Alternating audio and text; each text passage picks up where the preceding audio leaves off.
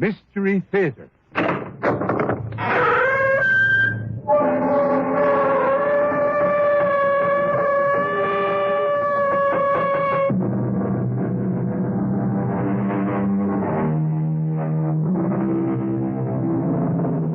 Come in. Welcome. I'm E.G. Marshall. Has it ever occurred to you to have yourself put into a frozen sleep when you die, so that you may return someday in the future?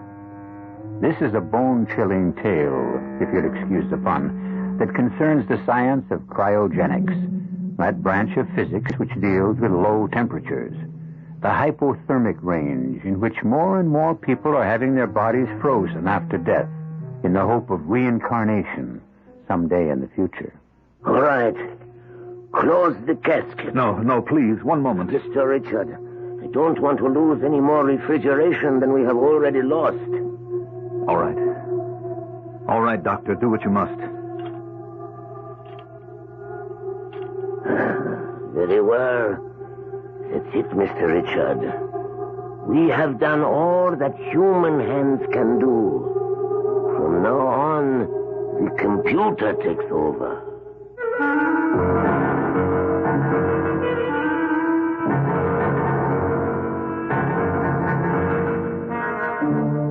Our mystery drama, To Die Is Forever, was written especially for the Mystery Theater by Ian Martin and stars Mandel Kramer and Marion Seldes.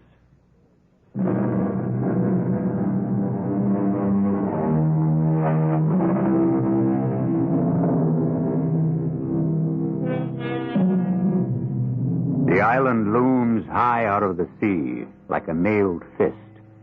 Between it and the mainland, massive riptides whip the calmest sea to whitewater. Since the days of the Spanish Main, it has belonged exclusively to the Richard family, bought with the blood money and booty of 100 pirated ships. Silhouetted high above the harbor, a great mansion stands, built some 300 years ago by Richard the Red-Handed to house the dusky princess he stole for his bride from the island of Martinique. But that's ancient history. Today, 300 years later, we are concerned only with a descendant of his, unlike him in every way, save for his looks and the name he bears. As you can see, Mr. Richard, we are now completely set up. The capsule itself, because of its weight, is on rollers. Ball bearing, and the whole thing counterweighted. I suppose it has to be that enormous, Dr. Berkeley? Yes, in order to accommodate the most efficient insulation system that we can devise to keep the liquid hydrogen at its optimum temperature for our purposes. And how low is that?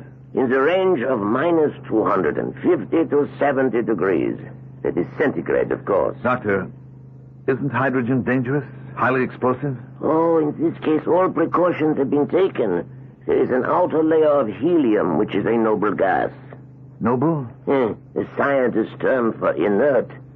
Then beyond that, more insulation and 2 inches of lead against radiation and to sustain the pressures. And can you maintain that lower temperature indefinitely? The evaporation loss is very slight. It is renewed from the tanks, automatically metered by computer, which in turn is programmed by man.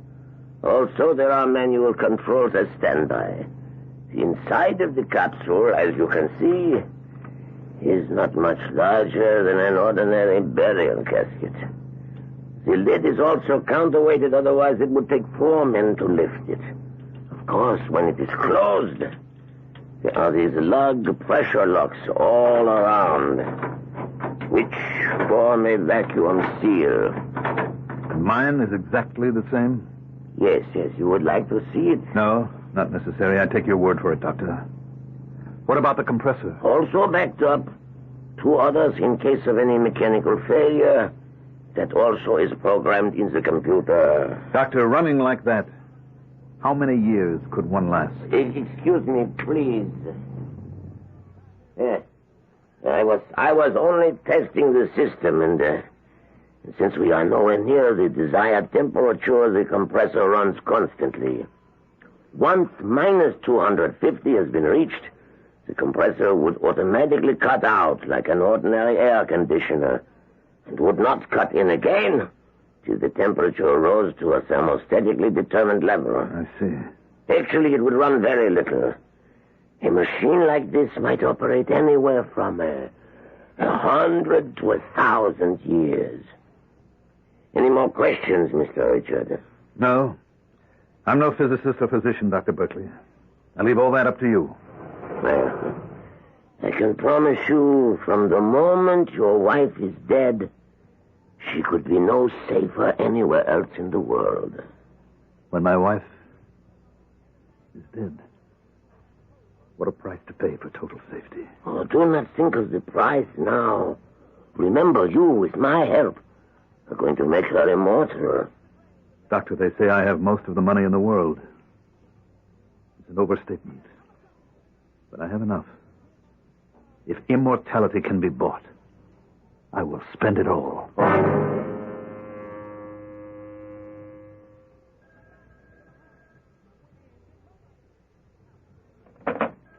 Yeah, Shirley.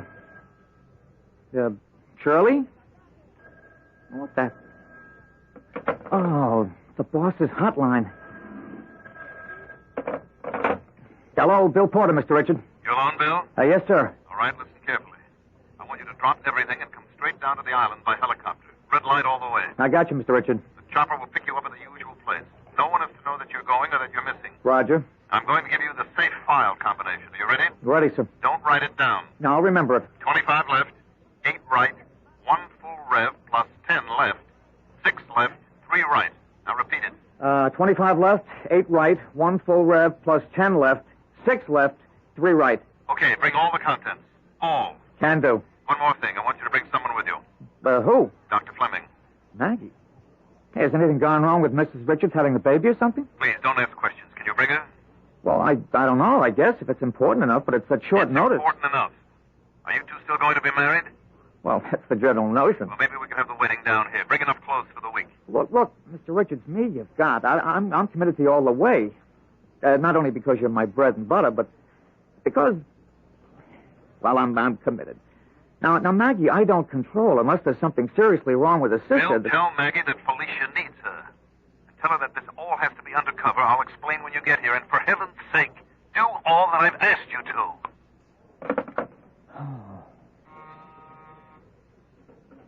Yes, Shirley. The red light was up, so I knew you were talking to you-know-who. You have a visitor I've been holding. Shirley, I can't see anyone this morning. I have a lot of things to do. Sir, but I think you will see this lady. It's Dr. Margaret Fleming. Maggie? Oh, for the love of Pete, send her right in. Hey, Maggie, come here. That's a little more like it.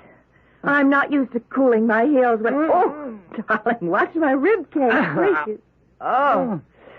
Hey. Oh, what are you doing here? Well, I had a morning clinic at the hospital. I got an early break. Huh? I had a little shopping to do, and I passed by your imposing building, and I said to myself, why not... Darling, what's wrong? Come on over by the window. We have to talk. You mean someone else is bugging you besides me? Now, drop it. Joke time's over. Listen, Maggie, honey, I'm on red alert, and so are you. What is it, Bill? Well, secret orders, both of us. Pat for a week is up the minute before last. Report to the island via helicopter. Pick up soonest. What's gone wrong? Did Felicia miscarry or something? I don't know the answer to anything. Now, can you bug out just like that without a lot of questions? Well, yes, as it happens, I can. That's why I'm floating free as of the moment. I've been writing Felicia. I don't get any answers, and I made up my mind I was going down there to dig up some myself. Well, I'll go pack some stuff, and you do All the right. same. And meet me, how about noon at the information booth at the terminal? Yes. Of course, it's crazy, but then everything you do with my brother-in-law is. Only for some reason, this time I'm scared. You brought enough luggage for a month, Bill. Is this going to be very formal? Well, my baggage isn't all personal. I hate to tell you what the bulk of it is. Why? Well, you might hijack the plane and dump me for good in favor of it. What are you talking about? Oh, I don't really know. Something big, something really way out is cooking. I don't like this trip. Neither do I. I'm worried about my sister. Well, we'll soon find out. There's the island dead ahead. We'll be dropping down on it any moment. Fasten your seatbelt, lover, and do a little praying. Why? Is it a dangerous landing? It isn't the landing that's worrying me. It's why we're making it.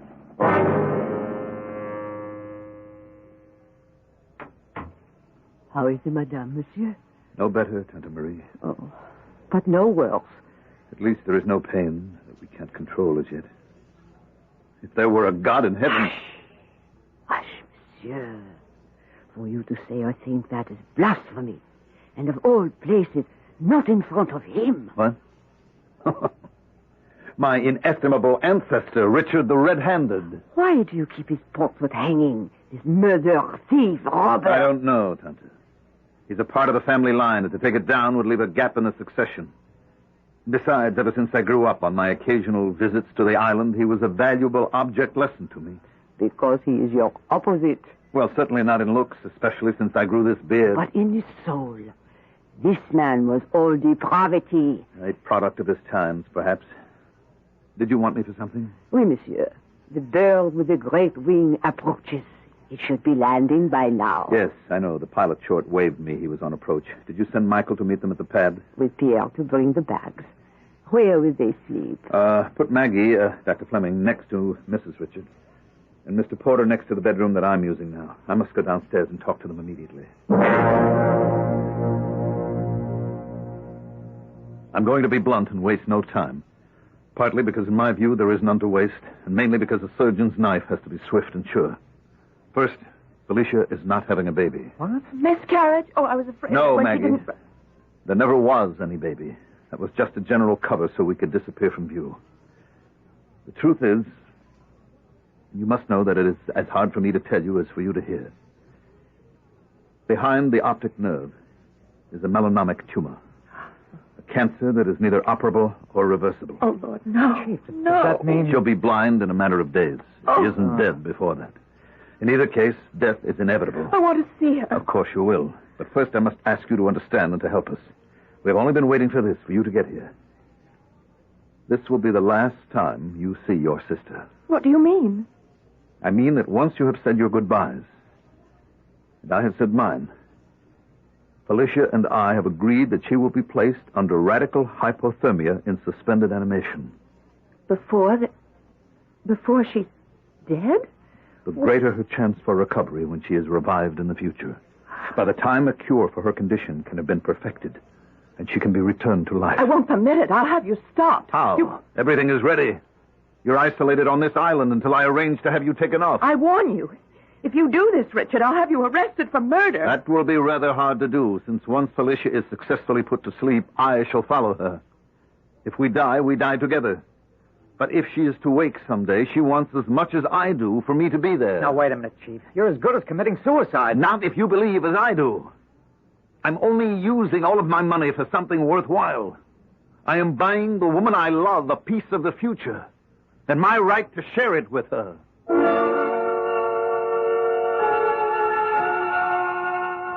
Well, here is such a tangle of hope, love, danger, and wish fulfillment that it could vie with a Gordian knot as a puzzle to untie. It'll take a little more time and consideration to approach it.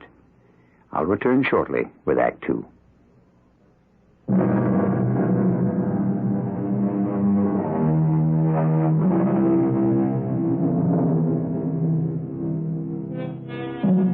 The Gordian knot, as I'm sure you will remember, was never unraveled.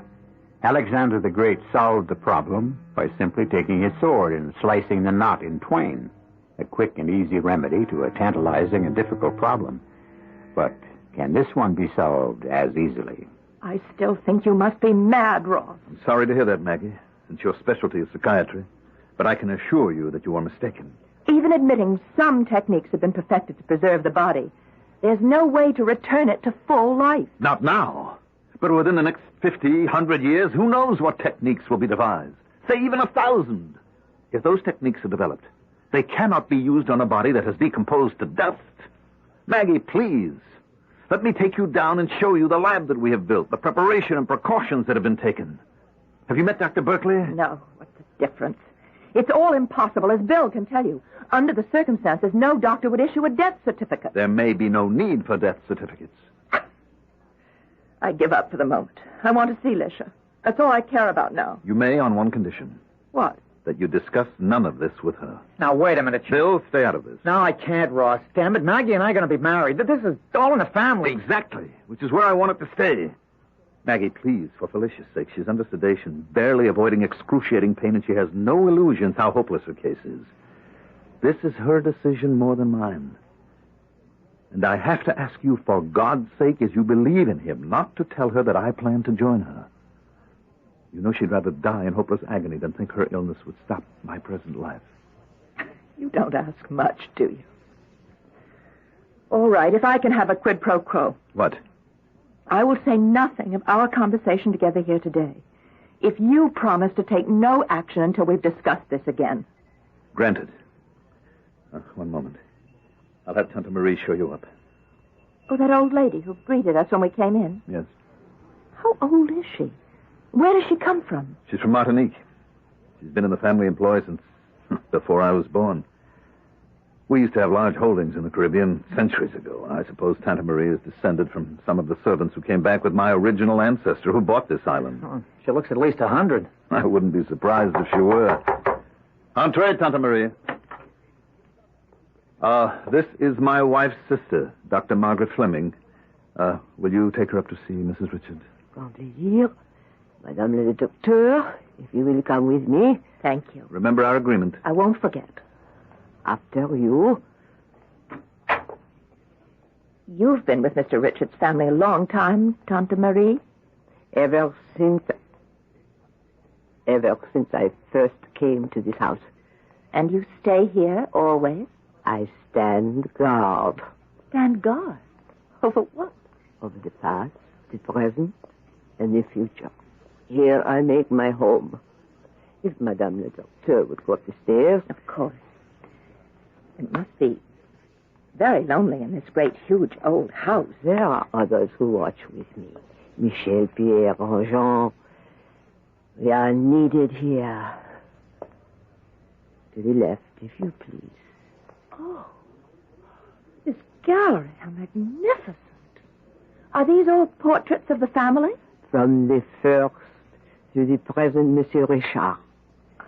Before they became American, they were of the British nobility. Well, which was the first American or the last Englishman? There, before you. But that could be Ross himself. I mean, that could be the present, Mr. Richard. What an incredible resemblance. You see only the outward look, or what the artist paints. That one was the devil incarnate. He died 300 years ago. Has my sister seen that portrait? I think poor wounded little bird. She was too sick when she came here to see or know much. Is she so ill? Oui, Madame le Docteur. I am an old woman without your education, your knowledge. But the shawl of death is about her shoulders. Bill, did you bring the power of attorney? Yes, in my attaché case. All right, let's start with that. I want it to be a full power. You mean an attorney, in fact? With total powers over all my affairs, personal or business. Wow. Well, I don't know about that. First off, shouldn't it be Mr. Dietz? Dietz is too old, Bill. I want a young man like yourself, who'll last maybe long enough till I get back, and whom I can trust absolutely. Well, you can trust me, but... But what? Come on, Chief. This is a pretty wild ride. After you went through with this, are you legally dead or Are you alive? Or where does Felicia stand? Felicia is as good as dead right this moment. I want to spare her the agony of waiting for that to be legal. That's just the point. Chief, honest, there's so many legal arguments here. It's like all those angels dancing on the head of a pin. What's the use of getting into them?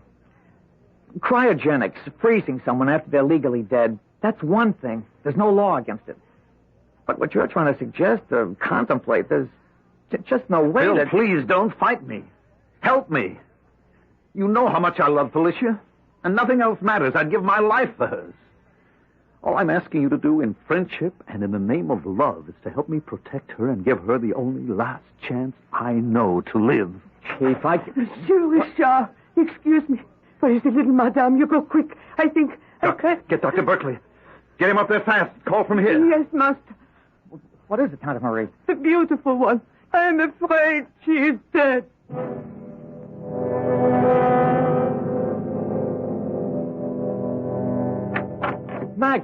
Maggie, what happened? It's Lisha. She's dead. Oh, Bill, we only had this little time together. Maggie, what happened? These melanomas, they go wild. Was Dr. Berkeley here? Oh, yes. He'd been expecting it. Well, now what? He's gone downstairs to the, the vault, the crypt, to arrange with his assistants for perfusion. You mean they're going ahead with what the chief wanted anyway? Oh, it makes no difference now. It's all perfectly legal. Is there some way I can help? Not Lish. Not her anymore. But Ross. What about him? I hope when this form of burial he wants is over with, we can try to help him.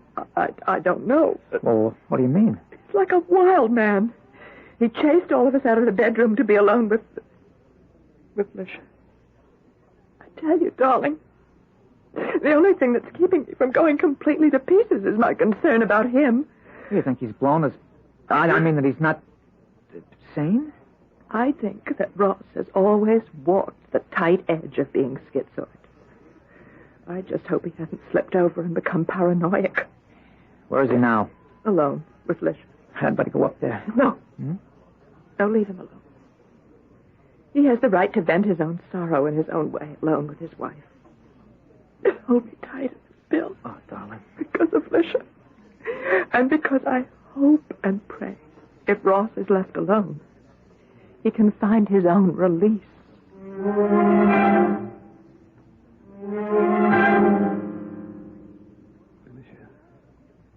Felicia.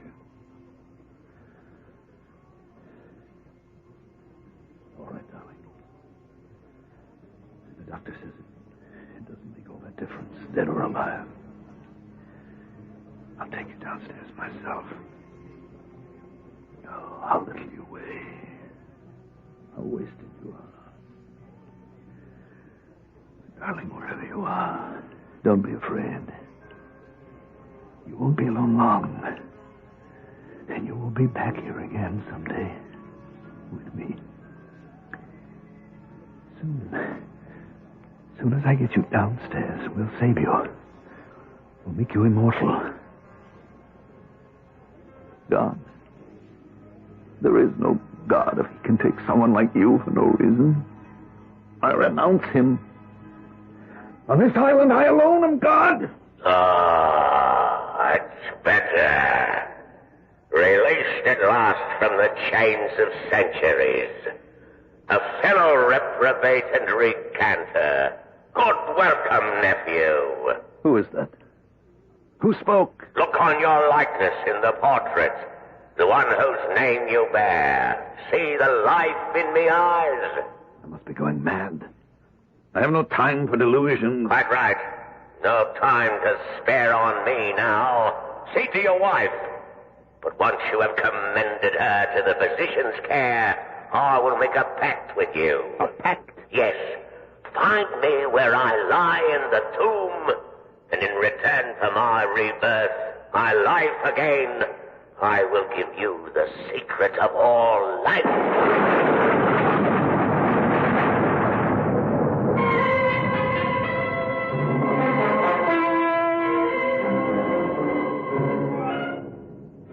How long are they going to be down there?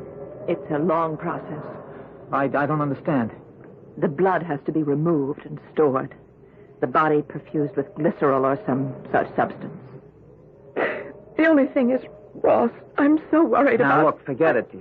His affairs are all in order. Just to set your mind at rest, I'll check them out, okay? All right. All right, good night, love. Try to get some rest.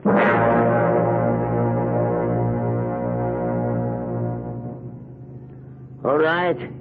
She's ready, gentlemen. Lift her into the casket carefully. Chief, are you all right? Bill, what the hell are you doing here? Get back upstairs. I just wanted to make sure that everything is as all right as it can be. You can assure Maggie of that. I'll see you in the morning. All right. Close the casket. Now, please, one moment. Mr. Richards, I don't want to lose any more refrigeration than we have already lost. All right. All right, do what you must. Close the lid. Very well. That's it, Mr. Richard. We have done all that human hands can do. From now on, the computer takes over. All right. Then get out of here. All of you. I want to be alone with my wife.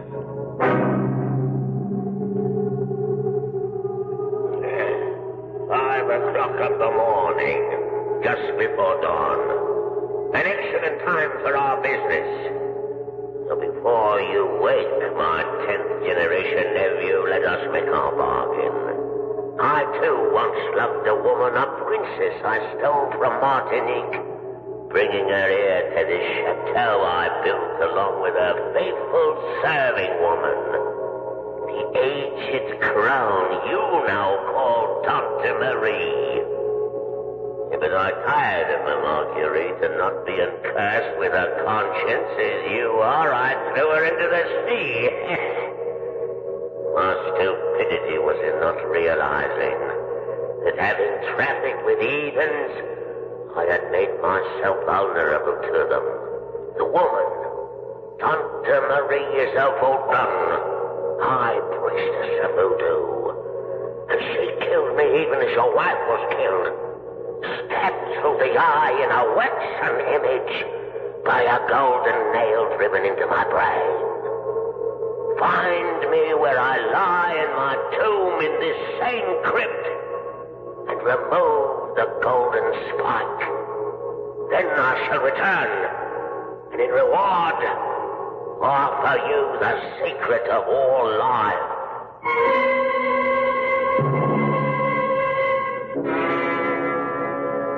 Ross Richards searches the shelves and niches of the crypt that stretches into the shadows. At length he finds a casket, and smearing away the dust, reads, Sir Ross Richard, he that was called the Red-Handed. With an effort, he opens the ancient coffin. In the bottom of it lies no evidence of a corpse, only a small, crude figure of a waxen doll with a golden spike driven into one eye and through the brain. I shall return in a moment with Act 3.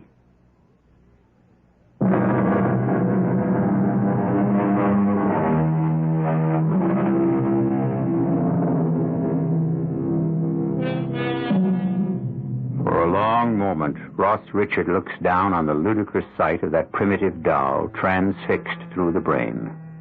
Then, slowly, with instinctive distaste and a ripple of fear down his spine at the ancient evil it suggests, he lifts it from the coffin. And suddenly, once again, the voice, so like his own, is sounding insistently in his ear. You have it in your hands, the secret of life. If you want to translate it, pull out the nail, the spike, and set me free. Why not? I have nothing to lose anymore. Very well. Now. What was that?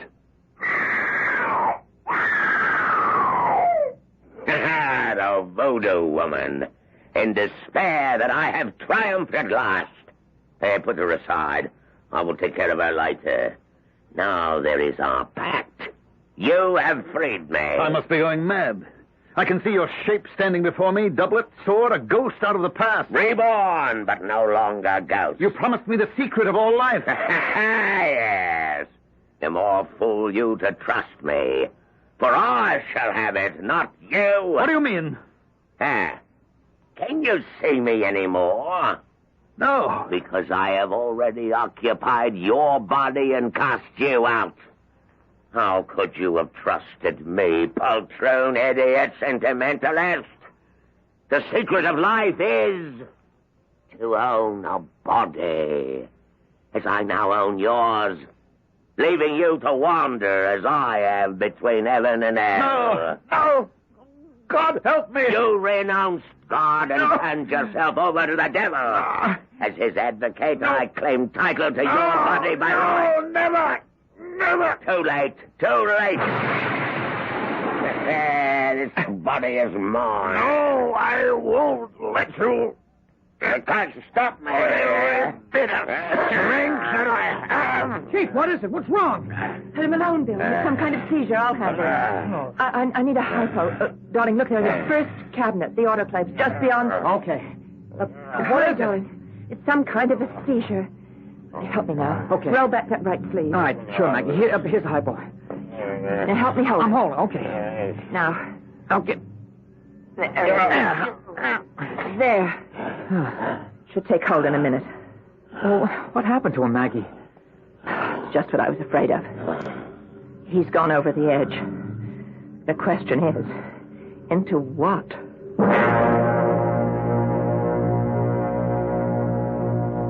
Oh, great serpent, whose head reaches high above the clouds, and whose tail is buried in the darkest deep of the seas, I command and conjure you, in the dread and dark name of Voodoo, to appear before thy faithful servant in her agony and her terror, and to answer all questions in whatsoever form shall please you, so that I must know what to do with the devil man I conquered in your name 4,000 moons ago, and who now walks abroad amongst us again.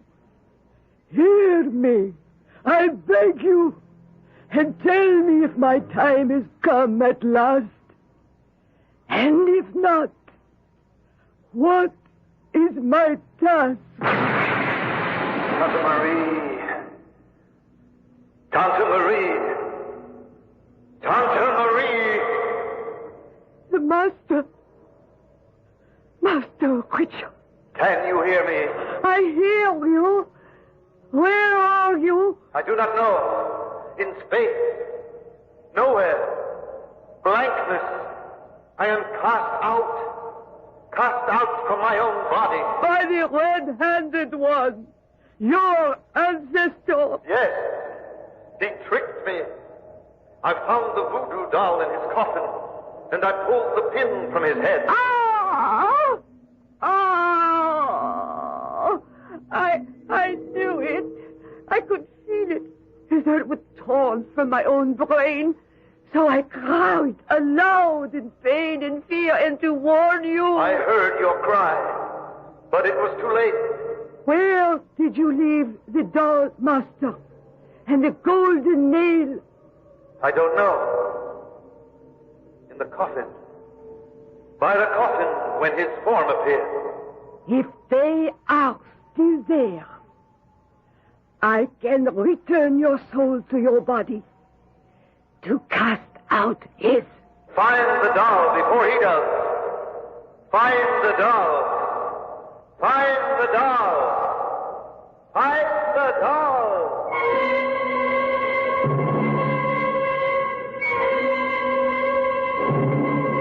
Find the doll. I've got to find the doll before... Ross, take it easy. It's all right. Huh? Who are you? Maggie? I know no Maggie. Yeah. What holds me down? Those restraining straps, Bill. He's going into convulsions. You don't understand. Tighter. You must help me. I beg you. You're all against me. Against me. If I can't find the doll, you see that I'm threatened. You see the danger. I must find the door. The door. The door. Good Lord. What's wrong with him, Maggie? I don't know. I mean, I can't answer it right away, Bill. It's some sort of form of schizophrenia. Compulsion neurosis. Except the convulsions are not classic symptoms. There may be a somatic problem, some neurological complication. I really don't know. When we got here last night, my brother-in-law told me that it was his intention to have his sister perfused and put under radical hypothermia before she died. That was his intention? Would you have done that for him, Doctor? I am an old man. The last best part of a long life has been in the study of cryogenics. I believe with all my heart that we stand on the threshold of a breakthrough. Would I have used this technique on Mrs. Richard had she been alive? I don't know. Fortunately, I did not have to face the temptation. And what about Ross himself? A young man in the full vigor of health. That is another question. For no more than any other physician do I pretend to be God. But no, we are not ready for that yet, if ever. You need have no concern as long as Mr. Richard is alive. Thank you, Doctor. That's all I want to know. Come on, Bill. Right with you. We've got to get in touch with the mainland. Ross has got to be taken to a hospital with full facilities and have his condition evaluated. Where's the phone? I don't know. Probably in the study. Look, here's someone who should. Tante Marie. Oui, monsieur the doctor? We want to find a phone. That is in the master's room, where I do not know it is hidden. What's that you have in your hand? The voodoo doll that the master found, and the golden nail that he took from its head. The what? The master is with the doctor. How is he? He's quite sick, Tante Marie. That's why we need the telephone, to get a helicopter here to take him to a real hospital. Hospital cannot help. His sickness is of the soul. He does not live in his own body. What? Bill. And if he doesn't, then who does? Come with me. I will show you. You don't think there could be anything to that old dame's claim about the picture? I think quite possibly there could. Keep looking for that phone. Yeah, sure. You can't be serious. I don't believe in voodoo mumbo-jumbo, but in Ross's state of mind, he might have. It could have been very real to him. You mean because he's half off the track anyway, this might have been enough to knock him all the way? Something like that. Bill, I've got it. I've got it. Where? Here, in the closet. Oh. What's the matter? No tone. Here, listen. Yeah. The line's dead. This is worse than useless. Is there any other way off this island? Well, there are boats and a channel if you can navigate it. Well, why can't you? You have to see it to believe it. Oh, there must be someone on the island who can get through besides Ross himself. Well, let's go find him.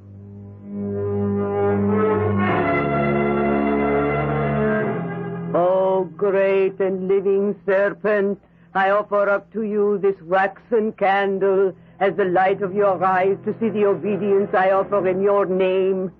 Here is the doll, the living representation of the living devil who must be destroyed. And here is the instrument, the golden nail, which I take in thy name to strike into the brain and soul of our enemies and to free my master. Once it is done, bring me back to thee, for I am weary. Give me a sign, O great serpent. As I command, I strike!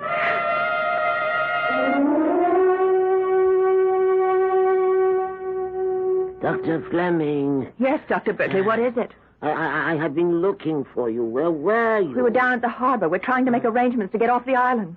What is it? Mr. Richard, he died suddenly in one huge convulsion. I don't know what happened. Hey, wait a minute. Anyone smell anything burning? Yes. Do you suppose the storm, It could lightning... not affect us in the catacombs. Coming from upstairs. Come on.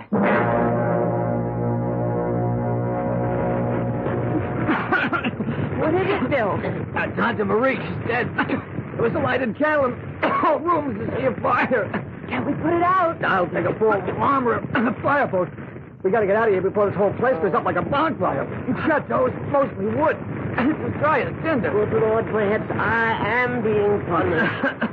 We've got to get everyone out of here. What do you mean? Well, with all my precautions, I never thought of this kind of fire. If it generates enough heat to melt through to the hydrogen, it isn't only the house, but the whole the whole island that could blow sky high.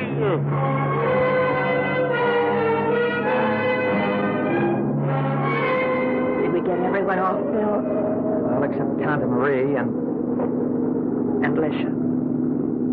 And Ross. That's it. They wanted to make that island their grave. Mr. and Mrs. Richard, I mean. Ironic, isn't it? Instead of being frozen, they stand a better chance of being incinerated.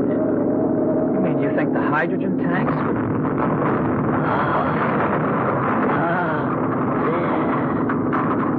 There is your answer.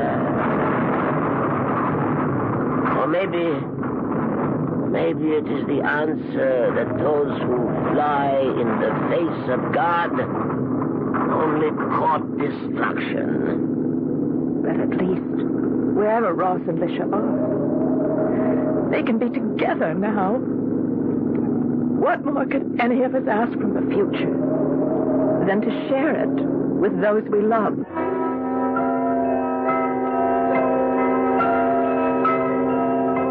A strange, tortuous story. And one that, in spite of all the pyrotechnics, really has no ending. I can only leave you with nothing but questions. I have no answers. Is there anyone who does? I'll be back shortly.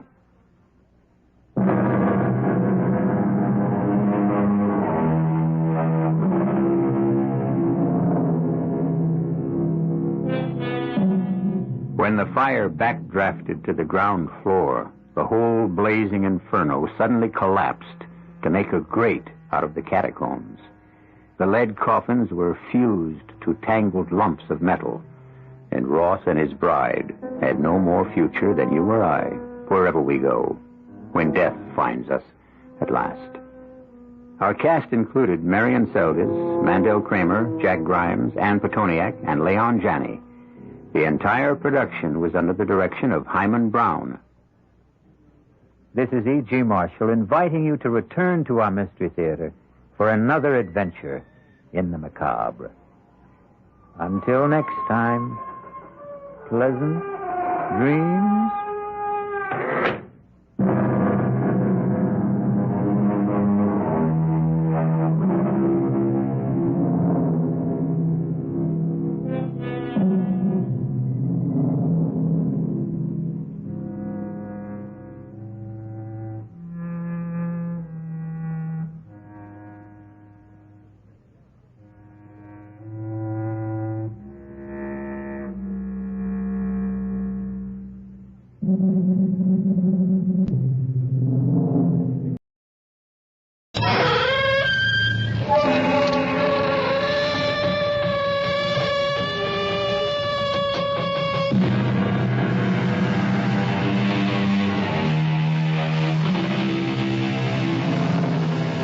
Come in. Welcome. I'm E.G. Marshall with another tale of the macabre. Macabre suggests a dance of death. Death is a skeleton who leads others to the grave. In this story, a respected middle-aged man, Philip Chambers, becomes an agent for death because death placed in his hands a temptation he could not resist. Avarice, one of the 7 mortal sins. In the short space of 3 days, avarice, an almost physical greed for wealth, brought terror and disaster to this man and to his family. Who are you?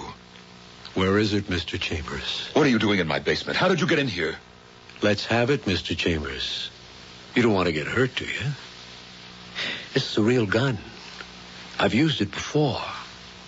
I know how to use it. Let him have it, Nick. Let's get out of here. Not until Mr. Chambers turns it over to us. How about it, Mr. Chambers? What is it you want? The money. 80 grand. It's ours. And you've got it someplace down here. Now turn it over, or I'll blow your head off.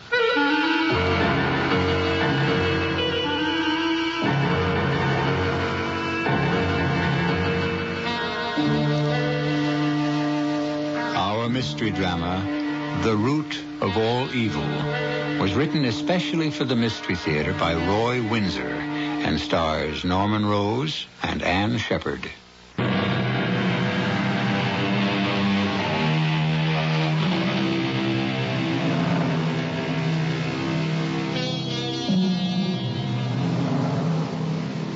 Philip Chambers and wife Laura live in a small colonial house in Morris Manor, a village 30 minutes from New York. Its streets are tree-lined and quiet. Families take pride in their homes and land. It's a wealthy village, and most families have gardeners. Not Philip Chambers. He's an organic gardener who enjoys grinding up all kinds of refuse for his compost heap and then returning it to the soil of his acre of land. That's where the trouble began. One Sunday morning at breakfast in their kitchen... Now, Phil, please don't run that shredder of yours before 9 o'clock. Some people like to sleep on Sunday morning. I know. I'll slick up the kitchen, and you'll be back in time to clean up for church. You want the eggshells? Certainly. What have you done with the scraps? Oh, they're in the plastic bag. All the weak stuff. I put the bag in the garbage bin last night. It was beginning to perfume the back porch. Get rid of it. My dear Laura, it will be ground to shreds within half an hour. And don't get your fingers caught in that fool machine. Beautiful morning. Let me see. Yep. There's a pretty large bag full of garbage. Better get the wheelbarrow. What the devil? Money. Packs of money. What? There must be thousands of dollars at the bottom of the bin. What? It's a fortune. It's a fortune. Where did it come from? What do I do with it? Somebody hid the money there. But why? And whose is it? Phil? Yes. Joan Shelton just telephoned. It's in the news. I'm going to go across to read the article. What's in the news? The robbery. You were asleep when all the excitement happened. I'll bring back the newspaper clipping, and I'll tell you all about it. I'll be right back. The robbery? I'll be right back. Robbery? What robbery? I must get to the basement. Good Lord. I've never held so much real money in my hands in all my life. Packs of $100 bills. 50 in a pack. I see 10 of those. Oh, I can't believe it. $50,000. And $1,000 bills. 30 of them. $80,000. Oh, I'm rich. I'm rich. No more scrimping. No more fawning over persons for whom I have contempt. Begging work as a freelance copywriter. People who don't know as much as I've forgotten. This money means I am free. Oh, it's got to be hidden. Whoever left that fortune in the garbage bin will try to get it back. Laura said there was a robbery. Maybe the thief hid the money. Let's see. Where'll I put it? Small box. First, I'll place the money in this plastic bag. And then into that box, the iris bulbs came in. Let's see. And then where? Let me see. Yeah. Behind the basement window, under the porch. The siding runs to the ground. $80,000. And it's mine. And I won't give it up. Phil? Yes, Laura. Can you come up here for a minute? Oh, why, certainly. Come on out on the porch. I have that article. Laura, there was a robbery? Read.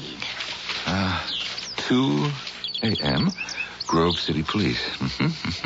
raced after 3 men in a... crashed when they made a sharp turn at McKinley Street and Highland Avenue in Morris Manor. Why, Laura, that's our corner. And you slept right through the whole thing. Yeah, I must have. The sound could have wakened the dead. The police car was blasting its siren. Then there was a terrible crash when the robber's car hit old Mrs. Morris's elm tree and turned upside down. And one of the men was dead. Huh. And the other 2, you said there were 3. Must have got away. All of us had run outside, Dr. Shelton and Joan and I and the Moores and the McLeods, but the police told us to get back to our houses. They had their guns out, and they were searching for the missing men. How much did they get away with? Thousands of dollars. As much as $75,000 or $80,000. They tied up the night watchman and broke into the Grove City Federal Bank. Some alarm went off, so the police reached the bank just as the robbers jumped into their car, and they came tearing along this way. The police were right after them. You know, that was a nice elm tree of Mrs. Moore's. Is that all you've got to say? That was a nice elm tree of Mrs. Moore's? This is the most exciting thing we've had around here since the Hurricane Esther, and you're worried about Mrs. Moore's elm tree. You've got no adventure in your soul, Phil. That's all right. You did have. Now the 2 of us are staid old middle-agers getting by and letting the world go by. I suppose so, Laura. Oh, you're not offended, Phil. No, of course not. My future's behind me, I'm afraid. No, it's not. You've done so much. You've written so many great advertising campaigns. Your skill hasn't worn away. You'll see. I'm certain it'll go well tomorrow. I hope so. But, Laura, face it, I'm 55. My lunch date and interview tomorrow is with a 26-year-old girl, almost fresh out of college. Laura, I'm old enough to be her father. Why would she want to employ me? I'd be an embarrassment to her because I know too much. I don't see why. Well, you have to finish with your shredding, and I've got to dress for church. Well, I decided not to use the shredder this morning. Oh, not enough garbage and refuse? Oh, no. All the excitement about last night has unnerved me. I'll get to the shredder next week. I'll be out of the shower in a few minutes. Well, don't hurry. I have some things to do in the basement. Oh, look, I've asked Dr. Shelton and Joan to come by at 6 for cocktails on the porch. All right? Huh? Oh, sure, it's fine.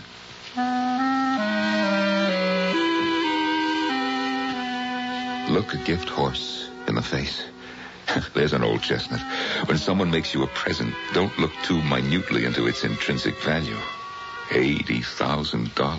Oh, that's some gift horse. Or is it? No, it's stolen money, which I propose to steal. I hope it's safe behind that basement window. I better lock the garage, put that bag of garbage back in the bin, and then church.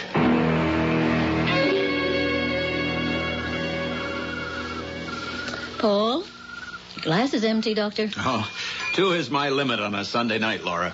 Joan? Oh, all right. I'm not operating at 7 in the morning. Phil? Phil? Oh, yes, dear. Joan would like a refill. Your mind's a million miles away. Oh, I'm sorry, Joe. Now, that was with water, right? Please. Paul, what do you think, really? I mean, about that robbery and the disappearance of the 2 men.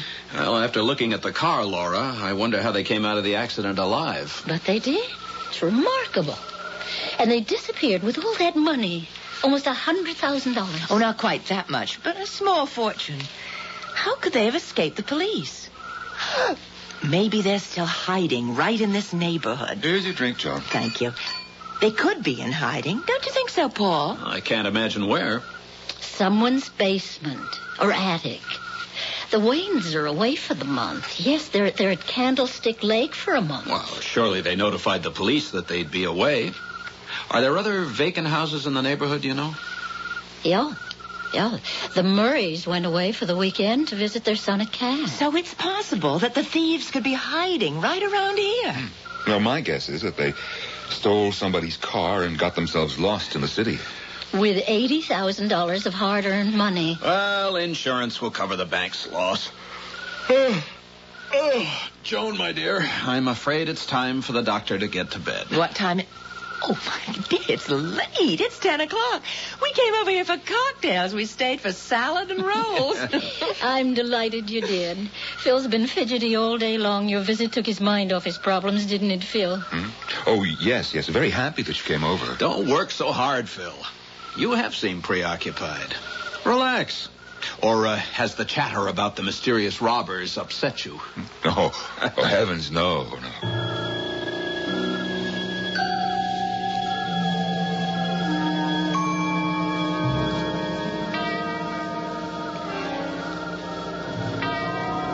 You sure this is the house? Yeah.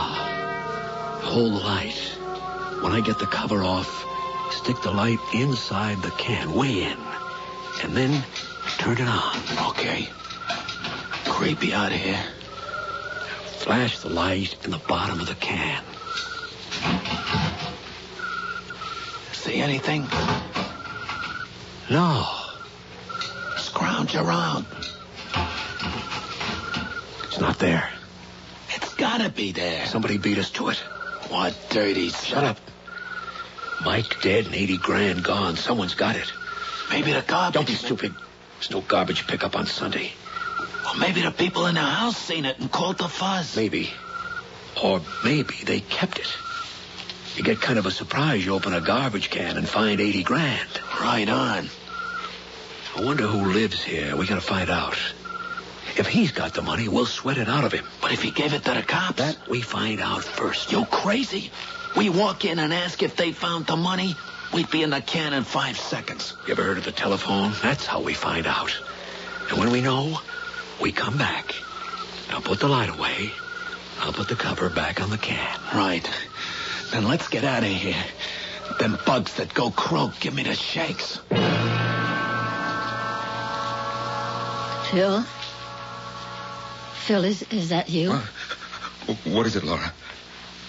Are you still awake? What's the matter? Can't you sleep? Is it cold on the porch? I'll get you another blanket. No. I'm all right. Go back to bed, Laura. Your voice is shaking. Let me turn on the light. No, please. Come into the bedroom. Phil, I'll turn on the light. Phil, you're soaked with perspiration. What is it? Let me get your robe. Where do you feel ill? What is stomach? Your head? Sit down on the rocker. You look ghastly. Laura, maybe if I had a brandy. Yeah, I'll telephone Paul Shelton. No, please. He's operating at 7. I've just got to chill or something. You wipe your face with a wet cloth and I'll be right up. I heard them. Every word. They're coming back. Killers. Oh, what shall I do? Is it too late to call the police and turn in the money? Maybe not. But give up $80,000 because I'm afraid of a pair of hoodlums? What have I got to be afraid of? Say they confront me. I tell them that I haven't got the money. Would they risk shooting me? No, I won't give up that money. I won't. Here's the brandy, sweetheart. Oh, thanks. That helps. Phil, when I walked through the living room to the bar on the porch... Yes? 2 men were staring from behind the front hedge through the living room window. Phil, I'm afraid.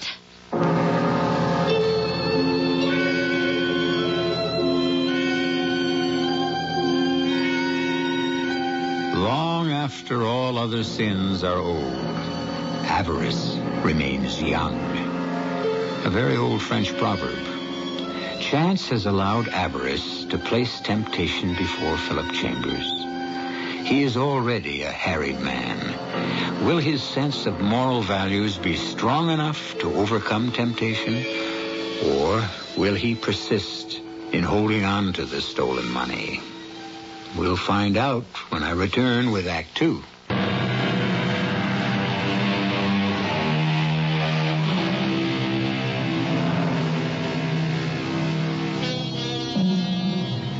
Philip Chambers and his wife Laura somehow got through the remainder of the night. After Laura's fright about seeing two men stare through her living room windows, Philip, in a brave display, turned on the front lights and walked outside defiantly, a fireplace poker in his hand. That assured Laura. She insisted on telephoning the police and reporting what she had seen. Captain Ron said he'd have a squad car prowl the property. Then the Chambers went to bed, and to a fitful sleep. The next morning, over coffee... You all right, Phil? You look pretty ragged. Yeah, I'm all right. I'd better be. I'm seeing that girl at noon and going to lunch. You taking the train? The 10:05. Darling, you're a bundle of nerves. Phil, why? You keep telling me that, Laura, and that hardly helps. Look, I wish you'd just forget about me. I've got a lot on my mind now, if you'll excuse me. I'm sorry, Phil. I'm sorry, but you worry me. Is something bothering you that I don't know about? Survival. Survival? We're not that bad off. We're doing all right. Look, I'll be in the basement. Well, I'll drive you to the train. Don't bother. I'll call a cab. But that's foolish. One minute you're talking about survival. The next minute you're throwing away money out on a cab. Laura, just stop talking, will you, please? So strange. Let's come over here. Let's speak to Dr. Shelton. Maybe he can find out. 5, 4, 5, 7.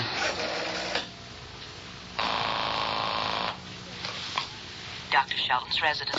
Hi, Joni. Laura. Yeah. Look, when does Paul get home from the hospital? Well, this is Monday, and he operated early. I say, ought to be home by 4. Why? Something wrong? I think so. But I don't know. It's Phil. Joni, tell you what.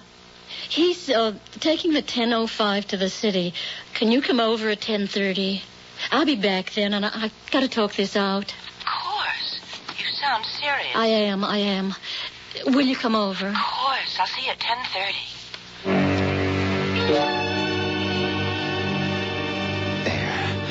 That ought to be safe. Who'd think of looking behind a basement window and under the porch? Oh, I got the shakes. Why don't I take the money with me into the city? I could leave it in a locker at Grand Central. If the police find the money in my possession. Oh, no, I've got to bluff my way out of this. $80,000 dropped into my hands. I can't give it up. Now, look, I mustn't be afraid. Oh, my stomach keeps turning. I still have that lunch meeting. You look as if you hadn't slept a wink last night, Laura. I didn't. At about 3 o'clock, Phil was awake. He came up late and slept on the upstairs porch. I heard him stirring. So I checked on him. He was covered with perspiration, shaking like a leaf. And how was he this morning? Well, he looked exhausted, but he didn't have the shakes. He was all right when I dropped him at the train. Well, he has that important lunch today, doesn't he? Could that be it? It could be, but I don't think so. Phil's had summit meetings before. No, it's something else. I can't find out what it is. Maybe Paul can. Maybe. Paul's not a psychiatrist. Yes, I know, but he's a doctor, and Phil might confide in him. Besides, Paul's his best friend. But Phil wouldn't say what was bothering him. No. When I persisted in my questions, he said survival. Well, that's odd. What did he mean? Continuing to live, to stay alive? I think it has something to do with the robbery of the Grove City Bank. Oh, Lord, for heaven's sake, yes. Why? What's that got to do with Phil? Well, ever since I mentioned the robbery to him, Phil seemed distracted. When he read the article in the news, he grew tense. He began to perspire. I didn't think anything of it at the time. But since what's happened, I've been trying to reconstruct Phil's behavior. I think it springs somehow from the robbery. I've never been so frightened in my life. Laura? I went down for brandy when he felt so badly. I didn't switch on the lights. I walked down the stairs from the bedroom and across the living room toward the porch. And that's when I almost screamed. Good heavens, what happened? 2 men standing behind the hedge in front of the living room windows and looking in. What? Looking through your windows? You think that the stolen money was Or is somewhere around your property? I don't know what to think. Have you told the police? I telephoned them last night, and they sent a prowl car to snoop around. Well, did you mention your theory to the police? I mean, about the money being hidden somewhere around your house? No. First, it sounds far-fetched. Second, I've got a feeling that somehow it concerns Phil. How could it concern Phil? You mean, he may know where the money is hidden? I don't know what I mean, Joan. Talk about imagination. Laura, you're as bad as Phil with his talk about survival. He has a bad case of nerves and... Survival? He said he was worried about survival. Now, isn't that the word you said? Yes, that's the word he used. I thought he meant our survival. But what if he meant he was afraid, literally, of his own survival? That would mean he knows something about the robbery that he's not telling. But you don't believe that he found the money, do you? I don't know. But if he did, knowing Phil, the kind of man he is, he'd just have called the police. No question about it. And he would have told me. Oh, excuse me. Back doorbell. I'll be right back, Joan. Take your time. I'll be out on the porch. Good morning. I'd like to read the water meter. Oh, down the steps to the basement. And watch your head. The ceiling's low.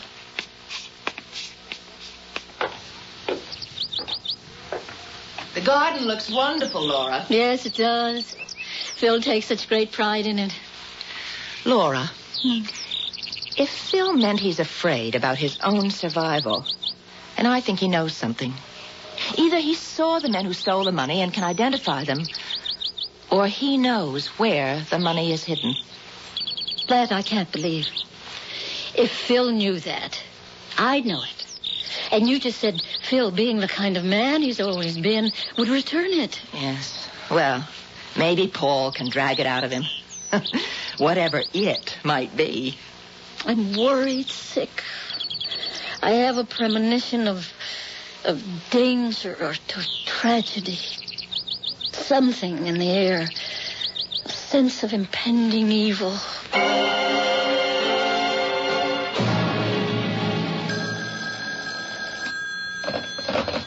Hello. Laura, something's occurred to me. What, Joan? I was on your porch at 10:30 and the doorbell rang. Who was it? Well, the man who reads the water meter. Why? Well, he didn't come to my house. And when a man comes from the water department, he reads the meters at all the houses in the neighborhood. Yes, he does. And another thing. I went shopping at noon, and as I drove out of my driveway, a man walked out from the back of your house. Did someone else call on you? No. You mean that the man who read the meter was in my basement from 10:30 until noon? Some man was, but he wasn't a man from the water department. Well, then we're right. The stolen money's around here someplace, and the man was one of the thieves. That's what I think. Has Phil returned from New York? No, and it's after 5. Well, you shouldn't be in that house alone until we get to the bottom of this strange situation. Paul got stuck with another emergency operation. He won't be home until quite late. Oh. But I'll send him by after I tell him everything we think. Oh, but the poor man will be exhausted. No, Why not don't... that exhausted. He'll be by to see Phil, and then you come across to see me, all right? Yeah. Thank you, Joan. Oh, there's the front door. Phil? Here I am, all in one piece. It's Phil. He sounds a little tipsy. I'll see you later, Joan. Goodbye. I'm on the porch, honey. You'll excuse me for having had one more than I should have had. After lunch... Well, you don't have to explain, darling. I take it you didn't get the assignment? How did you know that? You got second sight or something? Or something. Was it unpleasant? No, about as I expected. Nice girl. Young enough to be my daughter. She had white wine, and I had a few martinis. Oh, dear. Yeah, oh, dear. So you proceeded to lord it over the young woman who sips white wine. Lord it over? No, that's not so. We got talking about what I'd be doing as a consultant in copy. Now, I know something about copy, Laura. Yes, you do. Me begging for a job. I used to run that joint before that kid was out of Dr. Denton's. Can't be 26. I was about 30 when she was born. Let me fix you a cup of coffee. I don't want any coffee. You say that I'm bummed, Laura? Well, I'm not. I never felt better. I just had lots of things on my mind. Including the robbery of the Grove City Bank? Robbery? Do you know who the men are who robbed the bank, Phil? Me? Well, how would I know? I never saw them in my life. Say, what is all this? Remember the two men I saw looking in through the living room window this morning at 3 a.m.? Yeah. What were two men doing looking through the window, Phil? Well, search me. We think they had hidden the stolen money and were looking for it. We? Laura, who is we? Joan and me. Have you been talking this over with Joan? Why not? She's my best friend, and Paul is yours. You and Joan turned amateur detectives, huh? Haven't the two of you got anything better to talk about than that robbery? Frankly, no. Because ever since you heard about it, you haven't been Philip Chambers. Oh, and who have I been? A nervous wreck. And you're making a nervous wreck out of me. Tell me honestly, Phil, do you know anything about the men who committed the robbery? Do you know who they are? Do they hide the money on our property? Are you in danger of survival? Lots of questions. Give me some answers, Phil. What are you so worked up about, Laura? This is a police matter. Just leave it to the police. I've notified the police. What? Last night? And again today.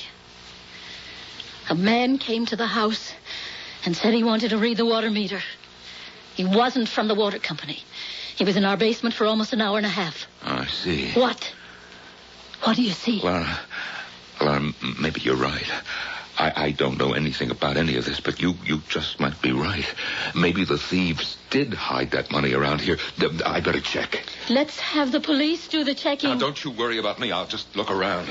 Phil, are you in danger? Now, nothing's going to happen to me. It's getting dark outside. It's starting to rain. I'll be across the street with Joan.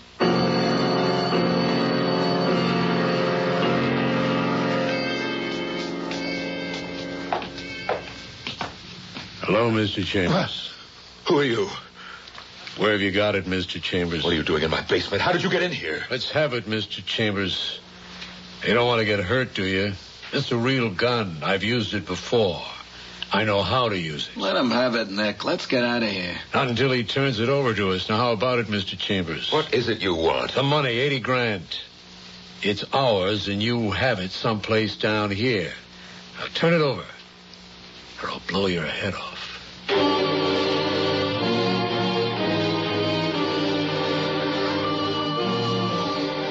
Avarice is like quicksand.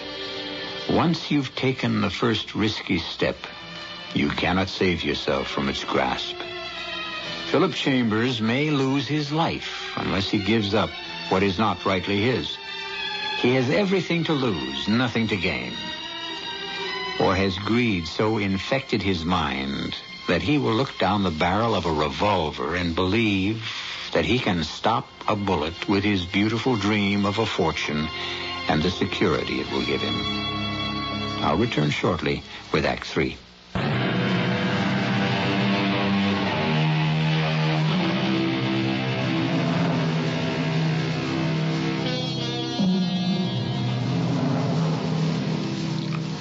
Philip Chambers found $80,000 at the bottom of his garbage bin at the back of his nice colonial house in exclusive Morris Manor, 30-some minutes from Broadway. Despite a lifetime of ethical exactitude, Mr. Chambers didn't hesitate a minute before deciding that fate had dropped a rich token of her affection into his deserving hands. He'd keep the money stolen from the bank in Grove City. But the thieves, there were 3, but one was killed when the escape car crashed, also want the money. I'm waiting, Mr. Chambers. I don't know what you're talking about, and I want you out of here.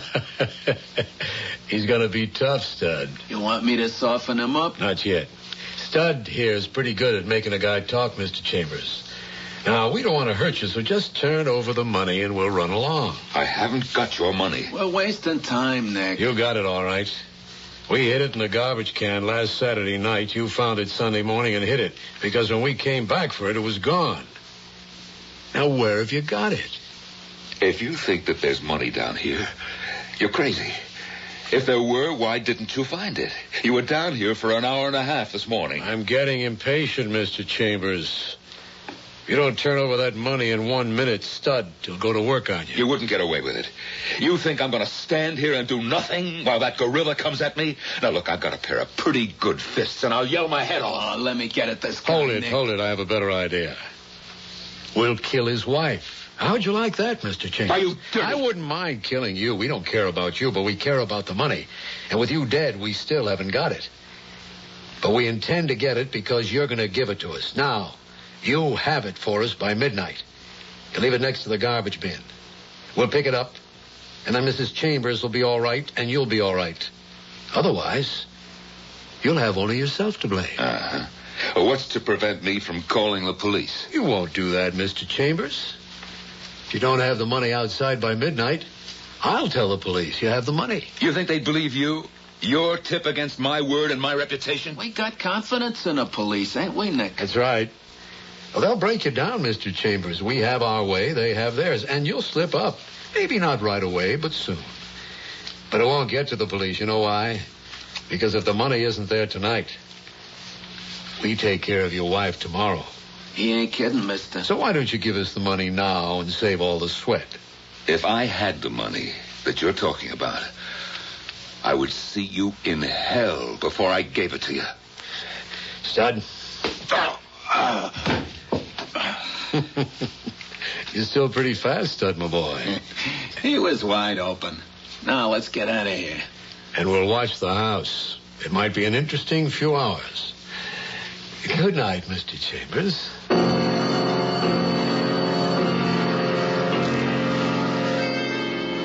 Laura, it's inconceivable to me that Phil might have all that money. Phil. My impression is that Phil's the kind who always returns the change if a waiter's made a mistake. Yes.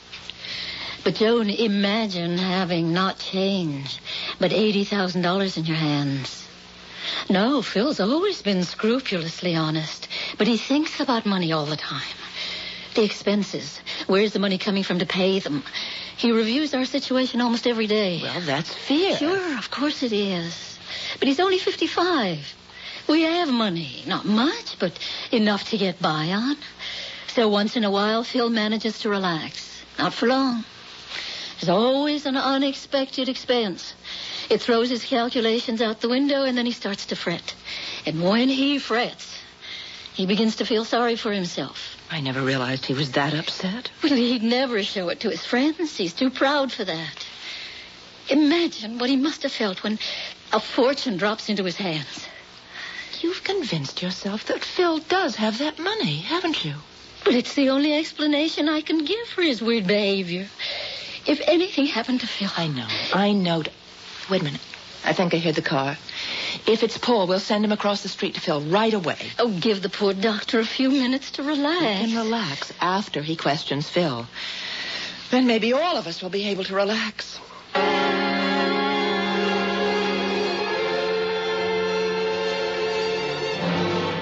Tell me about it, Phil.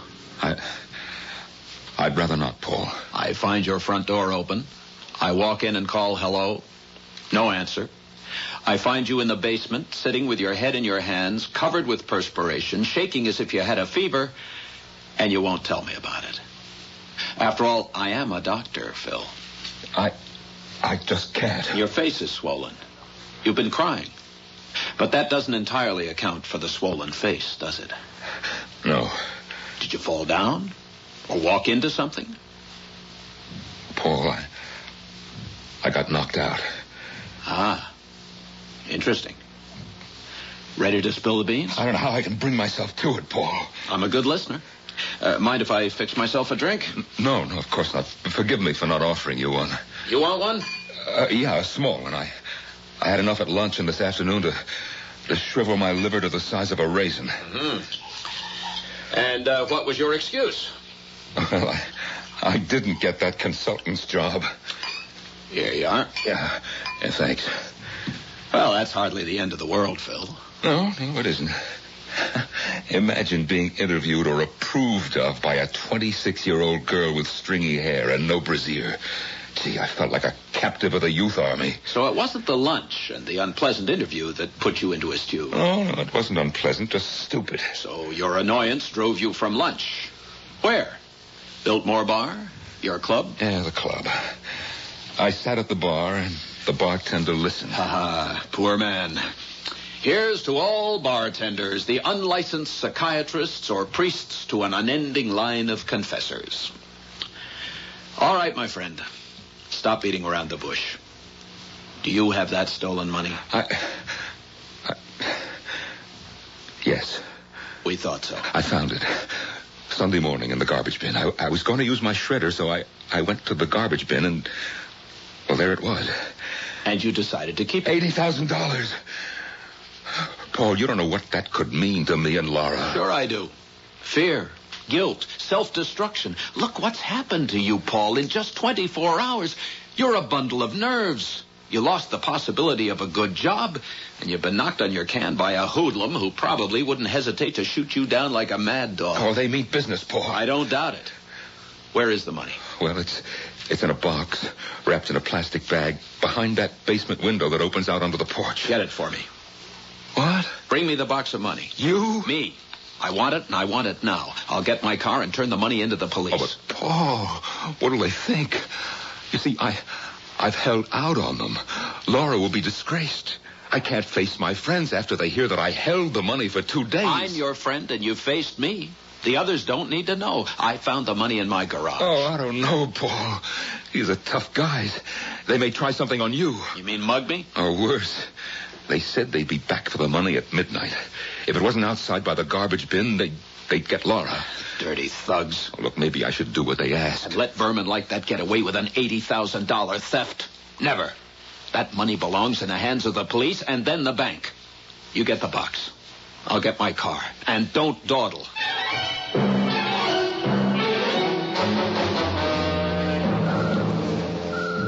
It's Paul. He's not coming to the door. Where's he going? The driveway. What in the world is it? He's backing out his...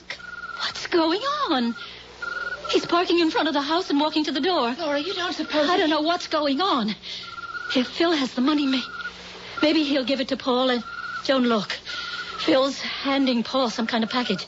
That must be it. And Paul's returning to his car. Laura, 2 men have come out from behind your hedge. Look. They're sneaking up on Paul. One of them has a gun. Oh, no. Paul! No! I'm going to shoot Paul! Get the package, Stud. Okay. Keys in his hand. Come on. I'm in. Get going, Nick. That thing's going to wake the whole town. Phil! Phil! Where are you? I'm on the back porch. What's all the excitement? Phil, 2 men. One of them shot Paul. What? Paul's been shot. He's lying in the street. Oh, Paul. Phil, wake up. Can't you get it through your head? A man shot Paul. They stole his car and got away. Do something. Call the police. Paul. Shot. He was here. We had a good talk. Paul's my friend. My best friend. He's a good doctor, too. Nobody shoots a good doctor. Nobody shoots a doctor. Paul. Shot. Darling, you look so odd. Your eyes, they're blank like those of a statue. Don't. He's lost his mind. Phil, sit down. What? Phil, what was in the package? Package? I know what was in it. But I don't want to know. It may have left one man dead and my husband worse off than dead.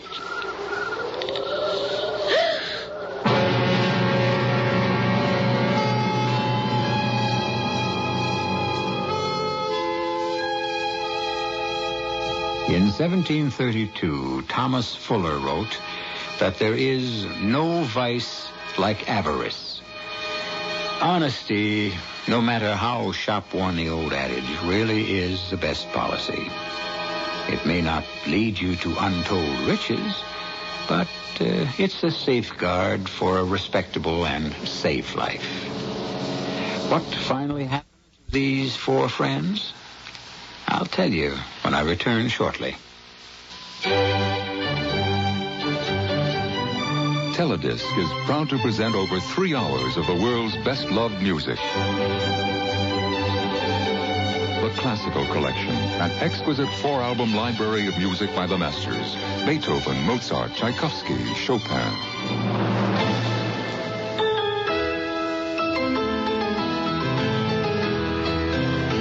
Performed by the world's greatest artists and recorded direct from the studio tapes.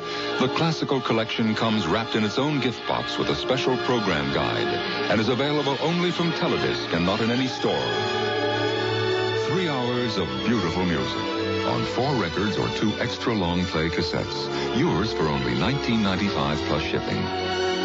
To order, call 1-800-642-7400.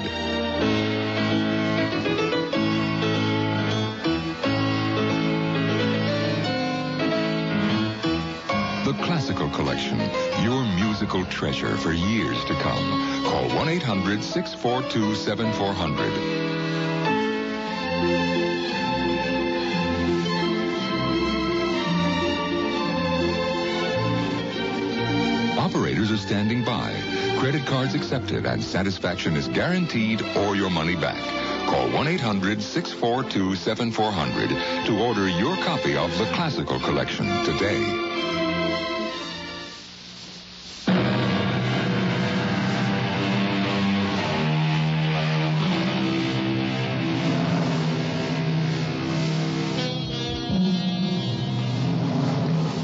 The phrase, the root of all evil, has echoed down the corridor of time because this man covets what another man has. And civilization has never been able entirely to constrain greed. Philip Chambers almost cost his best friend his life. Almost. Dr. Shelton had been shot in the back, but he survived. Phil became an instant vegetable, and weeds overgrew his mind, choking out any hope of a return to normal life. When so well-respected, educated, and intelligent a man as Philip Chambers can succumb to greed, beware. Our cast included Norman Rose, Ann Shepard, Elliot Reed, Marion Seldes, and George Petrie. The entire production was under the direction of Hyman Brown. Hi, I'm Joseph Campanella. If you're a kid who's got troubles, you've got a friend at Boys Town. Whether you're a boy or a girl, Boys Town has a caring person just a phone call away who will really listen to your problems and help you solve them. If you're running away, being abused, using drugs or alcohol, pregnant, or just need somebody to talk to, call Boys Town's hotline. It's 1-800-448-3000. There's no charge for the call, and you can call anytime. If you're a parent and you're having problems controlling your children or keeping yourself from hurting them, you've got a friend at Boys Town, too. At Boys Town's hotline, you'll talk to someone who understands and can help you find the help you need, fast and close to home. Call Boys Town's hotline toll-free, 1-800-448-3000. That's 1-800-448-3000. This is E.G. Marshall inviting you to return to our Mystery Theater for another adventure in the macabre. Until next time, pleasant dreams.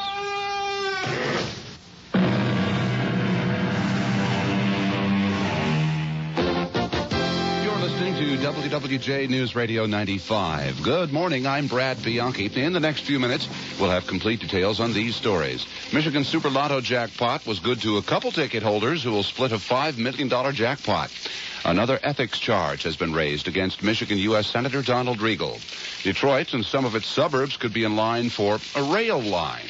Those stories are coming up along with sports. At 1:15, it was the Thanksgiving Day win for the Detroit Lions. CBS covers the world and the nation with news next at the top of the hour. The WWJ Weather Command forecast, mostly cloudy, breezy, and cold this morning, a low of 18 degrees with the possibility of some snow flurries.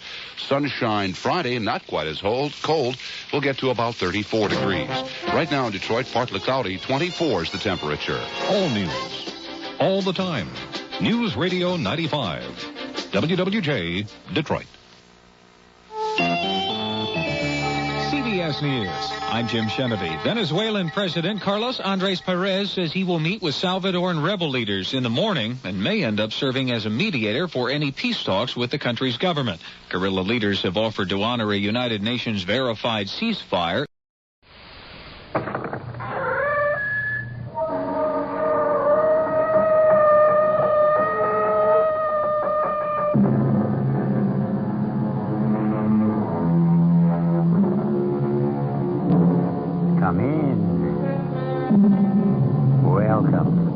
I'm E.G. Marshall.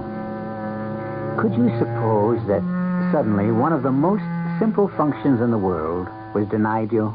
That you couldn't, let's say, open a door, or get out of bed, or strike a match, or swallow the food in front of you. Even if all the other mundane actions of life continued, would any normal process of living be feasible if in one area you were completely bewitched? Our mystery drama, The Unbearable Reflection, was written especially for the Mystery Theater by Ian Martin and stars Patricia Elliott and Mandel Kramer. It is sponsored in part by Buick Motor Division and Anheuser-Busch Incorporated, brewers of Budweiser. I'll be back shortly with Act One.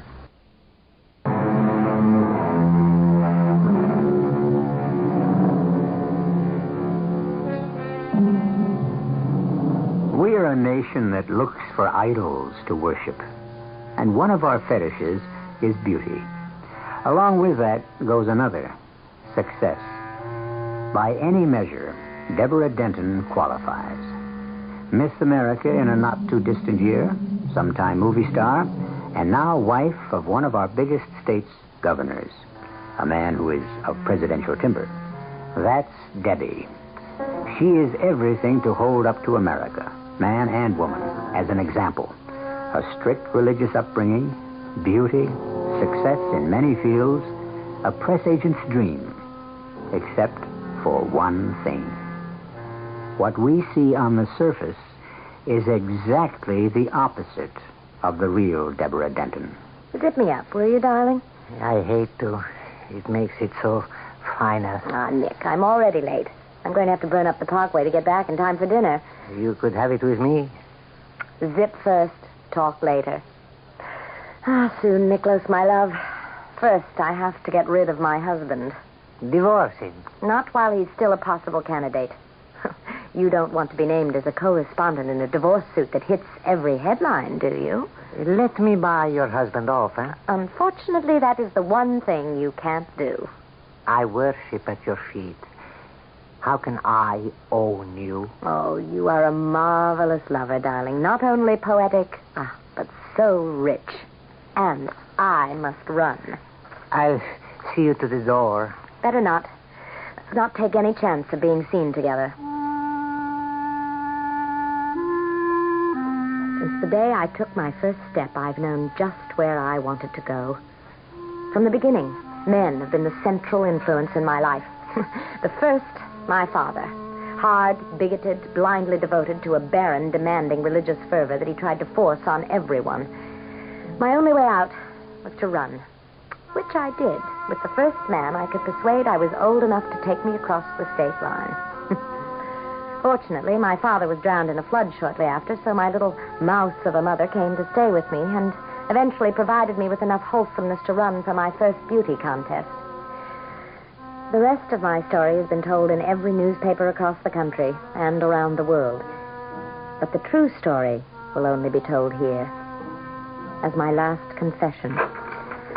As soon as I returned to the governor's mansion, I immediately crossed the hall to the private entrance of my husband's office. John, I'm back. Come in. The door's open. What are you doing here, Louis? Looking for a miracle. What sort of a miracle do you expect to find in my husband's files? Anything to use against the lieutenant governor. Against Frank? Now, why would you, John's campaign manager, want to attack or hurt his running mate? Deborah, where have you been all afternoon? I've been shopping. What business is that of yours? My dear Mrs. Denton, there's no need to look guilty. Why should I be interested in your... whatever pursuits brought you home so glowing and alive and happy, even though empty-handed? I merely asked because obviously you haven't heard the news. What news? At a party luncheon, our esteemed senior Senator Walter Price announced that he was withdrawing his support for your husband in the coming campaign. Why? The stated reason was a disagreement over fundamental fiscal policies and Governor Stanton's lack of a firm stand on law and order. Your husband is no better than an also-ran after Price's speech today. Where is John? With Sam, the party boss. Sam Waters won't desert him. Sam Waters would cut his mother's throat without batting an eyelid, and your husband has been standing in his way for one term. That's more than enough. What do you mean, standing in his way? John has been a wonderful governor, and everyone knows that this is only a stepping stone to... To the presidency?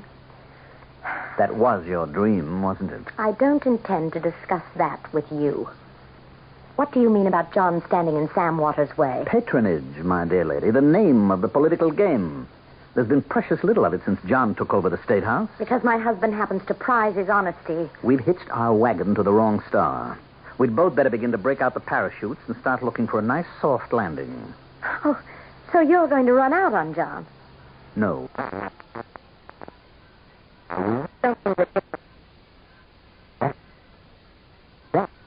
Something I never. I may be many of the things you say, but don't ever make the mistake of thinking me ridiculous. I despise you, Louis Stark. You are contemptible, conniving, evil, and totally dishonest. And when I tell my husband what you say behind his back, wouldn't dare to tell him to his face. I'll tell him when I'm ready. He won't have to wait. I'll take care of that. I doubt it. Unless, of course, you want me to tell him where you really were this afternoon. What? Are you having me followed? Oh, in a sense. You were at the Woodmere Motel from approximately 2 until 5 this afternoon. Quite a bit out of town, you know. You joined Mr. Joseph Martin in his private bungalow. Of course, we both know that that name is only a cover. His real name... That is enough. What are you trying to find out? Nothing yet. Patience is the one virtue I lay claim to. That sounds like the governor now. I guess you better leave us alone to put our heads together and see what we can pull out of the fire. I went up to my room, seething. From the first moment I had laid eyes on that beady-eyed, sardonic little toad, I had hated him. I took a tranquilizer and some aspirin, and I sat down before my mirror to try to smooth out the worry lines. I opened my makeup drawer to make some repairs, and there, staring me in the face, was the ultimate irony. A birthday gift that Louis had presented me with, a gun, to, quote, afford protection while my husband was out campaigning. Knowing now what he knew about me, I would have liked to use it on this man who had given it to me, if only I could get away with it. I pushed the gun back out of sight. I knew that John disapproved of firearms. It was fortunate that I had pushed it back because without his usual polite knock, John was suddenly in my room. Why, John, darling, you surprised me. Oh, I'm sorry. I just had some pretty bad news. What? It looks as though you're not going to be the governor's lady much longer. Oh, you mean you've decided not to run again? I mean, the party has decided not to support me if I try to run. Then run independently. Not a chance. First of all, I haven't the money. I have no personal wealth, no sources to draw on. Does it have to cost so much? If you go to the people, you know you have their support. Yeah, I had. Till I cut the budget. raised taxes, tried to make the state solvent. Well, you know that Sam and Lewis felt that you could have waited. Oh, sure. Sam and Lewis aren't interested in principles or the public good, only votes. Everything I've tried to do to help the little guy, I mean, the kind of man I consider myself, can be twisted into a mistake if your code of honor is politics first.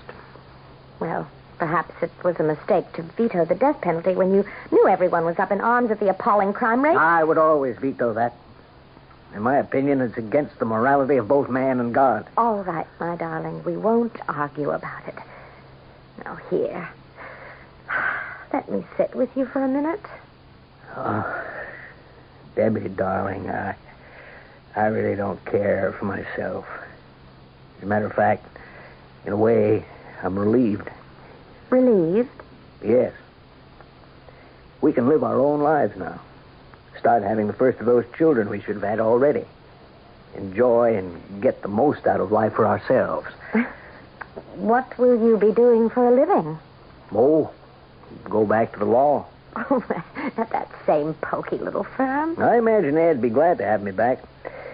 And I suppose reflected glory could get me in with some of the bigger firms. Come on, darling. We'd better get dressed for the Chamber of Commerce dinner tonight. Debbie, you know, sometimes I wonder if you really love me. Or is it just the glamour and all the expectations for the future? Oh, be careful, my darling. And don't muss me, please. Well, I'm just rubbing against your hair. Oh, beautiful you are. And look at your reflection in the mirror. Was there ever a more beautiful woman? You know, Debbie, sometimes I think for all my beliefs and my hatred for violence, if I ever found out there was anyone who wanted to steal you from me, if I ever suspected for a moment that some other man dared or you permitted him intimacies which are ours alone, I think I would revert to the animal that lives in all of us and destroy all three, you, me, and... forgive me, darling. I don't know what came over me talking nonsense like that. It's just that I love you so. The Chamber of Commerce dinner was long and tedious. I was sent home early with the lieutenant governor's wife. But not before Lewis had informed me that John, contrary to his normal habits, had been drinking quite a bit. But he assured me that it would be all right and that he would make sure he got safely home. I was sitting at my dressing table taking off my makeup when suddenly, impossibly, Lewis was beside me, visibly shaken and frantic. Deborah. How the devil did you get in here? That doesn't matter for the moment. I'm here to tell you to lock your door when I leave. And whatever you do, don't let John come in. And remember the pistol I gave you. What are you talking about? He's found out about you and Nicholas. How? Never mind how. When I left him, he was loading his hunting rifle. For heaven's sake, when I leave, lock your door. Are you suggesting that I should be afraid of John, the most... Debbie, he is not himself. He's out of his mind.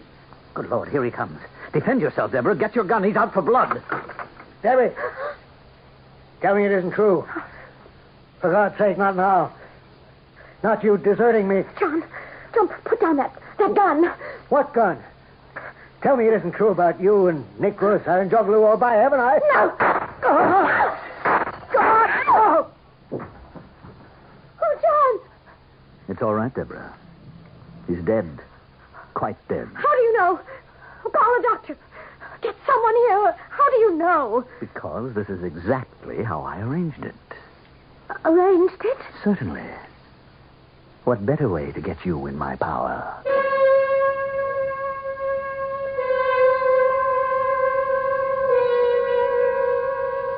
Do you feel there's something strangely out of kilter in this sudden event? Something that does not ring quite true? Or perhaps a better phrase is something unnatural? For we have just passed the boundaries of a finite world to the supernatural, the unexplained, the terror of something beyond a human being's ability to have foreseen, or, now that it has happened, to cope with. I'll return shortly with Act Two.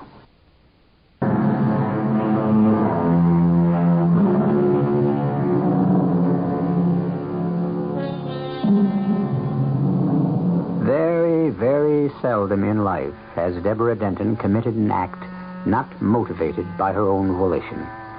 But on this one of very few times, she has done what would have seemed impossible to her. She has lost her head completely and committed homicide. Not only that, but in front of a witness. The last witness in the world she would have wanted to be there. Instinct tells her that she is caught in a trap. But more than that, some unfathomable prescience sounds a knell within her that the trap is worse than could humanly be possible. What do you mean, in your power? You just murdered your husband in front of me. It wasn't murder. It was self-defense. You saw he was going to kill me. Kill you? With what? With the hunting rifle. What rifle? The one he had in his hands. The one... I don't see any gun in his hands or anywhere near him. But you said that he... Did I? I don't think I remember that. But you must. Now, you burst in here, and you said that John had been drinking at the dinner, and that he was loading his rifle, and that he knew about Nicholas. My dear Deborah, John Stanton drunk and loading a rifle when you knew his aversion to guns of any kind? Would anyone believe he could even use a gun? And how could he have found out about you and Nicholas? I don't know. From you, I suppose. Now, really. Why should I make trouble between you and John? And I didn't burst in here. Oh, at least that's the truth. How did you get in here? Well, that's another matter. Which I don't care about for the moment. You are a witness. And hostile or not, any good lawyer will catch you in your lies and your tricks as soon as he gets you on a stand. Only he won't.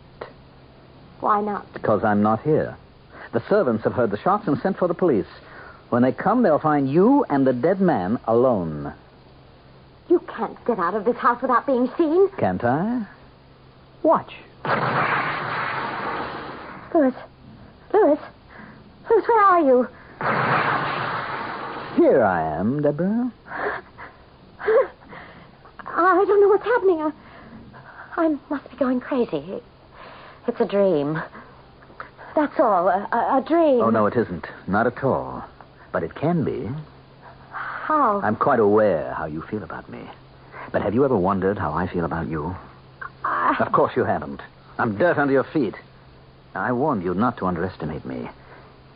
Now, I might be able to help you if... Who are you?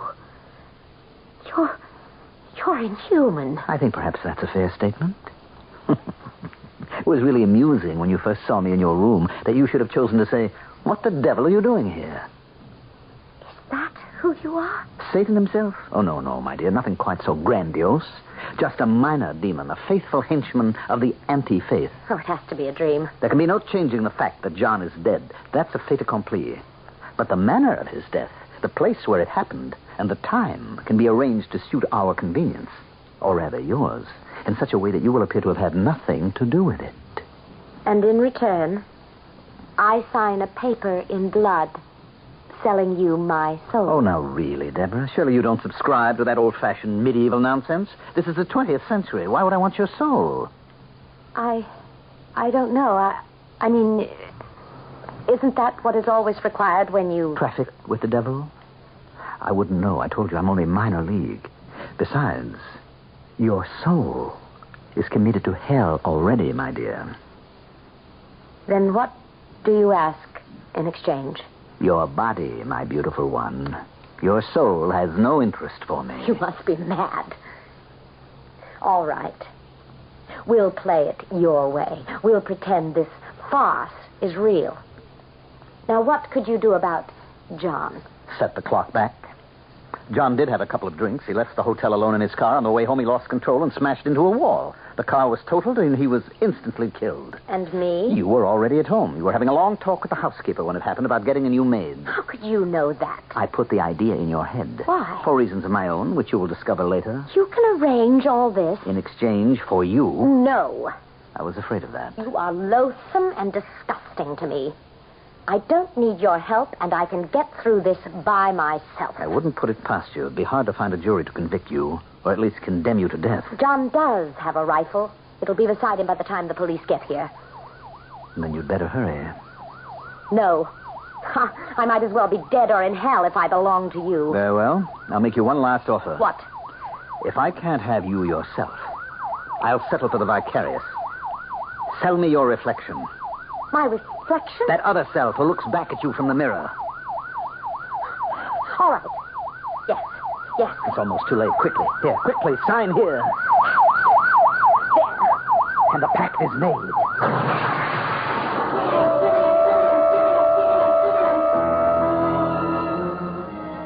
There was a shudder and flash, and a wild feeling as though the world had stopped spinning on its axis. I was conscious that the police siren had cut off, as though by a switch being thrown, and that John's body and Louis had disappeared. The last thing I remember in my half-consciousness was the fantastic sight of the glass fragments from the broken vanity mirror which one of my shots had scattered, lifting and gathering in the air and coming together into the mirror again.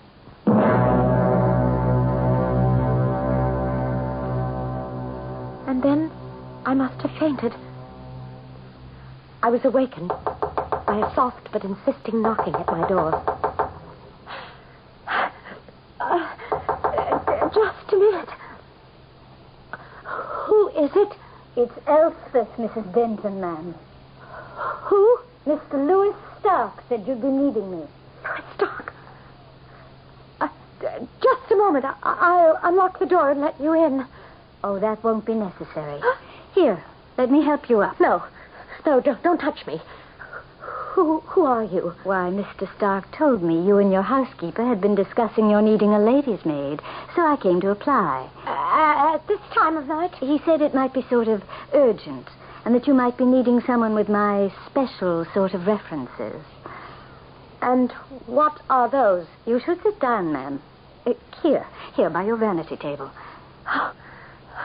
Thank you. I am a bit shaky. It's why Mr. Stark thought of me. What are you, a nurse? Nothing like that. Just what I am. Just what you need. Well, if I do, it's not tonight. I don't want you here tonight. Are you sure, ma'am? Of course I... What do you mean? Look in the mirror, Mrs. Denton. I don't want to look in the mirror. I can imagine after the nightmares I've been having what Look in the mirror. Oh, anything for a little piece. Oh. Now, do you see why you need someone like me around?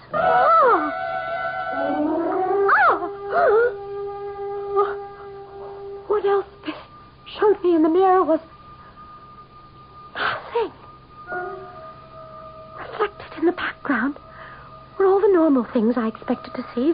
The Austrian curtains draped by the window, a sampler which my mother had needle-pointed for me, the great canopied bed to my left, and to the right, the chaise lounge and part of the closet door. But in the center of all, where I should have been, was nothing.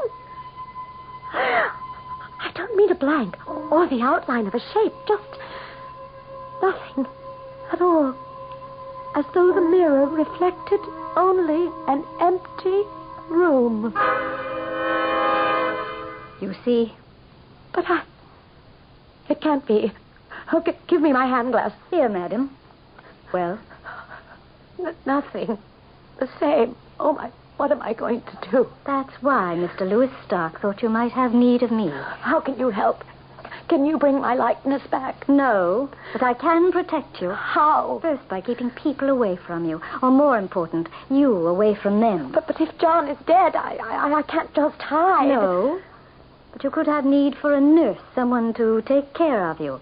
We can establish that the shock of his passing has brought on a skin disease you wish to cloak from anyone's eyes, particularly from your own. How will that help? A logical reason for getting rid of all the mirrors in the house, for guarding against the surprise photographer, for concealing the truth, as long as you must be in the public eye. Shall I get it for you? No, I'll get it. At least I'm safe on the phone. Hello? Debbie? Oh, it's you. Can you talk? Just a moment. Would you mind leaving me alone, please? To talk to Miklos? Or should I use the cover name? Damn you. since we are sisters under the skin, I shall quietly disappear. Oh, no. Hello? All right? No, but we can talk now, Nicky. What is it? I just heard the news News? about John on my car radio. Is it true? What did they say?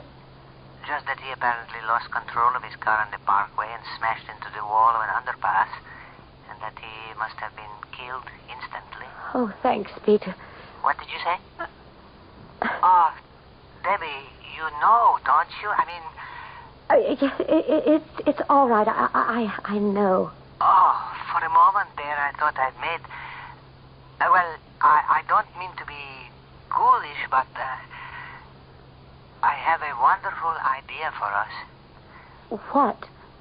You are a grieving widow. What is more natural that you should want to get away? You go to Europe on a trip and steal away to my island. Oh, I have such a room for us, all glass. What is not windows to the sun and sea is mirrors. I can see you there, my darling. Not just the magic of you alone, but reflection after reflection. Oh, I'm sorry. I got carried away. You'll forgive me. But I want you so. I need you so, and I want you to be my bride.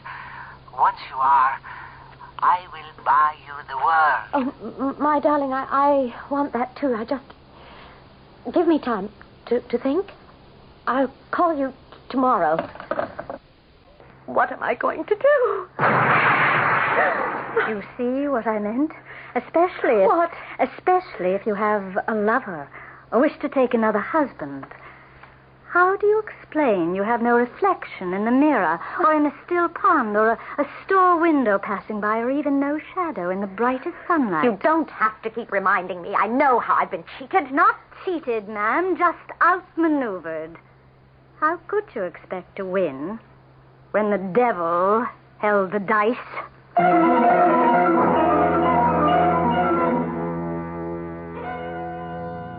All that Deborah Denton schemed to gain, wealth beyond imagining as Niklos Saranjuglo's wife seems now denied her. Can she outwit the devil, or is she already doomed? A haunted figure who casts neither shadow nor reflection, set apart forever from everyone else. I shall return shortly with Act 3.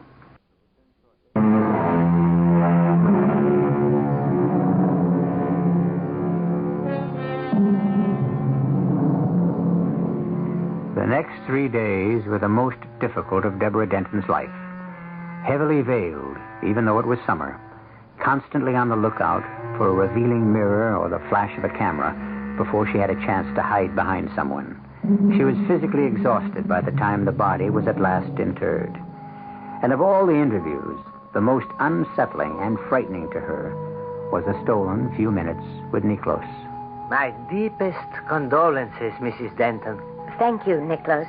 I waited till the end of the line. Can't we be alone for a moment? So kind of you to send those lovely flowers. I can't, Nick. Not here. I had nothing but admiration for the governor. Then where? It's important. He was a fine man, and the state will mourn his loss. We all will. You can walk me to the hall. I'll pretend to feel faint. Mrs. Denton, are you all right? Oh, just a little faint. I'm all right, ladies and gentlemen. I just need to rest. Niklos, if you will be good enough to give me your arm to the stairs, please, forgive me. I'll try to join you again later. Just lean on me, Mrs. Denton. Let me get the door. Oh, thank you. Who is that young woman you brought with you? That is my niece. It is why I have to talk to you. I have to get her back to Greece very soon. No, wait. Wait for me. I can meet you there as we planned, or come back for you. No, don't leave me now. I need you. Oh, you're not well, baby. Not yourself. Maybe we should wait until Until what? Till the rash or whatever it is that makes you wear that veil. Oh, that is nothing. Can't I see you tonight, my darling? Why don't you phone me after... What is it? I don't know.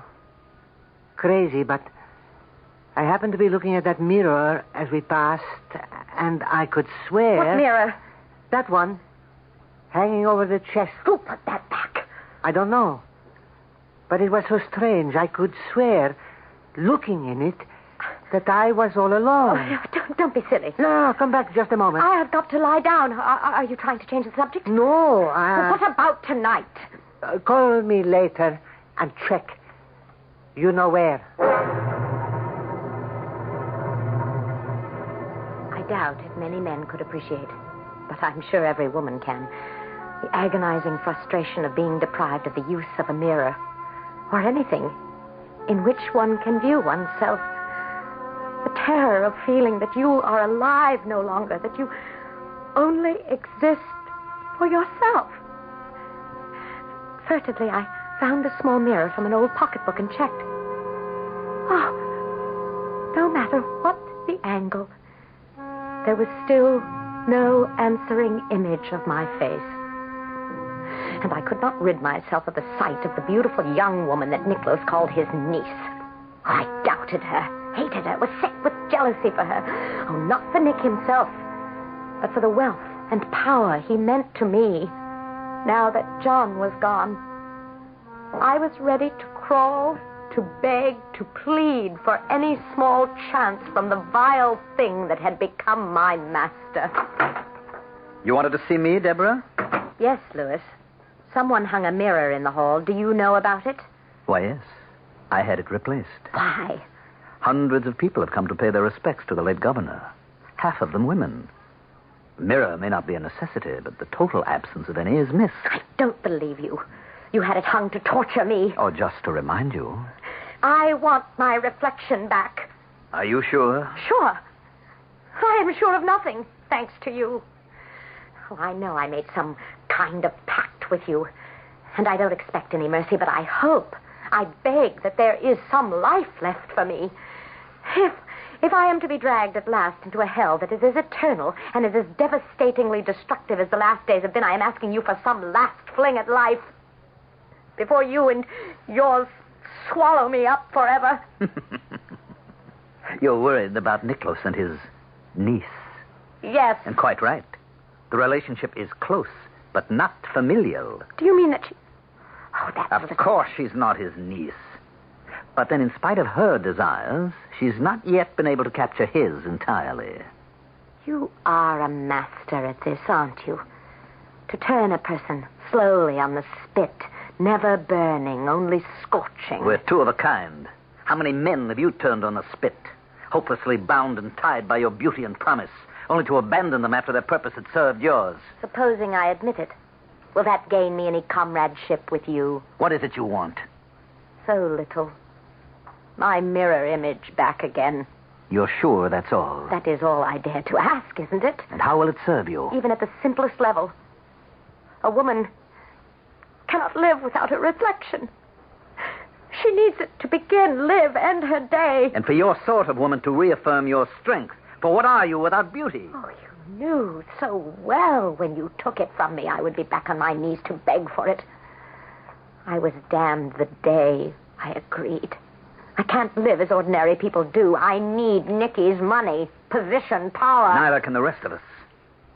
The rest of us? We, the powers of darkness, the strength of the world which will ultimately make it our own. I don't mean to align myself with you. How can you help it anymore? Just let me warn you, Deborah. If I return your image, it may not be what you expect to see. It will be what I want the world to see. Can you be so sure? It will be me, won't it? Of course. I'll sign anything more for that chance. There's no need for that. Call your lover. Win him back from his niece, if you can. By the time you two can meet, your mirror image will have returned. I want it now. Some things are possible, but not all. You must wait until you meet him again. Maybe we shouldn't rush things. There is still time to... You are a fantastically attractive man, my darling, but I don't quite trust that niece of yours. Oh, come to me. Make it 10 o'clock. It'll be nice and dark by then. And Elspeth will be waiting. Do I expect you? You know, all you have to do is ask. I'll be there.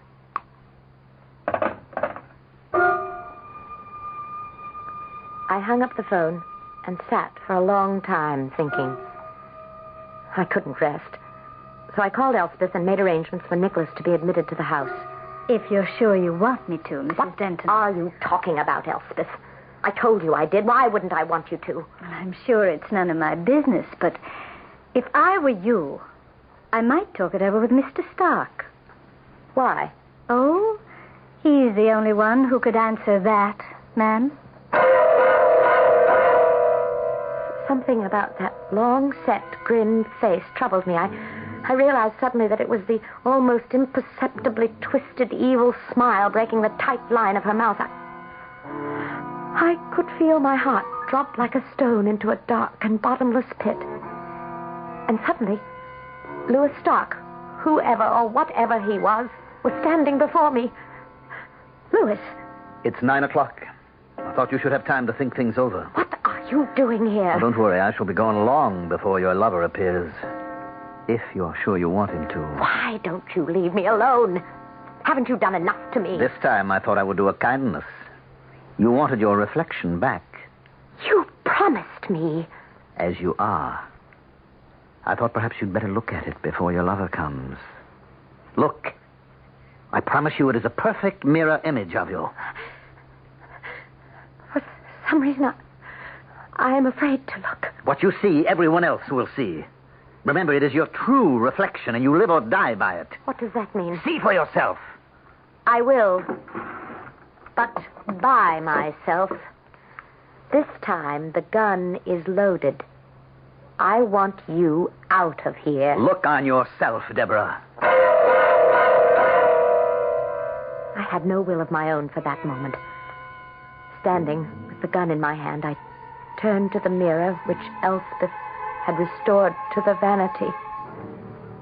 And there I saw a loathsome parody of myself.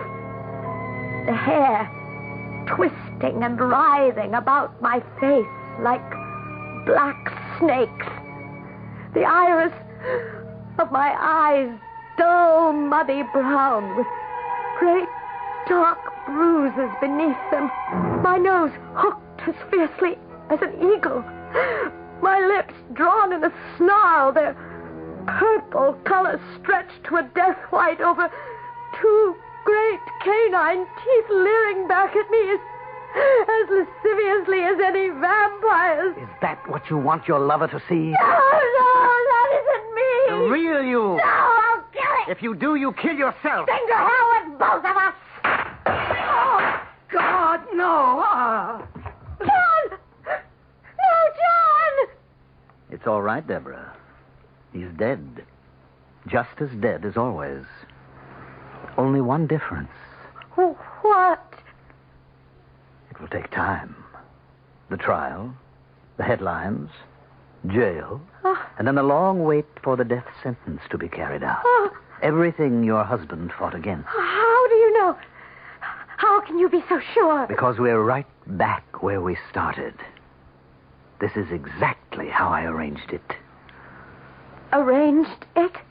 What better way to get you in my power, Deborah? This time, forever.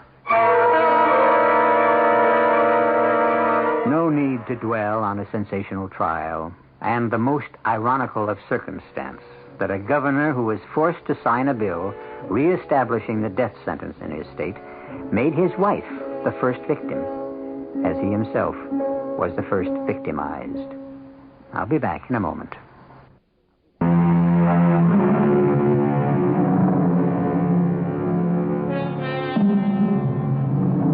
The most damaging witness at the trial of Mrs. Denton, wife of the former governor, was Louis Stark, who reluctantly but devastatingly, under questioning, sealed her death warrant. The audience was sorry for this seemingly sympathetic and unhappy man. But then, as Elizabeth Barrett Browning said, the devil's most devilish when respectable.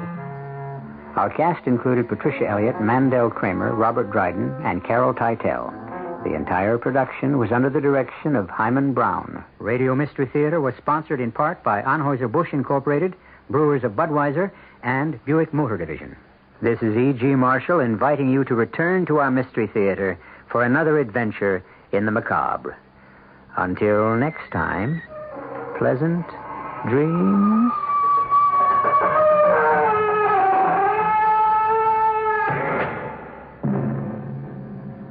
Tonight's WOR Mystery Theater was also brought to you in part by ShopRite Supermarkets, where you get a lot more for a little less. The preceding program was furnished by CBS Radio. With my Cash Manager MasterCharge card, it's like having my personal key to my own bank that I can use 24 hours a day, 7 days a week. Leonard L. Behan of 210 Northwest 16th Street in Grand Prairie, Texas, is another happy customer of Grand Prairie State Bank who's discovered the convenience of the Cash Manager. Even though we do miss the friendliness of the bank employees, the Cash Manager is a real winner. Mr. Behan's testimony is one of many satisfied customers using Grand Prairie State Bank's amazing 24-hour Cash Manager. It provides instant cash, making deposits day and night, weekends and holidays. Sounds interesting, huh? Then contact the people at Grand Prairie State Bank. Durwood A. Sutton, President. Grand Prairie State Bank. When we say service, it means something.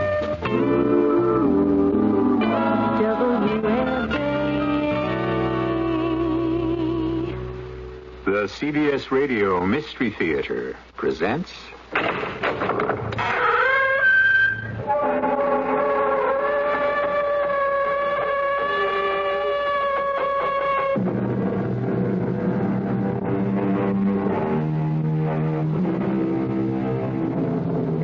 Come in.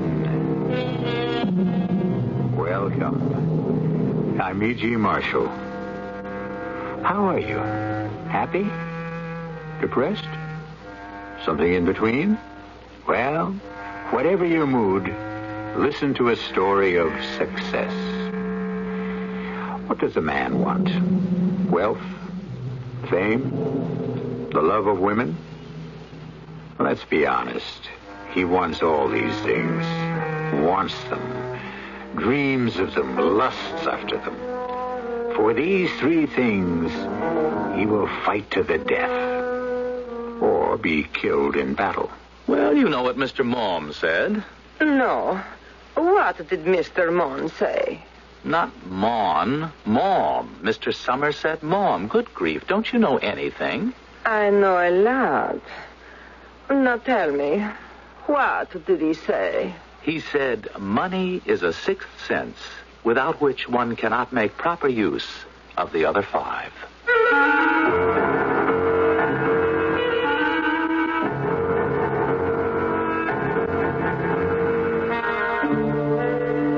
Mystery drama, Help Somebody, was written especially for the Mystery Theater by Elspeth Eric and stars William Redfield.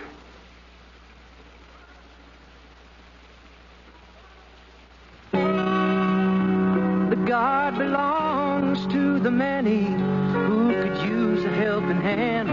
It is God and America's freedom and the good things in our land. Are you a veteran? Then give us a piece of your mind. Bring your knowledge and experience to the Air National Guard. You'll earn extra pay, get good rank, work with up-to-date equipment, do something important for the country. If you're a prior serviceman or woman, find out why you should belong to the Texas Air National Guard. The Guard belongs. The Guard belongs. The Guard belongs to us all.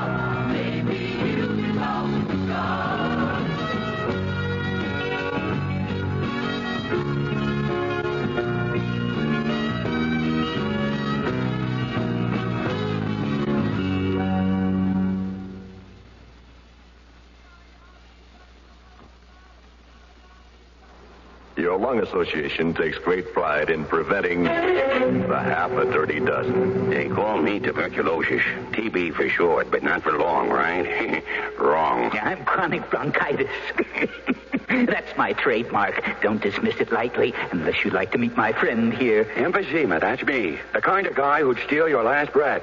Occasionally, I'm mistaken for... Asthma. I'm strictly impartial. I don't care whose breath I rob. I even steal from kids. I'm a cigarette. Now, I may be little, but I'm dangerous. After all, you know what they say about small packages. Air pollution, alias the gray ghost. I can do more damage at one time than all these guys put together just by hanging around. To join in the fight against breath robbers, see your doctor at the first sign of shortness of breath. Don't smoke and try to avoid polluted air. Your lung association considers it a matter of life and breath.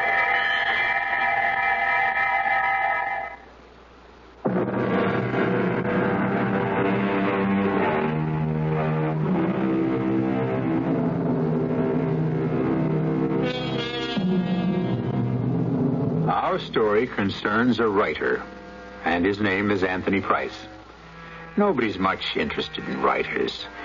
People are apt to think that plays are ad-libbed by the actors, that movies are improvised by the director, that novels tell their own stories, that poems form themselves. But in the words of an old theatrical maxim, if it ain't on the page, it ain't on the stage. And it's not in the book either, or on the printed page, or, I might add, on the radio. So listen now to the story of Anthony Price, writer.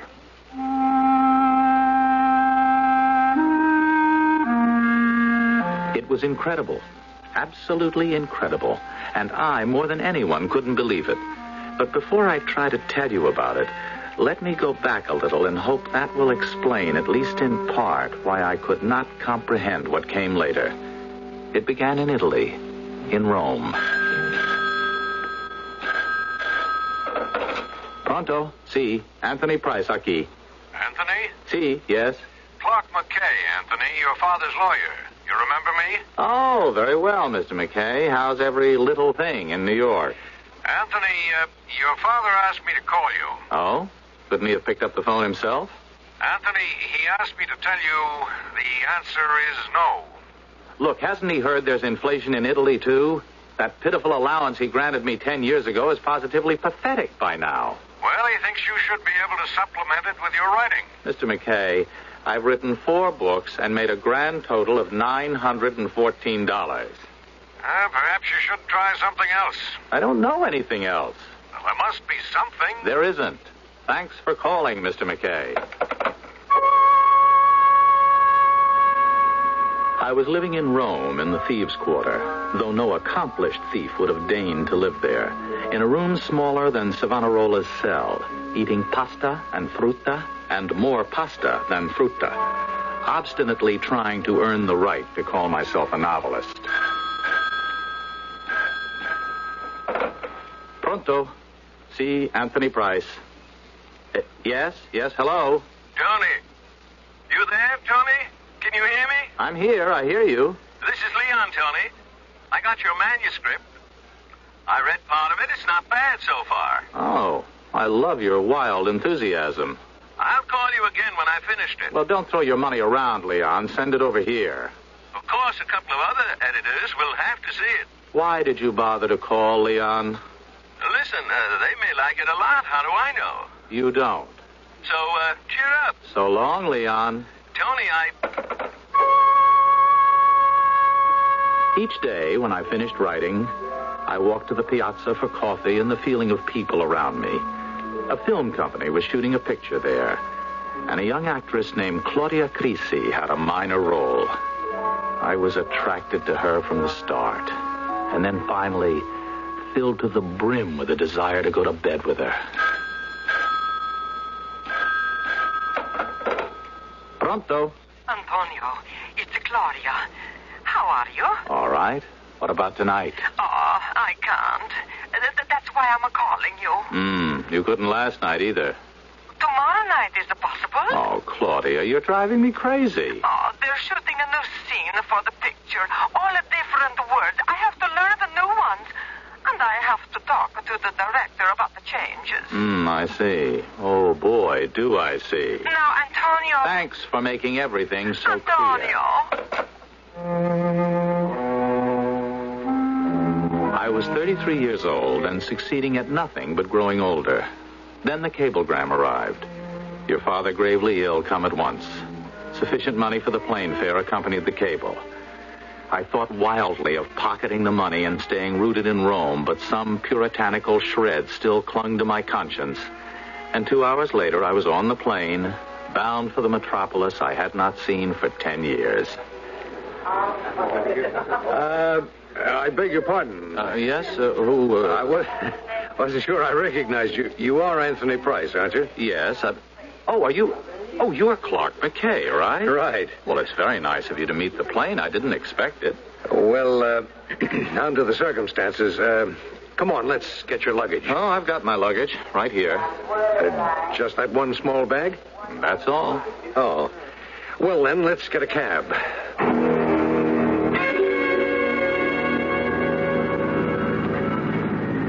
I think I should tell you, of course you probably know anyway, I don't have money for a decent hotel. Oh, that's all right. Well, no, it isn't all right, but any place will do.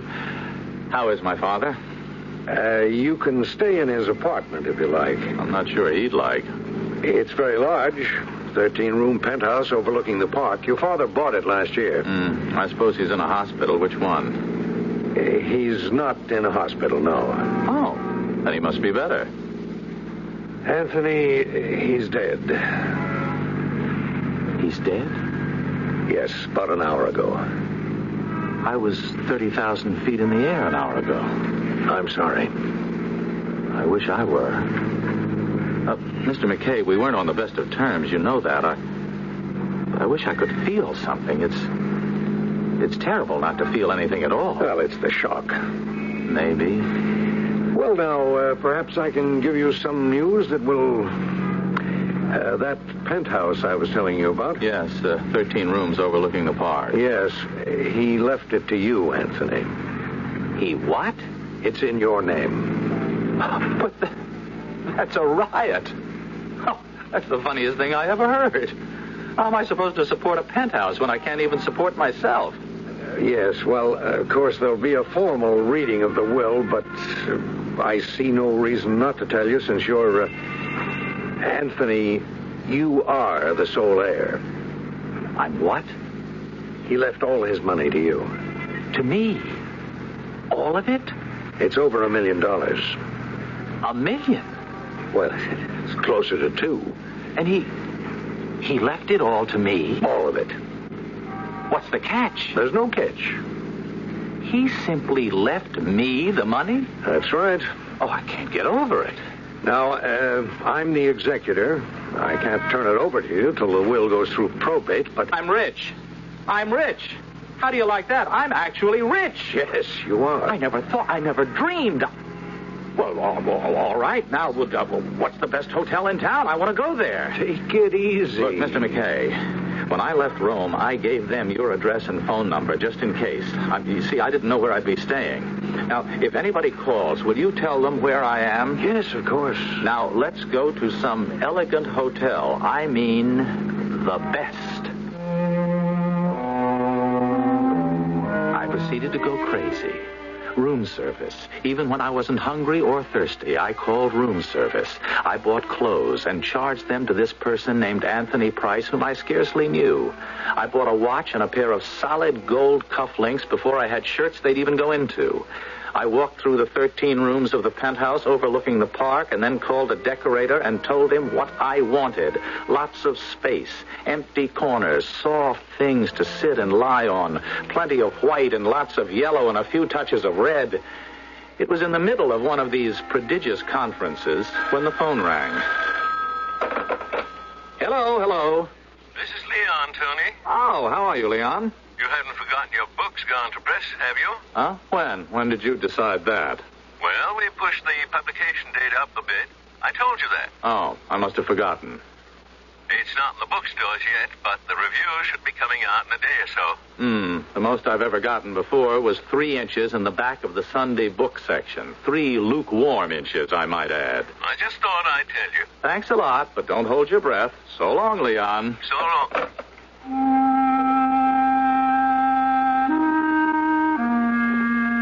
Now, you may think I sounded blasé. And I suppose I did.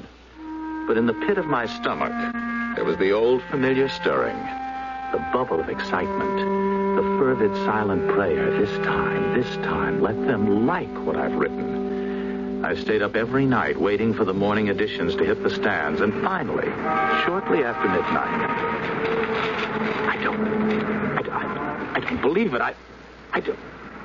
I'm a success. Hey, everybody. I'm famous.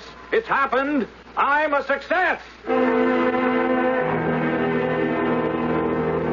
I was in Leon's office before 9 o'clock, clutching the morning papers and waiting for him. My heart was racing. My head was spinning. Congratulations, Tony. You've seen him? The important ones. Come on inside. And you thought the book was no good. I never said that. Well, you never called it the authentic masterpiece of the decade. I never thought it was. Al, what do you think now? I think a lot of other people think it's the masterpiece of the decade. Mm-hmm. And for all I know, they're right. Oh, Lord, it's all too much. It's too much. I can't take it in. I really can't. First the money, now this. Pretty overwhelming, isn't it? Overwhelming, devastating. There's no word to describe it. It's too much, Leon. Do you mind if I answer this? I don't mind anything. Go ahead. Yes? Is Mr. Anthony Price there by any chance? He's right here in my office. I couldn't reach him at his home. May I speak with him, please? This is his lawyer. Certainly. It's your lawyer. Oh. Yes, Mr. McKay. Anthony, I have a cablegram here for you. Shall I send it over, or do you want to pick it up? Read it to me. You sure? Sure, I'm sure. It's from Rome. It's signed Claudia. Read it. I cannot live without you, Antonio. Arriving tomorrow, flight number... That's enough. Well, don't you want to know that... I'll pick it up in a little while. She cannot live without me. Who? She's flying here to be with me. Who is? A girl I've been wanting for months and months, and now she wants me. It's too much. It's just too much.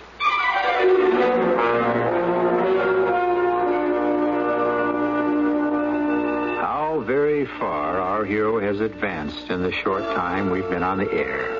How short a time in his young life. From the slums of Rome, from artistic obscurity, from the frustration of unrequited desire to riches, fame, and love. Where can he go from here? We'll let you know in Act 2. I'm Hy Brown, producer of Radio Mystery Theater.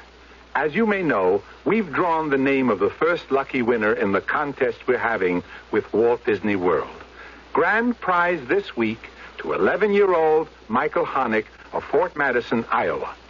Now comes your big chance to win an all-expense-paid trip for 4 to fantastic Walt Disney World near Orlando, Florida. A first-class flight, 1 week stay at the Dutch Inn, all meals, all attractions. There's something for everybody at this vacation kingdom of the world where you can relax on the shores of a beautiful lake, fish, play golf, camp, watch animals, take spectacular rides, and much more. Make the trip whenever you want during the coming year. And for runners-up, 100 of those neat Mickey Mouse watches every week of the contest. It's very simple to be eligible, so get the details. I'll bring them to you right after the next act of Mystery Theater.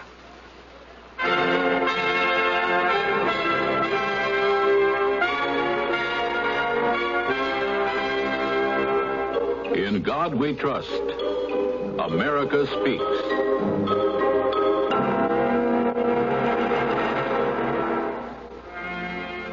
In the words of John F. Kennedy, the torch has been passed to a new generation, born in this century, tempered by war, disciplined by a hard and bitter peace, proud of our ancient heritage, and unwilling to witness or permit the slow undoing of those human rights to which this nation has always been committed. With a good conscience, our only sure reward, with history the final judge of our deeds, let us go forth to lead the land we love, asking his blessing and his help, but knowing that here on earth, God's work must truly be our own. Presented by the Catholic Communications Foundation.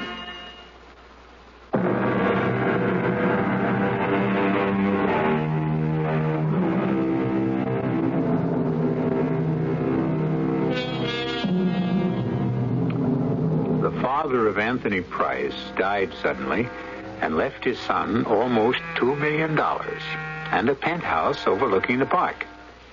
Following close upon this stupendous event came the publication of Anthony's 5th novel and the reviews which made it his first successful one. And Fortune's smile turned to a gurgle of light-hearted laughter when he received a telegram from the girl he coveted, announcing that she felt the same desire for him and was flying to join him. Antonio! Oh, my darling. Oh, let me look at you. Oh, I wasn't wrong. You are the most beautiful thing in the world. Come on. I've got a car waiting. Oh, but my suitcase. Never mind. I'll send somebody back for them. Just give me the check stubs. Oh, what's all this? This car waiting, this sending somebody back for the suitcases. You talk like a rich man. I am. My father left me all his money. Your father?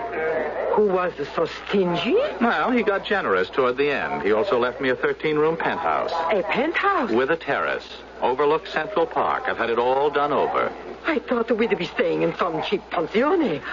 Oh, I can't wait to see it. Well, you'll have to wait for a couple of hours. Oh, I can't. Now, I have to go to a cocktail party, and you have to come with me. I don't care about any old cocktail party. I only care about this one. It's for me. For you? My publishers are throwing it. My book came out a couple of days ago, and Claudia, it's a hit. Not just a hit, a big, big hit. Antonio, you're a success. You're famous.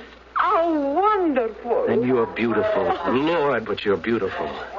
And how I want you.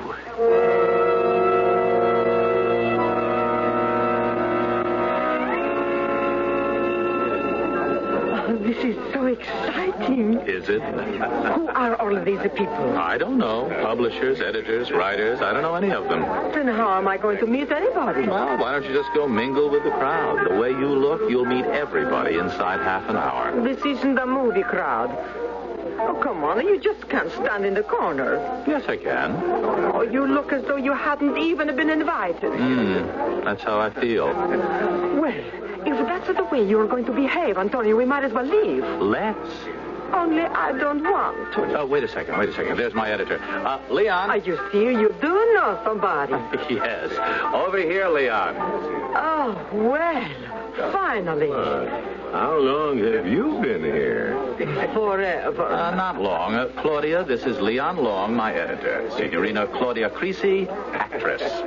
Signorina Enchante, or whatever you say in Italian. Mr. Long, I've heard about you so much. You mean that? Leon, do me a favor. Take Claudia, introduce her around, will you? She wants to meet people. Well, sure, but what about you?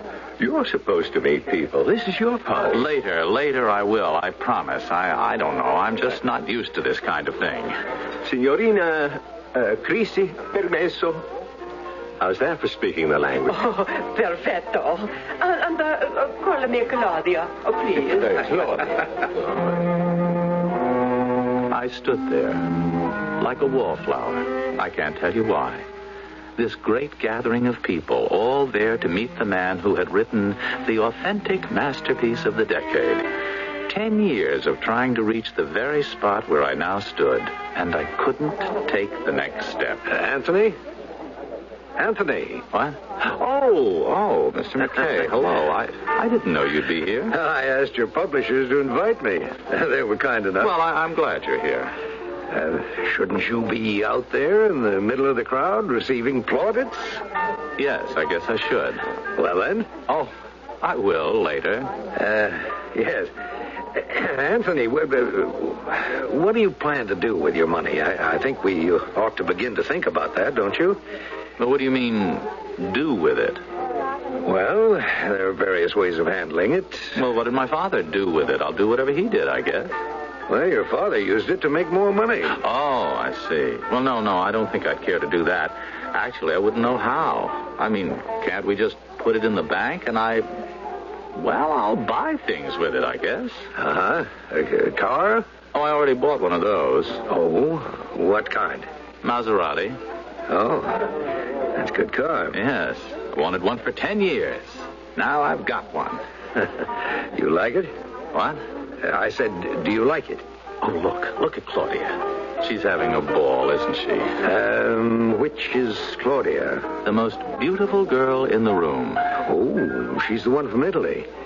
Sent you the cable. Mm-hmm. Leon's introducing her around. Well, I think he's bringing her back here. Antonio, oh, such a beautiful party. I meet so many people. Everybody's so nice. Come on, Tony. You can't stand against that wall any longer. Go on, darling. It's your party, all for you. You really should, Anthony. I don't want to. Tony, come on. Antonio. Oh, I really think, Anthony. I want to get out of here. You can't. Claudia, come on. We're leaving now. I have to get my coat. Well, then we'll get it.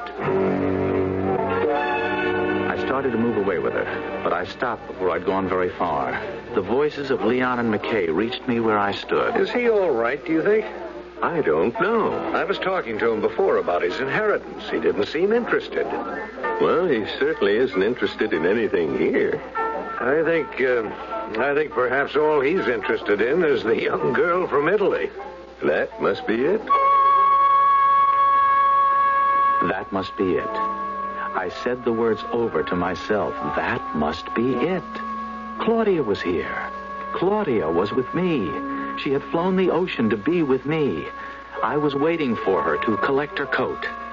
Then she and I would get into my Maserati. We would drive to my 13-room penthouse, and there, after all the months of longing and frustration, she would be mine.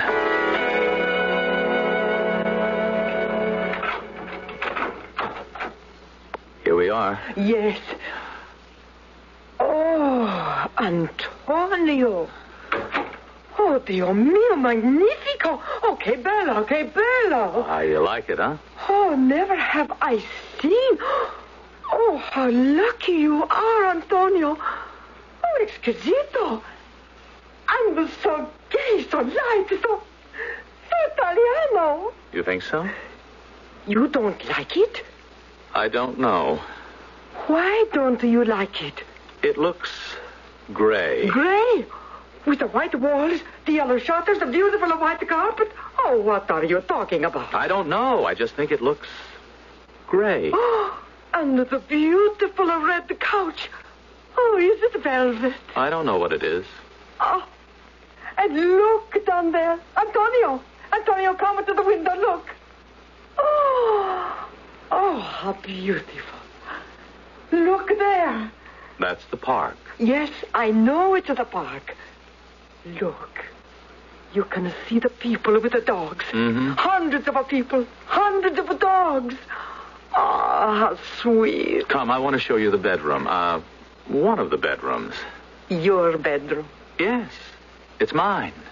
It's hard to remember that it's mine, but, well, it is. There. Oh, beautiful. Some difference from that little room in the thieves' quarter, no? Mm-hmm. It's different, all right. Antonio, kiss me. Don't you want to? I want to very much. Oh, wait, right here. I want to bathe, and then wait right there. I stretched out on the bed and thought of her taking off her clothes, running the water in the tub, pouring in the bath oil, picking up the scented soap, washing her beautiful body. I ached with desire. It was going to happen to me. Surely this was what I had waited for. Well? Oh, come here. Of course. I've wanted you for such a long time. Oh, let's not wait any longer, Antonio. The moment is now. Yes. Now.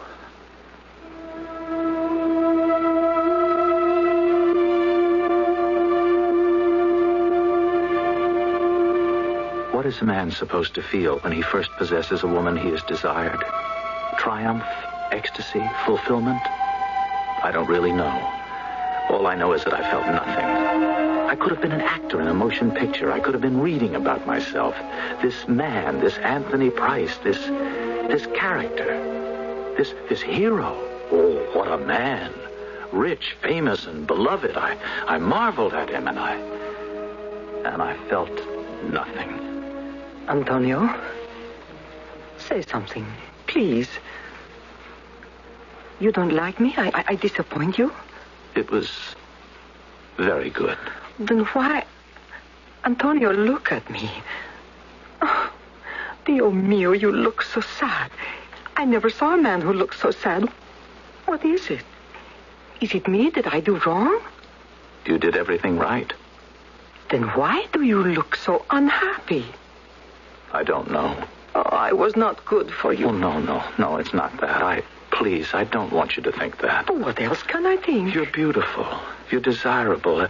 Everything was exactly what I wanted. I'm a lucky man. Then why are you so unhappy? Because you are unhappy, aren't you? I feel... It's not even unhappiness. It's worse. What can be worse? Ashes. Ashes in my mouth. What does that mean? Everything has turned to ashes. Oh, if you're going to talk like that, I don't understand a word. I know, and I can't make you understand. Claudia, look, do one more thing for me, will you? Anything. What? Go back to Italy. Now? Right now. I'll give you the money. I have my own money, thank you. No. I want to give you some, Cara. I have a lot. I don't want any of your money. Please, let me, Claudia. I'm going to get dressed now. Find out when the next plane leaves for Rome. I called the airline. Then I walked to the window and I looked down at the park. There were the people, walking their assortment of dogs, pausing to talk to one another. All very urban, very civilized, very nice. Then I saw a black figure racing along the furthest edge of the park, running wild and unattended. I wanted, above all else, I wanted to be that solitary thing. I wanted to be a wolf, a lone wolf on the tundra, so that I could open up my throat and howl. A desperate, abandoned howl filled with terror and desperation. A howl that would say, I am here. I am frightened. I am alone. And I don't know what to do.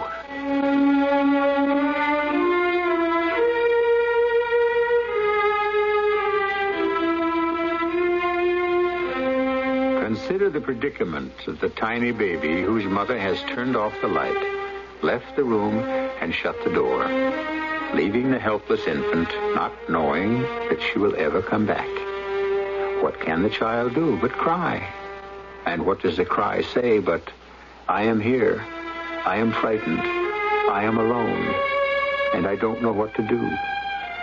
Now, what of the grown man for whom every aspiration, once achieved, yields no satisfaction? What of him? We'll explore his destiny when we return shortly with Act 3. I'm High Brown, director of Mystery Theater. This month, we in Walt Disney World are giving 16 lucky people all expense-paid vacations at Walt Disney World near Orlando, Florida. Just send your name and address, and each week in August, we'll select the lucky winners in random drawings. You can win a week of fun for 4 at the Vacation Kingdom of the World. Fly first class, stay in the Dutch Inn, get free tickets to all rides and attractions in the Magic Kingdom, including Disney's spectacular bicentennial celebration, America on Parade. There are 400 Mickey Mouse watches as prizes also. Send your name and address to Mystery Theater, P.O. Box 1, Radio City Station, New York, 10019. Contest void where prohibited. Employees of CBS and Walt Disney not eligible. Write today. Mystery Theater, P.O. Box 1, Radio City Station, New York. Entries received by September 3 are eligible for at least one drawing. Winners will be notified by mail.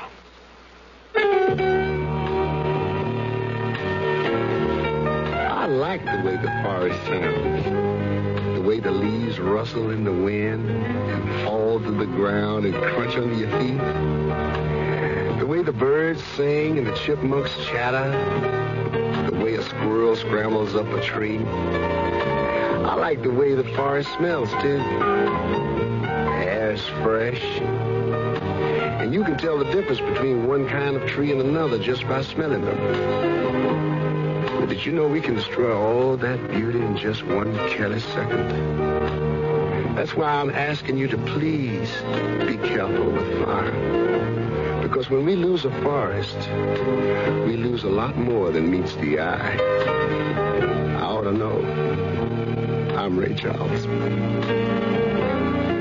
A public service on behalf of the Forest Service, State Foresters, and the Ad Council.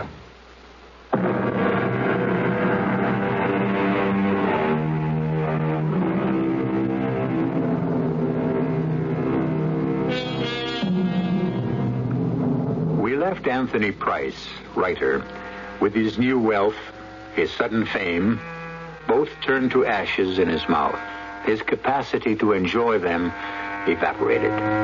He had just suffered his bitterest disappointment. The girl of his dreams and desire had yielded herself to him, and this, too, had brought no pleasure. We rejoin him now, alone. I lived somehow through the days that followed. There was nothing I wanted to buy. There was no talk show or interview that I wanted to take part in. There was no woman I wanted to meet. For the most part, I lay on the red velvet couch and stared at the ceiling.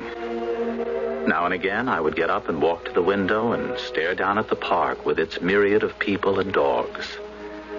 One day, I thought I would dress, go outside, cross the street, and join them. Perhaps lose myself in that idle crowd of dog-walking people I did not know, who did not know me. I developed a mild interest in the dog-walking people.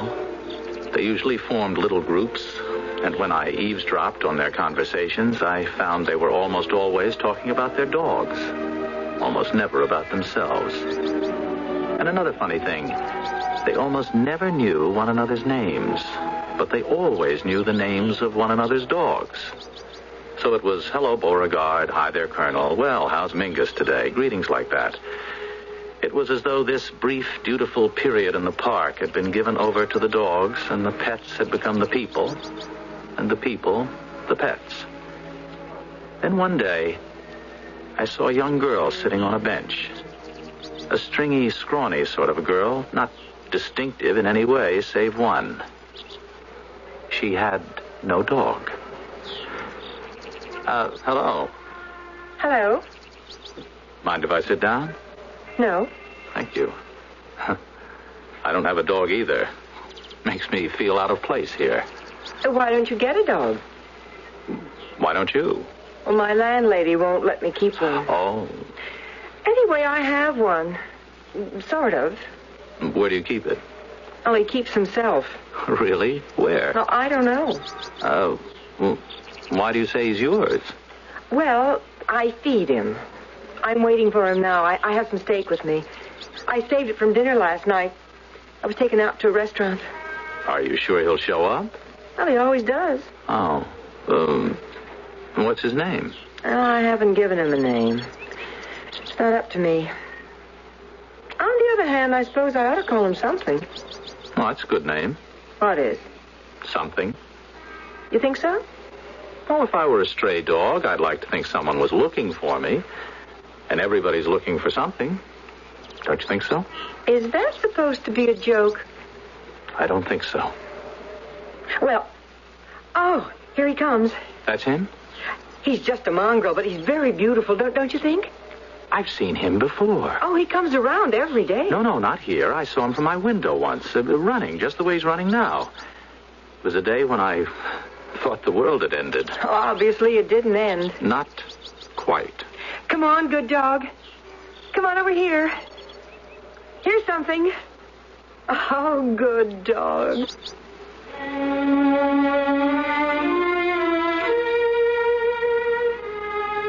I saw the girl almost every day for the next few weeks. Once or twice, she wasn't on the familiar bench, and on those days, the dog didn't show up either. I never asked her anything about herself. True to what I took to be the code of the dog walkers, I confined our conversations to the subject of the black dog. Then, one bright sunny day, I walked with some semblance of a purposeful stride to the familiar bench and found it empty. I sat down and waited. I waited until nightfall. Oh, well, it had happened before. Tomorrow we would meet and talk about the black dog and bring our bags of food for him and discuss his weight and the color of his eyes. But she wasn't there the next day, or the day after, or the day after. And the black dog was nowhere around. Mind if I sit here? Not at all.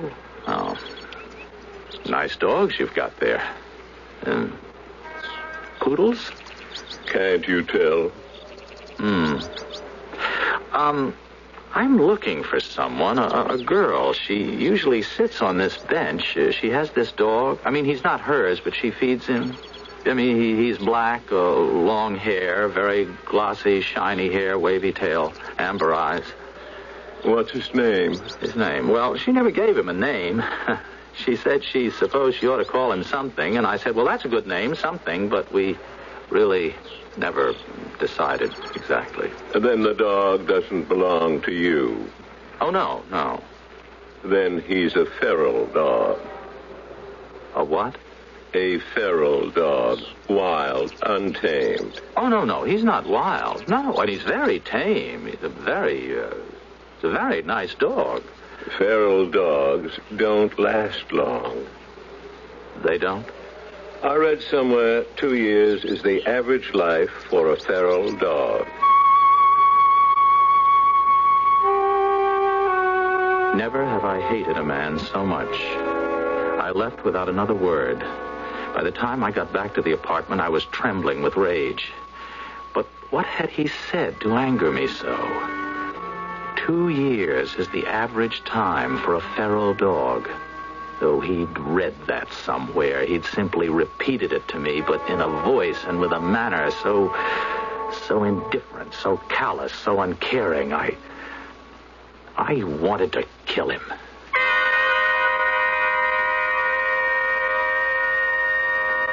I was in the park the next morning almost as soon as it was light. I reached the bench which had been my rendezvous for those few life-saving weeks. I didn't expect to find the girl there at that hour. I didn't expect to find anyone. But there was someone. A very old man, dogless like me. And I sat down beside him. Oh, nice morning. Oh, yes. Yeah, I very seldom come out this early. Well, probably you can sleep. Yeah, I'm pretty well, yes. I have trouble in that department. I'm 82 years old. You don't say. What brings you out so early? Well, actually, I couldn't sleep either. Something happened yesterday right here on this bench. As a matter of fact, something someone said. Oh? Yes, someone I didn't know, a complete stranger. He said, feral dogs only live 2 years on the average. Feral dogs? Dogs without homes? I don't know why that made me so angry, but it did. Are you interested in feral dogs? Well, I'm interested in one, a black one. There was a girl, you see. She used to feed him, and she and I got to talking one day.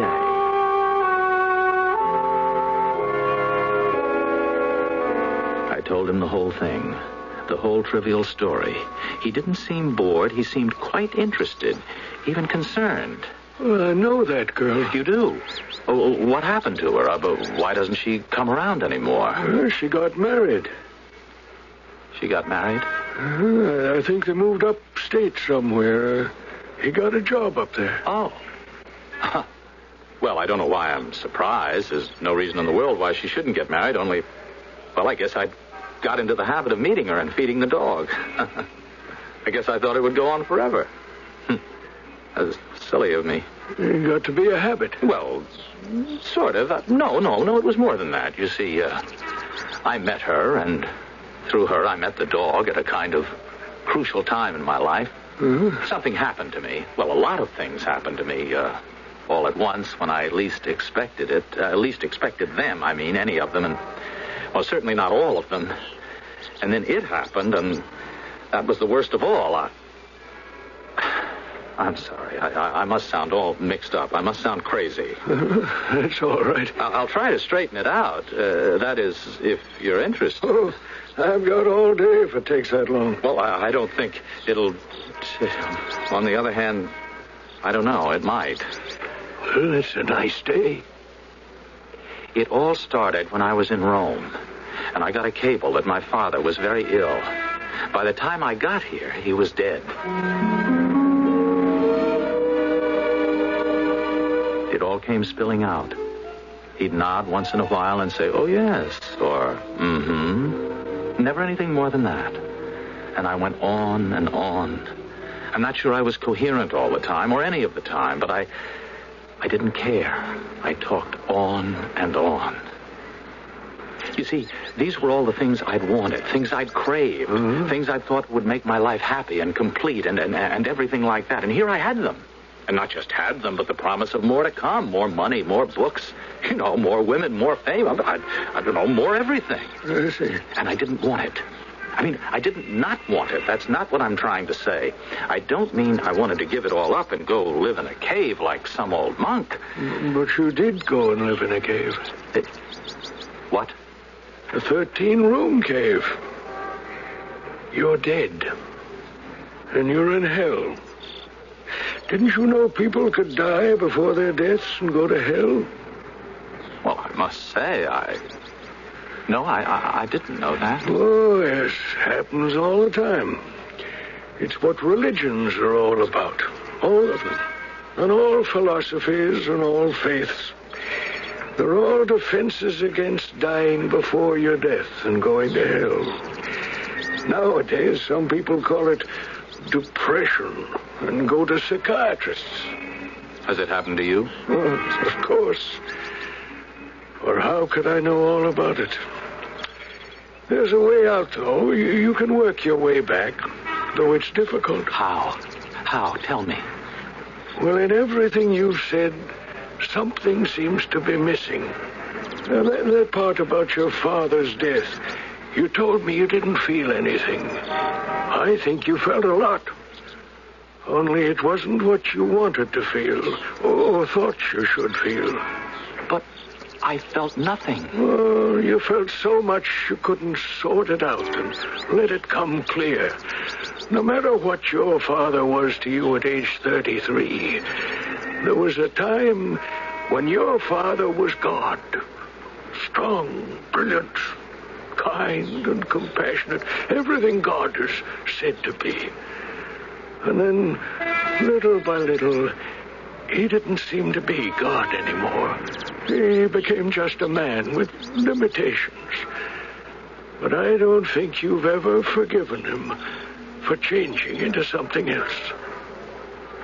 How do you know all this, if it's true? Well, I know I've disappointed my own sons. And my father disappointed me.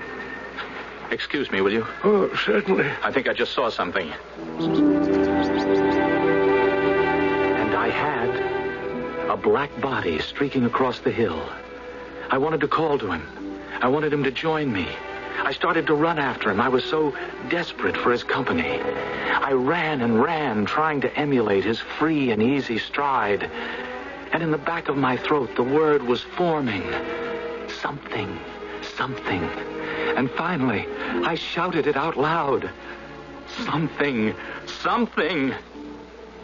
Magically, he stopped. His ears pricked up. His head turned and his amber eyes fixed on me. I stopped too, and we looked at each other. Then slowly he started toward me while I stood trembling a little and murmuring, "Something?" He broke into a trot, and I said a little louder, "Something, something, come." And he lowered his head and started to run towards me. I felt tears start in my eyes, and a wash of feeling swept over me. A feeling that could only be hope. Hope that I would find my way out of hell and back into life.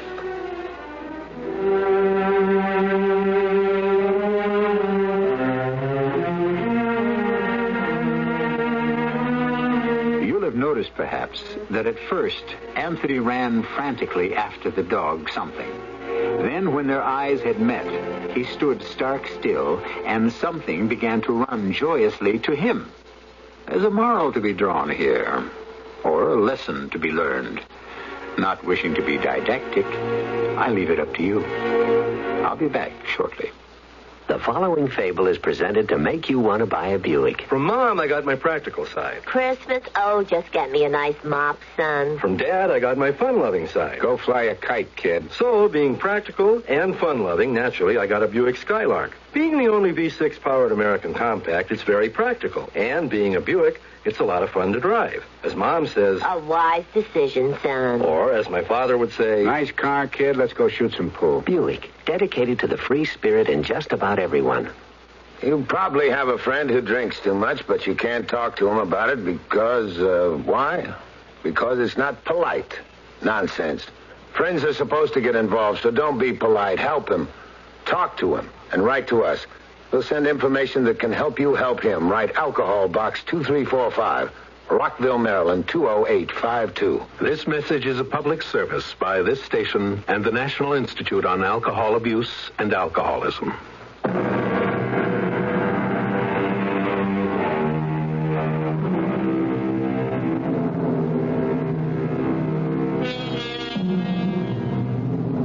I believe I said at the very start that you were to hear a success story, didn't I? Or did I say simply that it would be a story about success? Well, no matter. Now that we've reached the end, it seems to me it was either the one or the other, and probably it was both. Our cast included William Redfield, Court Benson, Joan Shea, and Dan Acco. The entire production was under the direction of Hyman Brown. Are you an unpublished author? Do you have a book-length manuscript ready or almost ready for publication? Or do you know of anyone else who is an unpublished author? If so, Vantage Press invites you to write to a leading New York publisher for a free illustrated brochure titled To the Author in Search of a Publisher. It explains how you may have your manuscript printed and published in a matter of months. Just write to GPO Box 1414, New York, New York. Whether your subject is fiction, non-fiction, poetry, or even scientific, specialized, or controversial, this 52-page brochure shows you how to arrange for prompt publication. To get your copy, write to GPO Box 1414, New York, New York. That's GPO Box 1414, New York, New York. If this is your first book, you'll find this free brochure especially valuable and informative. Write to GPO Box 1414, New York, New York. GPO Box 1414, New York, New York. Radio Mystery Theater was sponsored in part by Buick Motor Division and by the Florida Orange Growers. This is E.G. Marshall inviting you to return to our Mystery Theater for another adventure in the macabre. Until next time, pleasant dreams.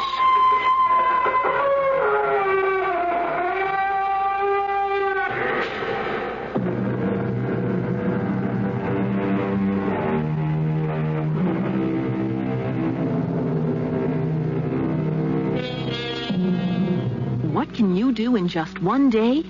You can find out how to help yourself, your country, and your community. You can belong to the Air National Guard for a day. Visit your Texas Air National Guard and see how young men and women like you can work around some great aircraft, learn a valuable skill, pick up extra pay, help the country and community 1 weekend a month in the Air Guard. It's a weekend that could make a difference in your whole life. Find out more. Call your Texas Air National Guard and belong to the Guard for a day. The Guard belongs. The Guard belongs. The Guard belongs to a star. Maybe you belong to God.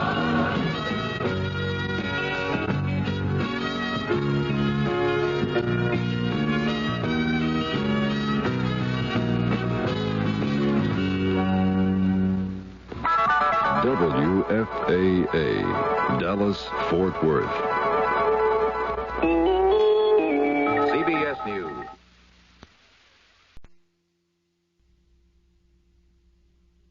Mystery Theater.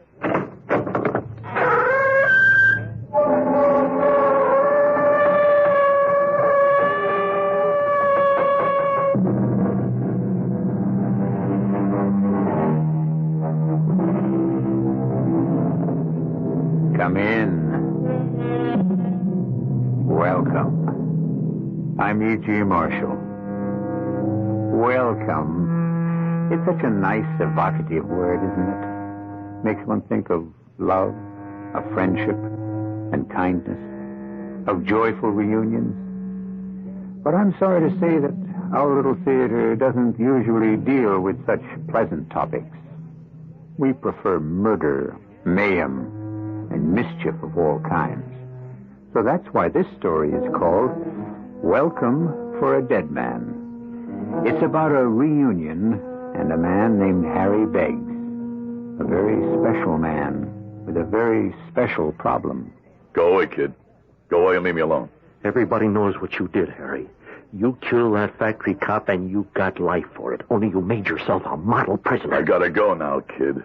Where did you bury that money, Harry? There isn't any money. You might as well tell me, because if you don't, you'll be seeing me for the rest of your life.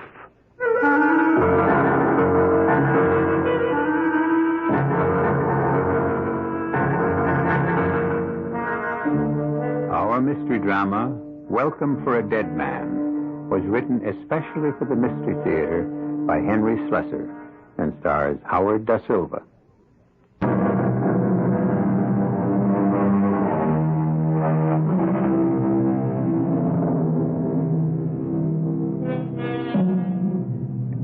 Let me show you a picture postcard. It's an idyllic country setting. The trees are tall and green, and the surrounding hills are gently curved. In the distance, you can see the turrets of some gray stone building that might be somebody's ancestral home. But if you were to come closer and recognize that structure for what it is, you would probably shudder silently and move on. Because prisons affect people that way. And this place is one of them. But for at least one of the long-time residents, this is a very important day. Come on in, Harry. Sit down, sit down. Yes, sir. Didn't you hear me? I said sit down. Yeah, sure. There is no part of my job I like better than this. Seeing you men leave this place. Yes, sir. Especially men like you, Harry. Men who have served long sentences, stayed out of trouble, and went out clean. How long has it been, Harry? You got the record right there. Well, I'm sure you know the exact time a lot better than I do. Yes, sir, I know the exact time. 21 years, 1 month, 3 days. I'll bet you can tell me the hour if you wanted to. Whatever you say, Ward. Oh, come on, Harry, cheer up. You don't look like a man who's facing the greatest day of his life. Now, you've got a lot of living ahead of you. Now, I just hope you know that. Not me. Oh, of course you do. You're only 50. 50's not old these days. Plenty of men get new starts in life at your age.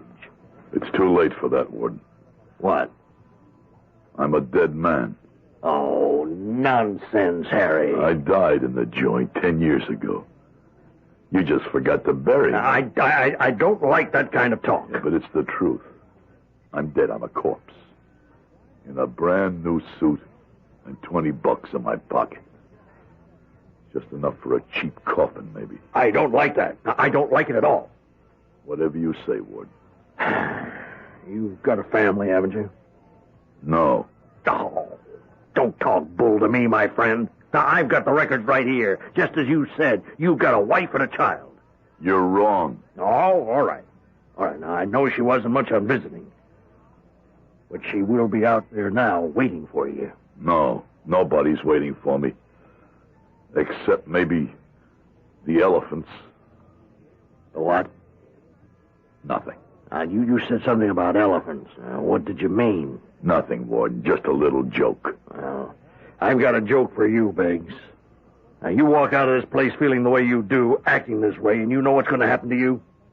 No, sir. You will be right back here. And you wouldn't be the first I've said goodbye to one day and hello to the next. Now, do you understand me? Whatever you say, Warden. Oh, all right, I'll get the hell out of here. Yes, sir. Oh, Beggs. One more thing. Yes, sir.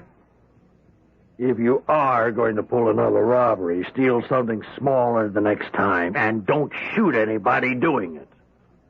I'll remember that, Warden.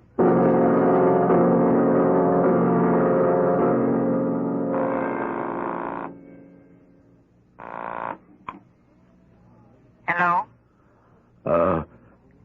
Hello? Who is this? It's Harry, Edith. Harry? Well, what do you know? What is this? They're letting you people make phone calls now? I'm out, Edith. Out? How do you mean, out? That's it. Out of prison, paroled. Oh, you gotta be kidding. I'm in a phone booth at the bus station right now. I had to break the 20 they gave me to make this call. I didn't even know if you'd be at the same number. I'm at the same everything. Nothing ever changes for me. Harriet, how could you be out serving life? I told you. Parole. They reviewed my case again. They decided it was time. Not because you told them anything. I had nothing to tell nobody. You know what I mean. About the money. They stopped asking me about that 10 years ago, Edith. If you had come to visit me, I would have told you that. I can't believe it. I never thought I'd live to see the day. The day's here, Edith. Only now what? How should I know? Somebody's got to tell me. Oh, leave us alone, Harry, all right? Go find your friends, your old friends. My friends are all gone. There's none of them left. Except maybe the elephants. The what? I used to dream about the elephants every night. I used to wake up in my cell, sweating. But it's funny, you know. After a while, I stopped worrying about them. Maybe it's better that they find me and finish the whole thing. What thing? What are you talking about? Well, somebody's got to do it. You can't let a corpse walk around. It isn't decent. You've got to bury them. Harry, have you gone crazy? What's all that about a corpse? I went and died in prison, Edith. You must be crazy. I'm dead. I'm going to hang up. No, wait. One more thing. What is it? Edith, what if I came home? No, Harry. You haven't seen me in 10 years. I'm 10 years better looking. Stay away from us, Harry. You're here. Don't you want to see if I lost my hair? Remember you used to say I'd look like my old man if I went bald? Well, don't you want to see? No. Oh, for heaven's sake, why didn't you stay out of my life? Why did you have to call me? I want to see you, Edith. No. You can't. You can't look at me. I don't want to see what I look like in your eyes. Why not? Because I'm an old woman now. No, not you. Yes, I'm old. Older than I ought to be, thanks to you. I look older than my mother does. That's what my last 10 years were about, Harry. Working like a dog.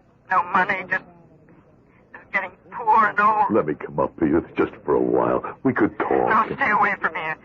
You understand me? You say you're a dead man? Fine. Stay dead, Harry.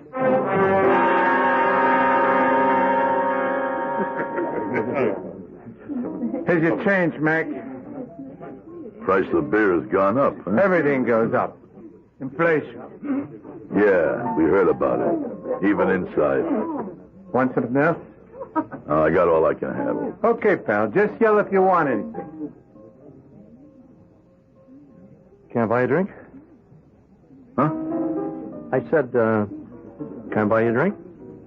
What for? Just for the heck of it. What else?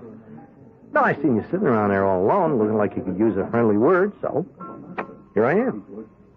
And what's the friendly word? A drink, of course. Come on, name it. Come on.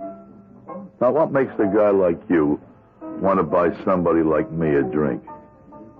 Why don't you wait until some nice chick comes into the joint? I mean, if you still call them chicks. Yeah, we still call them chicks.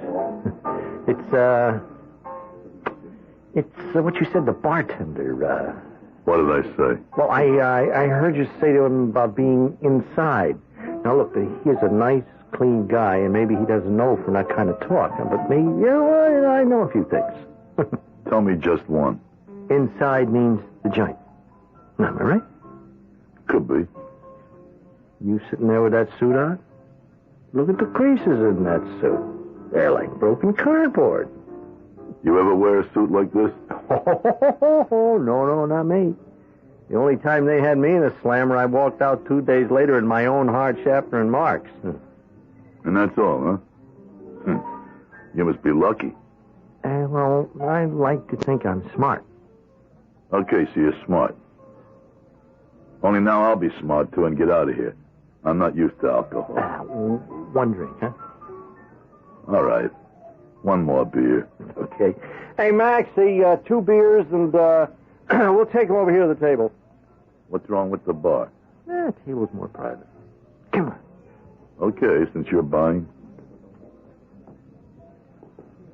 That's better, isn't it, huh? Well, now we can talk. Sure.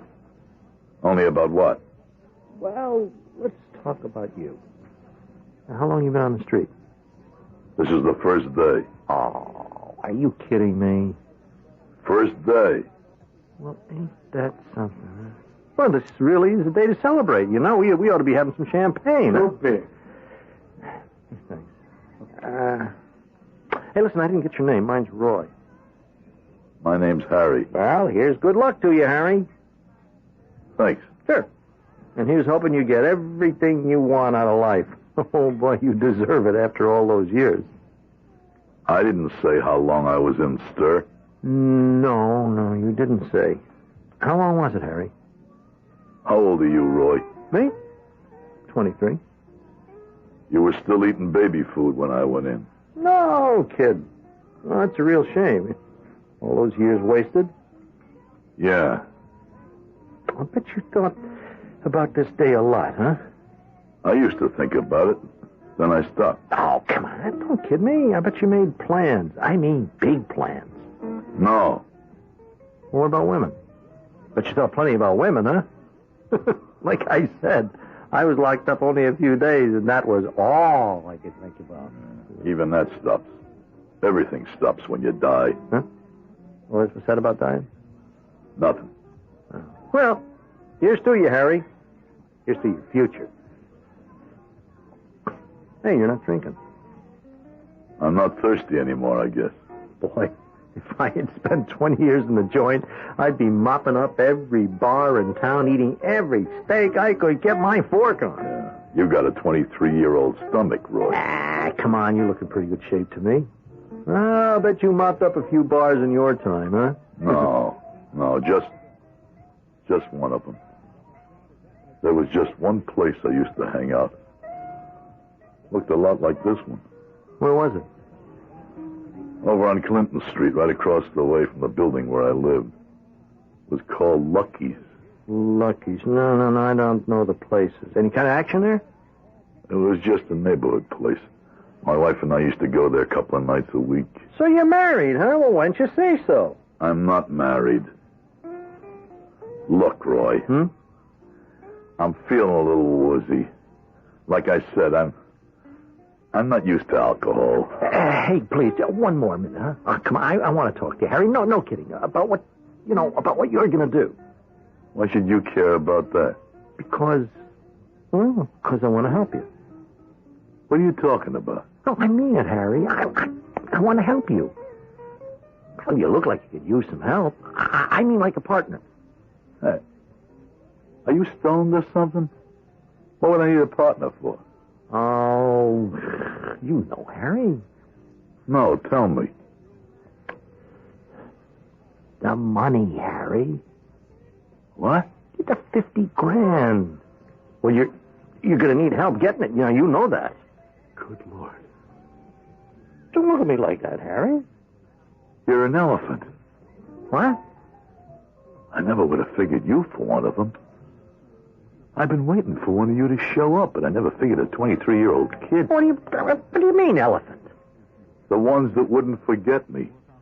Not even after 20 years. And so Harry Beggs, who calls himself a dead man, has met a man he calls an elephant. Definitely an odd couple. But what will become of their encounter? Will Harry obligingly tell the young man named Roy where to find $50,000? They say that dead men tell no tales. Will Roy be satisfied with silence? We'll find out in just a moment when I return with Act Two.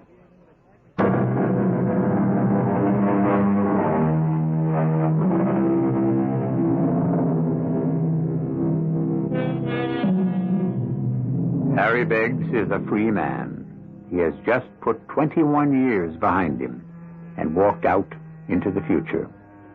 But less than 24 hours later, the past has come back to haunt him. The past has taken him by the elbow, led him to a table in a dimly lit tavern, and made its grim presence only too clear. Let's not be cute about this, Harry. You're too old to be cute.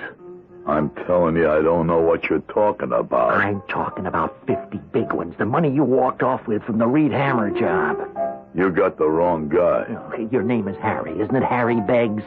That's right. Then I got the right guy. Who you working for, Roy? Me? I'm self-employed. Don't give me that. You're 23 years old. You're too young to know me.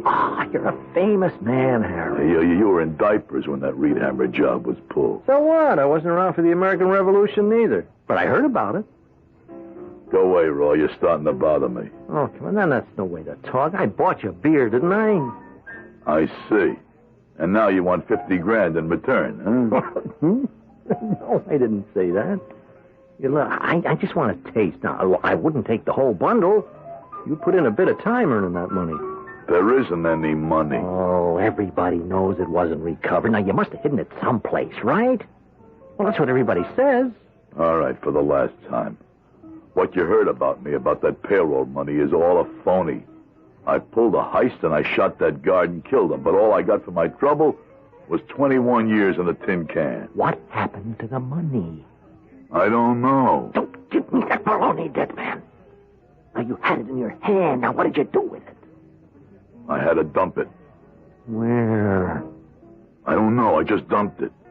Side of the road someplace. I couldn't tell you where. Yeah, sure, that's the story you told the cops. Now, Dick, don't keep repeating yourself. I told the cops the truth. I was in a panic. I didn't know what I was doing. Then I saw the roadblock ahead of me, and I knew I was finished. You're kidding me, Harry. I'm telling you the truth.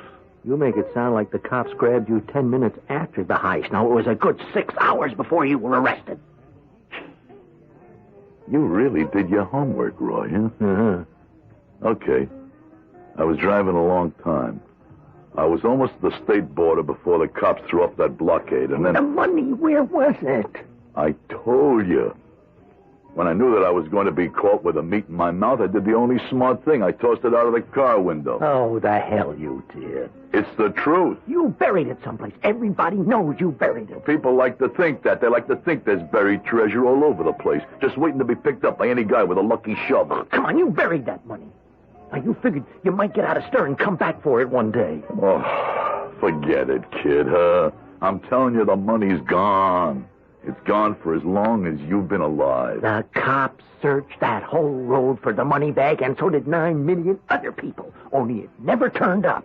I'll tell you why it never turned up. Some smart farmer boy found it and stashed it in the barn. He's been living high off it ever since. You're a good liar, Harry. The money's gone, kid.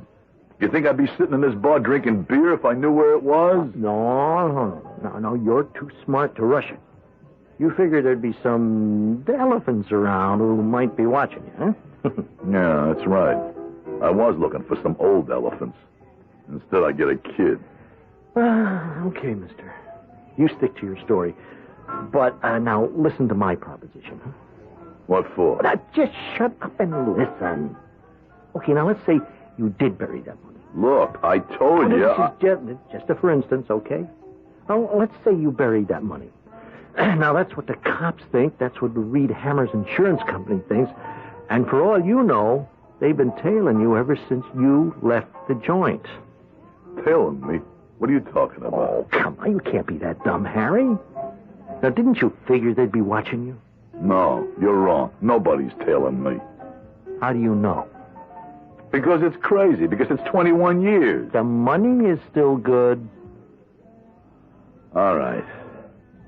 So what's this proposition you're talking about? It's a sweet deal for you, Harry. No, I mean it. It's a way for you to get your 50 grand without any trouble at all. I see. All I have to do is tell you where it is. Hey, that's right. You see? You're not so dumb. And you're not so smart if you think I'd do that. But it's the only way to go, Harry. You can't dig it up yourself. Now, even if you stay on ice for 6 months, you'll never be sure some fuzz isn't sticking on you. Or maybe one of your old elephant friends. You'll never know if you'll wind up with a shovel in your hand or a bullet in your neck. Go on. But if you didn't pick up that bag yourself, I mean, if you didn't do the digging, but had somebody do it for you, somebody who you could trust... Well, meaning you, I suppose, huh? Yeah, now you got it, Harry. Look, I'll do it for you. And guess what? All I'll take for my trouble is 20%. Is that all? Yeah, 10,000. It'll be worth it to you, believe me. You won't run any risks at all. No risk, huh? What would stop you from taking the whole thing? You just have to trust me, Harry. I got an honest face, don't I? Go away, Roy. Go away and take your cat pistol with you. I don't want to see that honest face of yours again. But you're gonna see it, Harry. If you don't make a deal with me, you're gonna be seeing it all the time. Now, everywhere you go, in every mirror you pass. You intend to follow me around? Yeah, for as long as it takes. Sooner or later, you'll have to dig it up. You'll have to. What if I get someone else to do it for me? But you'll still have to receive it. And I'll be there. Me and my cat pistol. Now, what do you say? Are you going to be sensible? All right, Roy. Hey, well, now. All right. I don't want your ugly shadow following me. I got enough shadow of my own. Hey, then it's a deal? On one condition. That we make the dig together. But what if we're being tagged by one of your elephants? I'm sure they're all in that graveyard. But I won't let you dig the bag up by yourself. Something tells me you don't trust me, Harry. That's right, Roy. I never trust anybody under 30.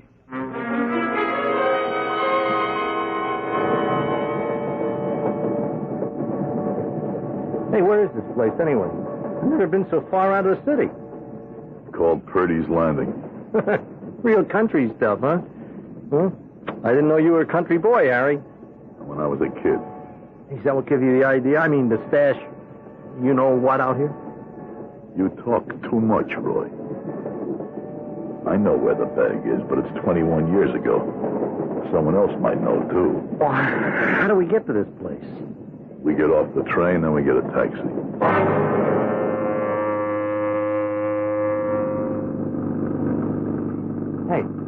Hey, you think this old heap is going to make it to where we're going? Who's that? I said, where did you get this pile of junk? Out of a car museum? Always gets where it wants to go. Now, where was that again? I told you. The Cobbin Farm on Edge Road.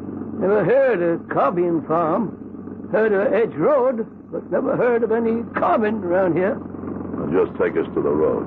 Seems to me you got the wrong place, mister. There was a family named Cobbin lived on the road about 20 years ago. Well, they must have moved then. I've been living around here about 15 years now and never heard of them. But I guess things change. Yeah, that's right. Things change.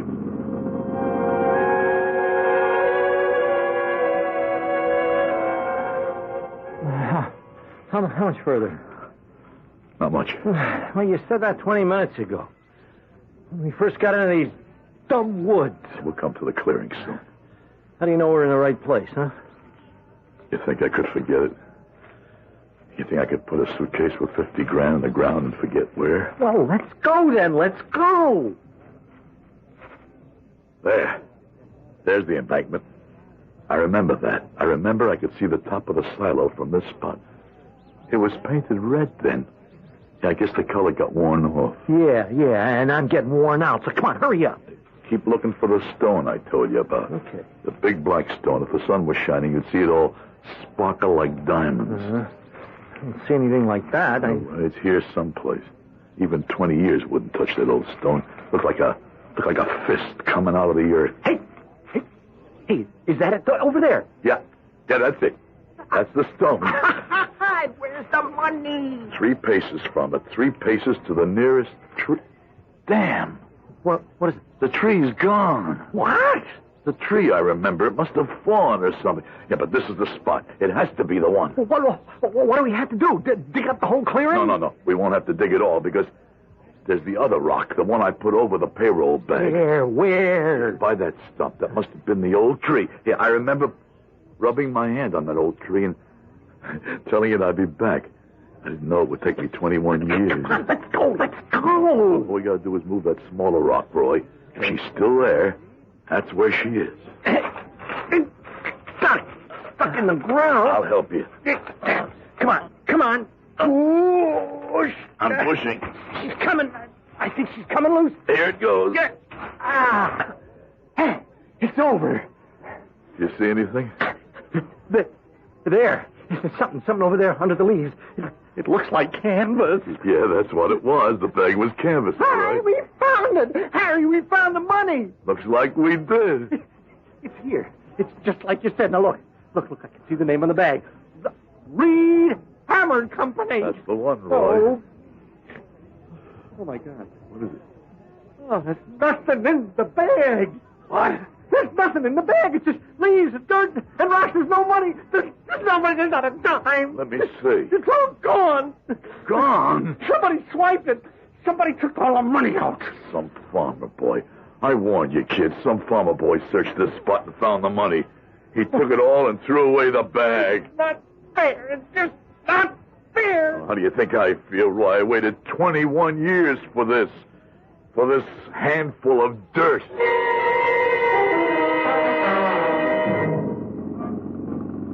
What happened to that young fella come up with you? He's not with me anymore. He decided to take the train back to the city. And you really want to go to the old country graveyard, huh? That's right. Now, what do you want with that place? If you don't mind my asking. I want to find something there. Tombstone? That's right. Someone in your family? Someone who used to be very close to me. I see. Sort of sentimental journey. I say something funny? I was just thinking about a joke. A very funny joke.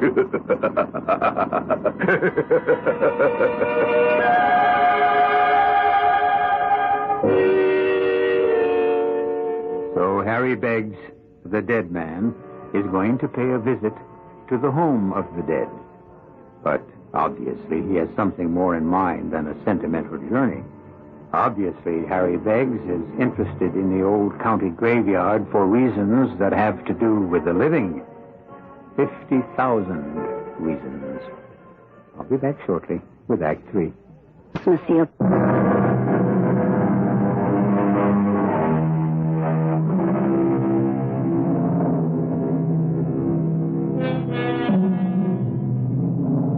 Harry Beggs spent almost an hour alone in the county cemetery at Purdy's Corner.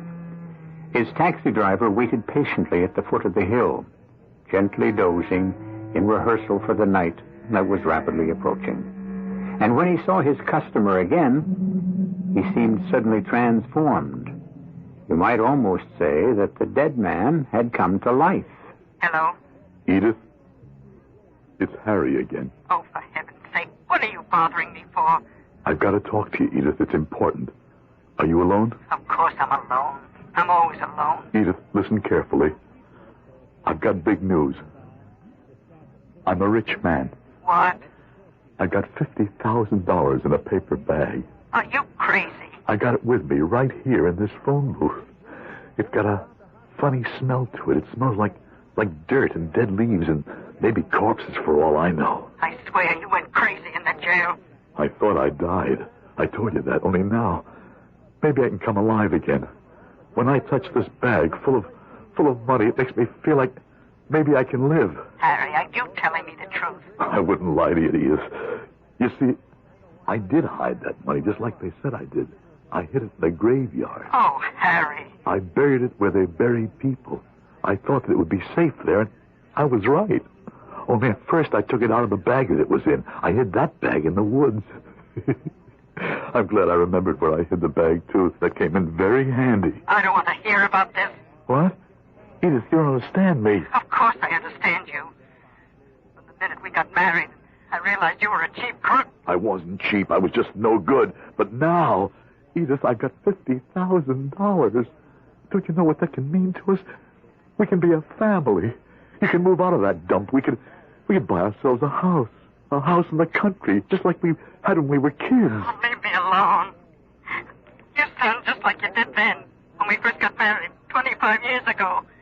All those promises you made me, all about money, nothing but money. No, that was a dream. This is real. You wanted money more than you wanted me, Harry. You didn't want a family, a house in the country, nothing. Just that bag full of money. Oh, you... Well, I'm glad you got it. I hope you're very happy. No, Edith. Edith, don't hang up. Edith.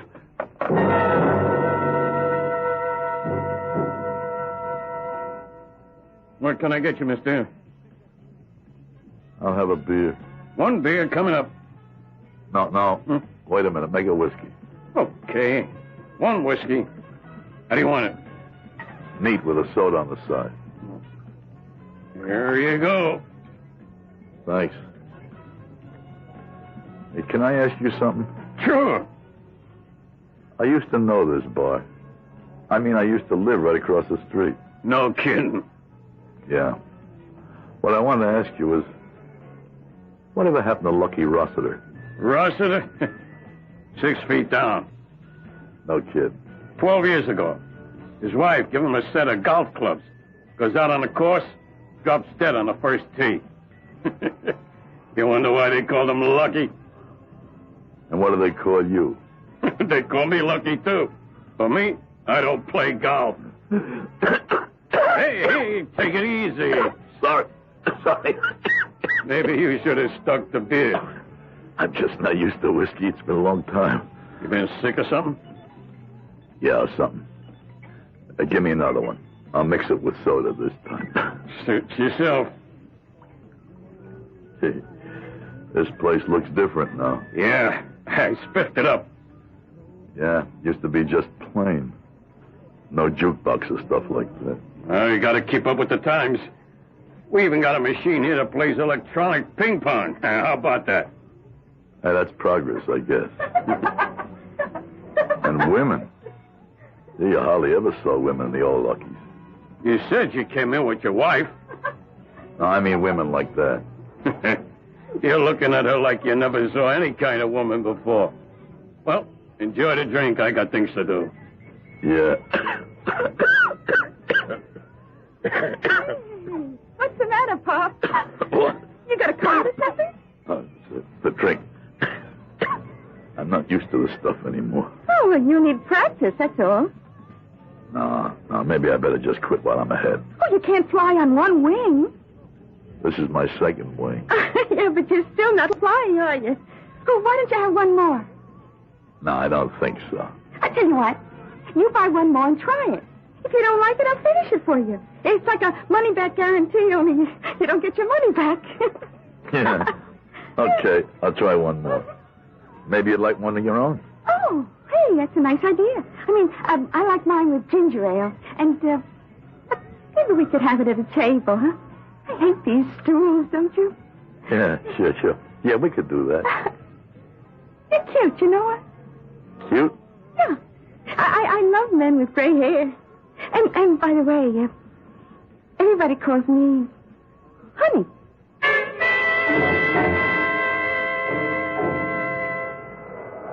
Hey, Mac. What? Wake up. The machine is still on. It's a vacuum cleaner. Huh? Oh, I thought it was the machine shop. I must have been dreaming. Yeah, you've been dreaming for a good half hour. Only this ain't a hotel. I have to close up. What time is it? It's after 1. Time to go home. Home? Come on, you had a good time. Now let's pack it in. Yeah, I'm going. Where's my bag? What? The paper bag I had with me. What bag? I had it with me on my lap at the bar. I took it with me to the table. Don't look at me, mister. It's gone. It's gone. I didn't see any bag. If you're accusing me... That girl I was with, the one that works here. No girl works here, fella. You got the wrong idea of the kind of place I run. Please don't fool around. What did you do with it? Where's that girl? She called herself Honey. Mister, I'll tell you this once more. I didn't see your lousy paper bag. And no girl works here. And if you got rolled by somebody, that's your business, not mine. No, you're lying on me. You're lying. Huh? That does it. That really does it. I don't care if you knew old Lucky Rossiter. You're getting out of here, pal. Please. You're either getting out on your feet or on your tail. Now you take your choice. All right, I'm going.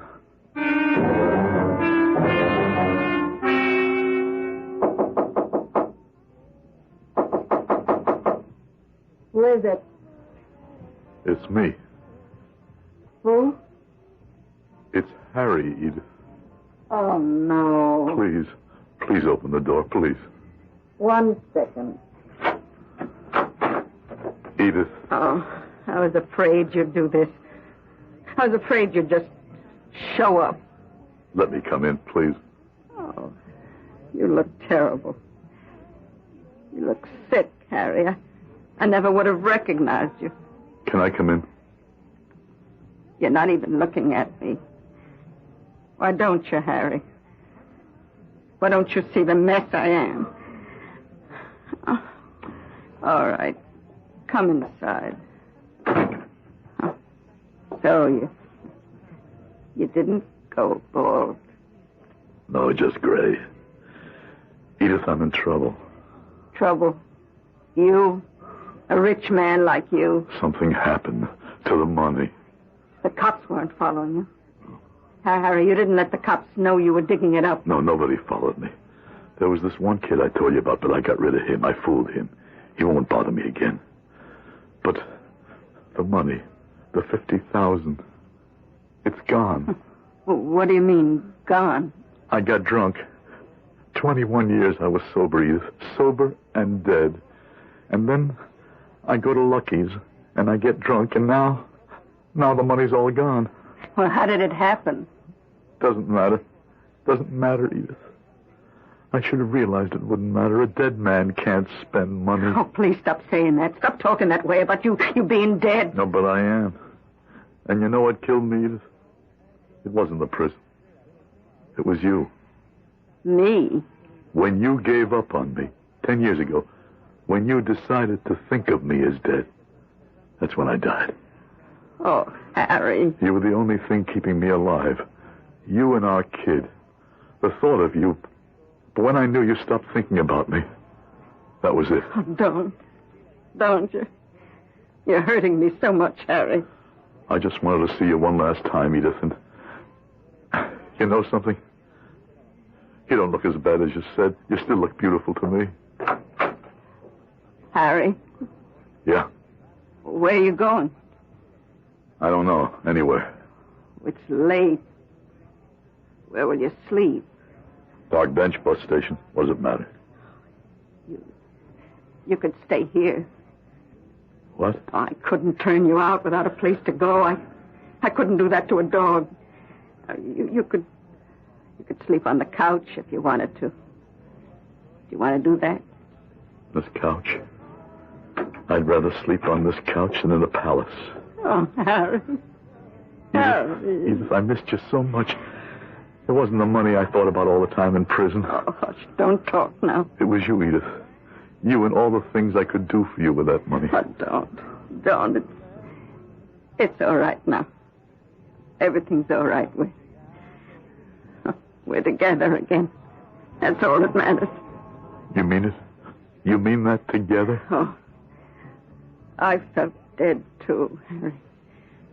Maybe together we'll be alive. Alive, Edith. Harry, you know how old I am. I don't care. I'm a woman with a grown daughter. Oh, Harry, you never even saw your own daughter. You never saw Angela. She was only a baby when... Angela! Angela, wake up! She's here? In the bedroom. Angela, come out and meet somebody. What the heck's going on? What's all the yelling about? My God!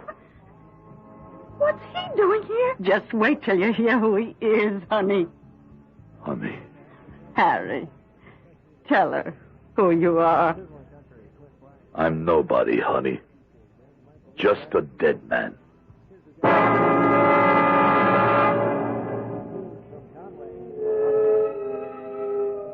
That's the trouble with the past.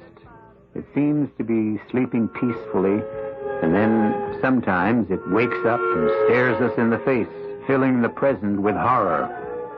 We hope we've added a little horror to your life. I'll be back in a moment.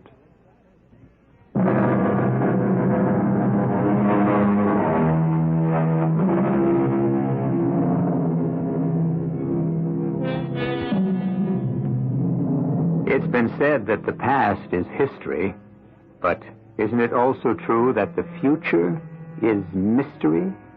It's the unknown that lies ahead of us that gives life its excitement, its novelty, and its terror, which describes exactly what the future has in store for you at Mystery Theater. Excitement, novelty, and terror. We hope you'll be back for another helping of all three. Our cast included Howard Da Silva, Bryna Rayburn, Earl Hammond, and Gil Mack. The entire production was under the direction of Hyman Brown. This is E.G. Marshall inviting you to return to our Mystery Theater for another adventure in the macabre. Until next time, pleasant dreams.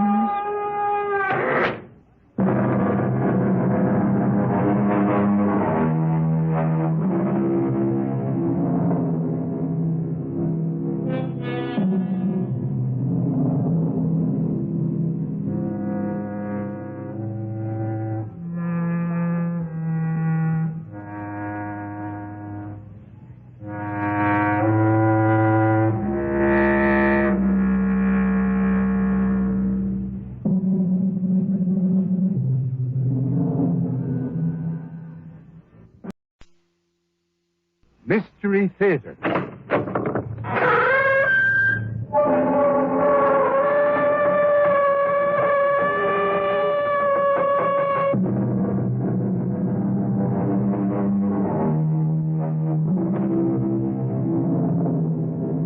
Come in. Welcome. I'm E.G. Marshall. I have an unusual story for you about two young people kept in seclusion from the world. Their minds stunted, their thinking warped, their fantasies soaring into the supernatural. What is real and what is unreal seem to be melting into each other in a weird and frightening dream. When Mary began to ask questions, Frida Kurtz, the housekeeper, told her, "It's to test you, to tease you. They did that to Carol when she first came. She got to love them. We were all sad when she left. On a Friday. Unlucky Friday. How did you know? I've heard all the gossip. I've heard about Gareth, too." "They told you about him? Why are you trembling, Frida?" You have seen him?" "No. He used to work here, I understand. But you asked me if I'd seen him. I thought you and I were the only employees in this house." "Why, did I? I don't know what I meant by that. I must go. I must take care of the children. Don't ask me any more."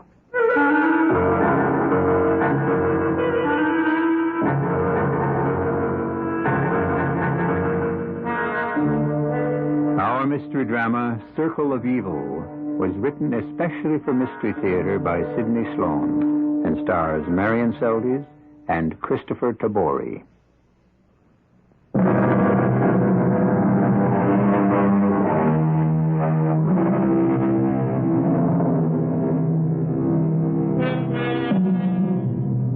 When the rickety old taxi had deposited her in front of Greystone Manor that dark, cold, rainy day in late autumn, Mary Richards almost changed her mind and called the taxi back to return her to the station. There was something ominous about the big, ugly Victorian house. It was too much like the illustrations she remembered from the gruesome fairy tales of her childhood. When she had dragged her heavy suitcases to the top of the stone steps, she stopped. She was suddenly gripped by a nameless fear, a crippling fear of the unknown. However, after a moment, she made her way to the large oak door and rang the bell.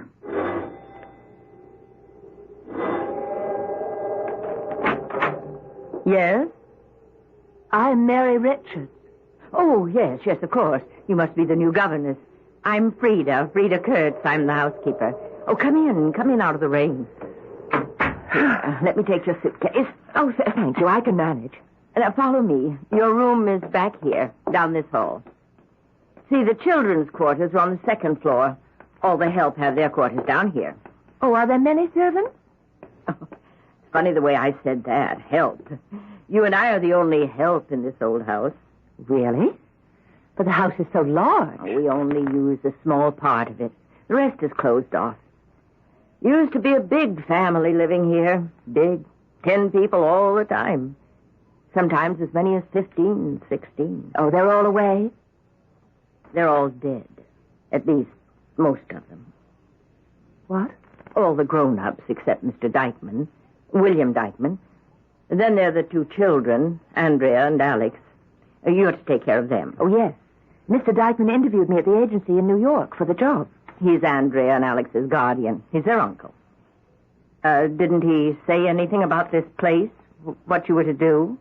No, just that I was to look after the children, supervise their education until they would be ready for something more formal, until they'd be old enough to go away to school. Old enough? How old did he say they were, Andrea and Alex? He didn't say.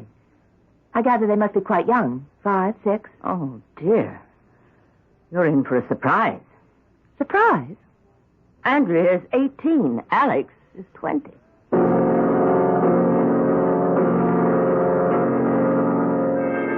So you're the new nanny, are you? I wonder if you're going to like it here. Oh, shut up, Alex. You mustn't mind him, Miss Richards. He's always like this at first. I like to play games. Don't you, Nanny? Hide and seek, that's my favorite. In this house, there are so many good places to hide. You'd never be found till it was too late. Alex, stop it. Now, stop it, please. I'll stop. I'll stop it for good. That'll make you happy. Bye, Andrea. Bye, Nanny. Oh, please forgive him. He's not always rude, Miss Richards. You'll get to like him in time. In time? Well, Carol Wicker did. At first she hated him. Carol Wicker? Well, she was the governess before you. She left? You might say that, Miss Richards.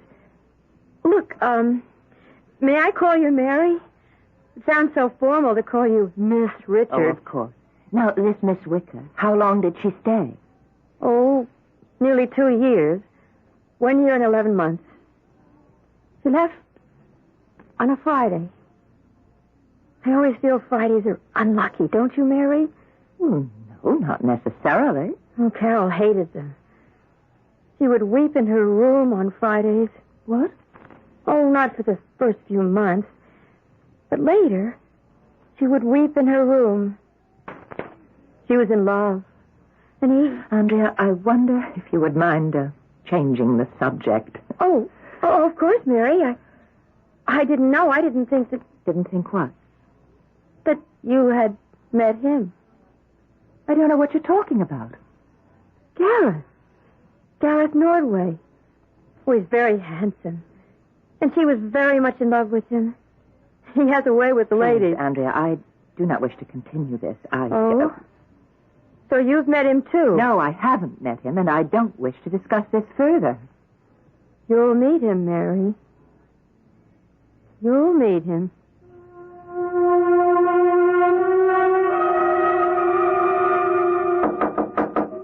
Yes, we're having supper up in the playroom. Wouldn't you like to come up and eat with the children? Come in, Mrs. Kurtz. I want to talk to you. Oh, you haven't unpacked yet. Do you want me to help you? No. As a matter of fact, I've decided that this job isn't exactly what I'd contracted for. You're leaving? Yes. I'm afraid this is more than I can handle. Mr. Dykeman gave me to understand that I'd be working with children. They are children. No.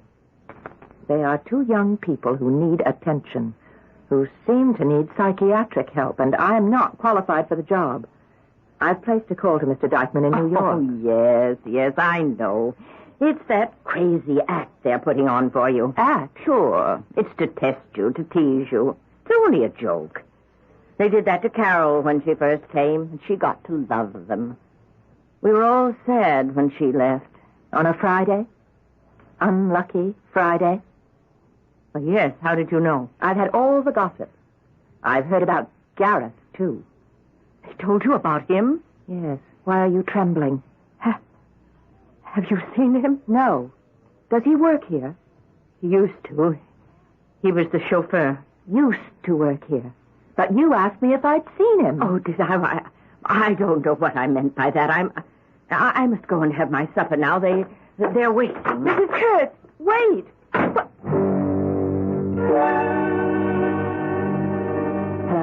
Mr. Dykeman, please. Mary Richards calling. What? Well, when will he be back? Well, how can he be reached? I'm the governess. I mean, he hired me recently to take care of his niece and his nephew, and No.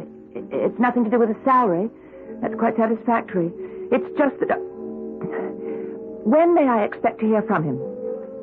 Well, if he doesn't call, I shall leave Greystone Manor on the 31st. That's 2 weeks and 3 days.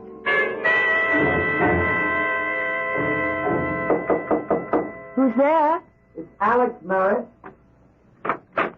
Yes, Alex? May I come in? Come in. You've locked yourself away from us here in your room. We haven't seen you for the last 2 days. Yes. Haven't you been well? Nothing wrong with my health. Well, I hate to bring this up, but aren't you our governess? Shouldn't you be teaching us something? Something useful? That's what you're being paid for. Alex, if we're going to speak to each other at all, you'll have to drop this snide manner. Snide? Whatever do you mean? You're not a child. Neither is your sister, so stop this childish teasing. I shall only be here till the end of the month. You're leaving us? I accepted this job as a governess to take care of and teach young children. That's what I'm qualified to do. I'm not qualified to... Say it. Go on, Mary, say it. You think I'm mad, don't you? You think Andrew is, too, don't you? I think... My uncle does, too. That's why he keeps us here, away from the world. Why he hires governesses for us to take care of us. Why does he? Because he can't let the story come out. Too unsettling. Impossible. Scandalous. He's ashamed of us. I don't understand. Perhaps it's better that you don't. Alex? Alex, where are you? That's Frida. She's looking for me. Well, open the door and tell her where you are. No. Well, I will then. Mrs. Kurtz is here, and here with me. Oh, there you are, you naughty boy, hiding from Frida. Now come, we're having tea upstairs in the nursery, and I've baked your favorite, apple kuchen. No, I don't want any. I want to stay and talk with Mary. I've got things to explain to her. No, you come. I won't come. Don't force him if he doesn't want to. You stay out of this, miss. When I tell him to do something, he must do it. But And you are nothing here. I know all about your calling Mr. Dykeman. Wanting to quit your job here, I know. I told you I was going to call. I wasn't concealing it. But he didn't speak with you, did he?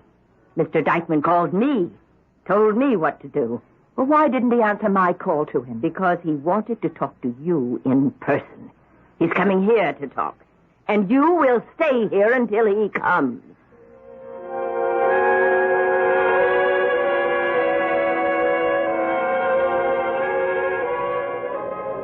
The house doesn't look so gloomy when the sun is shining, does it? Oh, Andrea, I thought I was alone out here. You're very unhappy here, aren't you?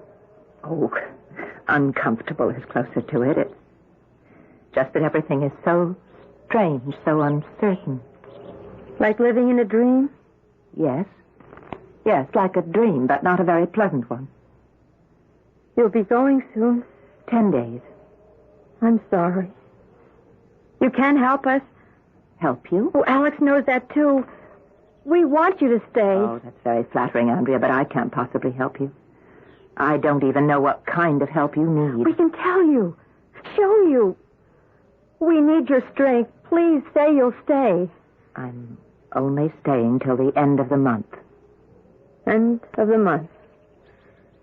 Well, then, that'll have to do. That'll be long enough. Tonight, we will show you what we mean.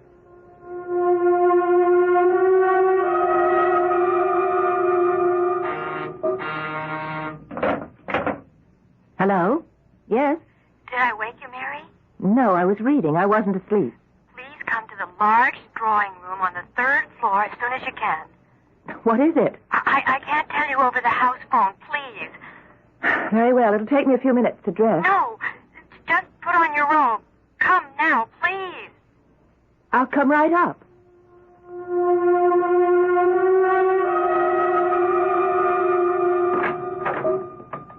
Andrea? Andrea? Strange, this is the room. Andrea? Perhaps she meant the room at the end of the hall. No, Mary. She meant this one. What? Who are you? I can't see you in the dark. Don't be frightened, Mary. You know me? They've told me about you. You're beautiful. Mary? Mary? Where are you? Here, Andrea. Oh, I was afraid you'd gone to the wrong place. No. Aren't there any lights in this room? Oh, there used to be, but the mice nibbled the wires, Alex says, and they don't work. I have a flashlight. Light it. There. That's very strange. What? A moment ago, I spoke to a man in the dark. A man whose name you mentioned to me. Gareth? Gareth Nordway. He was here. Where is he? He left very suddenly. You told me about him. A chauffeur, wasn't he? Oh, many years ago. Wait a minute. Flash your light here on the floor. There are no footprints. No. The dust is heavy on the floor, and your footprints are plainly marked, as are mine. But none for Gareth. None. The dead do not leave footprints, Mary. I want an answer. I must have an answer. Just accept what you see, what you hear. Dead. He's been dead for nearly 15 years. Dead, and yet not dead. Well, what sort of nonsense is this? It is not nonsense. You spoke with him. What are you trying to do to me? I don't believe in spirits and ghosts and the supernatural. It was some sort of trick, wasn't it? Tell me the truth. Believe this. Gareth is here. Possibly right in this room. No, I don't believe you. It's all in your mind. It's some morbid story that somebody told you when you were children. If this house frightens you and depresses you, why don't you run away from it? You don't have to stay. But we do. What? We cannot leave. He won't let us leave. He holds us. He keeps us here. It's part of his revenge. Revenge? Do you expect me to believe... Revenge for his murder. He says he was murdered. And he will not stop until all of our blood, are dead.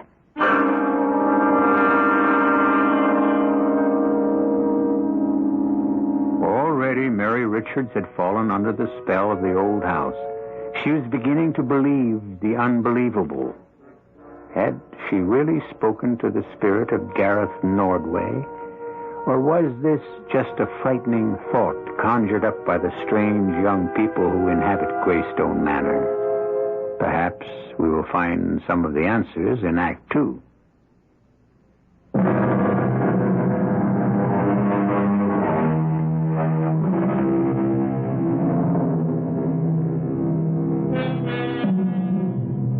Mary Richards searched for an explanation of the events which had occurred, but which she, with her logical mind, could not accept. She waited impatiently for the arrival of William Dykeman, hoping that he could answer the questions to which she could find no answers. His first words were very reassuring. I've come out here for one reason, Miss Richards, and one reason only, and that is to put these stupid superstitions to rest once and for all. You don't believe them, Mr. Dykeman? Definitely not. They're rubbish. The product of idle minds, childish nonsense. But I have seen him, seen Gareth Nordway. You have been made to believe that you have seen him. Miss Richards, it must have occurred to you that Andrea and Alex are, well, how shall I say, not quite normal. Well, their behavior is somewhat bizarre. Strange, Just pranks, childish pranks. Nothing serious, however, wouldn't you say? But I'm not competent to judge. I'd say that it was more than childish pranks. Frida told me that almost the entire family died in a rather mysterious fashion. Almost all at the same time. She seemed to hint there was something supernatural behind it all. Oh, that? Well, one can hardly call a serious epidemic of flu supernatural. We lost 9 members of our family. It was a terrible tragedy. Altogether in this house, we must have passed the virus to each other. Terrible thing to happen to a family. Alex and Andrea were little more than infants at the time. It very definitely affected them. I see. By your tone, I can see you don't believe me. If the two children were affected by this tragedy, if indeed it twisted their minds, why wasn't something more constructive done for them? Why, Miss Richards, why weren't they given the psychiatric help? Why were they kept here virtually prisoners instead of being taken to a more healthful place? I find it difficult to answer that. Why? Because you are responsible for keeping them here? In a way, yes. Well, what do you have to gain from all of this? Well, now, really, Miss Richards, I cannot tolerate this interrogation from a hired servant. Don't let that disturb you, Mr. Dykeman. I'm quitting this job as of the 31st. There is nothing that could induce me to stay on any longer. Good day. Wait. I have nothing more to say to you, Mr. Dykeman. But you do intend to speak to others? Yes. There's something hidden here that's festering like an infected wound.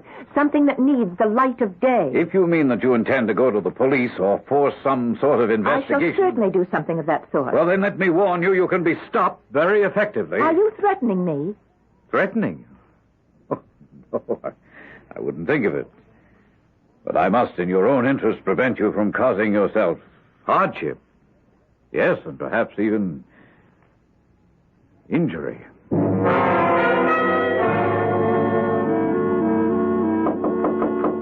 Yes?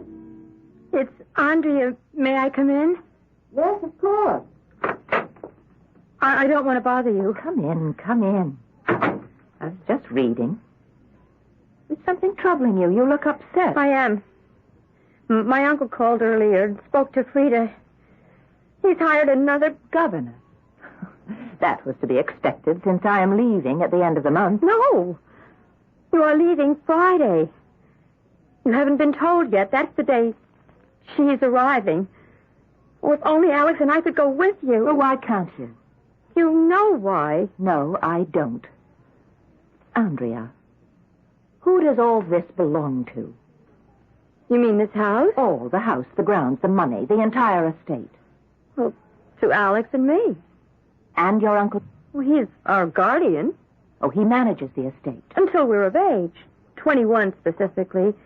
Alex will be 21 in 7 months, and I've got nearly 2.5 years to go. And when that time comes, when you and Alex finally come into your money, Uncle will find himself in somewhat reduced circumstances. But it never was his money. He controlled it. He used it. For us. I wonder.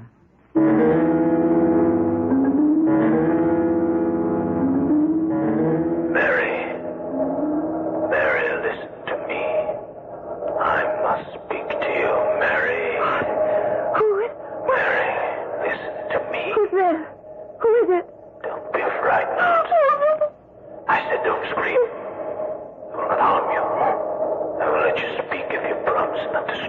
again. Promise? Yeah. Good. Who are you? We have met before. Spoken before. Oh, yes, that voice. I remember Gareth. Gareth Nordwest. I've seen you so many times. When you didn't know I was there. What do you want? I'm going to tell you something. And I want your help. Help? How can I help you? To right a wrong. A wrong done me many years ago. This is all a dream. I was a servant here. A chauffeur. A lonely unknown. No family, no home. Cynthia. Was 18. Beautiful. A member of the rich and snobbish Dykeman clan. But she didn't see me as the dirty stable boy. That's what Uncle William called me when he found out she loved me. And I loved her. Well, we ran away. And we were married for one ecstatic month. We hid while they searched for us. When they found us, Cynthia was dragged back here. And nothing was planned. Then I came back. Broke in one night to find my bride and take her away. It was then Uncle William stopped us. Shut me down like a stray dog. The last memory I have is the life ebbed from my body, and my blood reddened the white dress of my beloved. Was her scream piercing, hopeless? Then you are... Yes, I am dead. And yet, not dead. Call me what you will. My white-hot hatred sustains me. I have only one mission left. Uncle William. You said that you expected I would help you. You've already begun that. William fears you. He's afraid you'll search until you've brought the truth out. Well, I suspected that something was being concealed. You will search it out. Now you know. And you will. No. This is a dream. It's a dream. It's not happening. I'm asleep, and it's only a dream.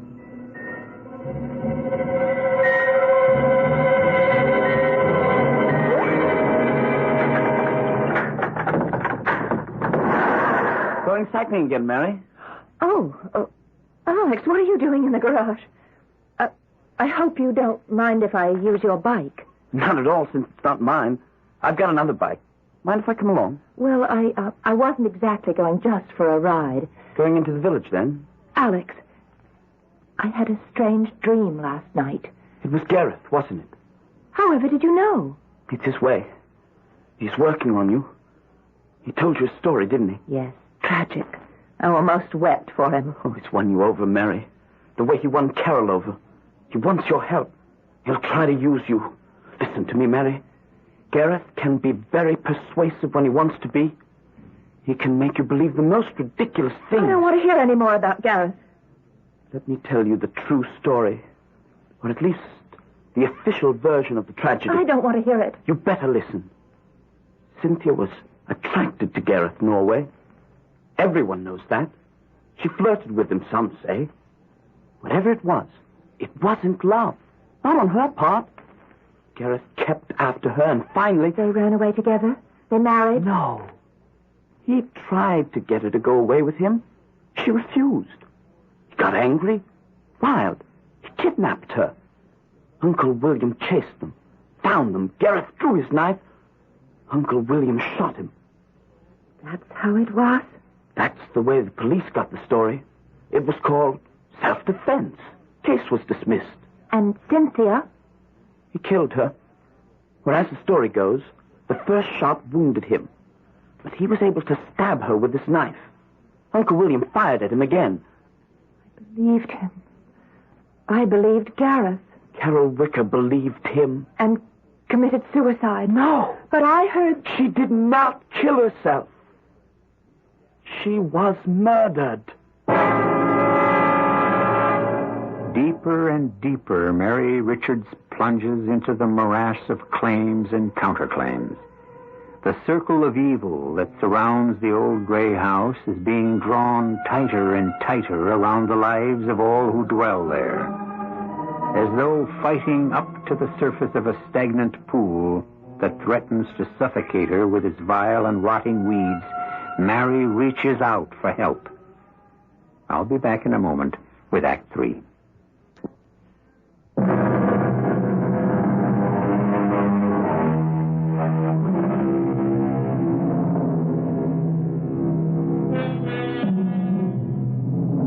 Mary Richards' sleep that night was filled with frightening dreams. Dreams of frustration in which she could not fight or defend herself from unknown and unnamed forces. She found herself slipping into a deep abyss, the sides of which afforded not the slightest foothold. Her fingers, clutching at the slimy walls, could grasp nothing. The next morning, clear and sunny, brought with it the resolution to take positive action, to reach out to the sane world outside for help. Hello. County Coroner's Office. Mr. Lascombe. Oh, my name is Mary Richards. I'm inquiring about the late Carol Wicker. No, I'm not a relative. Let's say that I'm a friend. Was a friend. Yes. Now, I've read your report on her death. I got the transcript from the Bureau of Records. Well, I'm just a bit confused. Your original opinion was that she might have been struck with a club or some other blunt instrument. But your final opinion was that her death was caused by an overdose of sleeping pills. Well, I was just wondering why you changed your mind. New evidence. What new evidence? That she had been upset, melancholy, despondent. Well, who gave you that evidence? Oh, I see. Well, the reason for this call is to ask, how does one go about getting permission to exhume a body? I'm not so sure you're doing the right thing, Mary. After all, Carol was in a bad state of mind, unhappy, depressed. And she knew something. Something which might prove embarrassing. It was your Uncle William who supplied the information that changed the coroner's opinion. Don't you find that interesting? I do. You're jumping to conclusions, Mary. Am I? All you know has been told to you, and you believe what you've been told. Mary, we don't know what we believe anymore. Well, where did you get your version of what happened to Carol Wicker? Frida told us. And who does Frida work for? Frida works for me, Miss Richards. Mr. Dykeman. Well, children. Now, are you going to greet Uncle William? Good afternoon, Uncle William. Uncle William. That's nice. Now, would you mind leaving the room? I should like to speak to Miss Richards in private. Anything you have to say had better be said in the presence of witnesses. Witnesses? The children? And I think you better stop referring to them as children. Oh, well, very well. They may stay. Now, may I ask the purpose of your call to the county coroner? I see the news of my call was relayed to you very quickly. Well, do you think it's strange that Mr. Lascombe would call me? No, not strange at all. I rather expected that he would. I would like to dissuade you from your purpose. I think nothing will be gained by digging up the remains of poor Carol Wicker. You can't change my mind. I have the exhumation order, and I have only to order the men from the cemetery. Oh, yes, I know. And I see you're not going to listen to me. So I'm going to make matters easier for you. I have ordered the men, the gravediggers, to be there tomorrow night at 9. Good. The remains will be delivered to the coroner for re-examination. I would prefer that the examination be made by a doctor of my choosing. Well, of course, but until you have engaged a man, the body will be sent to the county morgue. That is a state law. I have no control over it. Thank you. You've been very helpful. But don't mention it, Miss Richards. Anything to keep you and the children entertained.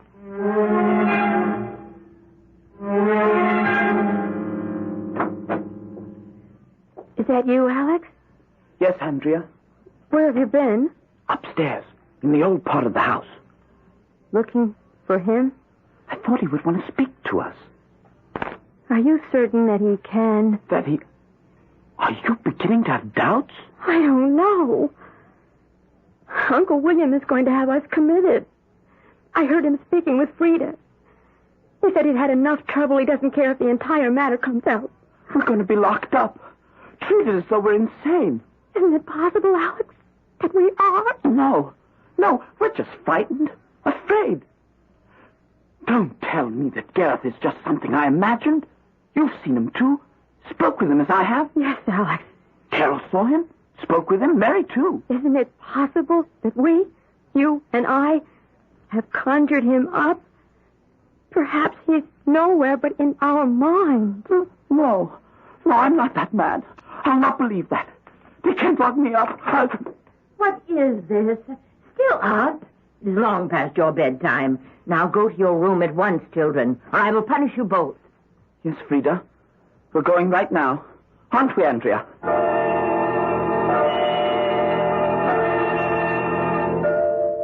You rang for me, Mr. Dykeman. Oh, yes, Mrs. Coates. I just wanted to tell you what my plans are as they concern you and your future. Future? Well, you'll be well taken care of. I'm settling a substantial sum on you, a sort of a annuity. You're letting me go? Well, let us say that I'm retiring you. Oh, but this is so unexpected, so sudden. Mrs. Coates, as you know, the welfare of the children has been my prime consideration for many years. But I can take care of them. I can watch them. Of course, I'm not criticizing you. It's just that I have decided we can't do it any longer on this level. They're grown people now, no longer children. When am I to leave? Well, there's my car waiting in the driveway. If you hurry, we'll be able to have you catch the 11:20 train at the station. Yes, tonight. So soon. Yes, I will go. I will be ready. But first I say goodbye to my children. No. Under no circumstances are you to let them know that you're going. It would be very bad for them. Oh, yes. Yes, I will do as you say.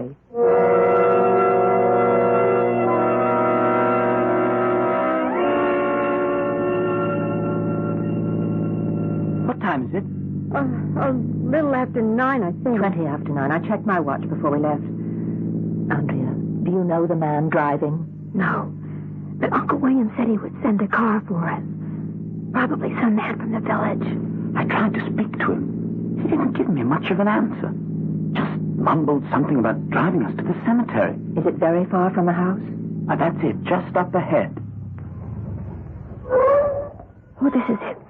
We'll have to walk from here. Oh, driver, will you wait for us here? Follow me. I know where it is. Alex, don't run ahead. Wait for us. Come on. It isn't too far. I don't like being here, Mary. Neither do I. Oh, I recognize the area now. This is the Dykeman family plot. And Carol was buried just up ahead. Andrea! Mary, come quickly. Hurry. Come on, don't be frightened. We're coming, Alex. Look. Oh, it's empty. The grave is empty. It was dug up. And the body removed. Oh, it's obvious that your Uncle William never intended to go through with the re-examination. But he never tried to block you. Or at least he said he never would. Why did he go through this whole business of digging up the body and bringing us here to see what he had done? The car! The car that brought us here! It's leaving! Stop! Wait! Stop! Save your breath, Alex. He won't stop. How are we to get back? You might ask that question of your Uncle William. Why, yes, that's an excellent suggestion, Miss Richards. But we must hurry. There isn't too much time left. Why did you take the body of Carol Wicker from her grave? I had two reasons, dearest nephew. One, I didn't want the body re-examined for obvious reasons. It really was murder, then. Not suicide, as the coroner's report says. Oh, my dear niece, you have an absolute genius for the obvious. Yes, the report is in error. Carol Wicker was murdered by you. As you have suspected for some time. Why did you kill poor Carol? She snooped around and snooped around. She came upon the truth. That your story of how Gareth died was a lie. Yes, I shot him down. I killed him. I don't believe in giving a rabid dog a chance to bite. You brought us here to make a confession of your crime? I brought you here, Miss Richards, to tie up all the loose ends neatly. You're all going to die right here. No! No, Uncle William couldn't. Why, what have we done to you? You stand in my way. The Dugman money will be mine. You can't. You'll be discovered. By whom? There'll be no witnesses. No one will investigate your disappearance. Gareth, help us. Help us. He is your murderer. He's here. Oh, keep calling if you think it will do you any good. Gareth Nordway is dead and buried. He cannot help you. You wanted revenge. Here he is. The man who killed you. All right. Line up now. Line up as I'm telling you. Gareth, come now. I shall have to shoot you then where you'll stand and drag your bodies into the pit if you... Gareth, come. Face your enemy. Gareth, save us. See, Miss Richards, they are stunted human beings, as I said. Wouldn't it be better to end it all and let them find peace? Poor, mad creatures. You are the madman. Perhaps. But I control the situation, and it shall be as I want it to be. You will all be dead and silent, and no one will be the wiser. Now! No, please. No! I will stop you. I must stop you. Stand back, will you? I've got the gun. I've got it.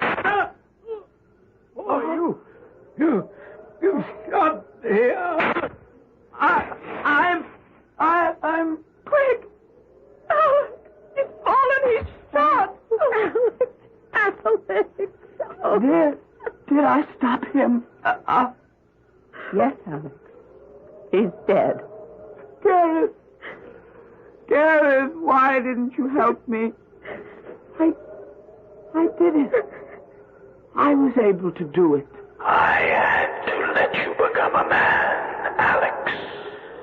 And have I, Gareth? Have I become a man?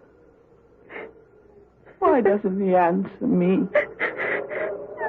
He doesn't have to. You've proven yourself, Alex. You know the answer.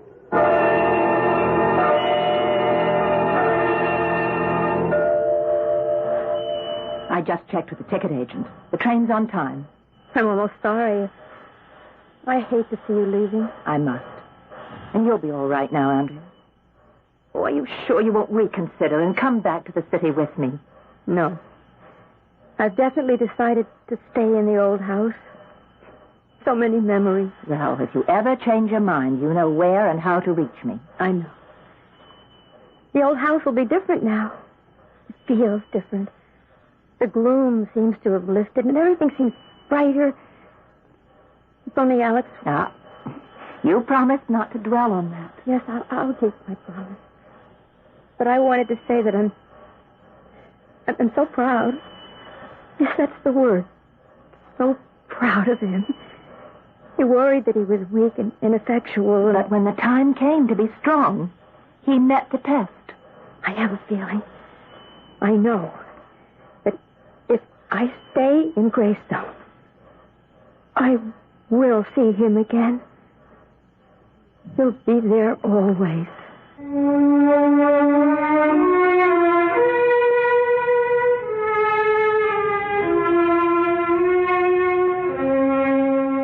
As the train began slowly pulling out of the station, Mary Richards could see the lonely figure of a young girl standing wistfully looking after the departing train. Then she saw Andrea turn and make her way back to the old station taxi, get in, and start to Greystone Manor, empty now of all but its ghosts. I'll be back shortly.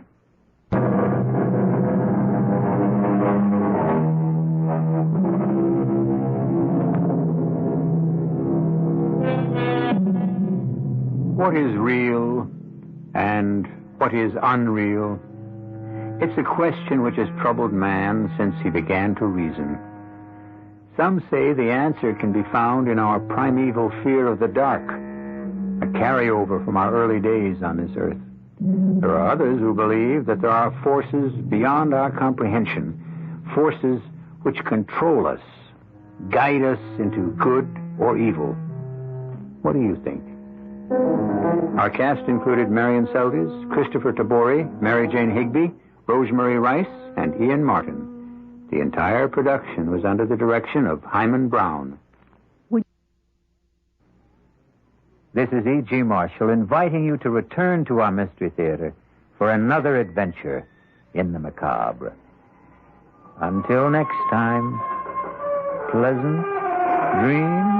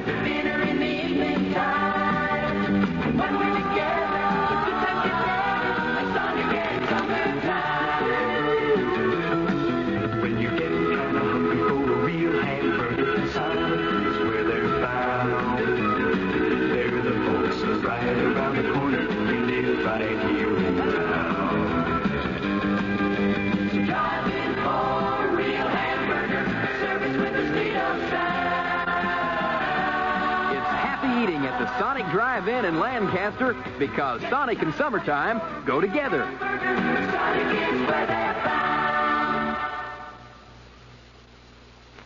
The CBS Radio Mystery Theater presents...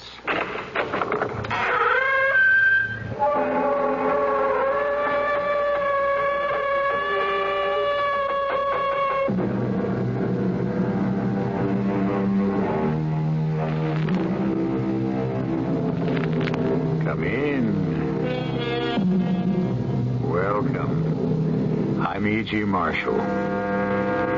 Wherever you live in the North American continent, it's hard to imagine that given a reasonably clear day without cloud cover, you won't see an airplane. The great silver birds roaming the sky, sometimes leaving the contrail in their wake, written like a chalk mark on the blue board of the heavens. So safe, so sure, so poised. The actuarial figures prove beyond a shadow of a doubt there is no safer method of transport, despite the myriad things that could go wrong. The only trouble is that when something does... Flight 113, Transways Airlines, to traffic control. Do you read me? Do you read me? Flight 113 to traffic control. Oh, read me. Read me. Oh, every transceiver can't be out. I'm Flight 113 Transways to... I can't. Mayday! Mayday! Mayday!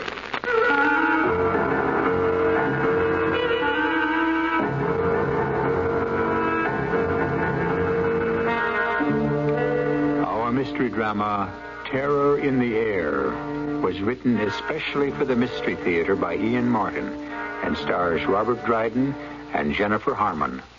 It is sponsored in part by the Florida Orange Growers and Buick Motor Division. I'll be back shortly with Act One. All right, class, quiet down, please. Jimmy, would you tell the class what you learned about squirt fruit? Squirt fruit is what happens to real grapefruit when it gets inside bottles of squirt. Anything else? Well, I couldn't find much more about squirt fruit, but I learned a lot about squirt. It's a natural soft drink with no artificial colors or flavors. I guess it makes sense to call grapefruit squirt fruit. Maybe they should put squirt fruit in the dictionary. Also, I like squirt very much. Very good, Jimmy. Now, class, it's time for music appreciation. Oh, the grapefruit don't grow on a vine. It ain't even purple, and it makes lousy wine. So call it squirt fruit if you would, 'cause it tastes just like squirt, and that's good. Oh, the squirt fruit, it's squirt, it's kick. It's a tangy soft drink, it's a great party mix. So call it squirt fruit if you would, 'cause it tastes just like squirt, and that's good. Here's a tip from your Better Business Bureau on the metric system. You know, the worldwide trend today is toward a universal system of measurement, the metric system. The names of this new system may sound strange to you at first, but fortunately, there are only a few words that have to be learned for everyday use, and these are the millimeter, centimeter, meter, and kilometer for describing length and distance, the milliliter and liter for capacity or volume, the gram, kilogram, and ton for weight, the kilometer per hour for highway speed, and the degrees Celsius or centigrade for temperature. You're already using some of these terms more than you may realize. For example, when you go to the supermarket, you see weights expressed in grams on more and more packaged items. Now, for more information on this whole metric system, write to Metric Information Office, National Bureau of Standards, Washington, D.C.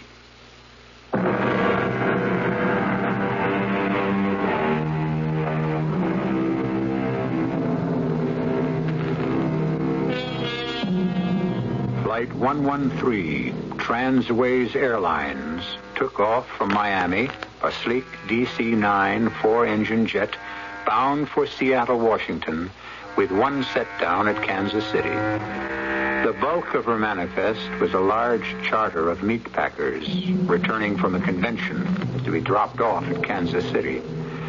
The small remaining nucleus of passengers was to be increased by only one pickup, 65-year-old Dr. Sam McCall, a man the crew and his fellow passengers were to thank God for the rest of their lives.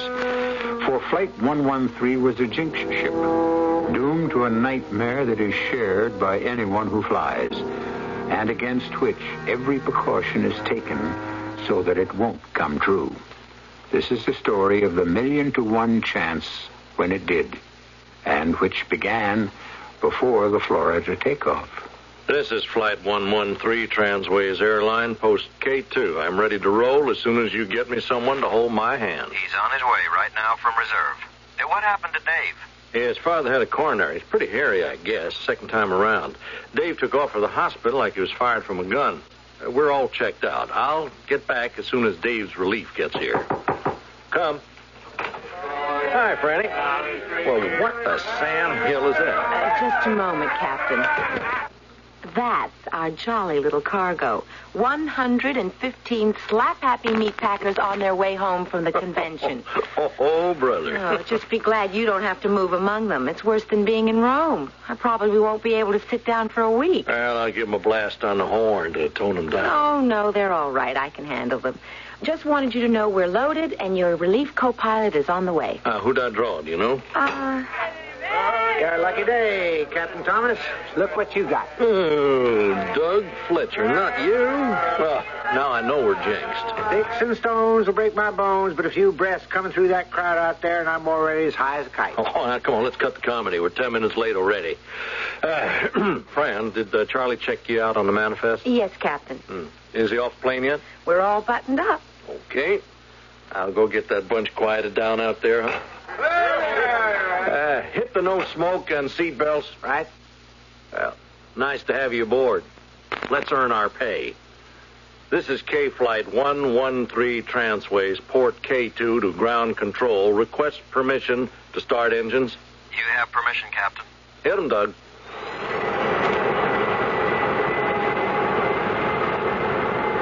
Ready to roll as soon as we get the good word. Hold it a sec. Roger. Doug, where'd you eat? Oh, at home with the little woman.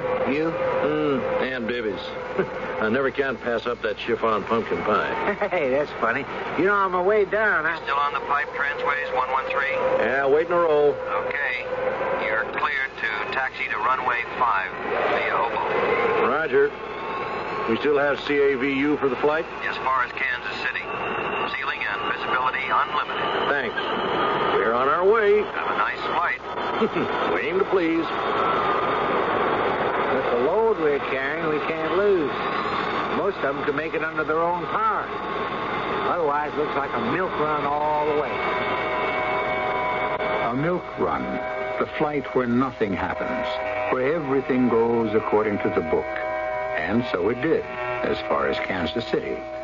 In spite of the slightly raucous conventioneers who soon passed out quietly to be poured off the plane gently by the stewardesses 2.5 hours later. Waiting to take off again, Captain Thomas and his co-pilot Doug Fletcher could have no slightest suspicion that the second half of the flight was to make disaster history. What are we waiting for, Captain? Tower clearance? Anything wrong? Nope. Something coming in, I guess. How's the load? You could shoot deer back there. Let's see. We have only 32 left. We didn't pick up anyone here? Only one, a doctor. Very handy to have aboard. Now, what does that mean? Well, just that we have a lady aboard, a married lady who's very pregnant. Ooh, I hope we don't pick up any rough weather. Will you knock it off, you two Cassandras? Huh? Now, let's get airborne before you discourage me from the whole flight. This is Flight 113, Transways Airlines. I'm at number 1, requesting permission for takeoff. Acknowledge 113 Transways. Be advised you are now cleared for takeoff. So, here goes nothing. We're on our way. Fly happy, Captain. Only way to go. Thanks, Kansas, and out.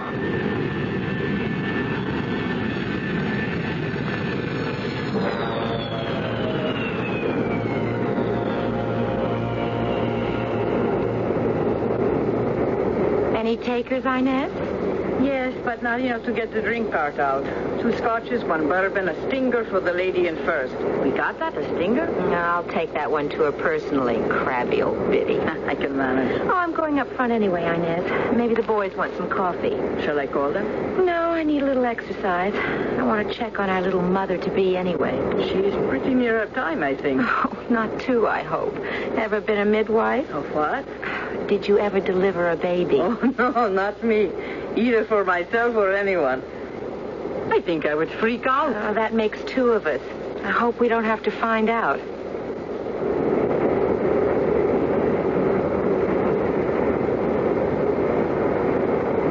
You sure you feel all right, honey? Will you stop worrying, Fred? Well, it's just maybe I worry we shouldn't have done this. It's a little late for that now.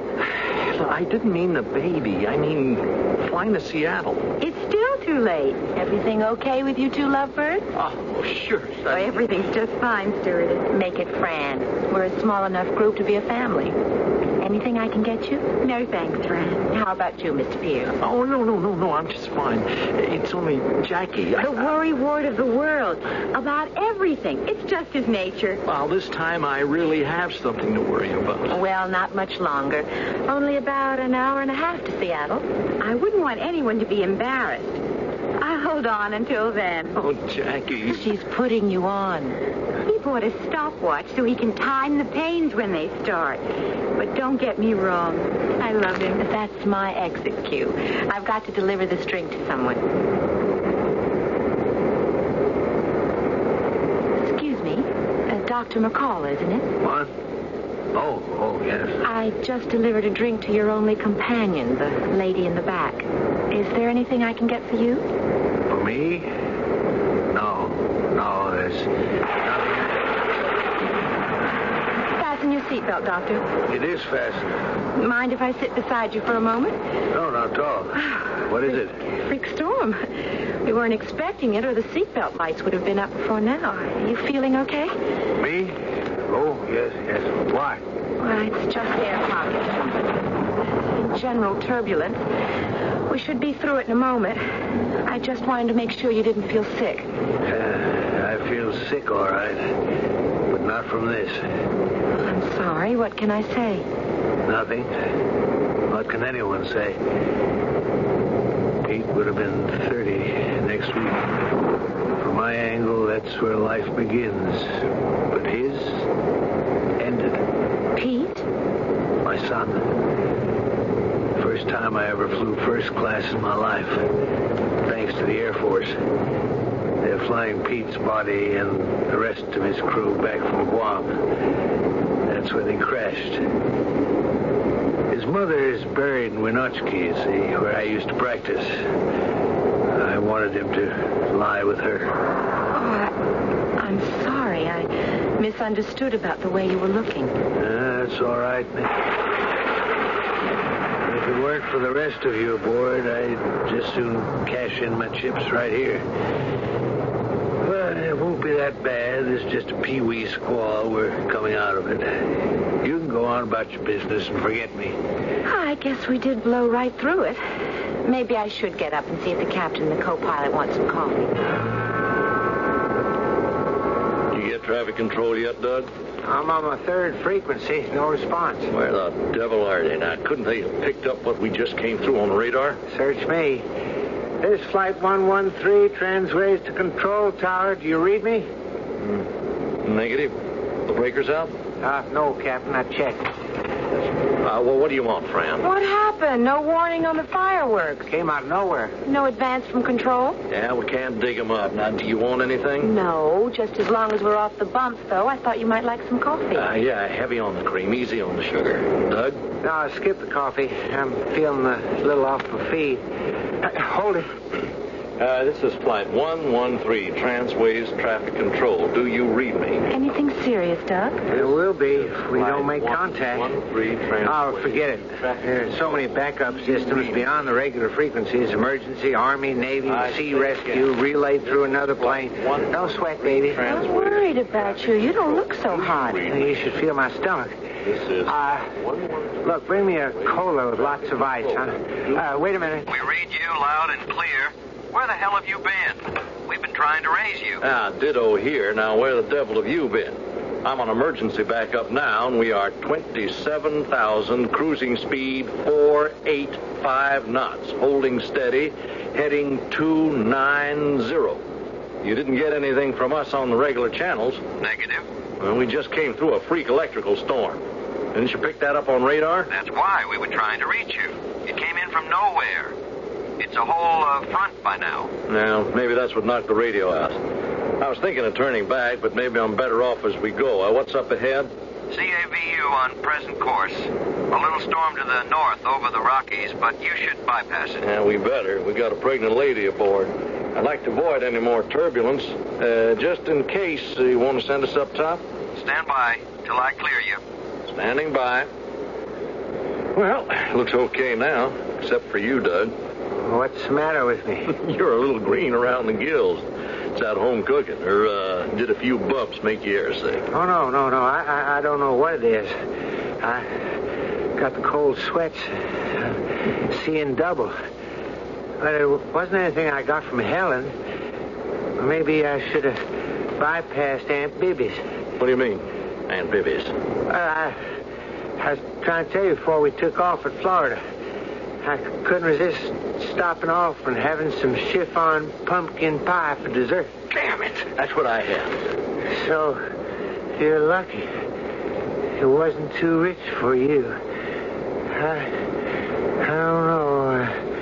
I think I'm going to pass out. Oh, Fran. Yes, Captain. Fran, I hate to lay this on you, but I've been having the symptoms Doug's complaining about. Good Lord, Captain. Oh, this is crazy. It can't be happening. It just couldn't be. But you'd better get back and bring that doctor up here. I feel like I can hardly move. Look at Doug. He's out. Your doc friend better be for real and get one of us operating, or there's gonna be nobody left to land this baby. I'll get him right away. Hello. Flight 113, Transways to Traffic Control. You read me. Damn. Flight 113 to Traffic Control. Oh, you read me. Read me. Oh, every transceiver can't be out. Flight 113, translates read. Mayday! Mayday! Mayday!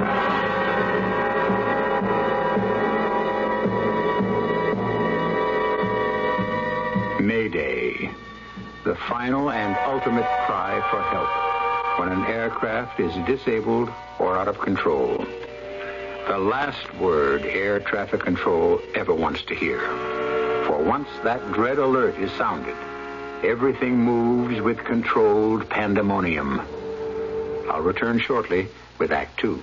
I'm Hyman Brown, producer of Radio Mystery Theater, delighted to announce the name of the second winner in our big contest with Walt Disney World. Congratulations to Mrs. Ethelda Barrows of Melrose, Massachusetts. She's won an all-expense-paid week at Walt Disney World near Orlando, Florida, and she'll be treating 3 family members or friends to the fun. We could be announcing your names next week. You have just as much chance to win as Mrs. Barrows or young Mike Honick of Fort Madison, Iowa, our first week's winner. You, too, could fly first class to Walt Disney World, stay at the Dutch Inn, do all the vacation things like play golf, camping, swimming, enjoy all rides and attractions, including Disney's bicentennial celebration, America on Parade. We have 100 neat Mickey Mouse watches as runner-up prizes each week, too. And it's so easy to enter. I'll return with the contest details right after the next act of Mystery Theater.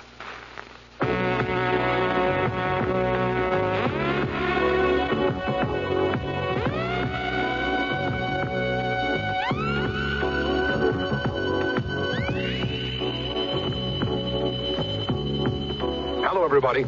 This is Cousin Bruce Morrow for the Foundation Church. Now, these are troubled times. Not a lot of money around. Work's kind of tough to get. Apathy's here. We're disillusioned. Wondering what's going to go down next. Well, it's easy to go along with it, right? I mean, just sit around and say, who cares? You don't let the next guy worry about it. But does it have to be like this? Pride, dignity, truth, being straight with one another. Now, these qualities have not disappeared. They've just gone to sleep for a while, right? But now's the time to wake them up. Only we can do it. This message brought to you by the Foundation Church, 111 East 38th Street, New York, New York. Zip 10016.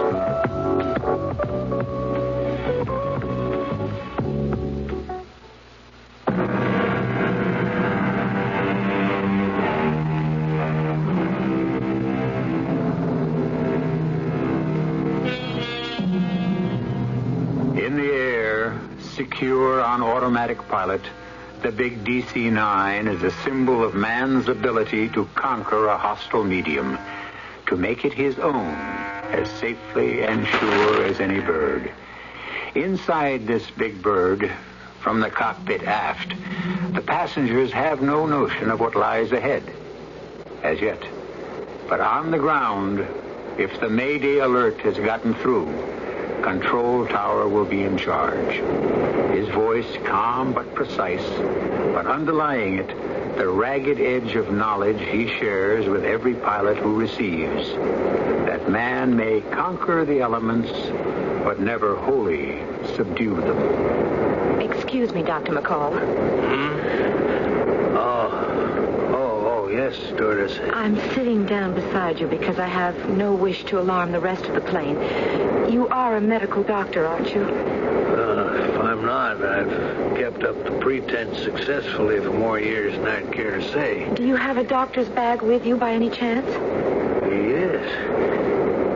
I don't know why. Force of habit. Why do you ask? There's some trouble in the cockpit. The pilot and the co-pilot seem to be in have some sort of food poisoning. Could we just walk up there casually? We better get there fast. Well, not too fast. There's a lady watching us who is, volatile, for want of a better word. I don't want to get the rest of the plane alarmed. Tell you what, I left the cabin door open. I'll keep her busy while you go forward. Whatever you say, my dear. Are they conscious? I don't know. The captain was when I left. Don't worry. The plane's on automatic pilot. Well, Mrs. Miller, did you enjoy your stinger? Perhaps you'd like a repeat? The scene in the control room of the plane is enough to turn anyone's blood to water. In the co-pilot seat, Doug Fletcher is half slumped to the floor, out cold. In the pilot seat to the left, Captain Thomas is valiantly trying to fight off his blackout, but only half conscious himself. Flight 113, sea rescue. Do you read? I'm a doctor, Captain. What's the trouble? Pain in the stomach. I want to throw up, but I can't. See double. I can't keep my eyelids from closing. All right, let's have a look. Same with your co-pilot? Yes. Did you eat together before you left on this flight? No, but both had the same pie in Miami. A place called Aunt Bibby's. Pumpkin chiffon. That doesn't sound so lethal. I'm afraid. How are they, Doctor? What's your name again? Fran. Okay, Fran. I got to make a snap diagnosis on damn little information. Looks like we have a couple of cases of botulism. What's that? That's kind of food poisoning that affects the nervous system. Both of them are in coma. There's some toxins that might be helpful, but I don't have them in my bag. Best we're going to do is get plenty of cold towels and hope that we can bring one of them out of it. And if we don't? We are in real trouble. Any idea of our ETA? Well, about midnight, Seattle time. That's about an hour and a half? Just about. Well, first thing is to try to save these boys. Can you call back on the intercom to one of the other hostesses and get some ice and plenty of towels? Yes, sir. First, help me move the captain onto the floor.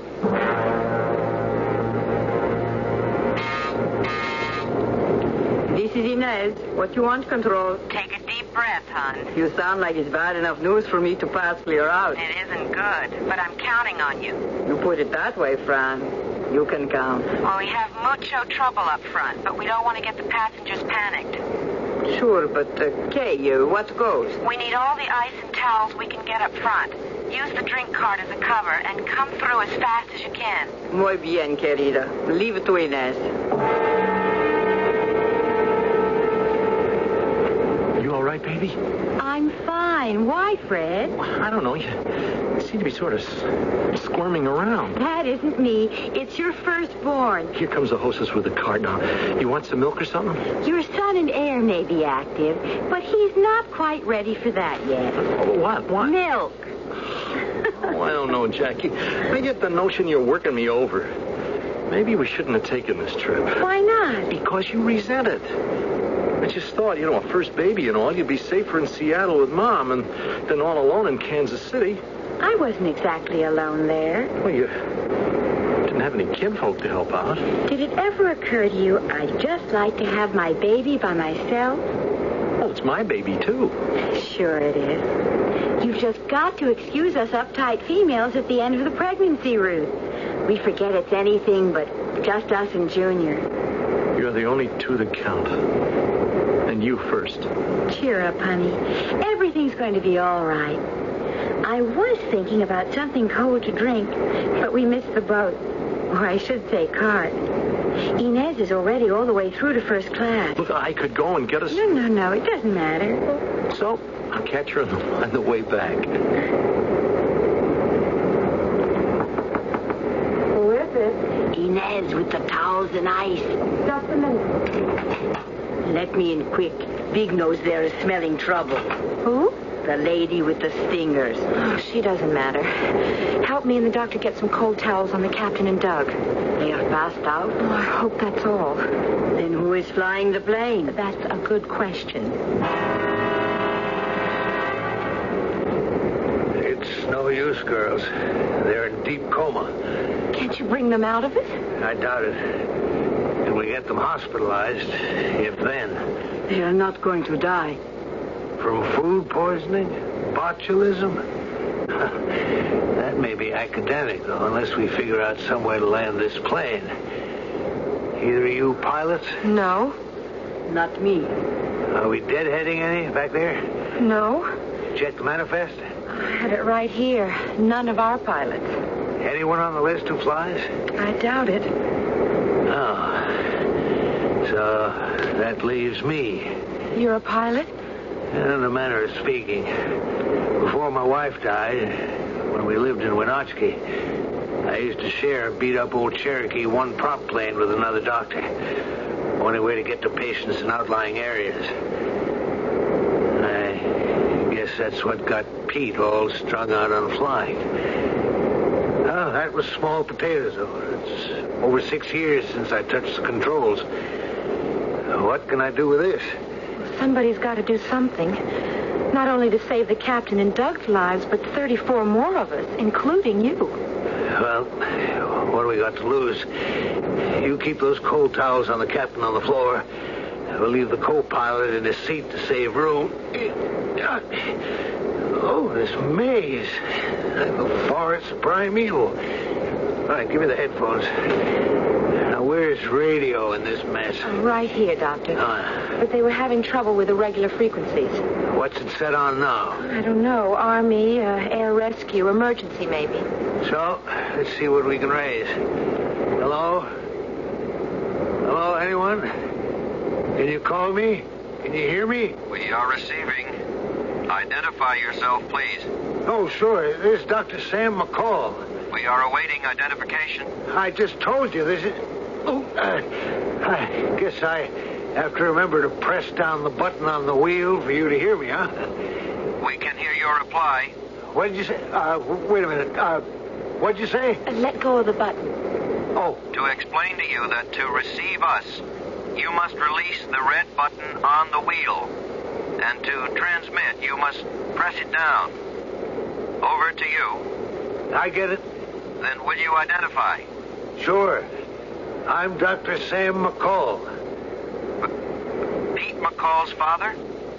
You know my son? Very well. But that doesn't matter for the moment. Will you identify your aircraft? Oh, yes. This is flight... what's the number? 113 Transways Airlines. Inez, you hang in here. I'm going back to check the passengers. Flight 113 Transways Airlines. Oh, yes. You're the Mayday. That's us, brother. Well, can you give us your position? Well, I can try, but with this maze of instruments, I'm not familiar with them. Where are your pilots? Both in a coma. Botulism poisoning. Any chance they'll be out of it within the next hour and a half? Hard to tell. I'd say kind of doubtful. They both were hit so bad it's a toss-up whether they can hold out against respiratory paralysis. And there's no other qualified commercial pilot aboard? That's right. Only guy ever flew anything is me. And then it was just a little old one-lung Cherokee prop you flew by the seat of your pants. Well, if you can fly a Cherokee, you can fly a DC-9. You're going to have to teach me, brother. And I sure hope you can in the next hour and a half. Because if you don't tell me how to bring her down, I guess we're just going to head out over the Pacific till we run out of gas and drop into the sea. A situation to challenge the worst nightmare you ever dreamed. Behind him are over 30 people depending on him for their lives. Facing him is a mass of instruments, dials, switches, buttons, and levers, most of them unfamiliar to him, which control the 100-plus tons of airplane that he must put down on the ground safely within a short span of 90 minutes. I shall return as soon as I can with Act 3. I like a carnival tune. It reminds me of a real good time. I love a big yellow moon floating in the summer sky. I like to play hide and seek at the theater in the evening time. When we're together, it feels like together, like Sonic and summertime. When you get kind of hungry for a real hamburger, silence is where they're found. They're the folks that ride around.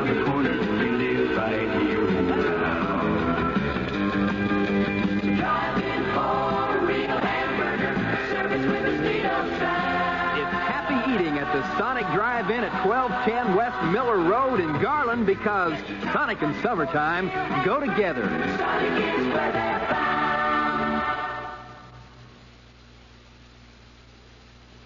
O great spirit, whose voice in the winds I hear, and whose breath give life to all the world, hear me. The voice is Iron Eyes Cody of the Cherokee Nation. The words are a prayer first spoken 400 years ago by his people, a people who love the land. Make me walk in beauty. Make my heart respect all you have made. Make me wise that I may know all you have taught my people, the lessons you have hidden in every rock.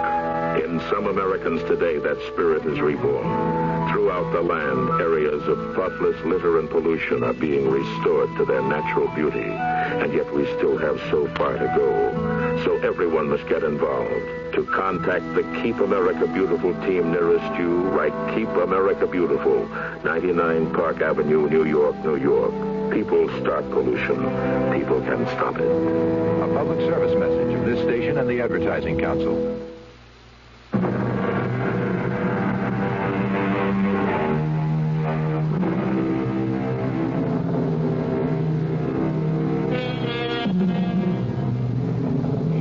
In the cockpit of a 4-engine jet monster 31,000 feet above the ground, alone.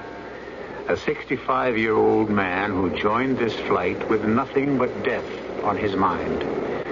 Dr. Sam McCall, widower, now flying to pick up the coffin and the body of his pilot son who died tragically in a crash on Guam.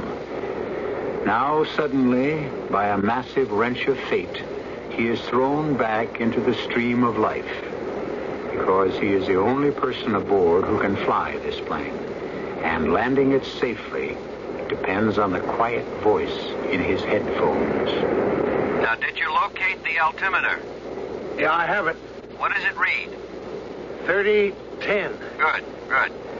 Now, you're at 31,000, and that is your altitude until further instructions. Look at the instrument panel. I hate to. It scares the hell out of me. There's the bank and turn indicator. And this looks like it could be the airspeed indicator. So just take it easy, Doc. You've got this thing licked. You know enough about it. Okay, Doc? Confirm. Hey, I like the Doc part, too. Something about having a name makes me feel more at home. Do I get one for you? Affirmative. This is Colonel Blake. Okay, Colonel. We'll use our titles. Now, how do I fly this crate? That's a breeze, Doc. You just look down, and you'll see the rudder pedals. Put your feet on them.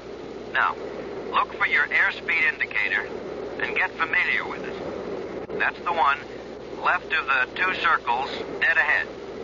Yeah, I got it. And now above that is your climb and dive indicator. I see it. Now, directly to your right are stabilizer and trim levers. Now, you come to your throttles. They should be set at cruising speed. What does your airspeed indicator read? 485. Roger. That's right where she should be. Now, the pedestal, those are the yellow throttles. The forward increases your speed. Check? Check. Back decreases, right? Right. But they must be coordinated and gentle. Now, do you locate the automatic pilot switch? It's up there on the console, over your head, to the right slightly. Yeah, I have it, Colonel. Now, you are ready to fly the plane, Doc. I hope. No sweat. Now, you've flown before. This baby's just a little bit bigger. Now, hands on the wheel, feet on the rudders. Reach forward and flip off automatic. Check. Wow. She lurched on me. No, that's to be expected. You now have control of the aircraft. Keep her just as she is. Watch your climb and dive indicator.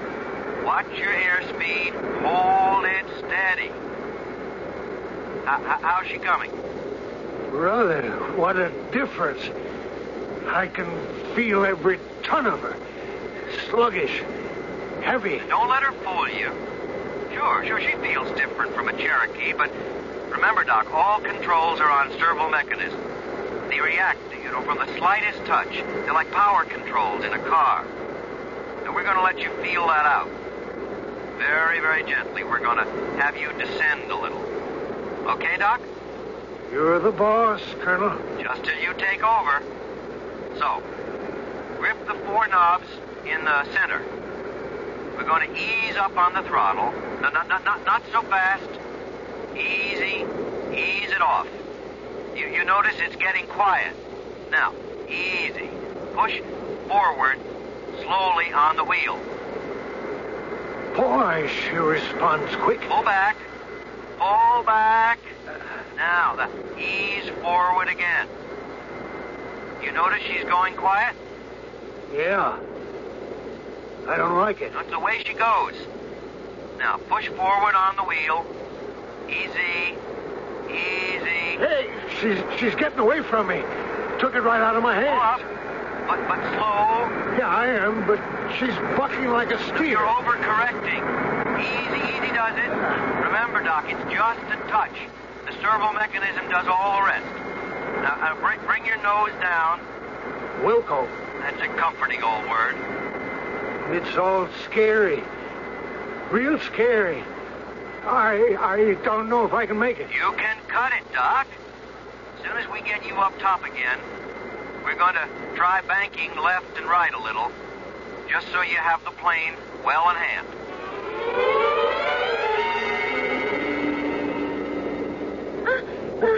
What is it, Jackie, baby? Not the baby. I'm afraid. Yes, it's so near. The pains are almost every minute. Oh, Lord. What are we going to do? I'll try to hold on. Honest, I will, but...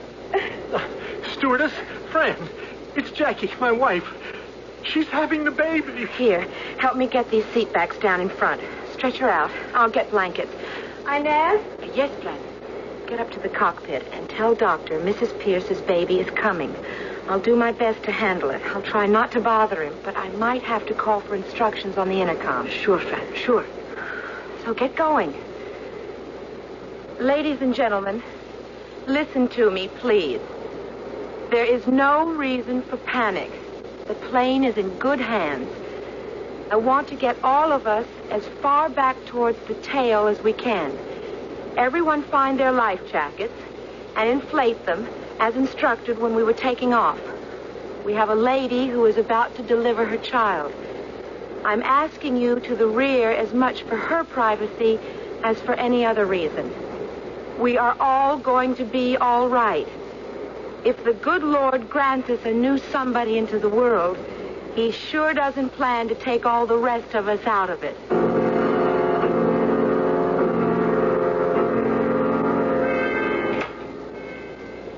Excuse me, Doctor. How is it going? Not so bad now. Back on automatic. Taking a little rest. How's everything back there? Oh, not bad. Not good. I mean, Fran, she asked me to tell you she is handling it, but she might have to call by the intercom in case because there's a lady having a baby. Oh, that's nice. I'll try to set it down easy as I can. When is it due? I don't know exactly when, but it's on the way right now. In the midst of death, we are in life. Or is it the other way around? Does Fran know what to do? I don't know. She said she would do her best, but... What's that? Intercom. You throw this switch here. Oh. Hello? Hello, Doctor. It's Fran. Everything okay up there? For the moment. I'm sorry to bother you, but I have a problem. The lady who's giving birth? Yes. The baby is coming, but it's positioned the wrong way. Breech birth. Look, you can't handle that. I tell you what. We have an odd 25 minutes to play around with. Hold everything. I'll be right back. Flight 113 to control. I am receiving you. Well, how much time do I have before we start descent approach? 25, 30 minutes. All right, then hang on till I get back to you. Before I try to land this plane, I got to do something I really know about. I've got to go deliver a baby.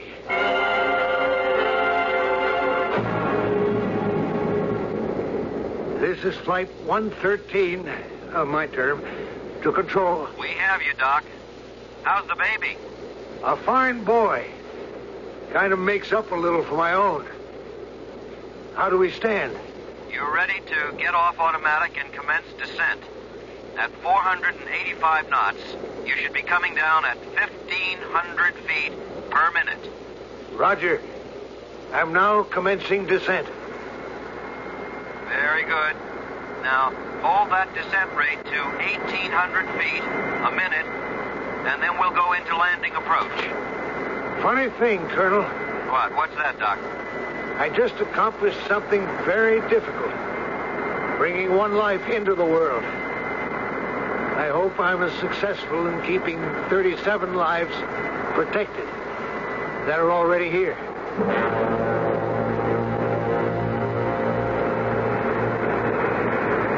We're now coming in on your final approach. The descent is fine. How do you feel? Oh, I'm okay. Going a little fast, but no, okay. All right. Now, we lower the wheels. You remember the exercise? Affirm. Pull out rear lever and push down. Watch for 3 green lights indicating wheels down. I have the green. Okay, the landing gear is down. We have you in sight. Now give her some throttle as the gear slows you down. I feel the drag. More throttle. Now watch the flap indicator. You remember? Yeah, I remember. 10 degrees of flaps added. Confirmed. Roger. Hold her there. Now maintain airspeed at 127. I'm maintaining speed. You're doing fine. Now keep your feet on the pedals. Keep her nice and level. Can you see the runway? I see it. All right. Now maintain all configurations. You're doing just fine, Doc. Just fine. We like the picture. Come in, easy as you are. I'm getting awful close. Just keep your nose up. Watch the airspeed. Yeah. It's dropped 10, 20. Now that's all right. You know you're slowing her up. And you're in, so hit your brakes and drop your nose. Confirmed. Hey, she's yawing Hold on your me. rudder firm. Hold your attitude. Keep that yoke back, hard back. Keep that yoke back. Push hard on those brakes, Doc. Push hard. Should I reverse engine? No. Steady on the rudder pedals. Keep that nose down. Give it all you have on the brakes.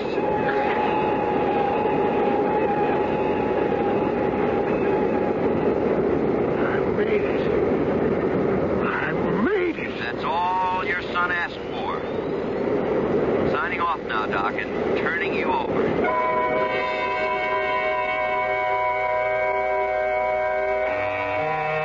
The plane is down, and in the operations office of the airport, the hero of the hour has been sequestered in blessed relief from all the hoopla and excitement by the airport director. Anything I can get you? A drink or something, Doctor? A bed, mainly. First, though, I've got some thank yous to dispense. Was it you who talked me down? I don't understand. Was somebody on ground communications landed that big crate without damage? Not me. Who was on the horn with me all the way in? Well, nobody. What do you mean, nobody? I was talking to myself? All I mean is that out of Kansas City, everyone lost contact with Flight 113. As far as we're concerned on the ground, only one man set her down. Dr. Sam McCall. Yeah, but that's crazy. Colonel Blake was the one who monitored every move I made. If it wasn't for him, me and everyone aboard, including the new young man, would have been gone geese. I couldn't have landed that skyscraper by myself. You say, you were in radio contact all the way? Well, sure, with Colonel Blake. Colonel Jackson Blake? I never did get his first name. Well, why? You know him? But no, not personally, but... Well, he was the pilot of the plane in which your son crashed and all personnel were lost. He said he knew my son, Pete. You trying to say he was dead all the time? Well, the only thing I know is that right beside your son Pete's coffin is one that contains a Colonel Blake. And your radio was out cold. Well, no one else could have talked you down. What can you add to that? An elderly man who hadn't touched a plane control in 6 years, and then only a single engine, landed several tons of modern multi-engine jet by himself in radio silence. Or was there some other force beyond that which brought him home? You make up your minds. I'll be back shortly. I like a carnival tune. It reminds me of a real good time. I love a big yellow moon floating in the summer sky. I like to play hide and seek after dinner in the evening time. When we're together, the good times get better. Like Sonic and summertime. When you get kind of hungry for a real hamburger, Sonic's where they're found. They're the folks right around the corner. They live right here in town. So drive in for a real hamburger, service with the speed of sound. It's happy eating at the Sonic Drive-In in Stephenville. Because Sonic and summertime go together. Sonic is where they're found.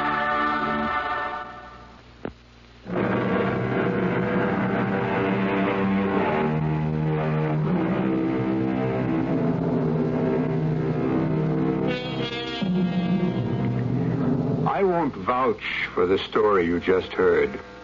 It's part and parcel of many legends.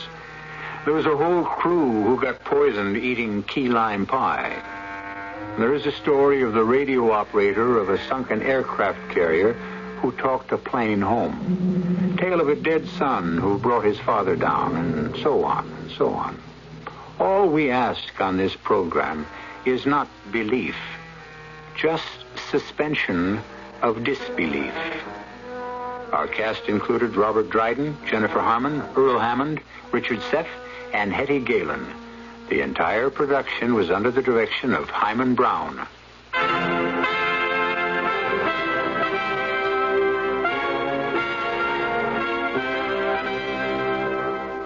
In God we trust. America speaks.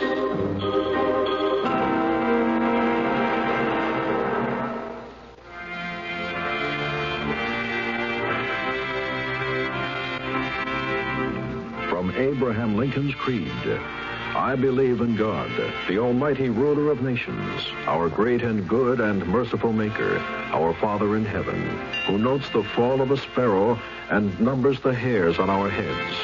I have a solemn vow registered in heaven to finish the work I am in full view of my responsibility to my God, with malice toward none, with charity for all, with firmness in the right, as God gives me to see the right. Presented by the Catholic Communications Foundation. Radio Mystery Theater was sponsored in part by Buick Motor Division and by the Florida Orange Growers. This is E.G. Marshall inviting you to return to our Mystery Theater for another adventure in the macabre. Until next time, pleasant dreams.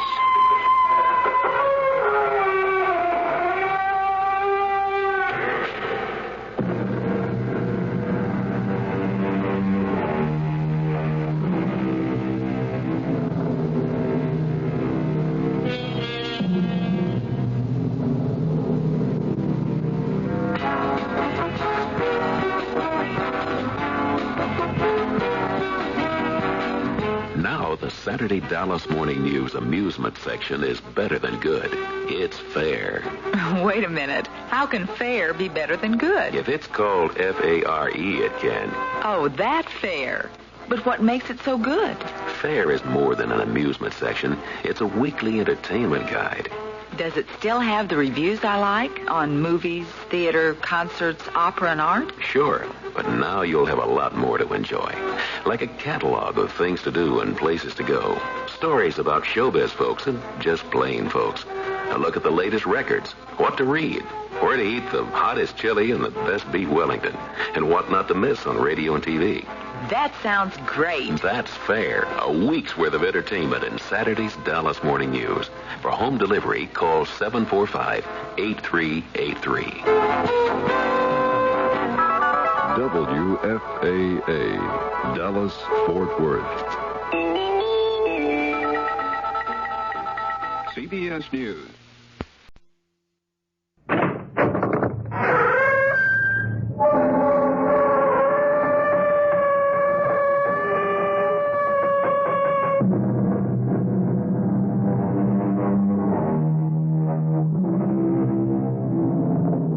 Come in.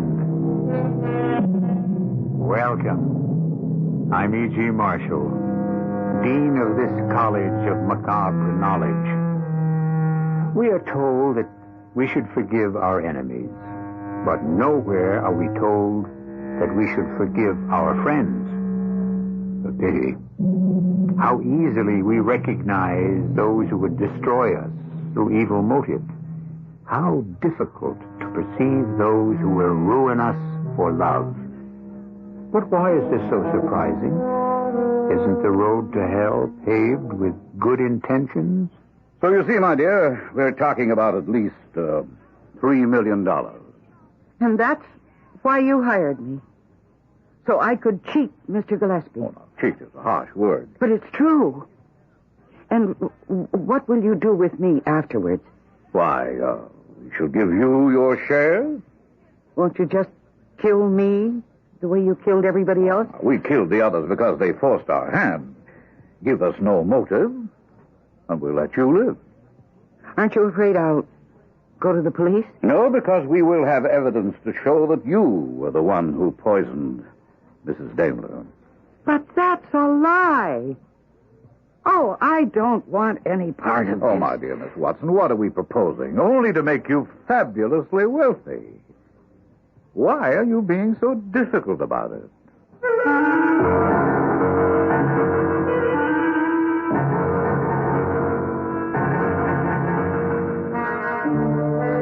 Our mystery drama, Person to be Notified, was written especially for the Mystery Theater by Sam Dan and stars Mercedes McCambridge.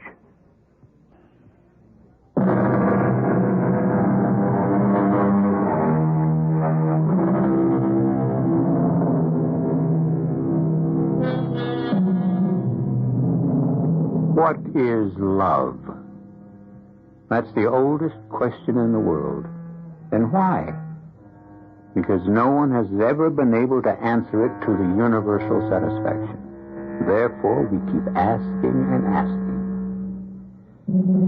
There is a young man named James Morton. There is a young lady named Sarah Watson.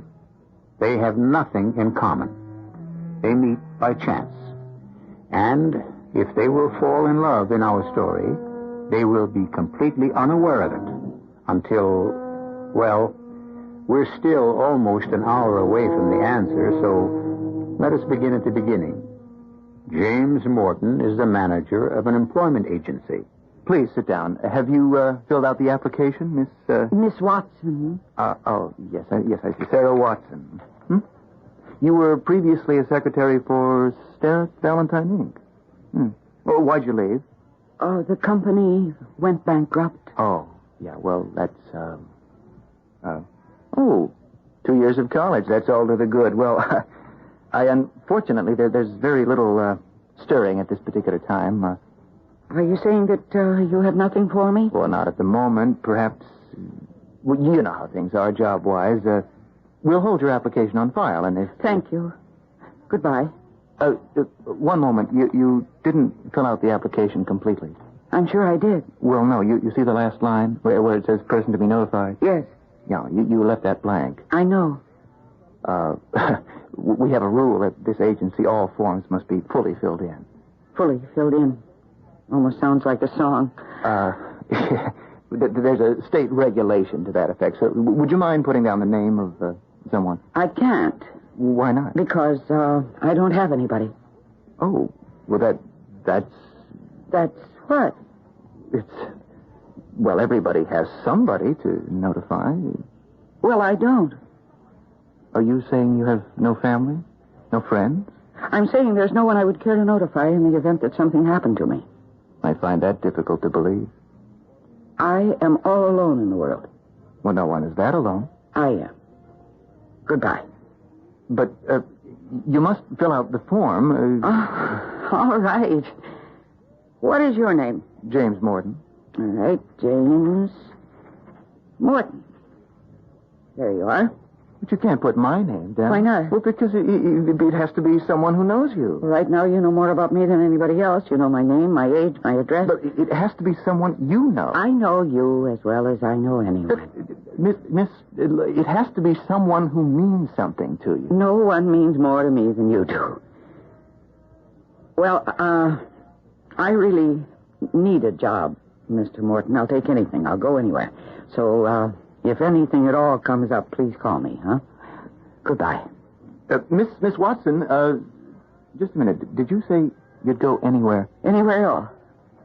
There may be a job. Okay.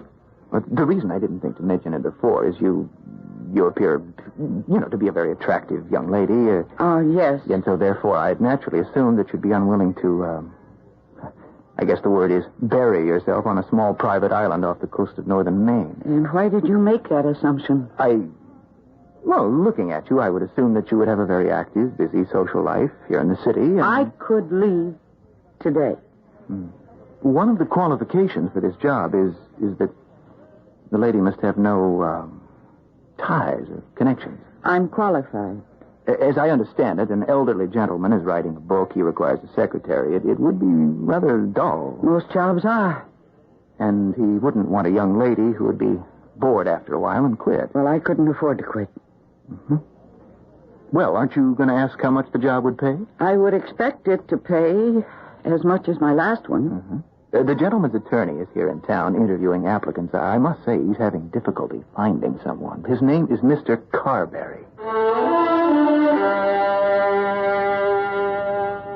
May I ask if your hair is naturally red, Miss Watson? And may I ask what business it is of yours, Mr. Carberry? Well, your prospective employer, Mr. Gillespie, is a rather conservative gentleman who becomes upset at changes. Well? And you, young ladies of today, you're constantly altering your appearance, and Mr. Gillespie would find that disconcerting. Well, I shall do nothing to disconcert Mr. Gillespie. I notice you're wearing a dress, Miss Watson. Yes. I believe it's the prescribed female attire. I know, only at dinner in the evening. In the daytime at Rotherwood, young ladies are expected to wear... Oh, are there other young ladies? Oh, no, you'll be the young lady. And Mr. Gillespie is accustomed to seeing young ladies attired in shirtwaists and skirts. Shirtwaists? Well, I believe you would call them blouses. Yeah, well, I don't think I have any. Well, then you'll be supplied with some. You see, Miss Watson, Mr. Gillespie lives in the past. He chooses to isolate himself on his estate and create an ambience of a bygone era. When young ladies wore shirtwaists. Precisely. Now, if you're afraid that might prove dull... Oh, no, really, I have no objection. I'm not looking for excitement. One other question. I asked the agency, of course, to screen out applicants, but one should always double-check for oneself. Have you any relatives? No. They're alone in the world? Completely. Now, the salary, you will admit, is rather generous. We will pay you $15,000 a year plus room, board, and expenses. I will require you to sign a 2-year contract. Do you object? Not at all. Well, then, it's settled. Can you leave on the 15th? I can leave sooner. No, well, you'll need the time. Now, here's a check for $1,000. You'll have to purchase a suitable wardrobe. Oh, what are all those papers? Well, this is a list of the clothes you should buy to guide you on color and style. And, here are some photographs. Oh. Oh, I don't think any of this is, my taste. But then again, none of it is to be bought. with your money. I see. Well, we shall all get along just splendidly. Now, 9 o'clock the morning of the 15th, you'll go to the airport to gate 116. Mr. Gillespie's private plane will be waiting for you. How does that square with his old-fashioned attitude? It's the only concession he makes to reality.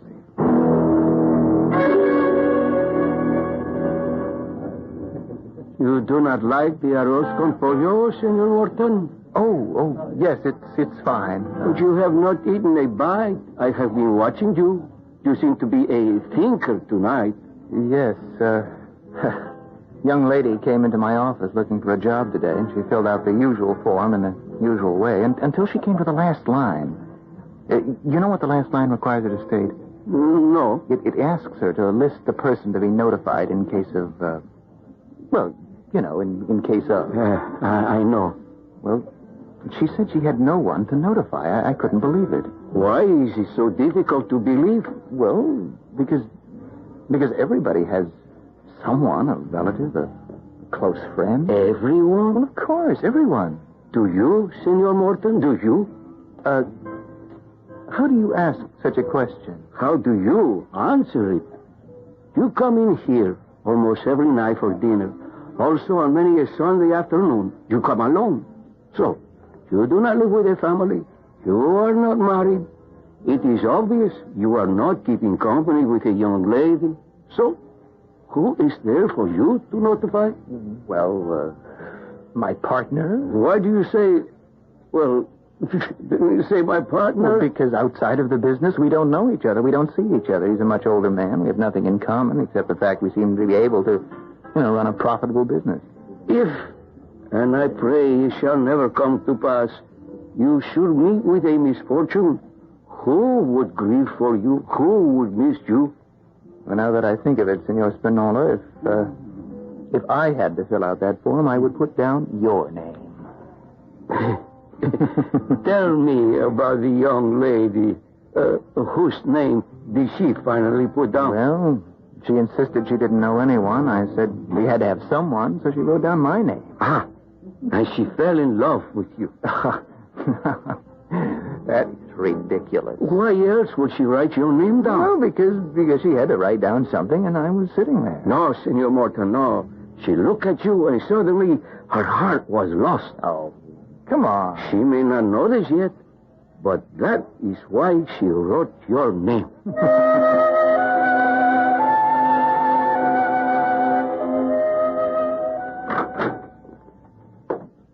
These are to be your quarters. Oh, my, it's lovely. Well, thank you, Mrs. Daimler. I'm sure I'll be very happy here.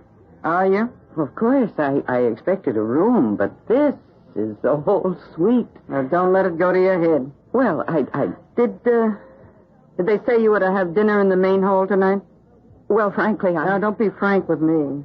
Because I'm not going to be frank with you. Well, what do you... I don't understand. I'm telling you right off. I'm not on your side. Side? I don't know anything about sides. I just got here. And you've got big eyes. And they can get very round. But I don't think it'll help you any more than it helped all the other girls. What other girl? Oh, he's coming here now. I can hear his steps in the corridor. Who's coming? Pontius Pilate. Who? Ah, welcome to Rotherwood, Miss Watson. I see you've met our Mrs. Daimler, probably the best housekeeper in the entire state. Now, will you excuse us, Mrs. Daimler? Is she going to eat in the Great Hall tonight? No. Yeah, I can see why. She isn't ready yet. I believe that will be all, Mrs. Daimler. I give her a week. You are excused, Mrs. Daimler. She'll get wise to you. The old man will get wise Mrs. to her. Daimler? All right. I'm leaving. Well, did you have a pleasant flight? Yes. Find your quarters satisfactory? Oh, very. We want you to be comfortable. Will you answer a question, Mr. Carberry? Oh, of course. Would you tell me just what is going on around here anyhow?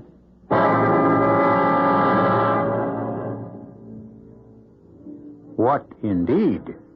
Now, you must admit we've given you several basic facts to chew on. For instance, why would they want a girl who has no ties at all? Why are they offering such an attractive salary? Who is Mrs. Daimler? Who's the old man? What sides are there in conflict here? Well, in the first act, you present. In the second, you unfold. And I shall take you into my confidence after your announcer takes you into his.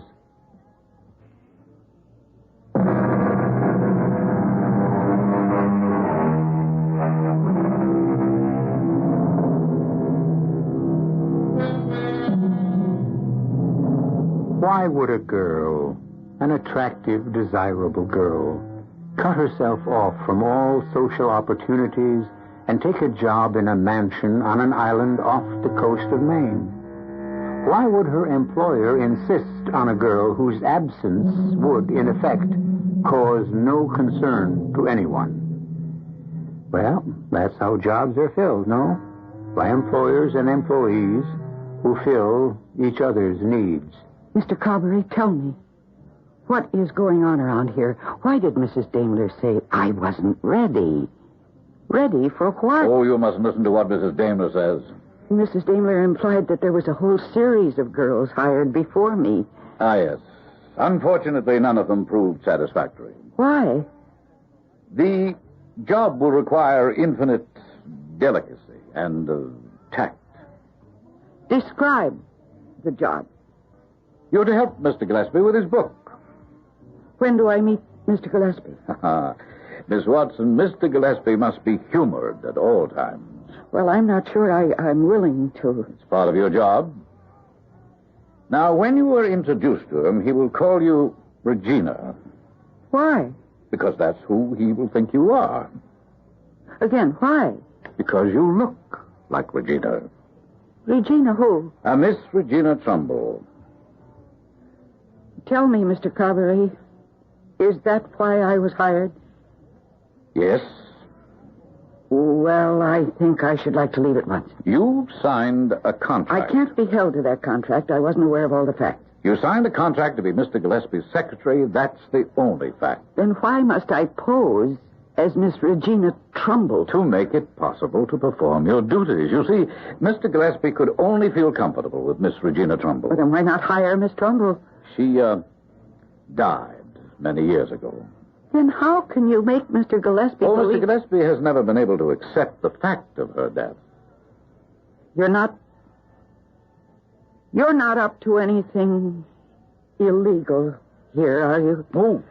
Oh, I assure you. Everything is completely above board. You got a minute, Frank? Yeah, sure. You remember that girl we sent up to Maine? Huh? Oh, yeah, that was a good commission. A lot of dough for just a secretary. Yeah, that's what bothers me. Well, why should it bother you? Now, why should they want to pay so high? Well, it is way up at the end of nowhere. Well, even so, throw in room, board, expenses, it's worth another $5,000. $20,000 for a secretary?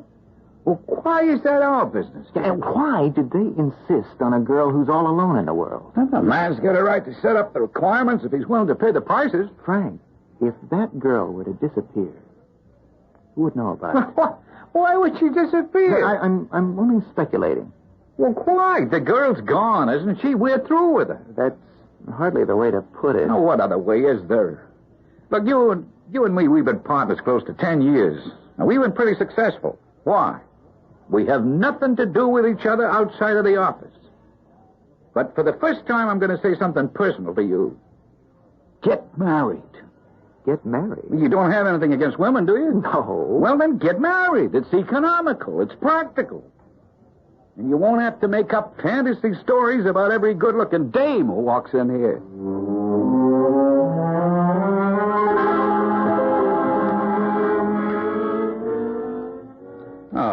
Good morning, Miss Watson. Good morning. I'm sure you slept well. The ocean air here is so invigorating.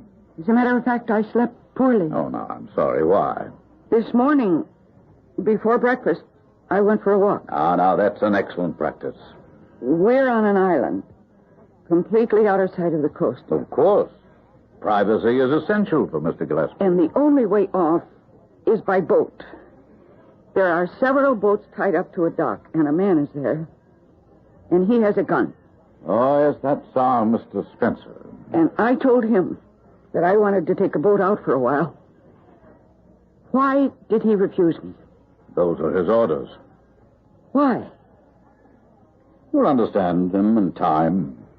And then, when I returned to the house, I picked up the telephone. Did you? Yes. I wanted to call the sheriff and tell him that I'm being held here. But I couldn't get an outside line. I know. There's only one outside line, and it's locked. Am I a prisoner? Oh, of course not. Then why do you refuse to let me leave? You will leave at the proper time. And when will that be? When the job is finished. Then how can you say I'm not a prisoner? My dear young lady, the job has certain conditions. Why weren't they explained to me? They were stated in the contract. It's no one's fault but yours if you didn't read it. And suppose I refuse to perform any service. That would not be in your best interests. I would advise you to do as you're told. Or else? Oh, now, why do you insist on proposing all these hypothetical conditions? Well, if we're finished with breakfast, would you care to meet Mr. Gillespie? It says here on your application that you worked for Starrett Valentine, Miss Collins. Until they went busted. I should have seen the handwriting on the wall, but, they offer this profit sharing and pension plan. What's the difference? It's all down the drain now. Would you, did you know a Miss Sarah Watson? Sarah? Oh, sure. What type of person was she? I don't know. I mean, she worked the next desk to mine for 5 years, but I never got to know her. Why not? Well, the rest of the girls and I, we figured it out finally. She was a loner. A loner? Well, there are some people in this world, they're just loners. They won't or they can't make friends, you know? Yeah, I know. Well, I had to bring her form over to personnel. And you know that place where it says person to be notified? Yeah. Well, she left it blank. So I reminded her, and she said she had no family. Was it true? Well, yeah, I guess. And she had no friends that anybody knew. I don't know, some people just can't seem to reach out and connect with other people. Maybe it's the way they were brought up, or weren't brought up. You know what I mean? Yeah. I know exactly what you mean.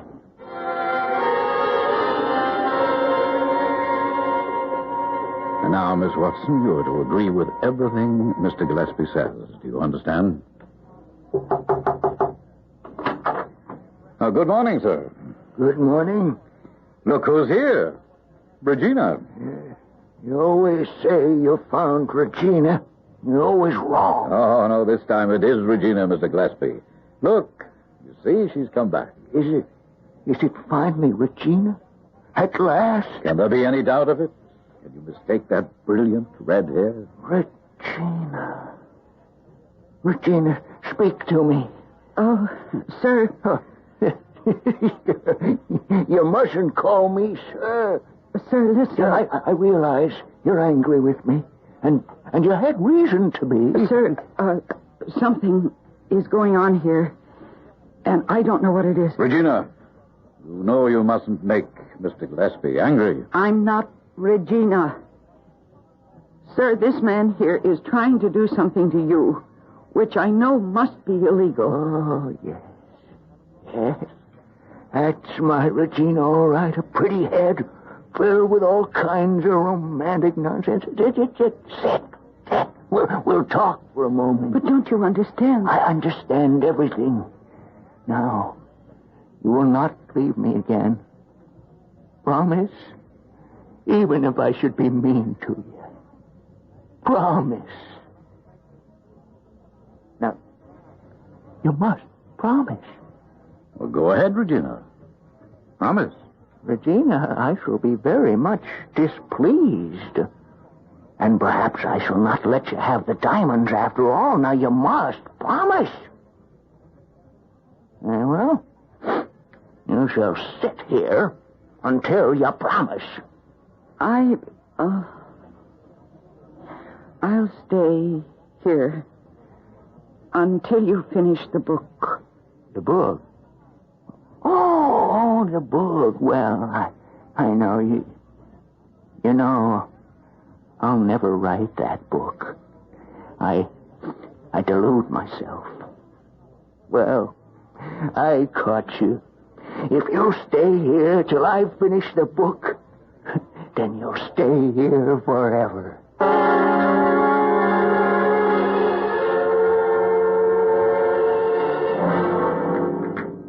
Where is everybody this evening, Mrs. Daimler?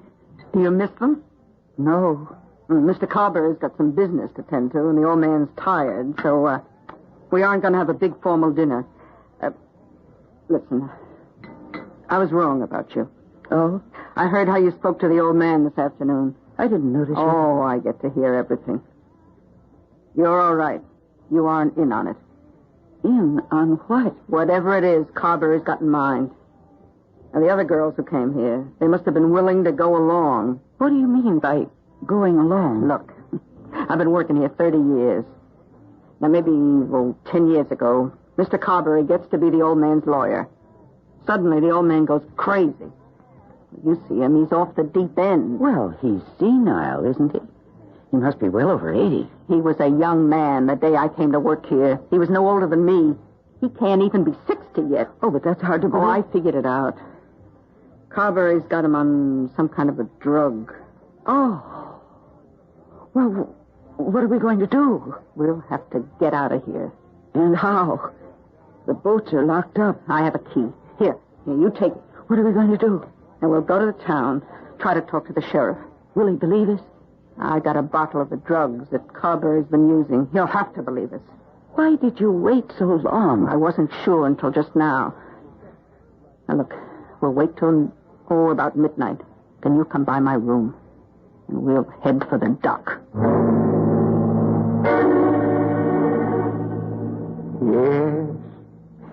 Yes, you're Regina. I'm sure of it. Do you remember what I said about the diamonds? The diamonds? You don't remember the diamonds? How could you forget the diamonds? After all, they are your diamonds. Oh, the diamonds, yes, Mr. Gillespie. Oh, it isn't right for you to call me Mr. Gillespie. After what we've been to each other, I should think Edmund would be, proper.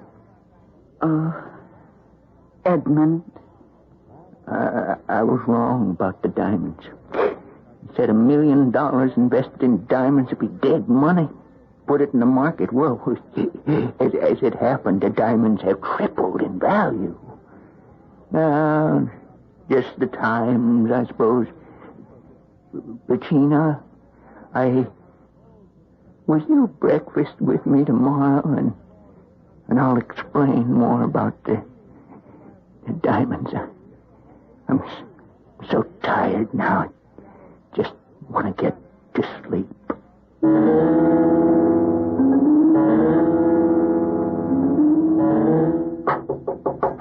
Mrs. Daimler. Mrs. Daimler, are you ready? Mrs. Daimler? Mrs. Daimler? Oh! Mrs. Daimler, are you all right? Obviously, my dear. Why- She is not all right. What are you doing here? I think poor Mrs. Daimler is dead.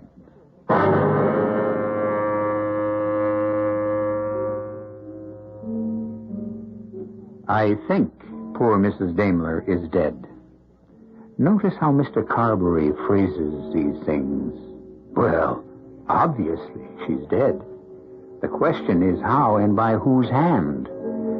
Well, you can expect the unusual to happen on remote islands. Other things are also scheduled to happen when I return to you in just a few moments with Act 3. When you...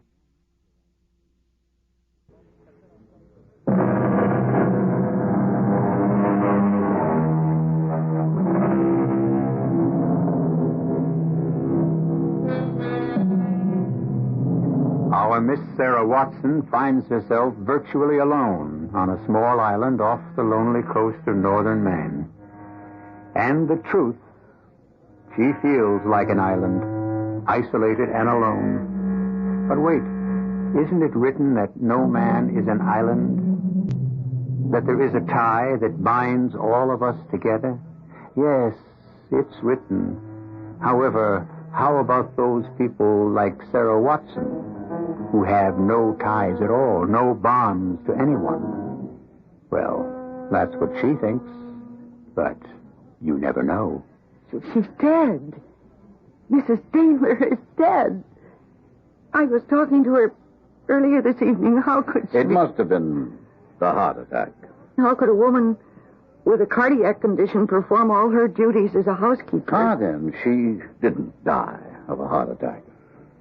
Well, what did she die of? Well, perhaps she died of a very dangerous disease, which I hope is not contagious.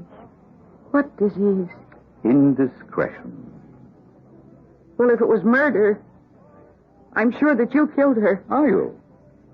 And you're going to have to call a doctor. Why? To sign the death certificate. Who died? Who died? Mrs. Daimler. Oh, no, my dear, she didn't. She left here last week to live with relatives in the far west. But that's ridiculous. Oh, I can prove it. Here's a copy of the local paper dated last week. You see this social note right here? You can read it.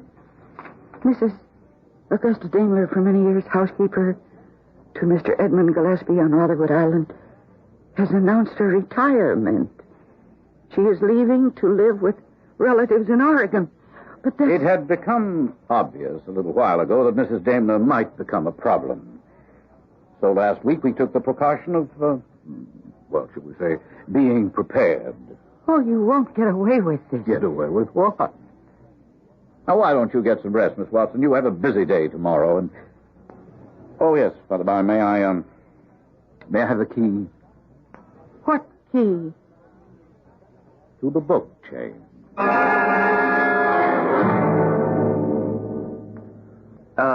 Let me see. I think I'll have, what do you suggest this evening?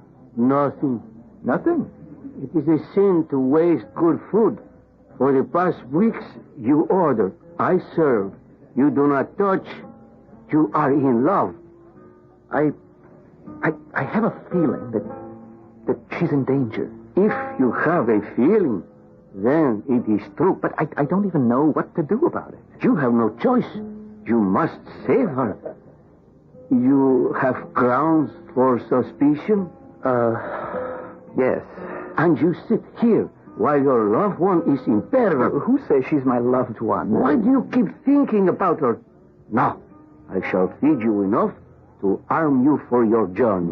But she's 2,000 miles from here. Ah, love laughs at distance. And see, you are smiling already. Go to her. She wrote your name. She calls you. She needs you.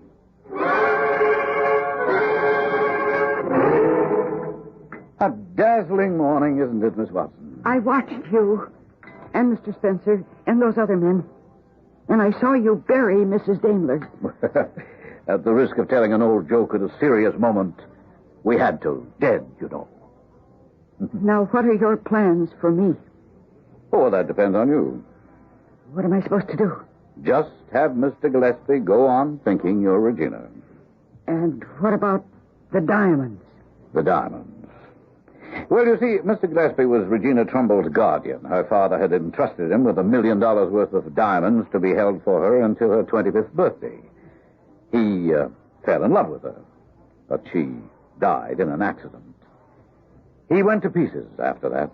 He shut himself up on this island and, well, as you can see, he lost his mind. Yes. And I'll tell you what else I see.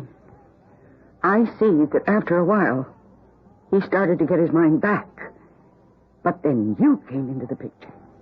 And you are making sure that he doesn't recover his sanity. Why would I do that? Because if you could get him to believe that I am Regina, he'll give me those diamonds.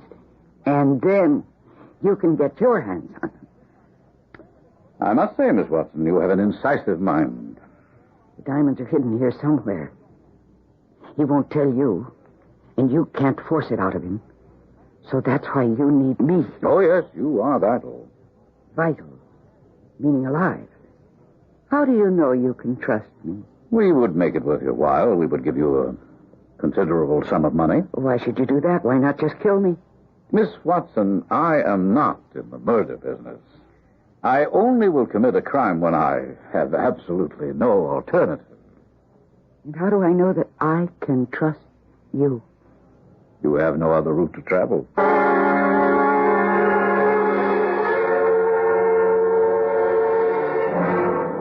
So, you think there's something going on over to Rockwood Island? That's exactly what I think, Sheriff. I must say, you don't give much evidence. None at all, tell the truth. Sheriff, I traveled almost 2,000 miles. On a hunch. Well, what do you want me to do? Find out if she's all right. How? Well, search the place. Son, you've been watching too many movies. You don't trespass all over a man's property and turn his establishment inside out unless you got a search warrant. Get a warrant. Tell you what I'll do. Agatha, connect me with Rockwood Island, please. Thank you. Well, what'll you accomplish by that? We'll find out where we stand. Hello. Yes, sir. This is Sheriff Tate, to whom I'm speaking. Mr. Carberry? He's the one who interviewed her in New York. Do you have a Miss Sarah Watson working for you? Uh-huh. Yes. Does he deny it? I see. No. Just routine. Nothing at all. I'm much obliged, thank you. She ain't there. Well, she has to be there. She left. How could she leave? She had a 2-year contract. She decided she didn't like the place. Too lonely. When does he say she left? 2 days after she arrived. Now, that's impossible. We would have known about it. Why? She quit, that's all. And she goes on to find another job. How do I know this all ain't a yarn on your part? Why would I lie? It's in style today. How do I know you're who you say you are? Here is my card, and here's a copy of the contract that she signed. Well, son, you let me study this here document. But meanwhile, she can Meanwhile, it's dark. And if I do decide to go to the island, I can't do it till morning. But... Okay, forget it. Thank you very much.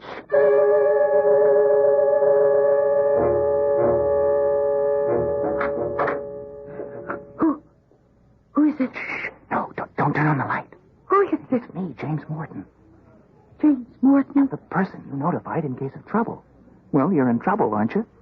Oh, James Morton. Yeah. Oh, yes. I am in trouble. Here I am. How did you know? I got a boat. I waited till dark, then I sneaked ashore, made it to the house. I watched her through the window, and I figured out which room was yours. Now, we are going to get out of here. James Morton. Oh, I don't know what to say. Don't say anything. Let's hurry. It's a miracle. That's what it is. A miracle never happened to me before. Well, to me neither. Well, it's about time. I'm sorry to interrupt. Don't move and don't talk. Mr. Spencer is an excellent shot, and at this range, how can he miss? I think you're finished, Mr. Carberry. That's the sheriff. Why would the sheriff come here? Because I spoke to him earlier. Ah. Well, then he won't find you here. He'll find my boat. No, Mr. Spencer already has it well hidden. And don't scream, Miss Watson. Mr. Spencer would shoot you immediately. Now, Mr. Spencer, suppose I see who is at the door. You have your instructions? Why, no, Sheriff. I haven't seen the young man. Funny. I could have sworn he'd have come out here. Oh, for what reason? I wouldn't know. You say this Miss Watson left right after she got here? That's right. We were completely incompatible. How's Mr. Gillespie these days? We never see him. Oh, poor old man. Still completely senile. Yeah. Well... Is there, anything else I can do for you? Yeah. You can produce both the girl and Mr. Morton. Oh, wait a minute, Sheriff. I told you Lem Powers told me the young fellow rented a boat off of him just a while back and took off headed this way. Well, I assure you he never got here. Oh, he got here, and the girl's here, too. There ain't no one here, huh? Okay, break it up now. Break it up. That man, he tried to shoot me. Well, looks like Mr. Spencer won't be able to say anything for a while. I jumped at him. He fired. They were going to kill us. I know. But it's all going to be fine. Mr. Carberry, where's Mr. He's probably figuring he can make a run for it. But he's got nowhere to go. I left a deputy on the dock. Why did you... What made you come here, Sheriff? Well, sounded like a wild yarn. Then I read that contract you left me. The one your agency signed with Mr. Carberry. Well, the contract, all it defined was what Mr. Carberry owed us in the event we filled his job. It's a standard agreement. According to the agreement, he had to pay you 6% of $15,000. That's $900. If for any reason the applicant lasts less than a week, you have to refund him 2/3 of that amount. Now, if Miss Watson left what he claimed after a couple of days, you'd have owed him $600. Well, that's right. You never mentioned he claimed the money, and since you didn't, you assumed she was still here. Now, I don't know how it is down your part of the country, but there ain't one single solitary living soul up in these parts that'll let $600 sit there whistling. Well, I'll clear things up downstairs and give you a chance to talk to your girl. My girl? Belongs to you, don't she? Well, Of course I do. Why else would I have named him as the person to be notified?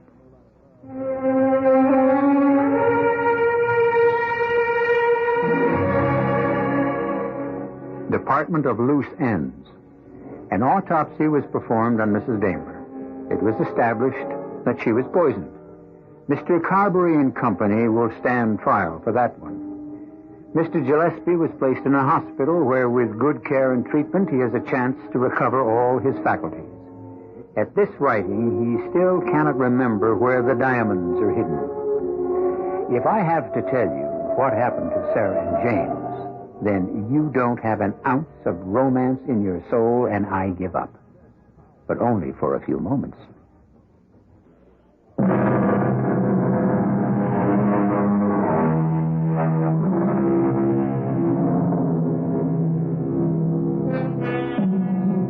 Actually, what we were talking about was not jobs or intrigue or murder, even though they were prominently featured.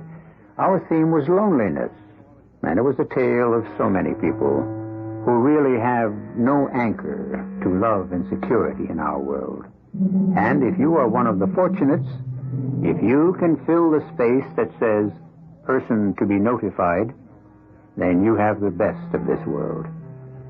If, on the other hand, you really can't fill that space, then go out and change that situation. Our cast included Mercedes McCambridge, Russell Horton, Bryna Rayburn, Ian Martin, and Gilbert Mack. The entire production was under the direction of Hyman Brown. This is E.G. Marshall inviting you to return to our Mystery Theater for another adventure in the macabre. Until next time, pleasant dreams.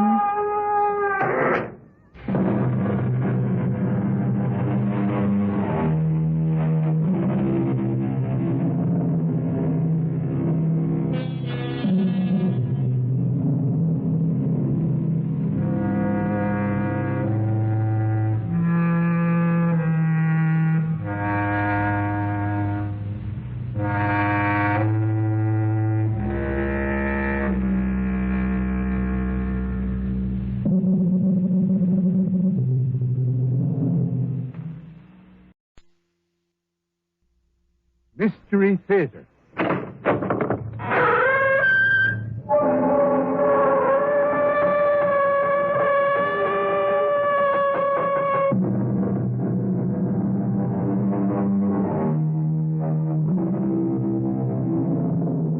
Come in. Welcome. I'm E.G. Marshall. I have a story to tell you about trickery and venality and genius, and the threat of an alien presence in our midst. A story, too, that may leave you wondering about procedures behind secret doors, where, although it is your future that is being rewritten, you are not invited to participate. Listen closely. It could happen. You were going to tell me something about what this Professor Addison is up to? Yes. We have reason to believe that he is working on a method, a mathematical concept, I should say. Yes. Which may very well achieve the time bypass necessary for interstellar travel. Wait. I didn't quite get that. It's completely beyond either of us, so don't expect me to explain it to you. He's working on a way to travel between galaxies. You take it seriously? I mean, you believe it's possible? It's already been done, my friend. Where do you think the unidentified flying objects come from?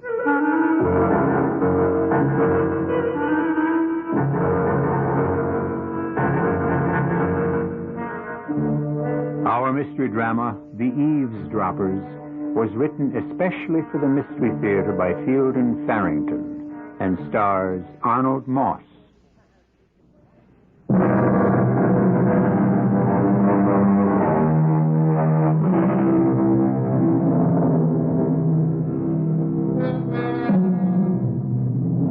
There is an old house in Pennsylvania's beautiful Pocono Mountains which has recently and at considerable expense been restored to its original condition. One wing has been made ideally suitable for use as a laboratory. This work was all arranged for and supervised by a man who calls himself Mr. Smith. More, one suspects, to promote anonymity than to establish identity. The job is finished now, and Mr. Smith is interviewing two people, Pearl and Edgar Parker, to whom he has offered a rather peculiar job. Frankly, Mr. Smith, I don't like it. I'm an electronics engineer. I wouldn't enjoy working as a handyman, and my wife isn't a housemaid either. No, I'm not. And the other part of the job, the part you haven't told us much about, I think I like that even less. To begin with, I happen to know that you're out of a job and have been for some time. You need money. All right. That may be true. But undercover agents, isn't that what you want us to be? If you like a spade called a spade, yes. Well, why us? We don't know anything about espionage. But you know a great deal about electronic equipment. And that's what's needed. That and two people to look after a big house. Well, all right. Suppose you give us some details. First of all, if we decide to take this thing, how much? At the end of the summer, you'll receive $20,000 in cash. Oh, that's different, isn't it, Edgar? Well, it depends on what we have to do for it. To whom and for whom. I want to know who and what, Mr. Smith. You'll be working for aliens. Beings from another planet. From another galaxy, actually. Oh, come on. You wanted the truth? You have it. Oh, there aren't any such people. Oh, but there are. I've been in touch with them for some time. Our environment doesn't suit them. They come to Earth only in cases of extreme emergency. I don't believe you. It doesn't matter what you believe. The 20,000 will be good, solid American dollars. Now, look, whatever they want or don't want, it's clear that we'll be operating against somebody, and I'd like to know who. A single scientist who's working on a project my clients don't want to succeed.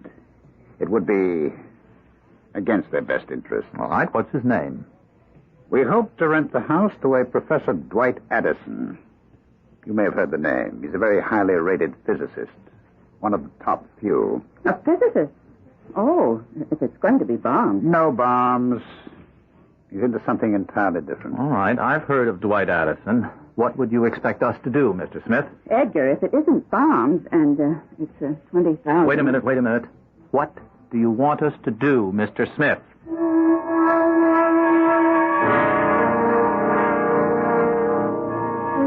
It's begun, Jane. I've cleaned out my desk, kissed my equipment goodbye, put my reactors to bed for their long summer hibernation. Professor Dwight Addison is on sabbatical. The summer is my personal property. We still have to look for a house, you know. Well, whoever heard of ointment without a fly in it? A house where the owners won't object to your converting a basement or a garage or something into a laboratory. Mm-hmm. We'll look in tomorrow's Times. Maybe we'll be lucky. Well, that's an excellent idea. Jane, I don't know what I'd do without you.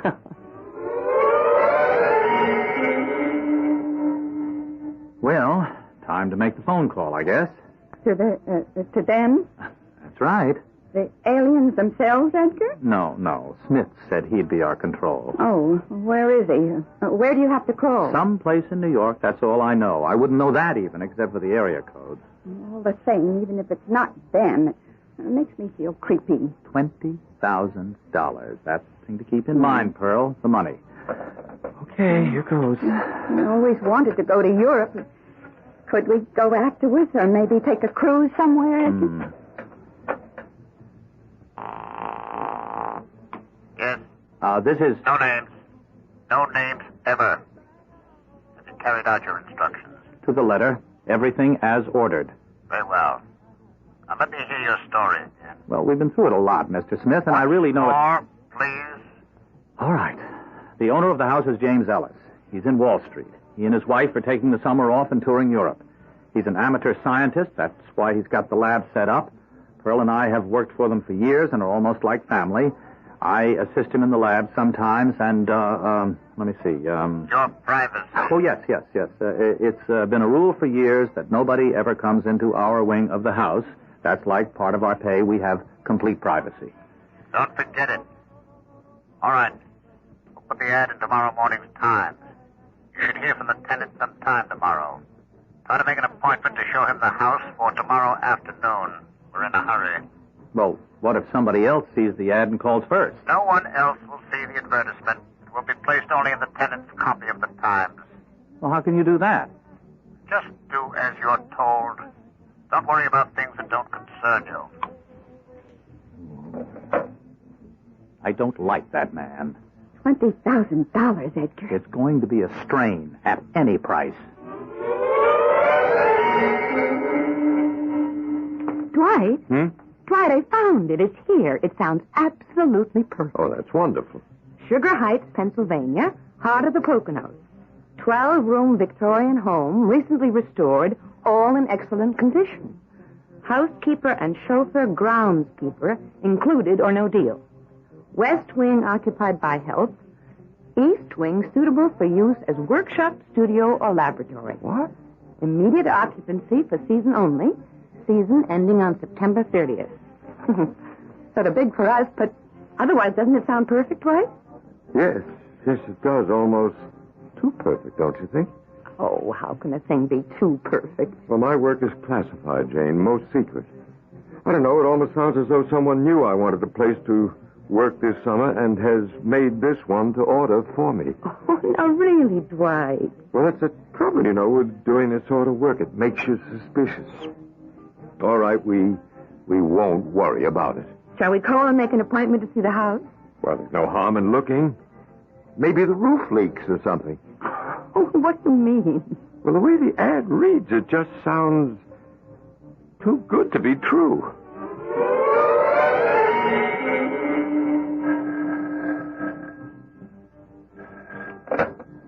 Hello? I'm calling about your ad in the Times this morning. Has the house been taken yet? No, not yet. My husband and I would like to drive out and look at it. May I have the name, please?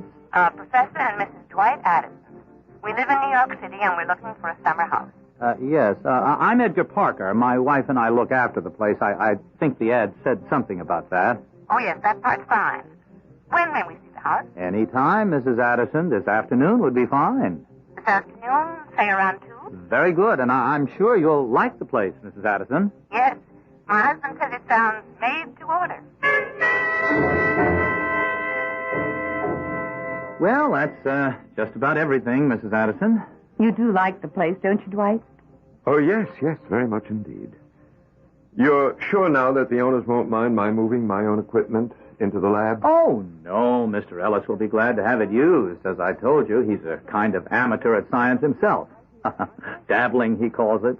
Matter of fact, I help him out sometimes, kind of like a lab assistant, you know. Yes, I see. If you wanted me to, I could help you out around the lab, too. You know, just wash up and keep everything straight, things like that. I always enjoy doing it for Mr. Ellis. No, thank you. That won't be necessary. It wouldn't be any trouble at all. Professor Addison never uses an assistant. He likes to work alone. Oh, well then. Shall we take it, Dwight? I think it's just lovely. Yes, it's very suitable. All right, we'll take it.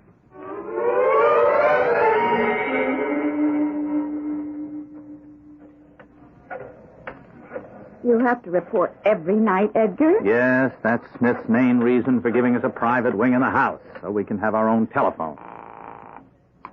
Yes? They took the place. I guess you already know that. He doesn't use an assistant, though, so I can't All right. possibly... You'll have to get into the lab on your own. They're planning to move in tomorrow, I believe. Tomorrow afternoon. All right, you stay there with them through dinner, then drive to Allentown, to Benny's Bar and Grill. I'll meet you there at 9:30 tomorrow evening. Look, if you just tell me now what I should Don't look be for... a fool. This is a telephone we're talking on. I'll see you tomorrow, 9:30 p.m.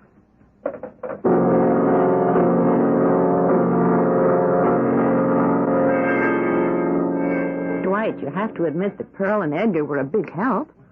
And the dinner was good, didn't you think? Well, I suppose it would be presumptuous to criticize him. Presumptuous to criticize Edgar? Edgar?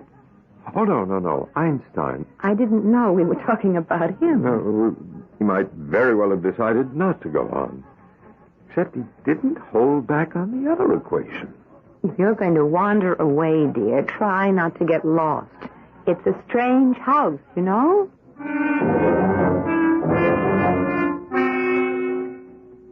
Well, was Mr. Big Shot Smith satisfied, Edgar? Oh, he wouldn't say so if he was. Have to meet him in Allentown tomorrow night. Oh, no. And leave me here alone? Well, that's what the man says. The bugs must be working. He seemed to know all about everything that's been going on in the house. They ought to work, the time you've spent on them. For $20,000, I do very good work, Pearl. You, still don't believe about the aliens and all that, do you? To tell the truth, I don't care very much. The way he told it, though, it really sounded like it... Be quiet. Oh, gee, you startled me. Professor Addison, please, this is our wing of the house. It's supposed to be private. Oh, I am sorry. My wife says I'm just a little absent-minded at times. I get preoccupied and... Oh. Well, I suppose I didn't pay much attention to where I was going. I do apologize. Oh, well, that's all right, Professor. I assure you it won't happen again. Okay, that's okay. You think he heard what he was saying? I doubt it. He's in a real fog most of the time.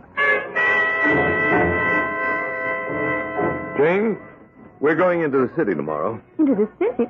What on earth for? We just got here. Well, I have some errands to do that can't wait. What errands? Well, okay, you go if you have to. Well, I think I'll stay here. There are still a few little things I want to rearrange. Jane, I want you to come with me tomorrow. Please do as I say.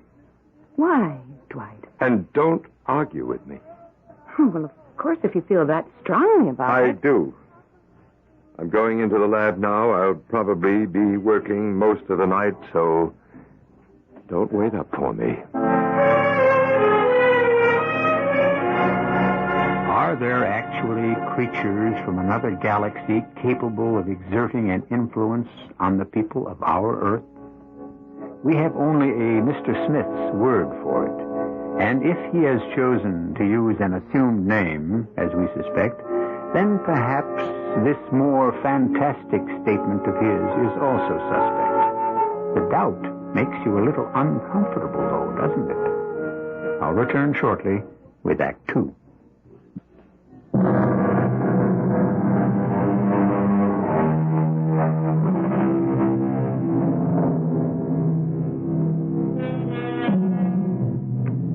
One of man's distinctive characteristics, one of the traits that sets him apart from the beast, is his desire for privacy. He is a gregarious creature, true, but his business is his own. He resents having it pried into and will fight if he must to put a stop to the prying. It appears that Professor Dwight Addison's privacy is being invaded. He is not an ordinary man and should not be expected to take ordinary countermeasures. But that he will take action of some sort is quite certain. Dwight? Yes, Jane? Oh, I'm sorry to bother you in the lab. You know I never do, but tonight... Oh, it's all right, my dear. It's quite all right. I was going to bed, but I didn't think I could sleep. Are you angry with me, Dwight? Why, no, of course I'm not. Why should I be angry? About going into the city. You acted so, well, not a bit like yourself. Oh, well, you see, I got this idea for a new type of hearing aid, and I just wanted to... Well, you're not having trouble with your hearing, are you? No, it's not for me. I just had an idea. I don't know where it came from, really, about a way to improve the quality of the sound reproduced in those small hearing aids they use nowadays, and... Well, you know how I am. Yes, I know how you are. I wanted to do it before I got back onto the other thing. Will you be long here? Another hour or so, I expect. You get some sleep, dear. You'll need your rest for the trip into the city tomorrow. Do we really have to go, Dwight? I'm afraid so. There are a few things I must do, and I will need your help.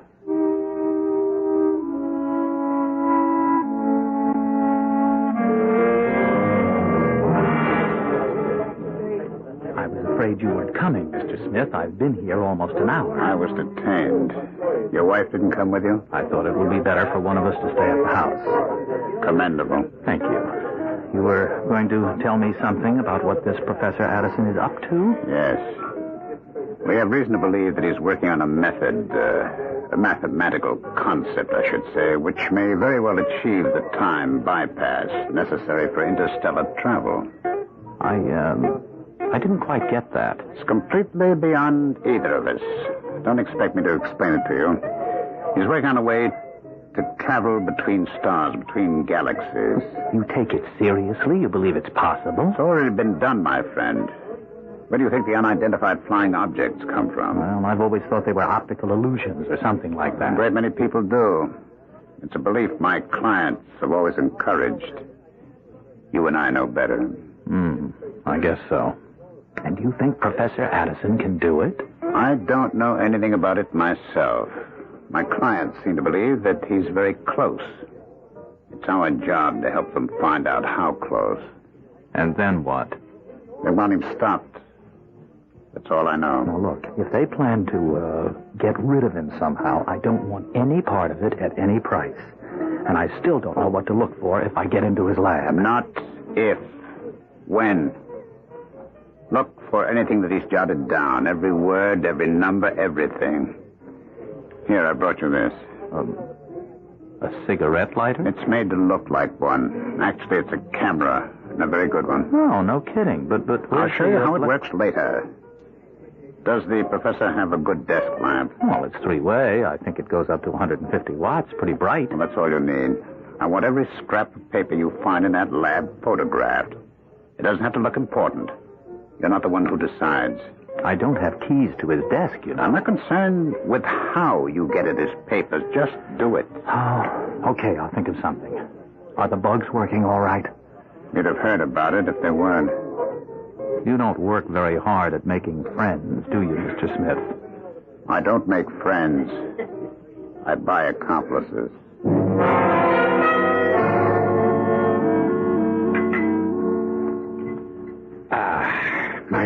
My favorite breakfast. How did you know, Edgar? Mrs. Addison told Pearl that you like poached eggs. They look good, don't they? They are beautiful. Professor Addison. Yes, Edgar. Mrs. Addison told Pearl you were working in the lab pretty much all night. Would you like me to go in and kind of straighten up for you? Oh, no, thank you. I wouldn't mind at all. I wouldn't mess with anything, of course. Just sort of put the place in order. Edgar, I don't like anybody in my lab, not anybody at all. Are you still planning to go into the city, Dwight? You hardly got any sleep at all? Oh, yes, we really must. Will there be anything else right now, Professor? No, thank you, Edgar. I'll be sure to tell Pearl what you said about not going into the lab. We'd better get started, hadn't we? Started? Oh, for the city. Well, there's no hurry, really. I'd like to test my hearing aid before we go. Test? I'm curious about how it reacts to various acoustical situations. I want to put it in my ear and try out the sound in various rooms of the house and then outside. Well, why don't you come along? A little walk around the grounds. Sounds terribly baronial, doesn't it? Funny. I never knew you were interested in hearing aids. But the idea just hit me suddenly. They're out back now, Edgar. What are they doing? Well, she's cutting some flowers, and, well, he keeps wandering around listening to something. Well, birds, I guess. He's trying out a hearing aid. Look, do you want to help me here? Okay. One of the keys on this ring. I never saw a house with so many keys and locks. I think this is it. Is that what he's working on? A hearing aid? No, he got sidetracked, I guess. No.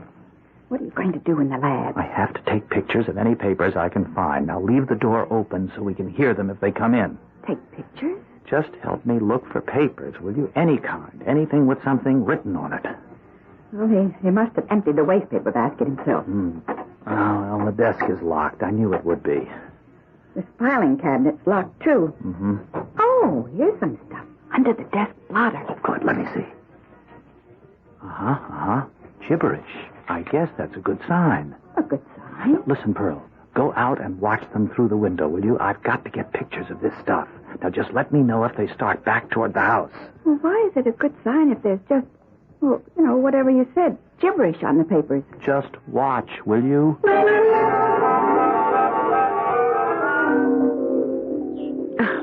I won't know what half these flowers are until they bloom. This one's an iris, I know that much. You'll have to speak up, Jane. I can't hear a thing you're saying. That's some hearing aid you made. It doesn't seem to be working very well. I might as well not be wearing it at all. Well, do you know what's wrong with it? Just need some adjustment, I imagine. Dwight, do you really have a lot of secret stuff in the lab? Oh, yes, indeed. Practically everything in there. Top secret. Things Edgar and Pearl shouldn't see? Well, that's why I told them to stay out of the lab, Jane. I have papers in there that no one should see. Did you lock the door? To the lab? Well, of course. Aren't you afraid that telling them not to go into the lab will only make them all the more curious? Just serve as an added temptation? Oh, I don't think so. Surely we can trust Pearl and Edgar. You better get out of there, Edgar. They're coming back toward the house. Okay, I've finished anyway. Just turn the light off and put these papers back under the blotter. Hurry up, will you? I'm all finished. All right, you better come away from that window. It's all right. It's supposed to be my kitchen. I'm just stacking the breakfast dishes. Oh, Pearl, can you get me a vase to put these flowers in? Oh, sure, Mrs. Addison. My, they're pretty, aren't they? What are those little blue ones? Oh, grape hyacinths. I think you'd know as long as you've been working here. Oh, well, Edgar does all the gardening. Edgar and Mrs. Ellis. Mrs. Ellis. Go find a vase for Mrs. Addison, Pearl. Mrs. Ellis, yes. I'm so bad with names. Sometimes I almost can't remember my own. Go get the vase, Pearl. I'll get that nice blue one Mrs. Ellis likes so much.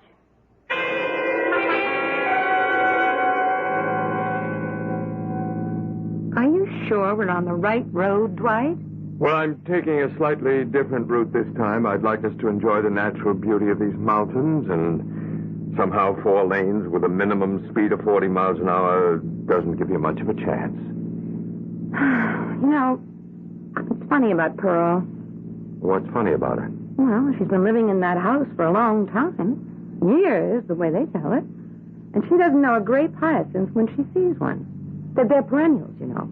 They come up every spring, year after year. Well, she probably just doesn't have that much interest in flowers. Some people don't. Maybe. And she couldn't remember Mrs. Ellis's name. Been working for her for years and couldn't remember her name. You're just too suspicious, Jane. Edgar and Pearl are fine people. We're lucky to have them.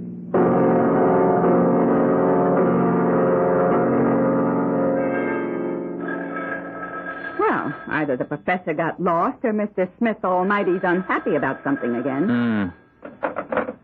Hello?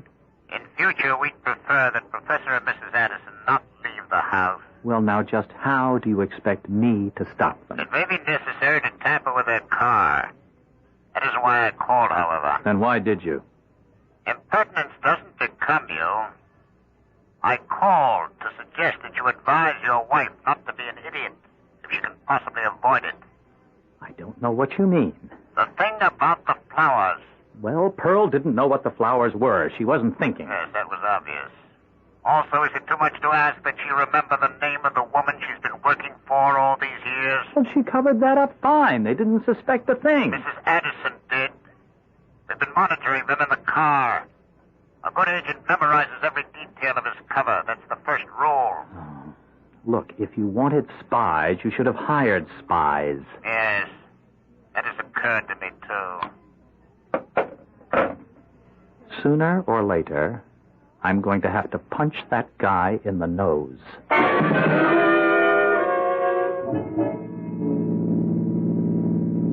Well, maybe you're not lost, but I am. It's a beautiful spring day, dear. A day meant for wandering. Look. Just look at that. Now what? Well, there's a path leading off into the woods. Don't you see it there? It would be sinful, downright sinful not to follow it. You mean get out and take that path into the woods? Well, we have to know where it leads, Jane. Don't you feel you just have to? No, I don't. I don't feel the least bit that way. I bet there'll be snakes in there. Jane, please come with me. Why?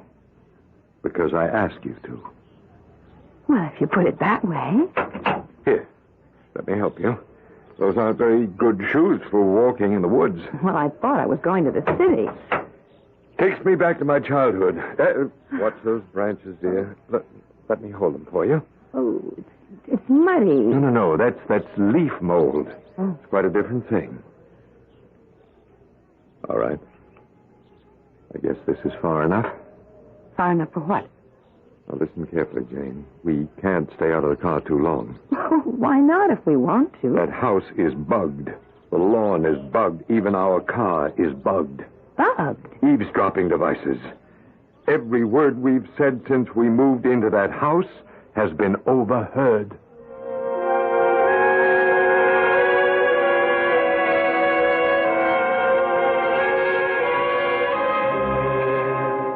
Beware of the man with the high IQ and the irresponsible behavior. He is not what he seems. He doesn't accept values blindly, but has a close look at each one as it is offered to him and decides for himself how much it is worth. Professor Addison is not an easy mark, clearly, and a battle has just been joined. We'll hear the outcome when I return shortly with Act 3. When you're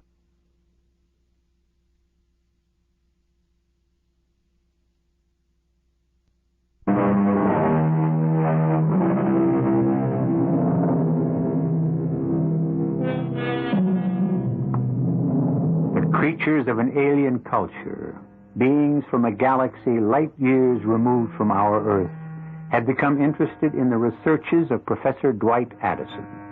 They have caused to be planted in the house, which he has rented for the summer, a network of listening devices, which keeps him and his wife Jane under constant surveillance. These two, Professor and Mrs. Addison, have eluded the eavesdroppers temporarily by leaving their car, in which a bug has been planted, and walking down a wooded path. But how can you be sure that everything is bugged the way you say? How can you be so sure? That little gadget I've been calling a hearing aid isn't a hearing aid at all, Jane. It's a device for detecting radio transmission. Radio transmission? The bugs they've planted in and around the house are tiny radio transmitters. I get a beep from the thing I had in my ear every time I get near one.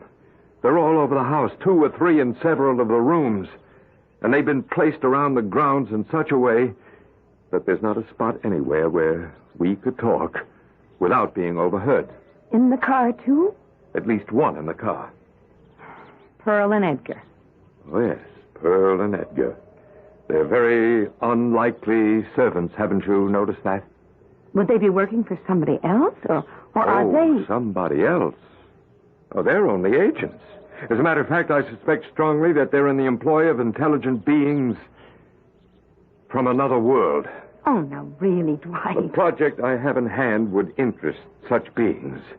It's not much of a secret anymore that this planet has been visited. Flying saucers? Well, there have been some very, very secret investigations. There's not much doubt about it among the people who have the facts. And your work is... They'd be interested. Oh, we shouldn't have left Pearl and Edgar alone in the house. What if they get into the lab? Oh, I'm sure they have a duplicate key. But there's nothing in there of any consequence. Well, you told me the place was full of secret material. But that was for the benefit of the eavesdroppers. whoever they are. No. I have it all in my head, Jane. I don't trust papers. Ooh, I hate being spied on. I've given them something to think about, though. I left some papers under my desk pad for them, phony as $3 bills. Phony? Utter nonsense. Jane, I have a plan. I'll need your help. You don't have to ask. Thank you, my dear. I'm going to turn you into a nagging wife. And when we get back to the car, I want you to start complaining.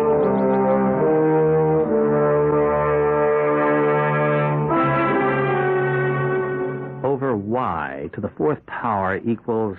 And then he's got a question mark that he's gone over and over until the paper's almost cut through by the pen. You found nothing except the papers under his desk pad? Just these 4 sheets, yes. Is that all of it? Well, then he's got some scribbled notes at the bottom. He's written down the word heterodyne 2 or 3 times like he was thinking on paper, and then third voltage.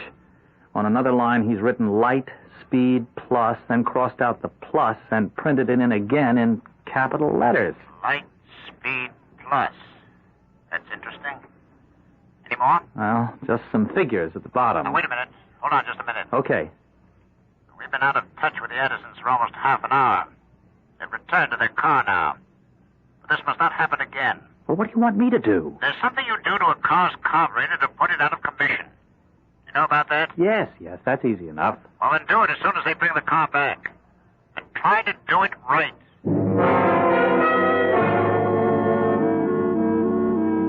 Well, I hope you're satisfied. It was beautiful. Well, wasn't it beautiful? Back there in that jungle? It was crawly. But, Jane, I just felt like going into the woods. So we went. Dwight, what did you want to do in the city? Well, just some errands. That's what I asked you. What errands? Things to do with a project I'm working on. I'm afraid I'm not at liberty to go into it. Not at liberty. You have to make a left turn at the next crossroads. Yeah, I know that. But my work is very secret. I've told you that before. I'm not free to talk about it to anybody. Anybody at all. Well, it makes a woman feel unwanted. Oh, now, come on, Jane. You know better than that. One of these days, and maybe before too long, I'll just decide not to stay where I'm not wanted. Jane! If you can be trusted with a secret, why can't I? It's just that you don't want to tell me. Well, one of these days, maybe you'll be sorry after I've left you. Jane, you don't mean that. You'll find out. Oh, well, all right. I'll tell you. So tell me. Well, not now. I can't go into it while I'm driving. It's too distracting. I'll tell you when we get home. You missed a turn, you know.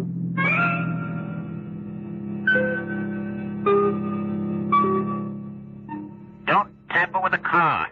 You understand me? Don't touch it unless you hear from me. Well, okay, but you said we the have car... reason to believe that we're going to get some vital information as soon as the Addisons get home. They should be there very soon. Well, okay, then you don't want me to... I don't want you to do anything until you're told to do something. Now stay near your telephone for further instructions. We get 20,000. He gets a punch in the nose. Now, this is wrong. All wrong, Jane. I want your absolute promise that you will never... Dwight, if you're going to start that again... Oh, all right. What I'm working on is a new kind of radio signal. A radio signal? Well, good heavens, what's so hush-hush about a radio signal? This is quite different from the kind of radio signal you're thinking of. This is a sound that kills whoever hears it. Kills? Slowly and rather painfully, I'm afraid. I haven't been able to work out a way to make it more humane. You mean you just turn your radio on and you get this sound or whatever it is and it kills you? Yes. Its effect is not unlike the effect of nerve gas.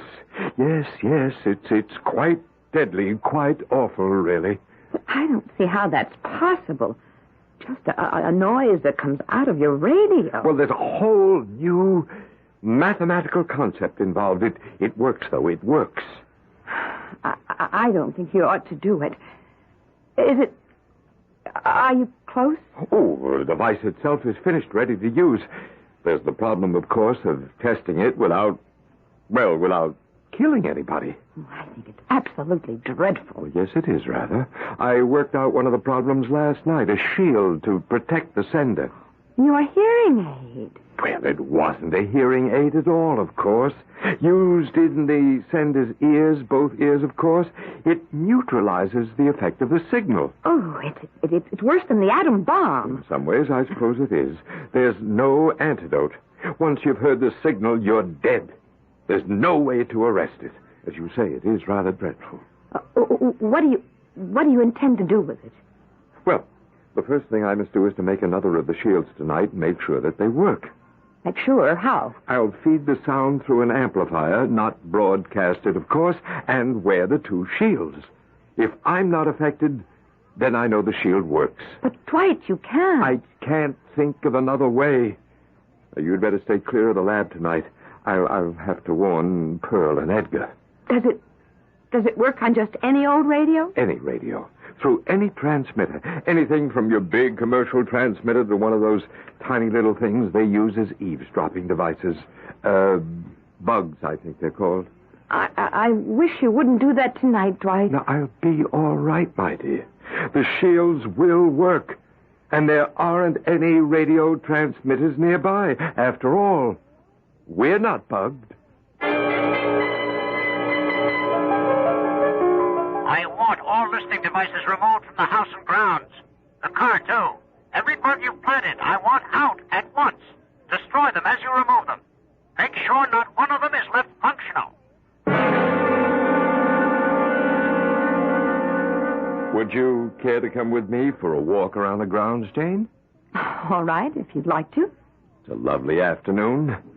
Edgar and Pearl have been out enjoying it. Oh, Edgar. Yes, Professor? Before I forget it, I think it would be a good idea if you and Pearl stayed in your quarters this evening. I'm doing a rather special experiment, and I think it would be safer for you. Okay, the whole evening? Until quite late, yes. It's a lovely day, isn't it? Mrs. Addison and I are going to take a little walk. Yes, it's very nice out, and, it's okay about tonight.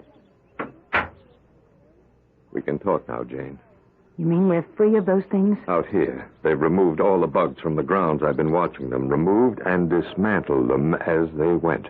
Afraid of your experiment tonight? Whoever's been listening must have given the orders. Oh, what a gorgeous day. Let's plan to stay out for at least an hour. That ought to give them time to clear the house of bugs.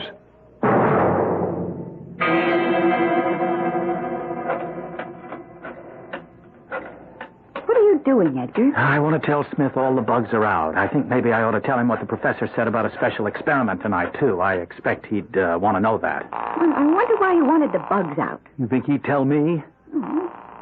Oh, come on. Why doesn't he answer? The number you have reached is not in service at this time. The number you have reached is not in service at this time. This is a recording. Mr. Smith's run out on us. What do you mean? The phone's been disconnected. Oh, then how are we going to collect our money? We're not.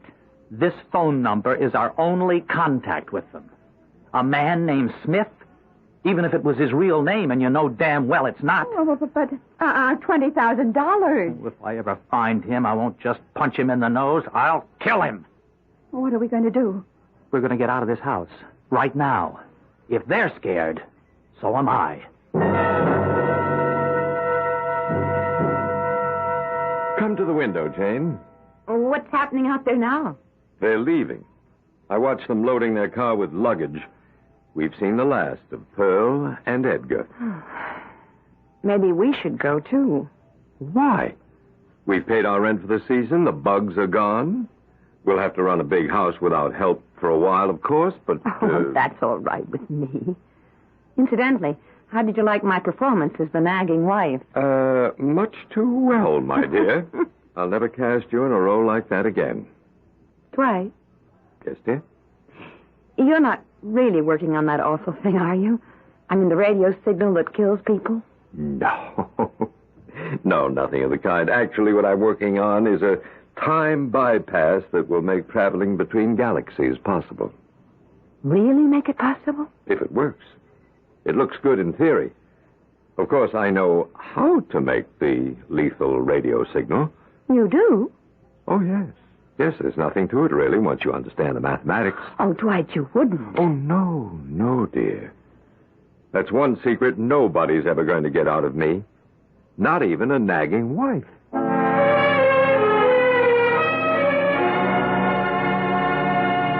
Professor Addison has tricked the eavesdroppers into removing their listening devices from his home and his laboratory. But has he stopped them altogether? They seem to be a determined breed. And I'm sorry to say, there are always people around like Mr. Smith and Pearl and Edgar Parker who will sell out if the price is right. Perhaps we've heard the last of the eavesdroppers. And perhaps we haven't. I'll be back shortly.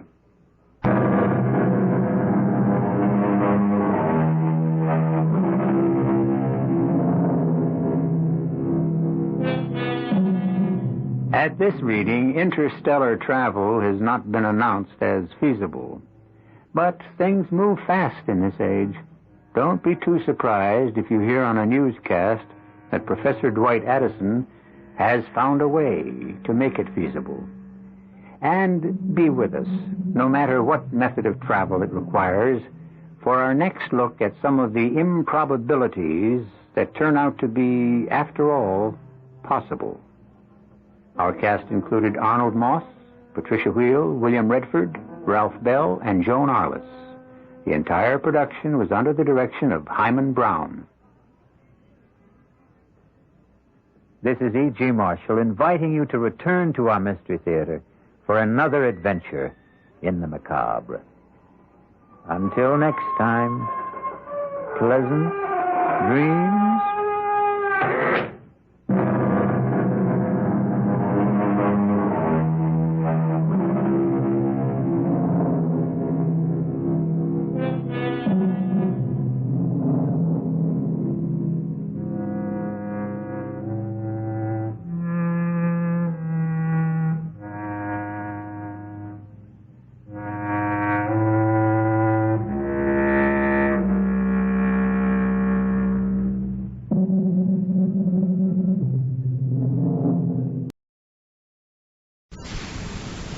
Mystery Theater.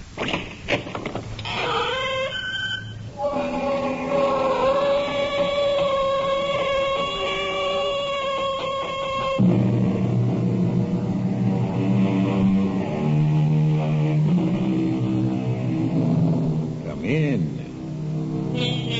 Welcome. I'm E.G. Marshall. It's been said that you can always recognize a werewolf simply by shaking hands. If the handshaker has hair on the inside of his palms, QED, a werewolf. Of course, this is an old wives' tale. As for me, I'm perfectly willing to accept the fact that the whole idea of werewolves was absurdly exaggerated by the superstitious during the Middle Ages. However, I would like some explanation of the concept everyone recognizes today, of the subconscious, something inside a person which can take over and utterly control a person's mind and actions, particularly under great stress. Get it off me! Get it away! I see the damn thing. It's a wolf. I'll kill it. Don't shoot, man. Don't shoot. Or be prepared to spend the rest of your life on your knees praying for the Lord's forgiveness.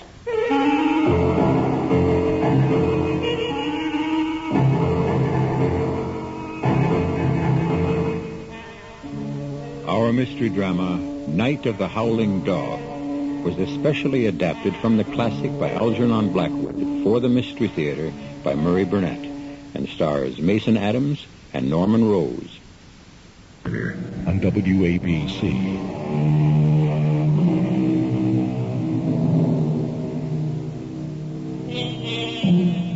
The pages of fiction are filled with surrogates passionately pleading the causes of other lovers to beautiful ladies. The characters of Cyrano de Bergerac, John Alden courting Patricia for Miles Standish, and the devil himself serenading the beautiful Margarita on behalf of Faust. These are only a few examples that come immediately to mind. However, I had never heard of a lover deputizing an animal to forward his suit until now. And to bring you this amazing story, I introduce an eyewitness.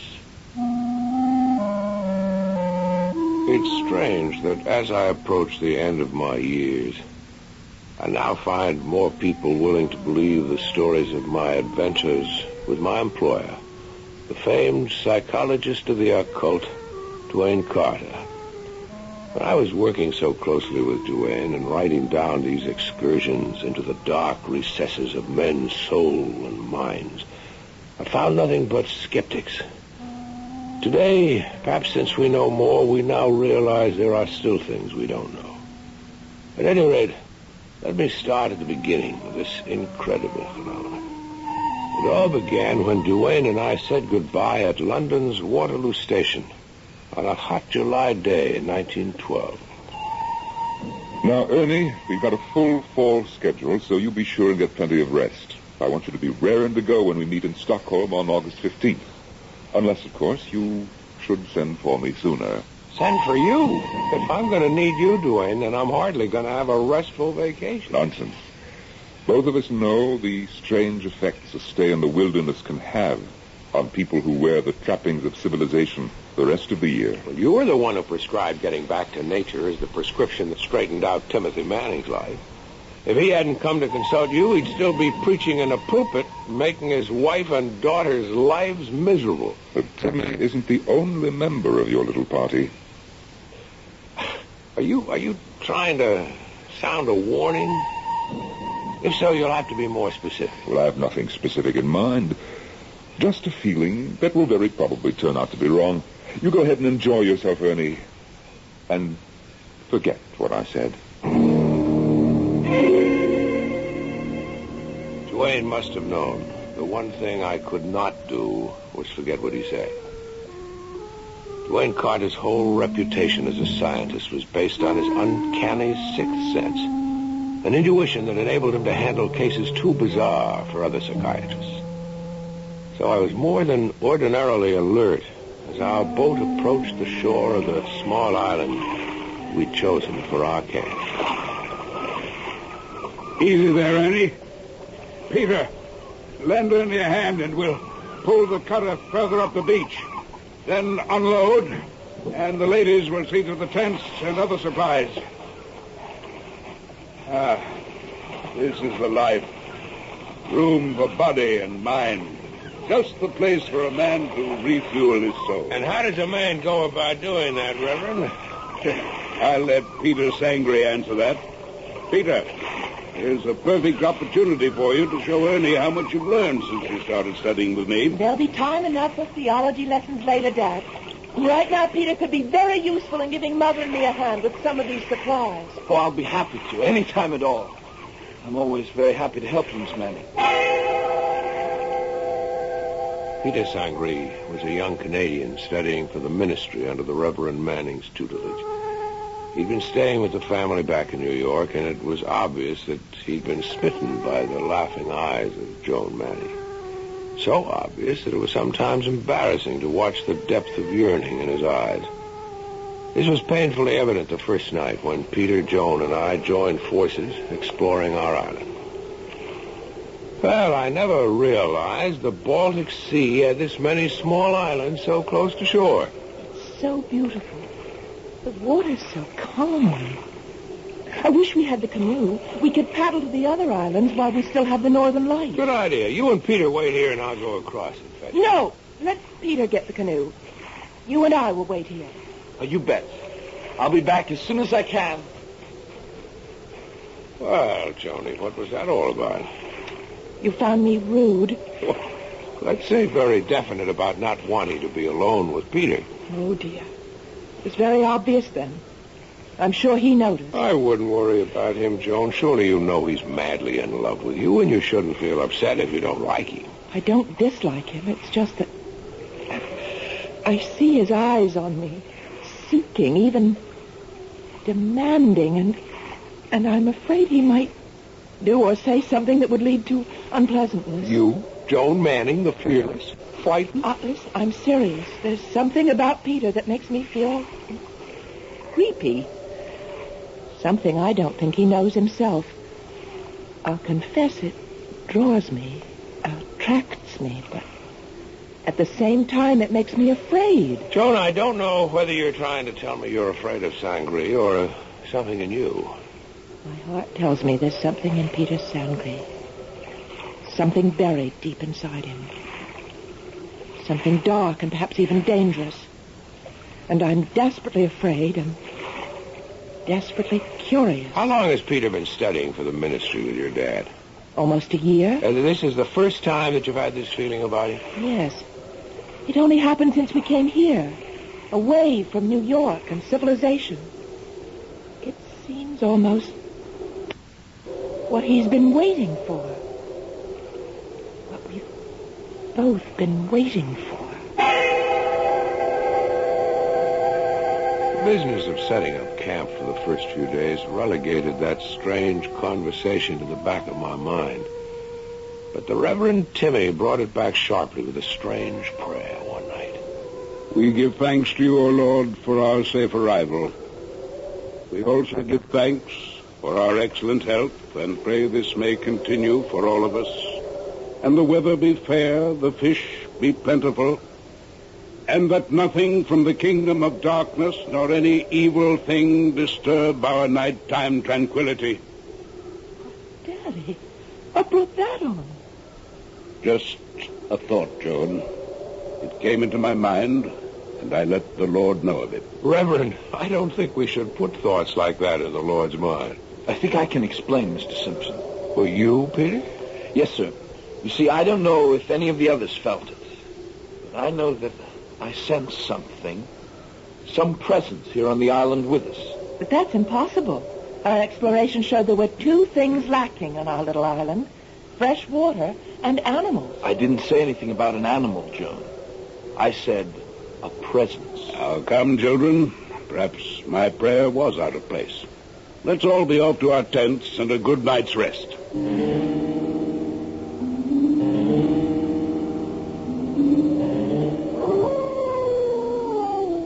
Who's that? Who's there? Whoever it is, let's not play tricks. I know someone's trying to frighten me. I'm coming out and see whoever it is that's playing this childish game.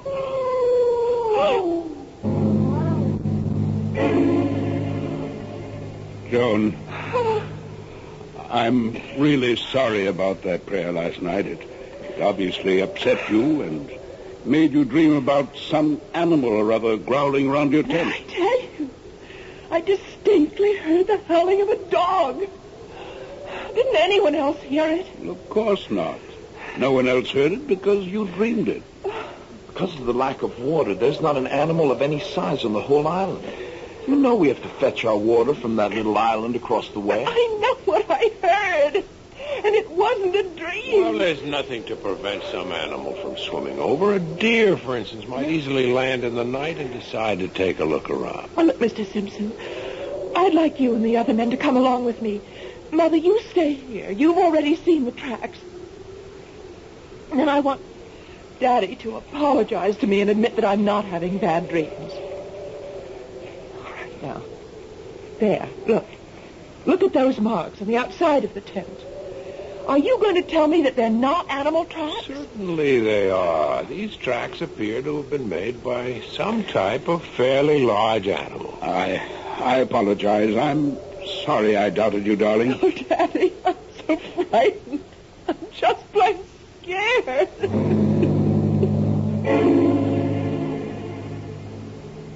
Mr. Simpson, look here. Look at these marks. The brute must have been scratching around my tent, too. Certainly looks that way. These are the same marks. Did you hear anything? Not me. Since I've come here, I sleep like a log. Reverend, would you come over here to Peter's tent for a minute? Coming, Simpson. It's really strange. I wonder if Mrs. Manning heard anything. After all, her tent is right next to Jones. Timmy, what do you make of those tracks? Looks like an animal, right enough. Tell you what I'd appreciate, Simpson, if you don't mind. Well, I'm here to help. Why don't you take Joan out for the day? On a hike or in the canoe and see if you can calm her down.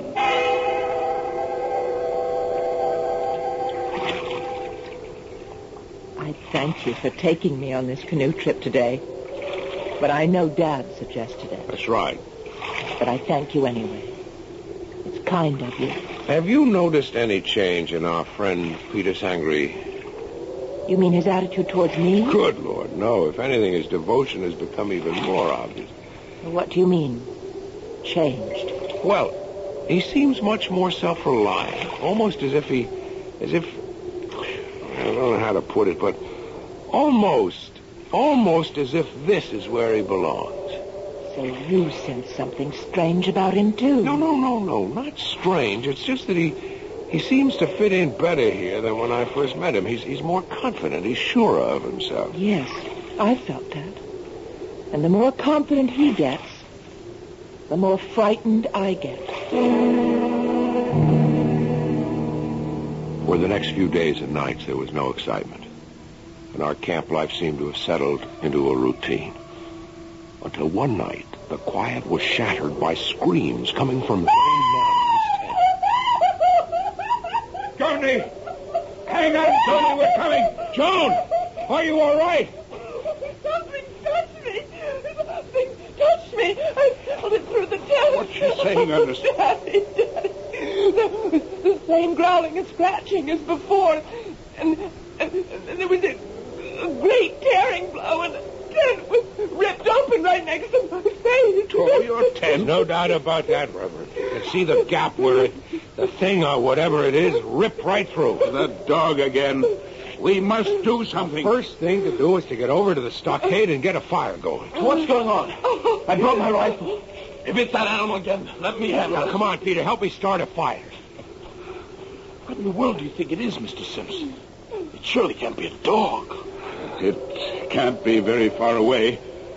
We'll organize a hunt at once, this very minute. Now, slow down, Reverend. Action, Ernie. Any action to stop panic.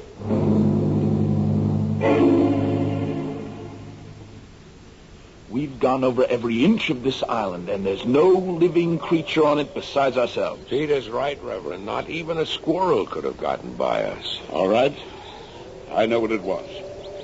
A dog from one of the farms on the larger island. A dog that's turned wild. It was attracted by our fires and the smell of food, and now it's gone back to where it came from. That's what it was. Oh, Daddy, you don't really believe what you just said? You can't believe that. You just can't.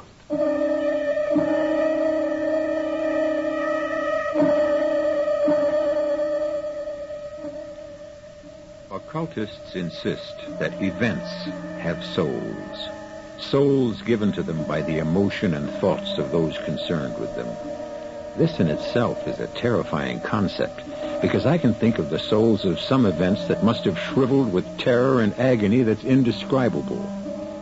I'll be back with Act 2 and the very strange events on the Baltic Island in a moment. On WABC.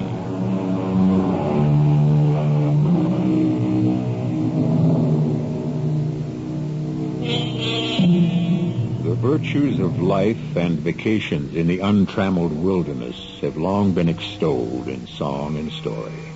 We've all longed for the starry nights with the wind sighing softly through the friendly branches of the protecting trees.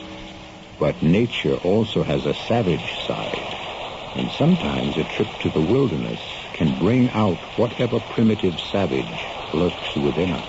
I hate the rain, especially when I'm in the woods. I thought you could use today to catch up on your studying, Peter.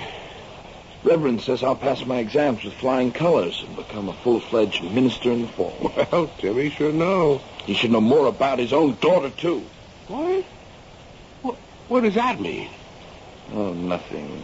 I guess we're all upset by what's happened with Joan. Well, of course we are, but I don't understand what you meant about Joan's father. Forget it. I'm sorry I said it. I just wish one of us would be able to track down that dog, or whatever it is, that's gotten Joan in such a state. She should be all right with her mother. You know that she's moved into Mrs. Manning's tent now, and there should be no more nonsense. Nonsense. Is that what you think is so frightening for Joan? Maybe you should join forces with her father. I had no trouble going to sleep after my rather strange conversation with young Sangree, but suddenly I found myself wide awake. I jumped from dead sleep to absolute wakefulness in a single instant. The rain had stopped. I went outside and sniffed the delicious clean air. A pallid half-moon just sinking into the sea threw a spectral light between the trees. And then, just 20 feet away across the paths, I saw a head thrust round the edge of Peter Sangree's tent. The head of an animal. An animal that had the appearance of no animal I'd ever seen before. Terror struck me. I knew it was the animal. And as I watched, riveted to the spot, the thing turned, slipped between the trees, and vanished. Wake up, Peter! Wake up! Well, Peter, come on. What is it? Peter, come on. The beast has been here in your tent. I swear it was about to leap at your throat. What are you saying? Let's not waste time. Quick, get your gun before Joan is attacked. Joan? Oh, yes, all right. Yes, let's get over there. I'm with you. Yes, I see the tracks. It's a wolf. That's what it is. A wolf lost among the islands and starving to death. I don't think so. It was unlike any animal I've ever seen. Whatever it is, it must be killed. Joan must be protected. I'll sleep all day and sit up all night and shoot the beast the minute I see it. No, I don't think this is anything that we can deal with. I have a better plan. I'm going to send for the one man I know who can help. Dwayne Carter. He will know what to do. Dwayne Carter? The psychic doctor? Yes. Then you think, it's something of that sort? I am certain of it. Although nothing Dwayne Carter ever did took me completely by surprise. I was astonished to find a letter care of General Delivery in the Waxholm post office. It was from Carter, giving a Stockholm address and stating that a phone call would bring him to Waxholm that same day. And so that night, Dwayne Carter joined us on the island. And after dinner, with Peter Ossoff sitting in, I told him of the strange events. You did well to send for me, Ernie. What we have to deal with here is a werewolf. A werewolf?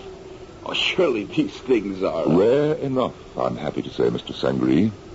Now, you say that no one has been injured so far. No, surely there can't be any question of this poor, starved beast injuring anybody, can there? I hope not. But what makes you think the creature is starved? What? I can't tell you. Except that I felt from the beginning it was in pain and starved. Although why I feel this never occurred to me until you asked. You really know very little about it, then? I really know nothing at all. Nothing. Help! Get it off me! Keep it away! Oh, please! There it is! Let me take a shot at it. No, don't shoot, Reverend. Help your wife take care of your daughter, and then meet Ernie and me at the stockade. How is Joan?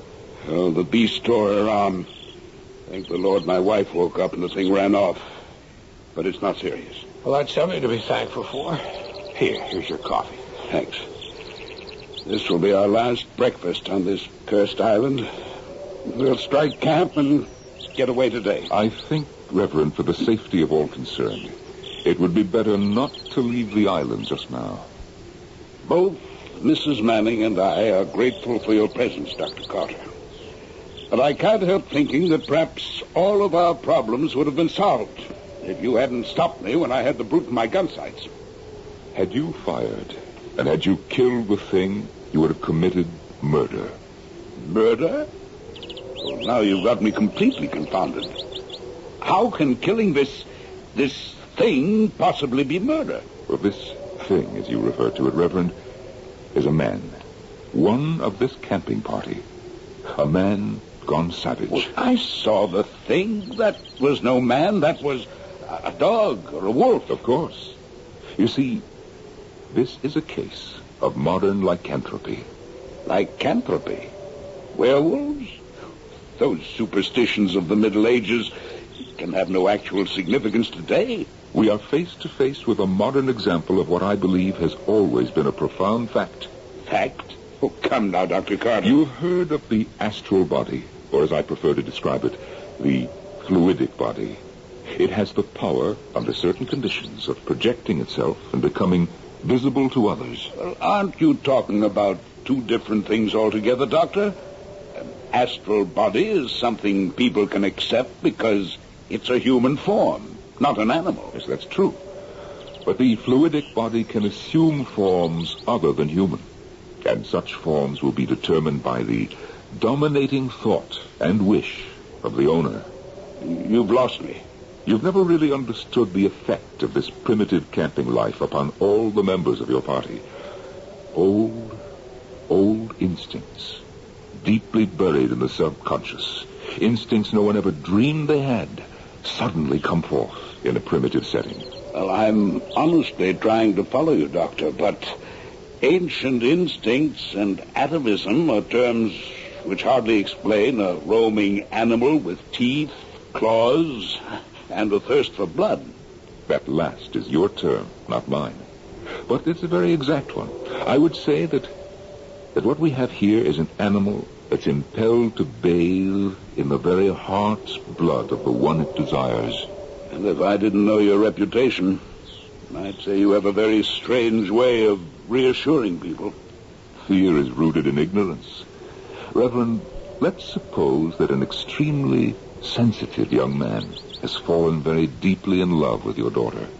Back in New York, this moonstruck young fellow isn't taken very seriously by Joan, and he knows it. Nevertheless, he loves, and he knows that, too. Does he know what you're trying to tell me? If you're asking if he's conscious of the change that comes over him, no. Oh, but I still refuse. Reverend, surely you don't question the violence that's in all mankind. It lurks underneath the surface. And here, on this island, where we shed the trappings of civilization, he feels strong and free. And the feelings of love he's been suppressing back in New York batter at his consciousness, determined to force their way to the surface. And at night, when he sleeps and his mind is relaxed, he dreams. The beast that ripped Joan's arm was no dream. Granted, but this wild force within him becomes fierce and savage when he sleeps, and his frustration turns into half devotion, half beast. And that is the form that his astral body might well assume. Well, if I grant these wild assumptions, why should I feel easier in my mind? Well, if you realize that this transformation isn't deliberate, then you can also understand that it is not necessarily evil. You say that to me after seeing Joan's arm? I tell you that this werewolf is no more than the passionate and fierce instincts of a man, frustrated by day, looking by night for his mate. That night we built the largest campfire we'd ever had. And all of us retired early. However, Reverend Timothy, Duane, and I had agreed to meet in Duane's tent. I'm going to open the tent flap now. Keep your voices down and strike no matches. Reverend, is the camp asleep? Well, Peter is. I can't answer for the women. I think they're sitting up. That may be for the best. Could you fill me in on what we're supposed to be watching for? Is it an animal? Report the least sound to me, and do nothing on your own. Nothing. You understand? Right. All right. Shh. Something out there? I'm not sure. Now listen, you stay here. I'll let you know. Timmy and I sat alone for a few minutes, but the good Reverend was restless. I don't much care for this waiting game with you and Carter, but he wouldn't hear of me staying with my family. He said it might prevent something happening. He knows. You must trust him. Well, it's either this astral body or double business, as he calls it, or else it's possession, as described in the Bible. But I'm sure of one thing. Whatever it is, it's bad. And I brought my rifle. You brought your rifle, but Duane said... And my Bible. Well, one is useless in this situation, and the other is dangerous. The only way we can win in this game is to do what Duane tells us. That's the safest way, believe me. I'm warning you, Ernie. If anything happens to Joan tonight, I'll shoot first and pray afterwards. Now, what the devil is Carter up to? Sneaking around Peter's tent and making gestures. He looks weird, disappearing in and out of the fog. I think Just wait, as he told us. Remember, he has the knowledge that we both lack. Well, he seems to be coming back now. Yes, he's heading this way. Peter is in a very deep sleep. His condition is almost cataleptic. Which means, Doctor? The fluidic body may be released at any moment. Now, I've taken steps to imprison it in the tent. It can't get out until I permit it. Be alert for any signs of movement now. I'd better hold on to my rifle. Reverend, I told you there is to be no shooting unless you want a murder. Anything done to the double acts by repercussion on the physical body of the man himself. Now, you better take the cartridges out of that rifle now. All right, Doctor. But I hope and pray you know what you're doing. It was with poor grace that Timmy slipped the cartridges out of his rifle. And then all three of us sat and waited for whatever was to come.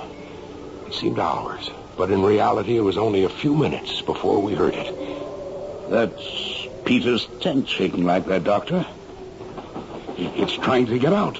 I hear it. All right, Reverend. Quickly, the women's tent. All right. I'll take my rifle just in case. I can always use it as a club. I urge you, Reverend, to be careful what you do. Because I told you this case is complicated. And it's my belief that your daughter and Peter are made for each other. And I think she knows it every bit as much as he does.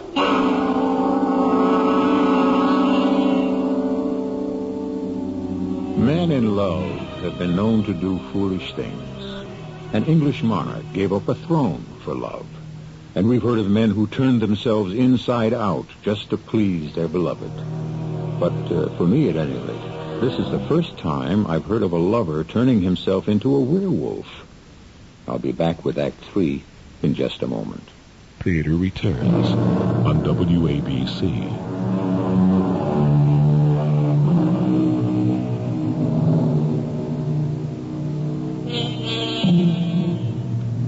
Statistically, there are more people who claim to have sighted UFOs than there are those who claim to have seen ghosts. But the lowest of all in number are those who claim to have experienced the numbing terror of having come face to face with a werewolf. Come along with me now as we share that experience with one of the few who have seen and dealt with that dread creature. From where Duane and I stood, it was less than 20 feet to Peter Sangre's tent. And although the wind had freshened considerably, it wasn't the wind that was making the canvas of his tent swell and shake. That shaking was caused by something inside the tent trying to get out. The hair on the nape of my neck rose.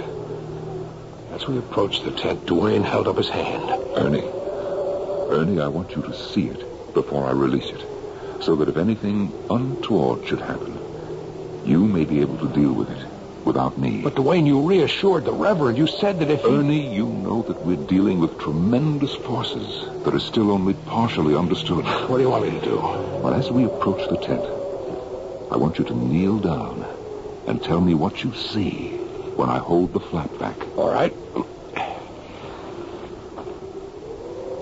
There's something in there, all right. But you must be able to see it and describe it before I'll chance releasing it. As my eyes became accustomed to the dim interior of the tent, I could make out Sangre's form lying under the blankets, while over him and around him flew a dark mass. All I could make out was a pointed muzzle and sharp ears plainly visible against the sides of the tent, and I also caught an occasional gleam of fiery eyes and white fangs. There's nothing to fear. I told you that before. How are you holding that thing there? There are some things I don't think you should know, Ernie. But I'll only tell you that it has to do with electrical impulses from the mind. You see, we all emanate a certain amount of electricity. And, well, just think of it as brain waves. Now step back a little now, because I'm going to release it. What'll it do? Hopefully it will listen to me, and I will be able to guide it. And if it doesn't? We'll cross that bridge if and when we come to it. Now step back. Keep your eyes fixed on the tent flap. Ernie, watch closely. And then I saw it. An animal. Neck and muzzle thrust forward. An animal about the size of a calf, leaner than a mastiff. And yet, Peter was easily recognizable. It was the head of an animal. But the face, it was Peter Sangree. Sangree, in his werewolf double. What do we do now? Well, I'll try to speak with him. Sangree, Peter Sangree, do you recognize me? Do you realize what it is that you really desire when you assume this form? Sangree, you must listen to me. Good Lord, Duane, can that be? Of course. A mating call. You shouldn't be surprised. It is probably Joan. You must remember she practically told you that she was afraid of something deep down in her. But she's not... The only salvation for both Joan and Peter is for me to lead Sangree's double to the object for which it yearns. Listen, that's coming from across the lagoon. Duane, Peter's double, a werewolf. He's gone. Although my eyes had been fixed upon the animal in front of the tent, somehow it disappeared. One moment it was there, muzzle lifted, sniffing the wind, and then it was gone, like a thing of the wind and a trick of vision. Quickly, Ernie, start following through the trees. Where will you be? I must check out Peter's tent. Why? What for? To make sure that his werewolf double cannot return until I permit it. I'll join you in a few moments. After circling Peter's tent, Duane caught up to me and we ran at full speed through the woods, always guided by the now fairly loud howling. And then suddenly the trees fell away and we were on the edge of the lagoon. And there, sharply defined against sea and sky, Joan! Stand still and remain quiet. But there's something wrong with her. She looks half asleep. She is fully asleep, and we must not wake her. What are you saying? She's sleepwalking. If we wake her, the shock might injure her permanently. But the werewolf, what will... She's on her way to meet him. You see, she's been irresistibly drawn to him from the beginning. Well, then how do you explain the torn tent the other night and the wounds on her arm? Wasn't she asleep then? Not deeply enough. She awoke and was terrified instead of pleased. Now, however, she's in a deep enough sleep to throw off the conventional shackles of civilization that have bound her and admit this man is her mate. Then she really loves Peter? Yes, profoundly. The canoe just coming around the point, isn't that Reverend Timothy? Yes, it is. What's he doing here? Probably following Joan. At least he had the sense to take the canoe and not wake her. But what will he do when he... Ernie, you're right. We're going to have to warn him. That's too late. There goes Peter's double. Quick, get to Joan. The Reverend's got a gun. But you made him unload it. He's got hold of a pistol. Stand aside, Joan. Out of my line of fire. Put that gun down, you fool. Put it... Oh, idiot. Ernie, get to Joan. Help her. What are all of you doing here? Where's Peter? Where is he? Oh, thank the Lord. Joni, you're all right. Where'd Peter go? Oh, he disappeared so suddenly. He cried out that he was hurt. We hope that he wasn't hurt seriously. I hope the brute's dead. Don't ever say that, Reverend. Unless you want murder on your soul. Murder? Why do you use that word? If anyone's done anything to him, then he's done it to me, too. Because Peter is... I know, my dear. He's your love. And I think we can bring him to you. Or perhaps you to him. But we must go to your tent and wait for me. Now, Ernie, take care of her until I get back. Reverend, you better come with me. While Duane and the Reverend went off together, I helped Joan back to her tent. You must let me go to him, Mr. Simpson. I know he needs You me. heard Duane. He said we should wait for him. I didn't know until tonight. That you love Peter. Yes. Duane knew that days ago. That's why we were there watching tonight and hoping that everything would go as we thought. And I think it would have, but for... Go on. But for what? But for an unfortunate happening. It was my father, wasn't it? Now, Joan, I think you should stay calm. It was Dad. He did something that... Something that hurt Peter. Hurt him badly. And now he's lost, and so am I. You mustn't despair. Everything will be different when Duane gets here. Oh, where is he? I think he's with your father, and I believe that they're both looking for Peter. Oh, we should be helping him. Sometimes, Please. Joan, we help best by doing nothing. Oh. Trust me, Joan. Trust Duane. I'm sure that he'll be able to handle this.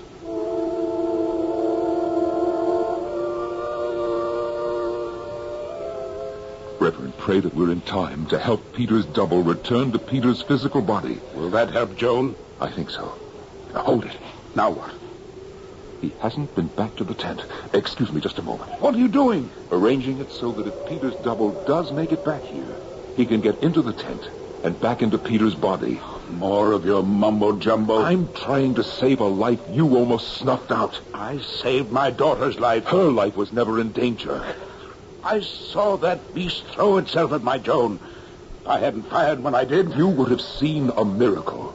A transformation in that beast and in your daughter. Dr. Carter, I know your reputation, Reverend, but... I think we should stop quarreling. Both of us want the same thing. And this isn't doing either Joan or Peter any good. Now, I'm going to need your help. Well, you know I'll do anything I can. All right. But what I'm going to ask you to do, Reverend, will go against your every instinct. I'm going to ask for your belief, Reverend. In what? In the fact that the double you saw, the werewolf, if you like, meant your daughter no harm. And above all, the fact that he must return to Peter's physical body. Why do you need my help for that? Because you shot him.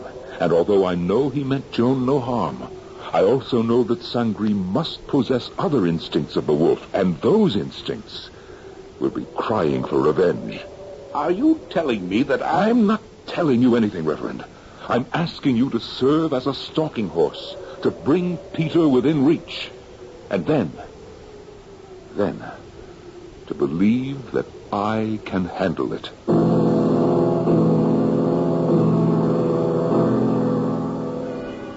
Now, Reverend, you're not going to have any second thoughts about being unarmed. I gave you my word, Carter.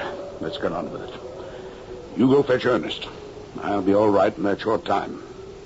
I'm sure the Lord is watching over me. Let's hope he's watching over all of us.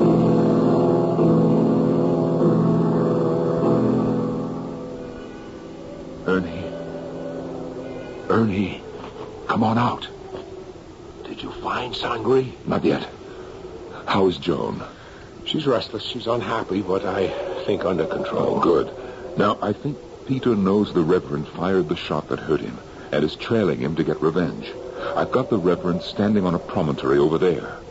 If the werewolf comes, I think I can gain control over him and get him back into Peter's body. I hope so. For all our sakes, I hope so. Peter! Oh, Peter, where Joan, come back here. Let her go. We'll follow her. She'll lead us to him.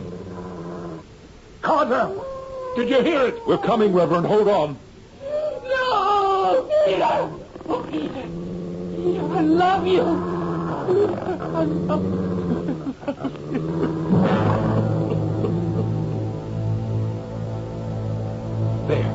There it goes into Peter's tent. Let's hope it's in time. What about the Reverend? Joan will take care of him. Peter's the important one now. He's alive. Yes, but look. Those marks on his face. Are they gunshot wounds? They are. The Reverend aimed well. The shots went through his cheeks. Oh, he'll carry the scars for the rest of his life. It was Joan who stopped him. Joan's voice and his love for her. I'm not sure that I would have been able to head him off. I've been hurt. My face. It burns. You're going to be just fine. Peter, my love. Joan, you're not frightened of me? Of course not. At first I was. I didn't really understand. But now I know that I belong with you, and I'll be with you, always. My face. Don't touch it. Joan, you bathe the wounds with clean water, and they'll heal naturally. Of course. And, Dr. Carter, thank you. Ernest, I think we're superfluous around here now. Right, Joan? That's right. Dr. Carter, my father has more need of you now than either Peter or I.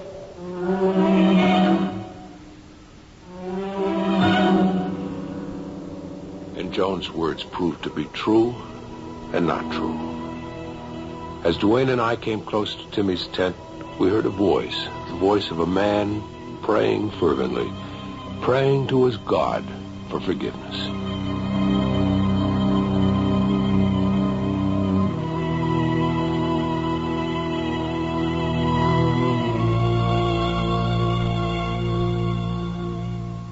So, this tale of a man who unconsciously used a werewolf to further his love's ambitions ended happily.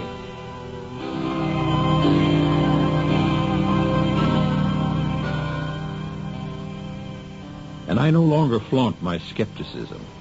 However, I must in all truth say that it's not really the recommended way to go courting, even in today's permissive atmosphere.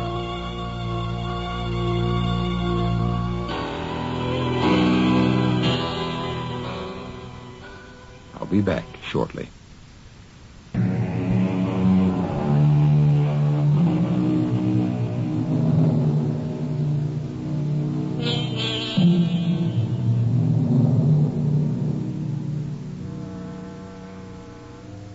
Magicians are well aware that people love illusion.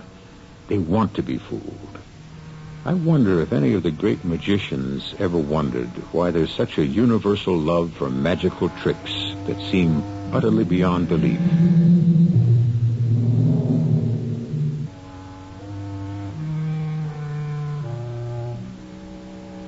It's my fancy that we love illusion because we live in hopes that someday something magical will happen to all of us.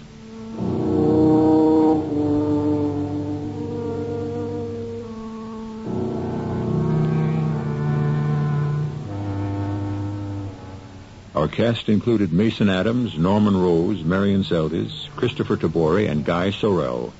The entire production was under the direction of Hyman Brown. All you skiers, how would you like to receive 2 free ski passes? No catches. Mast Hope is simply exposing you to the fun and beauty of their resort. This is an incredible resort bordering New York, New Jersey, and Pennsylvania, right on the upper Delaware River, only 95 miles from New York City. Mast Hope's resort community offers ice skating, tobogganing, babysitting, children's theater, horseback riding, hay rides, snowmobiling, and, of course, cross-country and downhill skiing. So if you're a skier or you'd like to become a skier and would like to receive 2 free passes with no catches, call 1-800-922-8422 or 717-685-4821. They feature one of the longest double chairs in the Poconos, 100% snowmaking, night skiing, and an excellent ski school to teach every member of your family. There are no excuses not to take advantage of this offer, an opportunity for 2 to ski for free. Call right now and receive 2 free lift tickets to this beautiful ski resort. 1-800-922-8422 or 717-685-4821. This is E.G. Marshall inviting you to return to our Mystery Theater for another adventure in the macabre. Until next time, pleasant dreams.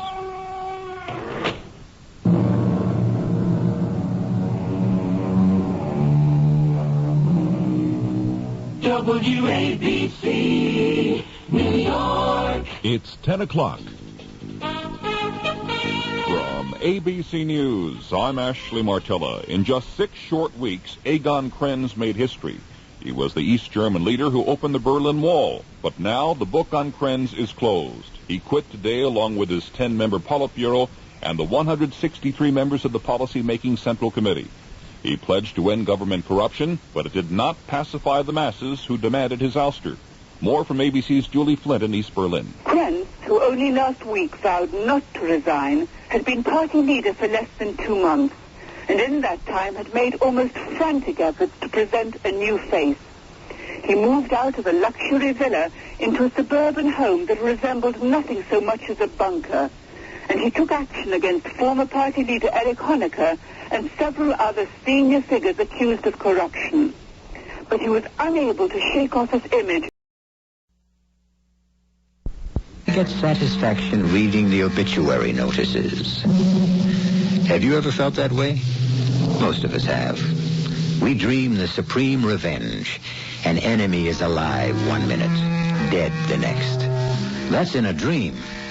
No one except a person with a criminally twisted mind ever commits murder.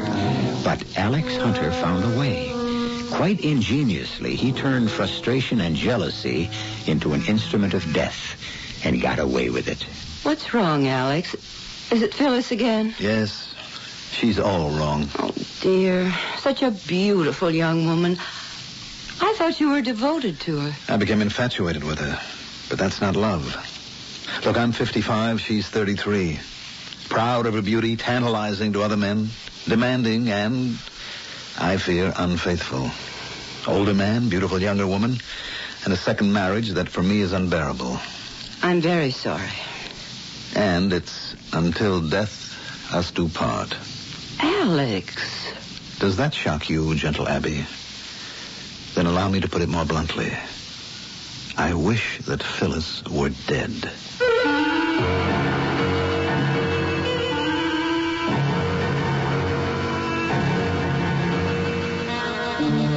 Our mystery drama, Murder by Proxy, was written especially for the Mystery Theater by Roy Windsor and stars Mandel Kramer.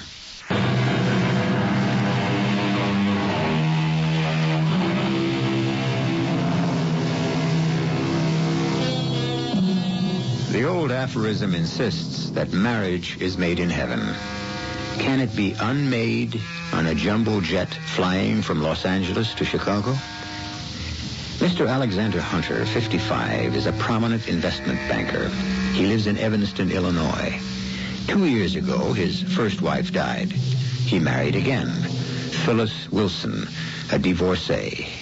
Phyllis is 33, physically beautiful and conscious of it, intelligent and opportunistic. Marriage to Alex Hunter assured her of wealth, affection, and a social position. Men desired her, but did not love her. A tragic young woman, a victim of her own beauty, pretending to an ego she did not have. Her doom was almost foreordained. High above the bank of clouds over Kansas, Alex Hunter has a strange encounter. Mind if I join you, Mr. Hunter? What? Oh, no, of course not. Well, how do you know my name? Do I know you? Sure. You don't remember, that's all. It's nice, ain't it? 5 miles up in the air, and it looks like a bar and lounge in a Chicago hotel. It knocks me out. It don't mean so much to you because you fly like this all the time, but it's a first for me. You're used to it. Yes, that's true. The novelty has worn off. One gets used to most things. Some you don't get used to, Mr. Hunter. Mm-hmm. Well, if you'll excuse me. Prison you don't get used to. Prison? Yeah, the pen, the big house. I was in for 20 years, and I didn't get used to it. It's very interesting. You want to hear what it's like, Mr. Hunter? Not particularly. It does sound depressing. I'm happy that you're free. Now, if you'll be good... You shouldn't be, Mr. Hunter. What do you mean by that? Why do you keep repeating Mr. Hunter this, Mr. Hunter that? I don't know who you are. Without meaning to be rude, I really would like to return to my seat. Well, there's lots of time for that. Thanks for saying you're happy I'm free. You're a nice man. I wish you wasn't. Just who are you and what are you driving at? Well, now, that's better. Tim Cohane's the name. Remember? Tim Cohane? The name means something. Does ring a bell? Yes. Tim Cohane. I was on a jury once, and there was a Tim Cohane. Yes, now I remember. We tried you for murder. I was the jury foreman. You pleaded manslaughter. Murder without malice express or implied. I recall the judge defining the charge for us. We sent you to prison for life. Joliet, right? 20 years, Mr. Hunter. Paroled for good behavior. That's very commendable. But it doesn't bring back the jeweler you shot when he found you robbing his store. Nick done it. Well, before he died, the old man identified you as the man who shot him. It was Nick. So you kept insisting, but your fingerprints, Mr. Cohen. He shot the old man and dropped the gun. He was grabbing the jewelry. I picked up the gun, that's why. Yes. We never did get Nick, did we? An airtight alibi, as I recall. Yeah. Well, it seems you've paid your penalty to society, and I wish you well. Oh, you're really cool, Mr. Hunter. 20 years in the can, remember? I rot in the pen for 20 years. My wife has to sell the bungalow. The kids run wild. She gets sick and can't get the kind of medical help she needs, and she dies. Oh. Who cares? Do you care she's dead and my kids are gone who knows where? No. It was just a day's work for you and the rest. The bum's guilty. Send him to the pen. And when the bum comes out, what's he come out to? Nothing. Might as well be dead. And you wish me well. I'm sorry about your wife and children. I was 28 when you cut off my life. A jury sentenced you, Mr. Kahane. You cut off your own life. A jury found you guilty of murder but settled for manslaughter and sent you to prison. Willfully or without malice express, you caused a death. And you've paid the penalty. You ain't paid, Mr. Hunter. Meaning what?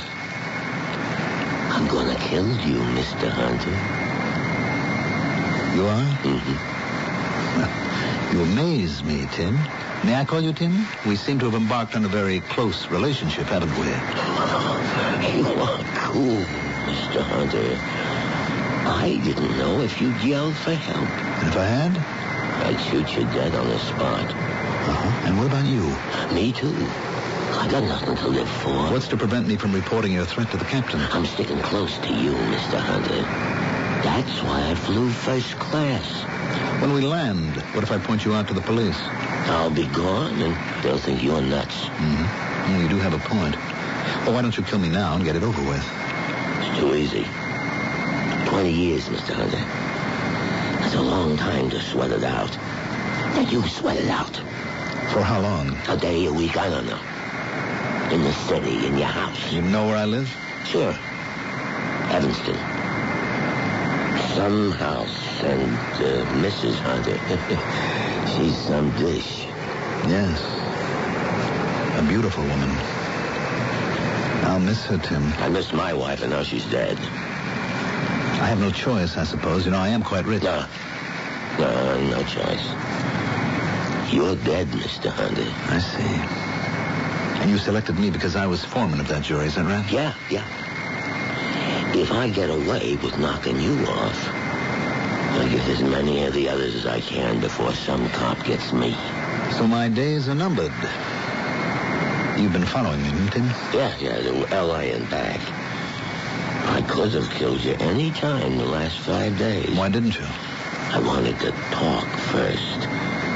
So you'd know what was going to happen and then sweat it out. Your form of torture? Yeah.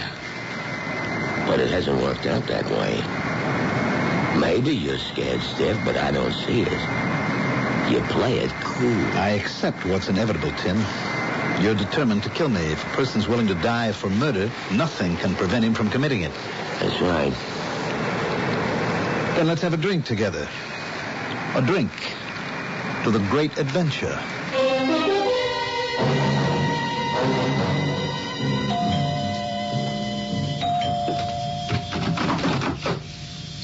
Oh, Jimmy. Mrs. Hunter? You fool. Aren't you going to invite me in? Oh, I know you are madly in love with me. Oh, I am I? You forget that I am Mrs. Alexander Hunter, a respectable housewife. And you're, well, what are you exactly? The public paramour? That's not true. I have eyes only for you. And you. You are a fake Jimmy Marquette. But you are a reasonably attractive flirt. A flirt? Me? Now look at you, standing there in a thin silk peignoir, alluring even without makeup, a wicked look in your eyes. Oh, come on, Phyllis. Kid yourself, but don't try to kid me. Oh, I dare you to let me in. No, thank you. What if Alex walked in now and found you standing here ogling his wife? Oh, am I ever? Well, stop it. I have to get dressed for your party. Or have you come to say it's off? No, it's on. I wanted to make sure you'd be there. Well, that's flattering, I suppose. Yes, we'll be there. Oh, you have to bring the old man? You invited us, not just me. Us. Yeah. Phyllis. Oh, now, Phyllis, you know how I feel about you. You are off limits, Jimmy. Alex is not exactly the permissive type. But how can you stand him? He just doesn't fit in with someone our age. He's not that old, and he's rich. And all this, the house, the cars, the land, is all mine. Well, I'm not exactly poor, baby. I settled for Alex Hunter, and I won't unsettle for you. But, look, couldn't we see each other alone sometime? You know, just thinking about you drives me wild. And when I think about you and him... Bye-bye, Jimmy. Just bye-bye. Alex should be home soon. And we'll be at your party in an hour. Oh, sweet Phyllis. Make me immortal with a kiss. Oh, you have got it bad. Goodbye. Yeah, I'll kill myself. Not on my doorstep, if you please. Goodbye.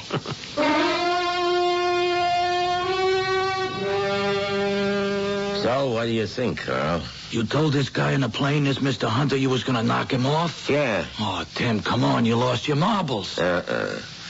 Hunter was foreman of the jury that sent me up. I'm gonna kill him and the rest of the lousy 12. Oh, boy, listen to him. You haven't got a chance in a million. Timmy, baby, you just got out of the pen. You want to go back? No, and I ain't going back. I'm killing Hunter. If I get killed, it don't matter. You mean it, don't you? Yeah, and you're gonna help me. Oh, Tim, I don't know. I don't like it. You don't have to like it. You drive your car and we stake out his house. I take care of him and you get me away from there. Oh, just like that, huh? You think this guy is dumb or something? He's got cops crawling all over his place. Oh, no, not this guy. Not Mr. Hunter. He's kind of weird.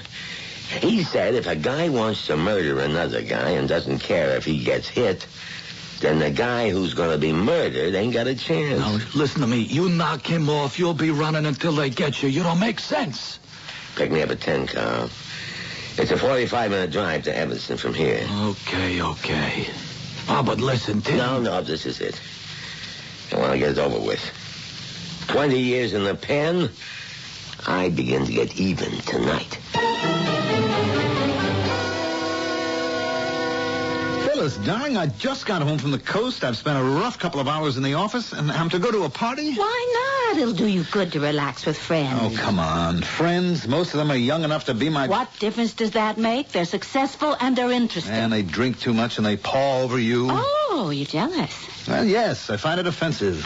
Don't be stuffy. Is it stuffy to be offended when a slob like Jim Marquette ogles you and paws you and you let him? And just what do you mean by that? Oh, please, Phil, let's not quarrel. I love you. I don't want to share you with... No one loves me. No one. No one ever has. Since I was 18, I knew what I did to men, and I knew what they wanted. But that wasn't love. And you are no different. You were in love with your first wife. And you want me to think that you're in love with me? Don't kid yourself, Alex. My blonde hair and my face and my long legs excite you.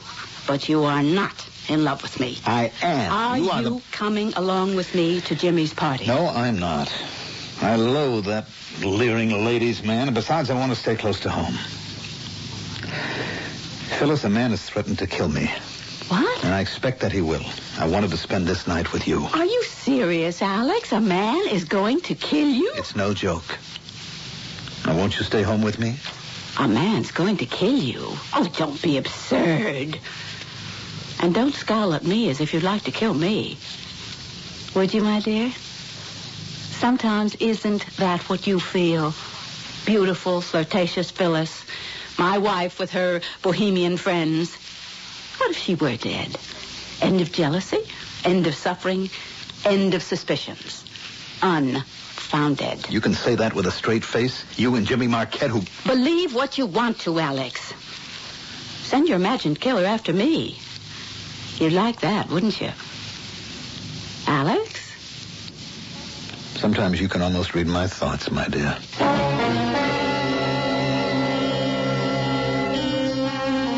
Jealousy is the greatest of all evils and the least pitied by those who cause it. That maxim was coined by La Rochefoucauld 300 years ago. Alex Hunter, indeed, is a jealous man. His doubts gnaw away at his insides. He's old, she's young, and tantalizing to others. He's married to her, but he doesn't possess her. Out there in the dark is a man determined to murder Alex Hunter. Is he afraid? Probably not. Death would be a relief. I'll return shortly with Act 2.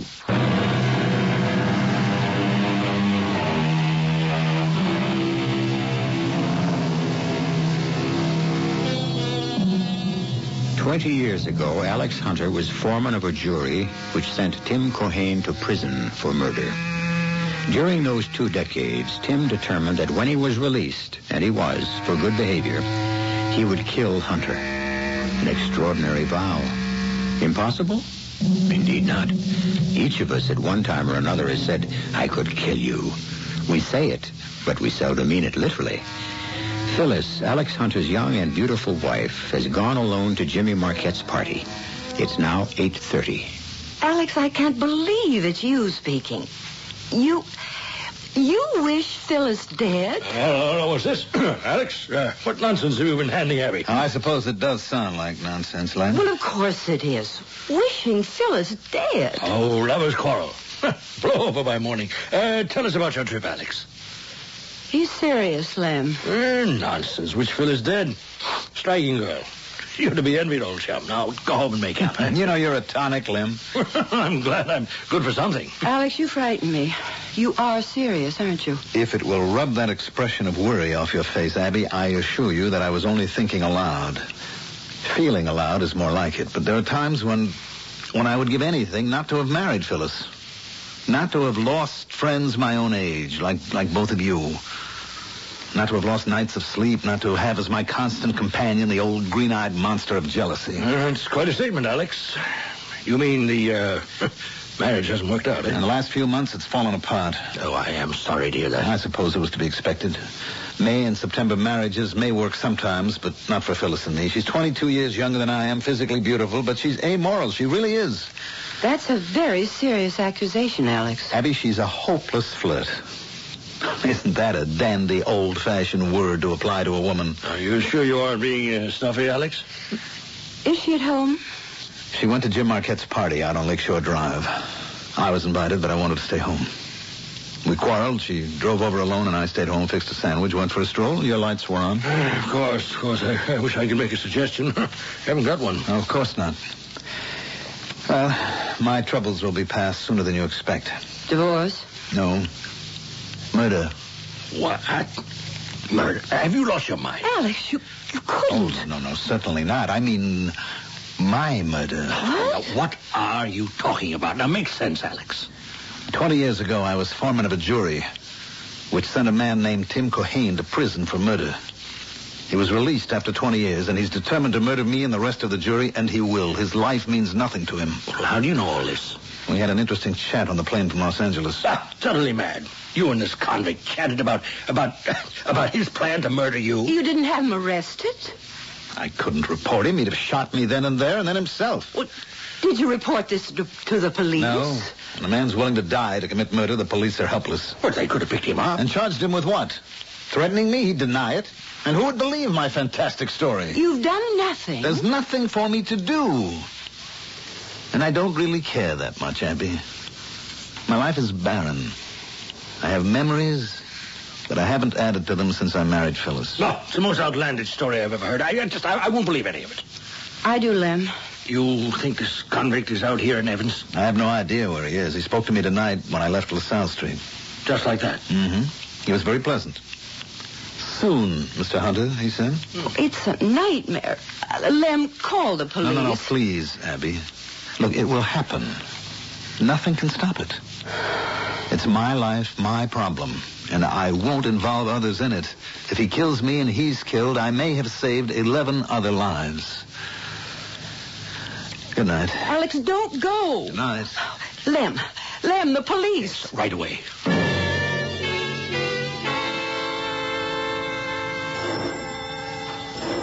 It's the police, Lem. Yes, right. I hope it's an officer I know. All right, evening, Mr. Small. Oh, Joe, I'm glad it's you. Come in.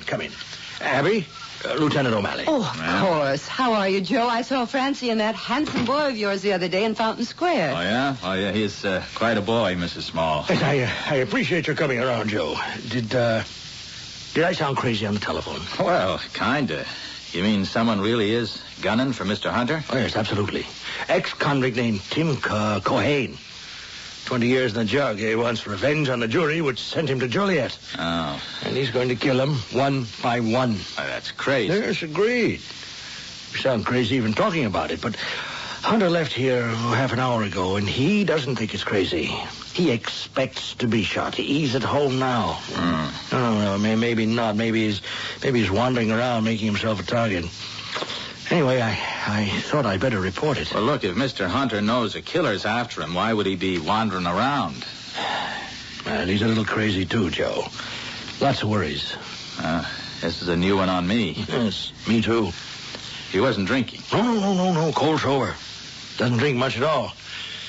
No, the ex-con talked with him on the plane. Said his number was up. So Hunter's fatalistic about it. Expects to get it any time.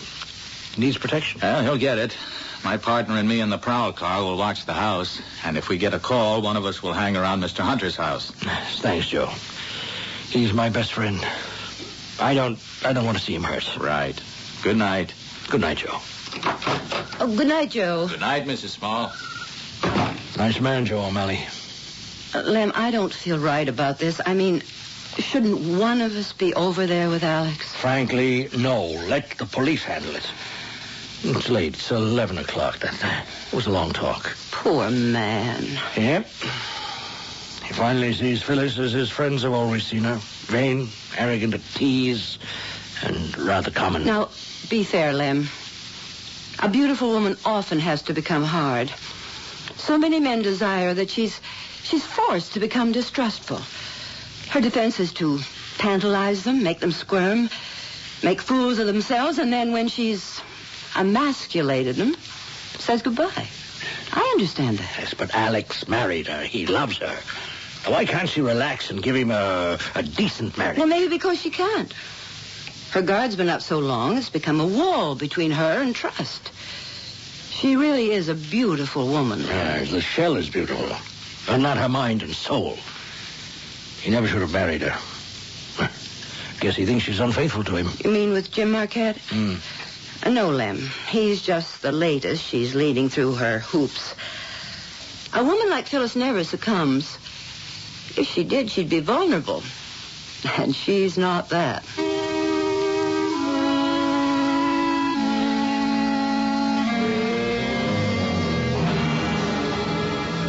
Hey, how long are we going to wait? We wait until Mr. Hunter comes home. He went out about 8:30. Well, you could have knocked him off then. I want to talk with him first. Look, I don't like hanging around like this, parked in some guy's driveway. What if he comes home? What's he going to think us parked in his driveway? We're turning around, that's all. Relax. Hey, there's a prowl car, Tim. Yeah? Stopping at Hunter's house. One cop is going up to the front door. Come on, let's get out of here. Get your shirt on, let's watch. He's coming back. Sure, nobody's home. The door's locked. What about the wife? The car's gone, Hunter's car. She's out someplace. See? Cops getting back into the prowl car and they're leaving. Now, take it easy. Easy. How long are we going to hang around? Hey, look. Another car's pulling into Hunter's driveway. There's a guy and a woman. Is that Hunter? Don't be stupid. You know, he walked out of the house at 8:30. It's some guy bringing his wife home. No way, dear Jimmy. On your way. Oh, let me come in, Phyllis. Don't be a fool. Alex would kill you. Alex? He couldn't break a pane of glass. I'd like to have it out with him. I won't give you up. I'll get him out of your life. I don't want him out of my life. But you're out of it, Jimmy, my boy. Oh, come on. I mean it. You're 35. You act like 16. Good night. Phyllis. Good night, Jimmy. Oh, you dirty... You are not 16. You're younger. Use the car if you want to. Oh, I'd rather walk. Your privilege. See you around. Night.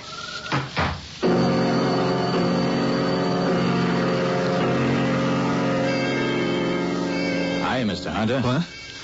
Oh. Hello, officer. Joe O'Malley. Yes, of course. It's almost midnight, Mr. Hunter. Oh, yes, it is. It's 5 of 12.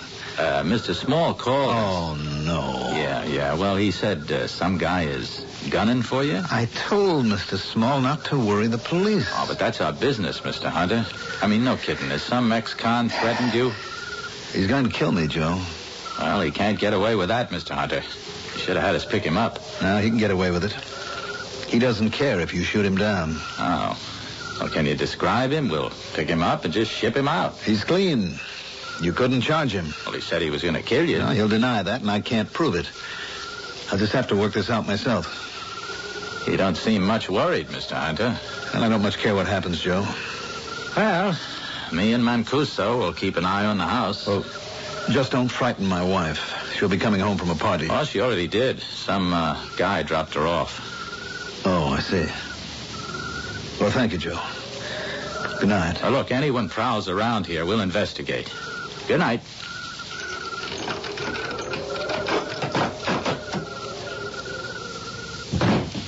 Hi, Mr. Hunter. No lights. Tim? Yeah. You heard the officer? Yeah. You kind of disappoint me, Mr. Hunter. I didn't call the police. Friends of mine did. Oh. Well, that makes me feel better. A cool bird like you don't panic. Well, I haven't so far. For reasons of your own, you decided to kill me even if it cost you your own life. Under those circumstances, no one can prevent you from killing, so I accept that. That's why I'm cool. Right. That cop don't worry me. I killed you, maybe he gets me. That's okay. Like I said, I got nothing to live for. Then, this is it? This is it. I see my wife fell asleep on the couch. Yeah, she came in half an hour ago and flopped down. She's a beautiful woman, Mr. Hunter. Yes, she is beautiful. You were in the house when she came home? That's right. Alone? I'm alone. Oh, you mean her? Yes, Mrs. Hunter. Oh, some guy left her at the door. She gave him a brush. Then she came in the living room and called your name, Alex. And she twirled around and flopped down. She fell asleep half an hour ago. She drunk? Nah, feeling good, that's all.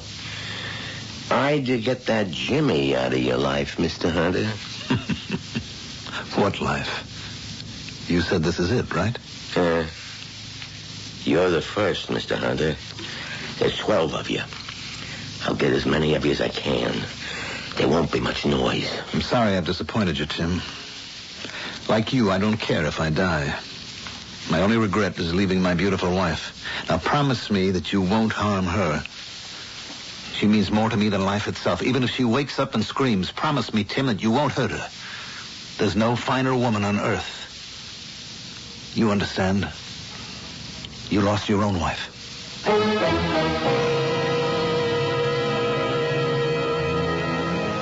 A strange twist. Alex Hunter has wished his wife dead, but listen to him glorify her. He faces a man determined to kill him. That doesn't seem to worry him too much. He's worried about his wife. Don't harm her, if you please. The very woman he wished dead only hours ago. Alex Hunter has not spoken honestly to his intended assassin. Will malice be added to falsehood? I'll return soon with Act 3.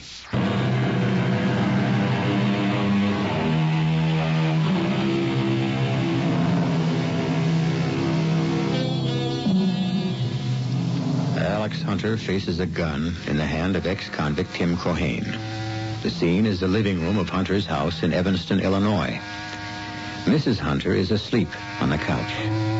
He dislikes his beautiful wife, and he suspects her of infidelity. Yes, he's just told the ex-convict, please, not to harm his wife. She means more to me than life itself. Hardly true. A lie, in fact. To what purpose? It's midnight, and as she predicted, Abby Small can't go to bed. I won't sleep until I know that Alex got through the night safely. I think I'll walk over there and walk past his house, take a look, see if the police have an eye on it. You want some fresh air? No, I'll stay home, Lem. If anything happened, it's too ghoulish for me. Right. Did you ever hear of such a situation? I still can't quite believe it. You know, I remember something from college. Revenge is a wild kind of justice and so on. Oh, yes. Revenge of wrong putteth the law out of office. Francis Bacon, I think. How did that jump into your head? This is Tim Cohane. He's out for revenge. He kills Hunter, and he does putteth the law out of office. Some word putteth makes sense, though. Now, if Hunter's murdered, the law certainly is putteth out of office. It's flouted. It's funny. 1975.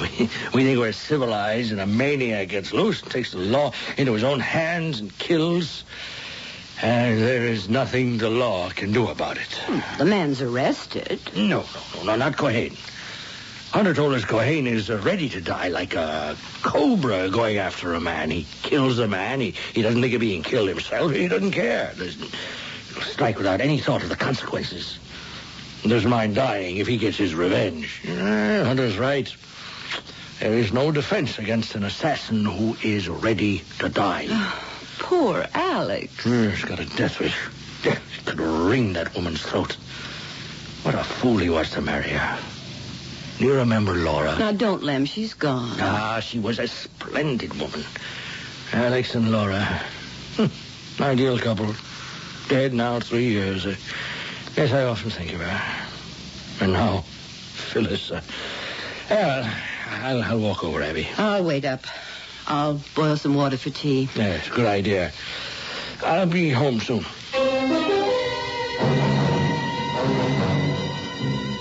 Promise you won't harm my wife, Tim.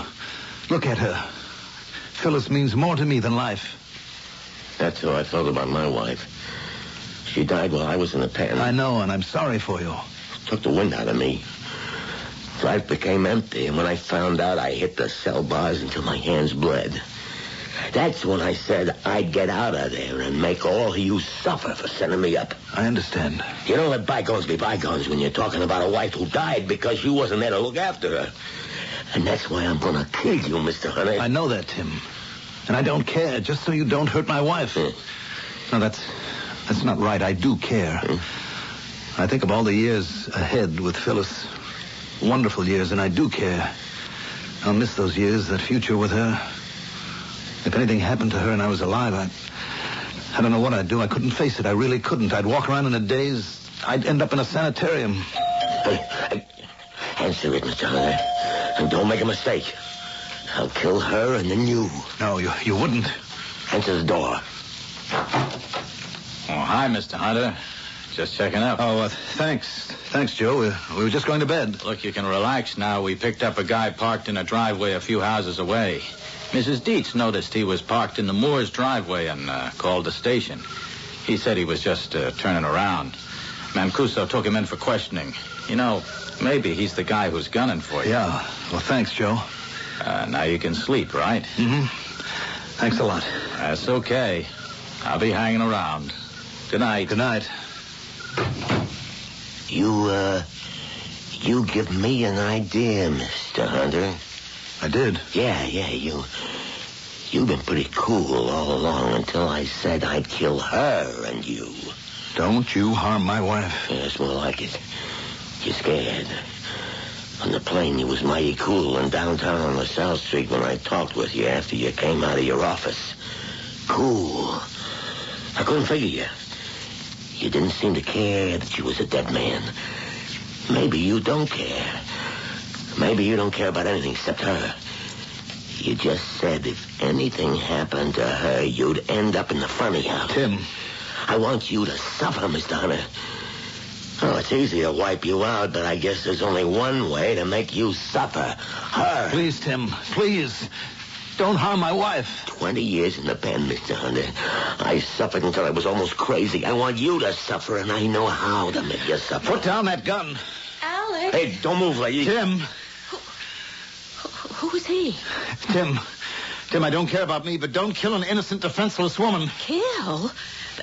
He is going to kill me? Yes, because then he'll suffer the way I've suffered. You're crazy. Now listen, stay where you are. One move and you get it. Well, this is crazy. Who is that lunatic? He's a man I sent to prison years ago. He's out for revenge. If I kill you, he'll suffer as long as he lives. A wife means more to a man than anything he owns. He said that about me? Yes, I said it and I meant it. Life without you... Come off it, Alex. You're as crazy as he is. Me? I mean more to you than anything else? More than your money and the house and your stuffy friends and your square behavior? There is no love lost between me and my husband. Whatever your name is. Oh, no, lady. It won't work. Tim, please, lower that gun. You mean... Alex, you mean that he really intends to kill me, do you? Yeah. Why? Why? You murder me, you'll be doing him a favor. He hates me. He hates me because I'm alive and beautiful and he's not sure of me. No. He's jealous and it's eating him up. He doesn't want me. But he doesn't want anyone else to have me. Can't you understand that? He's got you brainwashed. No.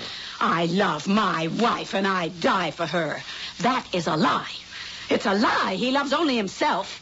He wishes me dead. Don't you understand? Good Lord, can't you feel that? It's no good. That's a nice try. The more you say what a rotten marriage you got, the more I admire you, the more I know how much he means to you. Tim, please, listen to reason. Murdering my wife or me or both of us, what happiness could that bring to you? If you kill us, you've signed your own death warrant. Tim, please don't do it. Let us live. Look, I'll help you, I promise. You've got a good life ahead of you yet, but once you pull that trigger, your life is ended too. I don't care. No! Tim, oh, my God. So long, Mr. Hunter. Police! Police! Help! I got him! I got him, Mr. Hunter. Is this the guy? Yes. Yes, that's the man, Tim Cohen. A dirty murderer. I'm glad he didn't get you. I'm not, Joe. I'm not. He murdered my wife.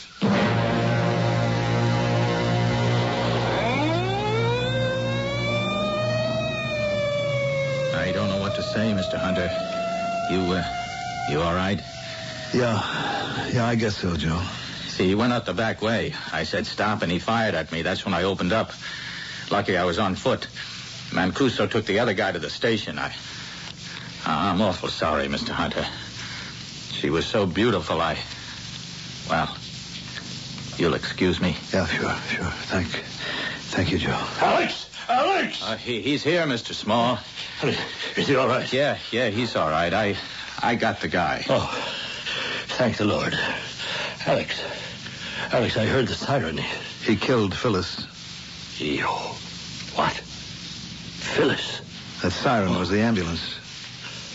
They just took her away. Oh, no, I don't believe it. I can't believe it, Alex. It's true, Lem. Well, I don't understand. Why the devil would that maniac shoot Phyllis? He wanted to make me suffer. He thought the threat of robbing me of my life would terrify me. It didn't. I didn't have much to look forward to. I puzzled Tim Cohen. I was too cool about having a death sentence hanging over my head, and that bothered him. I see. When I walked into the house, he was here, hiding in the dark. Phyllis was asleep on the couch. But why shoot Phyllis? Because Tim thought that a wife is a man's most precious possession. Yes, I begin to see. Do you? I'm afraid I do, Alex. What did you say to him? When Lieutenant O'Malley came to the door, Tim told me that if I tipped O'Malley off, he'd shoot both Phyllis and me. I begged him not to. And when you got rid of O'Malley, you continued to beg. Is that right? Why should he kill an innocent person? Yes, why indeed. Even though the innocent person was a woman your jealousy had led you to loathe. You must be relieved, Alex. I am. You misled the poor fool into believing that your life without Phyllis would be barren, desolate, ended. That's what he concluded. Ordinarily, he'd have been right, wouldn't he? But after what you told me and Abby earlier tonight, do you realize what you have done? Yes. You've committed murder. Tim Cohane committed murder and paid the price for it. But you managed it. My life was at stake. And you didn't give a damn about hers. I must admit that is so, Lem. It's horrible. And you're free. And that's more horrible still. Free indeed. Look, Alex, don't you realize what you've done? Have you no sense of having arranged a murder? Don't you feel anything? I feel like having a drink. But you've caused a life to be cut off. Mine has been preserved. I'll leave the tears to Jim Marquette and her other conquests. I'm free of all that now. I am sorry for you, Alex. Don't be. I'll drink alone. And I'll toast Tim Cohane for giving me back my freedom and my sanity. Good night, Alex.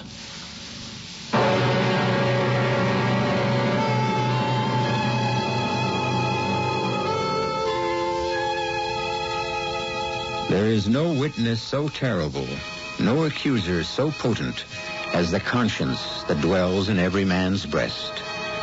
Alex Hunter made an unfortunate marriage. His young wife, Phyllis, was almost too beautiful to be true. She died, indirectly murdered by her husband's would-be assassin. What about his conscience? I'll be back in a moment. Teledisc proudly presents the Classical Collection. The Classical Collection. 3 hours of the world's best-loved music. Beethoven, Mozart, Tchaikovsky, Chopin. An exquisite 4-album library, the Classical Collection comes wrapped in its own gift box with a special program guide only from Teledisc and not in any store.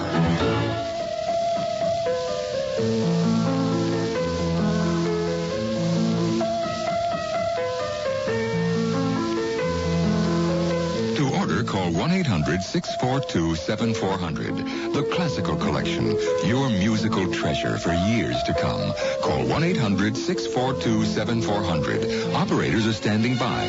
Credit cards accepted and satisfaction is guaranteed or your money back. Call 1-800-642-7400 to order your copy of The Classical Collection today. In the spirit of holiday giving, the Wall Street Journal offers the following advice. Give your business associates, friends, or even yourself a gift of real value. A gift that can benefit careers and help get the new year off to a successful start. Give the Wall Street Journal. The Journal provides a clear, complete look at the business world, and it's organized to give readers the news they need quickly every business day. From the economy to politics, personal investments to corporate finance, marketing to technology and the law, you'll find it in the Journal. What's more, the Wall Street Journal is a gift that will be enjoyed long after the holidays. Now, in fact, you can send a 12-week subscription for only $29.75. That's 12 weeks for only $29.75. Call toll-free 800-231-1800. Call now so the Journal's gift card in your name will arrive in time for the holidays. Today's Wall Street Journal. Faster, tougher, smarter. Call 800-231-1800 now.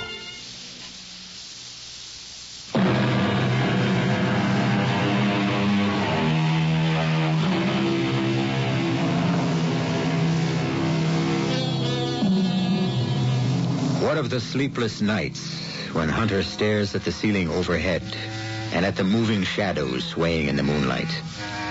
I really murdered Phyllis. I murdered my wife. Tim Cohane's dead. She's dead, and I'm alone. He faces a lifetime of shadows on the ceiling, a lifetime of his conscience gnawing away at him. For a man of morals, that is true suffering. If I know anything about human nature, Tim Cohane got his revenge. Our cast included Mandel Kramer, Leslie Woods, Grace Matthews, Leon Janney, William Redfield, and Earl Hammond. The entire production was under the direction of Hyman Brown. People always said my kid brother and I were a lot alike. We denied it. It took his death to make me realize how right they were. See if any of this sounds familiar. He smoked. He was always going to quit soon. He dismissed high cholesterol and blood pressure as hereditary and questioned their importance anyway. He worked long hours at a sedentary job which somehow justified rewarding himself often with rich foods. Exercise? He played outfield 3 times a year on the slow pitch, have a beer on base company team. He was actually so proud of himself for that. He acted proud of what he called his middle-aged spread, too. Spread. The guy was fat, and he knew it. Officially, a heart attack killed him at 42. The real cause was a disease called denial. I ought to know. Like people said, we were a lot alike. I'm not denying it now. Just working to change. You can help prevent heart disease. We can tell you how. Call your American Heart Association. This is E.G. Marshall inviting you to return to our Mystery Theater for another adventure in the macabre. Until next time, pleasant dreams.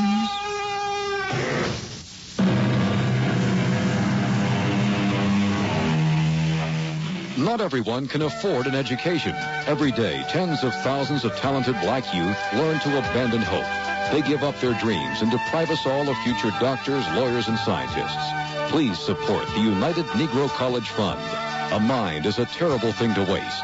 A public service message for UNCF from the Ad Council and WWJ, News Radio 95. Keeping you on top of your world.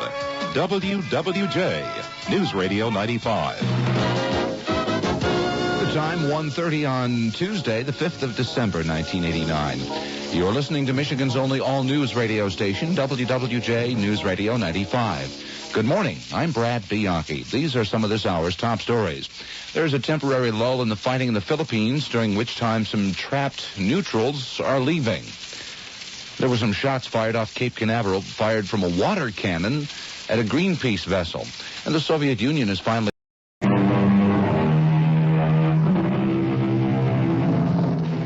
Come in.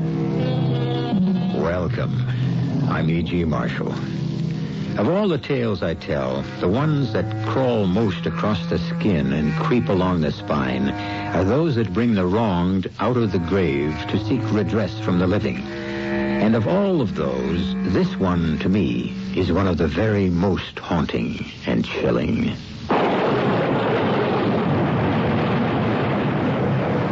I took the bearings all them years ago when it first was appearing.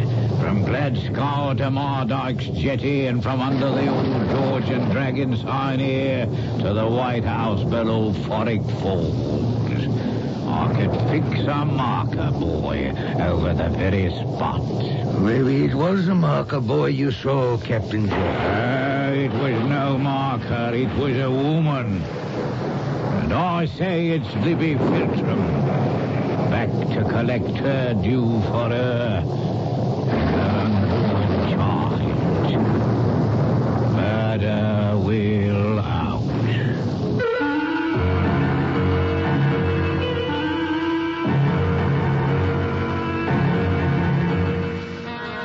Our mystery drama, The Smile of Death, was written especially for the Mystery Theater by Ian Martin and stars Russell Horton.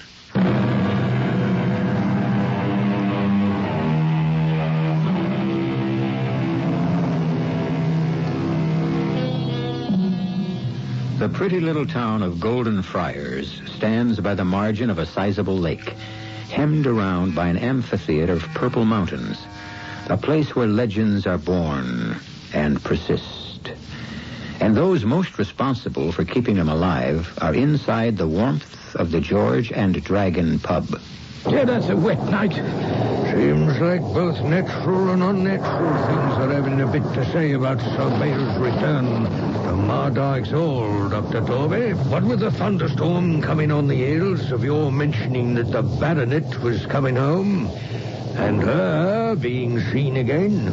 Her? The woman in the lake. Oh, Libby Feltram? Elizabeth Feltram that was.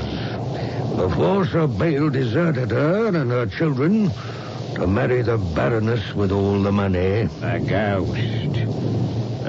He murdered 15 years ago. Oh, come now, Jack murdered the girl, disappeared, that's all. Carrying one child and abandoning the other. She was holding out a baby in her arms when we came near her. Before she disappeared. The ghost woman. But was she Libby Feltram? She had a scarf or veil-like bound around about her face. And a great cloak with a big hood like them monks will be wearing. And her face all in shadow. When was it you saw this sight? Yesterday, off the point of Snake's Island. The exact same spot she showed up to begin with all them years ago. Oh, it's Libby Feltram all right back to collect her due for her and her unborn child. Murder will out. I tell you, there was no murder. Why should she run away? Why should she leave him to another woman? No, dear Trumbull, don't you see? That's just the point. Oh, I'm not defending Bale's conduct or his morals, but the fact is that he and Elizabeth were never married. She had no claim on him legally. All her children. Still and all, Doctor, she might have made quite a bit of trouble with the Baroness if she'd still been about. She only disappeared 2 days before the Baroness came down for the wedding. And showed up in the lake every day from then until they went to Europe. Stark and straight out of the water. Hip high. The way no human being could support itself. Oh, Captain, it's an illusion or some trick of the mists against the background of Snake Island. So Bale will be all by himself coming home. Oh, yes. The Baroness died a few months ago, pneumonia. I wasn't thinking of her. I was thinking of the boy. Oh, Philip. Oh, well, that I don't know. We shall have to be patient till the end of the week when the Baroness arrives. Oh, dear me. That'll be the mail coach stopping. Perhaps Sir Bale decided to hurry up his return. In my opinion, he's been summoned. From what I can see through the rain, it's not Sir Bale. No, this looks to be a younger man and tall. Well, we'll soon see. He's on his way in with the landlord. I could whisk you up some supper, sir. Cheese and some steak and kidney pie, if you'd like. No, thank you. All I require is a little information and a smaller noggin of brandy. Be right back with it. Mm-hmm. Wait, draw close to the fire, sir. We have a cold, unpleasant night, eh? I thank you, sir. You're a stranger in these parts? I could say so, yes. You surprised us after a fashion because we were in expectation possibly of someone else. Our local baronet, Sir Bale Mardyke. Now, here's your brandy, sir. Thank you, mine host. Yes, Mardyke's Hold is a very pretty object from the lake, sir, and very much admired about here. As is the house of the Feltram. At the head of the glen, for all it's wrecked and in ruin now. Close to the house that was on opposite side of lake. Exactly opposite. Feltram. Well, that was one of our great families down here. Dwindled to nothing now. A pox on both their houses. Nothing but trouble. The woman who rises out of the water of Snake Island as foretold. Pay no attention to him. I'm afraid I have no time. This should be enough to pay for my brandy. Now, my noggin of information. Is Mrs. Juliper well and in good health and still under the roof of Mardyke's Hall? Oh, yes, indeed she is. I saw her early this day, bustling about, getting all in readiness for Sir Bale's return. Only Sir Bale? Oh, yes, as far as I know. Perhaps it is as well that I preceded him. You will excuse me? A moment, sir, if you will. This room is not well lighted, and I'm no longer as young as I was. Should I not recognize you? Not really. I am quite different from the babe you brought into the world, Dr. Torvey. Good heavens. As you must know already, I am Philip Feltram. And now, if you will excuse me, I must go prepare for the return of my master.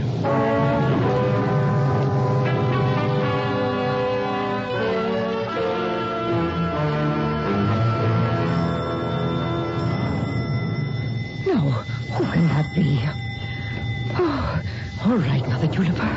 Don't stop to speculate. Just stir your own legs and open the door. Yes, young sir. Can I help you? I know I've changed, Mopsy, but that much? Oh, Master Philip. Oh, I'm sure I'd never have recognized you in 1,000 years. Oh, my dear boy. Come in. Come. Well, aren't you going to give me a hug? Oh, you're a little big for that now, but all I have to do is be asked. Oh, my precious little Philip. Oh, Mopsy. Oh, my. Oh, how you've grown. 10 years it must be since I packed your little carpet bag and saw you off my coach for the continent the day the master took you away from me. The master? Sir Bale. Oh, is he with you now? No, he won't be down till the weekend. Then then we'll have a little time together.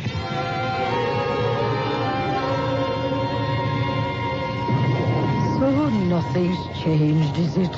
In all these years? If you mean Sir Bale, I'm afraid not. And the Baroness is dead? All her money gone with her. It'll be a hard row to eke out all our livings here at Mardyke's Hall. He'd never be back here if he weren't desperate. I said nothing was changed. But it isn't true. You are, Philip. Oh, my little Philip. Where is all the joy you had of life? The laughter you found in everything? Where is Papa, Juniper? Oh, John. He died 2 years ago. Oh. A quiet, happy death. Don't you miss him? Oh, every moment of every day. But we had 40 years together. A lot of memories for an old lady to live out life on. I still have the same joy for life. The love I tried to give you when I brought you up. When we did, John and me. Before your father took you away from us to Germany. Didn't you find any happiness there, Philip, boy? Judge for yourself. I was not welcomed by my mother-in-law. Perhaps I rested too hard on my father's conscience. No happiness, Mopsy.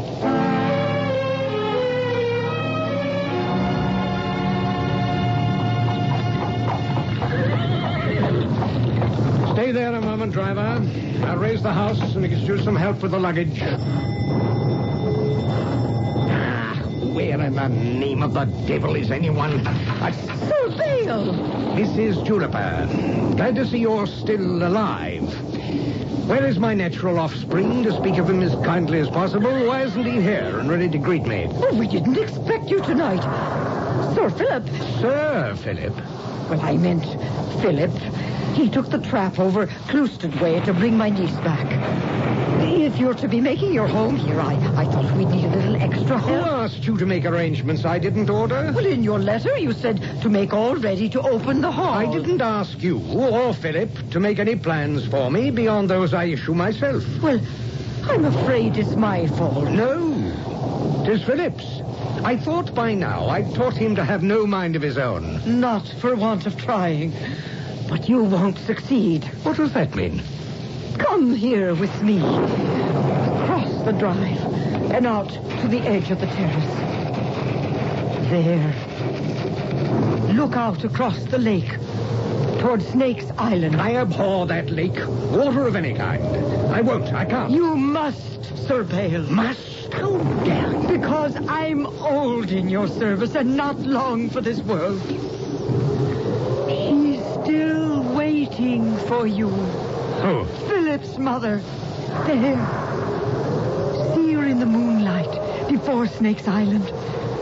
Standing above the water, reaching to you for all the things she never had from you. Libby. Yes, Libby. Elizabeth Feltram. Who do you think it was brought you back here at last?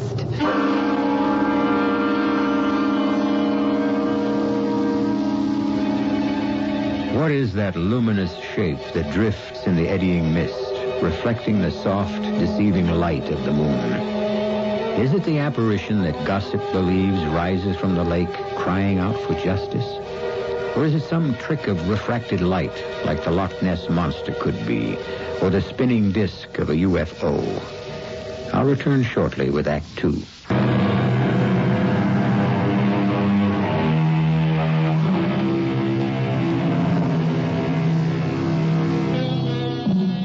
For a long, long moment, a glowering Sir Bael Mardykes gazes across the lake.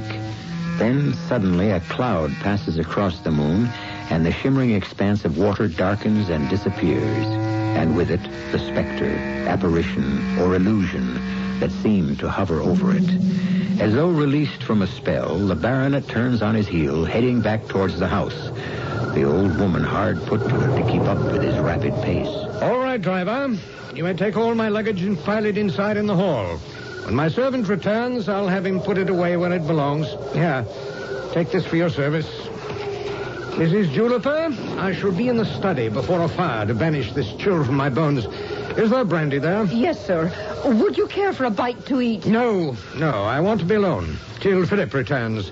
But I want to see him the moment he does. The moment. Do you hear?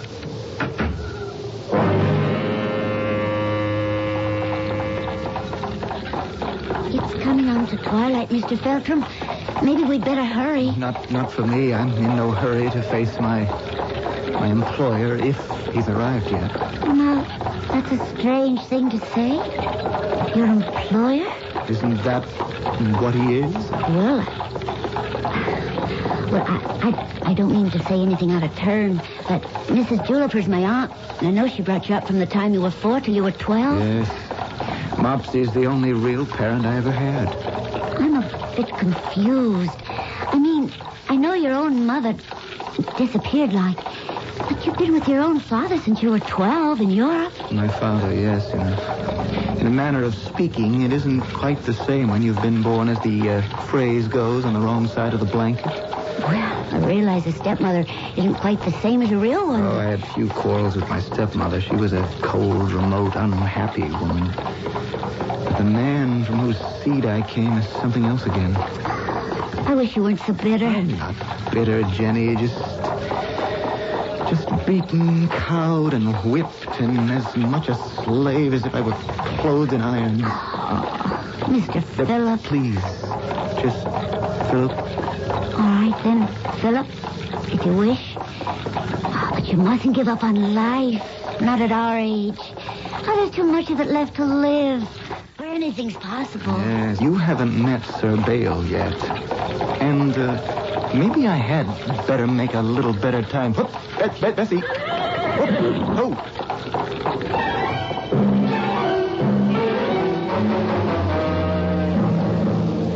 Lord of mercy, I thought you'd never get here. What were you up to? Nothing, Aunt Margaret. Oh, well, sure, I wouldn't blame you, the two of you so bright and young, if you had dawdled a bit on the way. That was my fault, Mopsy. Well, glad I am to hear it. Shows you have some spirit left in you, for you'll need it. Oh, he's in a black mood, the master is, and waiting for you in the study. I'll go see him right away. I think it's terrible. I mean, how can his father treat him the way he does? How indeed. All for the want of a little scrap of paper. For he's his son. You've only to look at the eyes to see that. But because he has no legal standing, the father has broken him, twisted all the joy and life out of him. You mark my words, Jenny. He'll pay for that before he dies. Where the devil have you been, Feltram? I went to fetch Mrs. Juliper's niece from around the end of the lake. No need of that. If she wanted the work so badly, she could have walked here. It's 20 miles or more. Thunderation, you weren't all the way around to the old Cloistered house, poking around? No. Why would I have gone there? Well, no matter. You were gone long enough, most of the day. Sir, I didn't want to push the mare, and it was so pretty by the lake. Pretty? By damn, if I had my way, I'd drain the miserable thing. It's little better than a cesspool. I had no wish to anger you. I needed you, and where were you? Needed me? Yes. We've come back to a shambles and a trap. The book's a hopeless mess, rents unpaid or uncollected, debts and scarce enough money to keep the roof over our own heads, let alone Mrs. Juniper's. Jenny had come to help her aunt. She asks little in return. Even that little I doubt if we can provide. If there's some way I could help them... I want the papers in order. I want to know who owes what. I'll dun them or take everything away from them that they possess. One way or another, we must have money. We must find a way to get it no matter what it costs. If you'll excuse me, Sir Bale, I did arrange to have funds set aside, but you used them to bet on the horses. You puling little mistake of my youth. Don't presume to criticize me. Well, I wasn't criticizing. I was only trying to explain The devil with your explanations. I need money. Now get out and ride the Baroncy. Bleed it out of the tenants who've been living off my absence for all these years. But they have paid faithfully, sir. Then find a way to make them pay some more. Unless you want all of us to starve to death. Why do you take it, Philip? You don't have to be beholden to him. He isn't to you. Oh, it doesn't matter anymore. What does is that I'm back here. Home. You think of this as home? Oh, not the house, the surroundings, what lies outside and calls me all the time, telling me my strength and hope is there. Oh, I think you should get away from here, Philip. Would you go with me? Yes. Jenny, where would I go? Where could I take you? It wouldn't matter. No, there's got to be a better answer than that. I must have something to offer you. Didn't you say less than 3 days ago that you wished you had £100? A wish, yes. Which you translated into reality. Beg pardon? No, don't play with me. I had here in my desk a £100 note. Now, where's it gone? You think I took it? Where else could it go? And why would I take it? To fly forever from your bondage? To escape your vicious tongue, your constant derogation, your resentment of me because of the past I remind you of? My dead sir, I will not listen to some young puppy talk to me. You need this... not listen, sir. For this young puppy is unfortunately grown to an age of decision. I want no more of your barbarity, your hate, your venom. I'm old enough to choose my own path. Financed by the money you stole. I didn't touch it. Believe it if you will, I am leaving. And where are you going? Back to my heritage. Back to the lake. And across it to where my family's home still stands. Back to test the legend you fear. That at last the Mardyke's baronetcy and estates will pass to the Feltrams. That is destiny's decision. You can't go out on a night like this. Why not? It was a night like this that bid me home.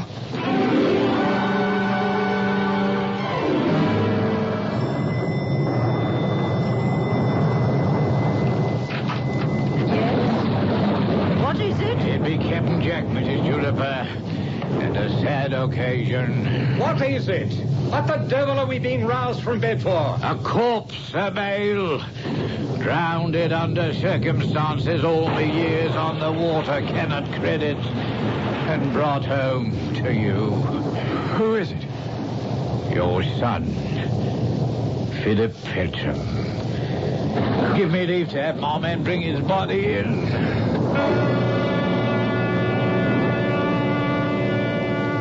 He came to me and offered me £5 to have me and my men row him across the lake immediately and to pass by the north end of Snake's Island. £5, eh? Lot of money, I knows. But it was a rough night and I had to pay extra for oars. We were nigh on to Snake Island when a squall hit it suddenly and we broached to, fighting the riptide. Well, that was when we lost him. He fell overboard. Oh, no, Sir Bills, it wasn't exactly like that. There was lightning, as you know, and coming around the point of the island, all of a sudden, like, there was what you might call a illusion. What kind of an illusion? The figure of a woman above the waterline? Oh, no, not that one, sir. This was an hand. a woman's hand that reached up from the water and that Mr. Philip bent over to grasp.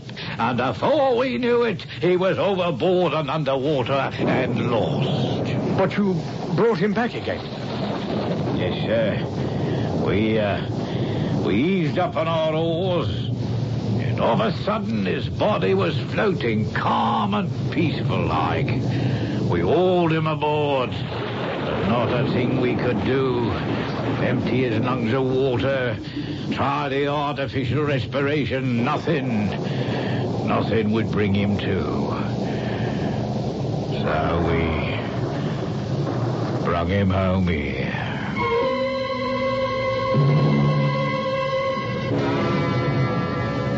There's no question at all, Sir Bale. You did everything you could and more. And I'm sure Captain Jack and his men did. Terrible thing. You're quite sure Philip is... well, that he's drowned? No pulse, no respiration, cold as a lead image in the garden. Oh, no. Philip is dead. Damned irritating little fool. How am I to make do without him? It's a great loss, one's only son. You think I care for that? He was a weakling and a burden. But I had uses for him as a servant.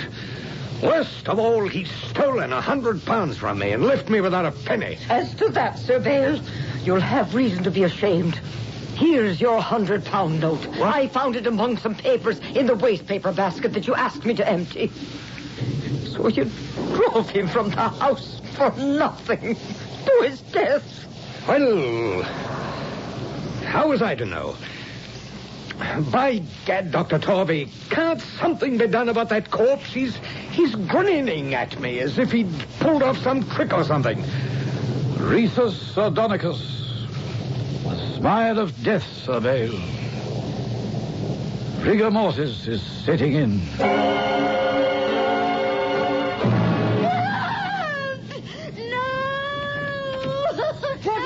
What is it, Jenny Lamb? I went in to have a last look because I loved him so. There he was, rising from the bed. What the devil's all the racket and excitement? You may well raise his name. For look. His ghost. Don't be alarmed. I am no ghost. I'm alive and well. In fact, I have never been in more complete control of my faculties in all my life.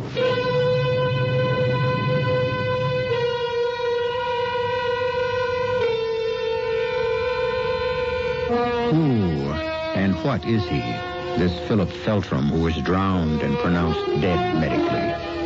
Man or ghost? And almost as amazing and inexplicable is the change in his character, the ring of authority and strength in his tone that all three who face him at that midnight hour react to. I'll return shortly with Act 3.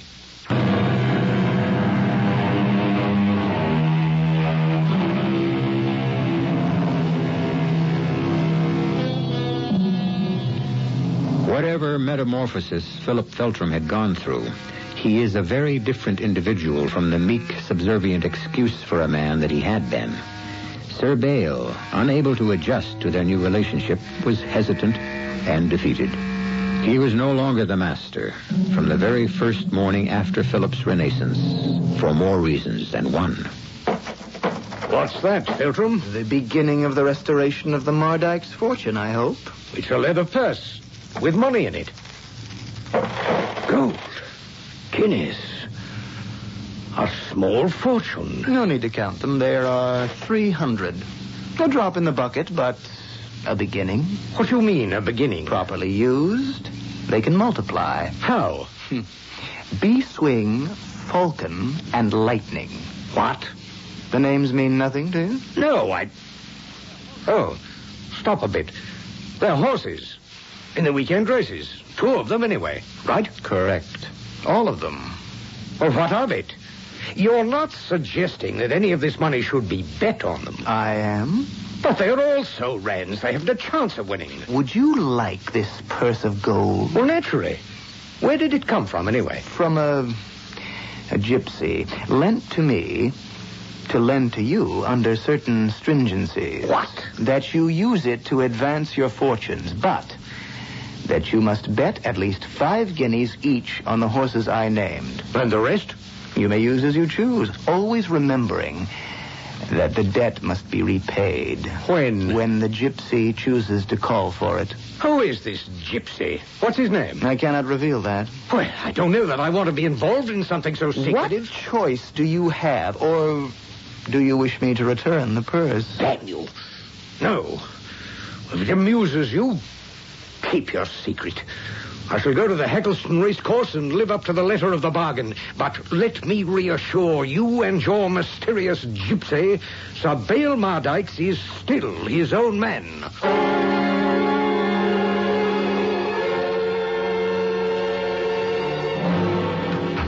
Welcome home, Sir Bale. Good day at the races? Do you ask me that only to vex me? Why, no. I'd heard your horses won. Damn your hide. You heard that, did you? Yes, and at 40 to 1 on Beeswing, 60 to 1 on Lightning, and 50 to 1 on Falcon. Now, let me see. At 100 guineas apiece, that should make... I didn't bet that way. I bet the favorites. Oh, that wasn't the agreement. I lived up to the agreement. Rot your soul. I put 5 guineas apiece on the horses and came away from that with a take of 775 guineas. But you might have made some 15,050 pounds if you'd followed the handicapping. I want to meet this gypsy with the second sight. That can be arranged. Come with me now, and we'll sail across the lake to the other side where you can meet your benefactor. No man nor any other force will put me on that lake. But you can help me, my boy. How? Find me one of your magic winners through this gypsy for next weekend's races, and I'll plunge all this time. I'll let you know tomorrow.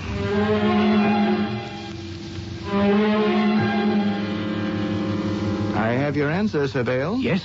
I took your money to my principal, who was angry and displeased that you did not come yourself. However, I have a name for you to put your remaining winnings on. Another bonanza at long odds. The winner at Langton Lee will be Silver Bell. May you be banished to eternal hell. I believe this is all a scheme of yours to ruin me, Feltram. Why? What happened? I was fool enough to take the other money I'd won, mortgage what I could of the estate, and put it all together to win a paltry 7,000 with 20,000 bet. How could you risk everything on a mere word from me? Silver Bell was the favorite. There was no chance for him to lose, except ill luck at the far turn that set his hoof in a pothole and tore his fetlock. I'm ruined. All this is gone. Estate, house, everything I own. You could recover it if you so desired. Cross the lake with me, and the baronetcy can still be saved. To meet this gypsy of yours? Yes. What chance have I left? Very well.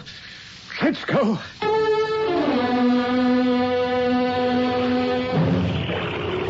Must we set a course so near that accursed Snake's Island? What have you to fear? Nothing.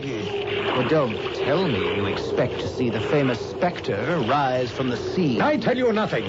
Get us ashore to meet this mysterious gypsy who holds my life in his hands. A new experience for you.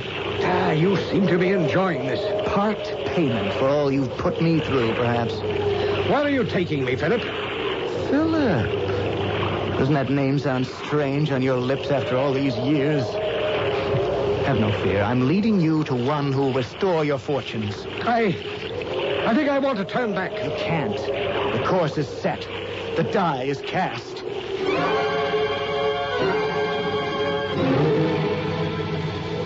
This old oak is as far as I go. You're not going to lead me? The path is marked. Between the ash trees to the cliffside. From there to the mulberry bush that marks the entrance to the cave. And there? Your future and your past. I don't understand you. All your life a weakling and a burden, and now all of a sudden all this strength. Ever since your accident. How? You remember the fable of Actaeon in Greek mythology? Who drew his strength from the ground and lost it when lifted above it? Exactly. I was drawn into the water, but rose refreshed and invigorated as if newborn. Go seek the one you must find, and you will know why at last. I don't know if I have the courage. You've gone too far to turn back. You can never turn back anymore. You will find the one you seek in the Darkling Cave.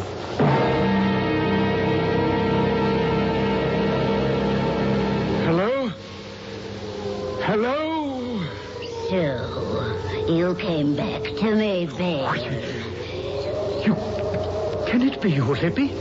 Does my appearance shock you? The eroded flesh, barnacles that cling in my hair, the whitening bones. Oh, Lord. What can I say? Nothing. That isn't why I bade you here. There's no excuse for me, I know, but... Well, I was young. I was foolish and desperate. The Baroness meant money and a future and escape. Escape from me and the 2 children you tore from my body. I took care of Philip. Oh, yes, after your fashion. The one that was never born was less than murder. I was desperate then. How desperate are you now? Well, that is, it's another situation. But you are desperate. You stand on the brink of ruin. Yes. Then, will you strike a bargain with me? What? Who do you think sent you the purse with the 300 guineas? Or told you the horse that would win? You stared me wrong on the most important one. Of course. Because I had to teach you a lesson and bring you here at last. So we could make a bargain with life. Oh, this is madness. You are long dead and gone. What are we discussing? Your future. And Philip's. And mine.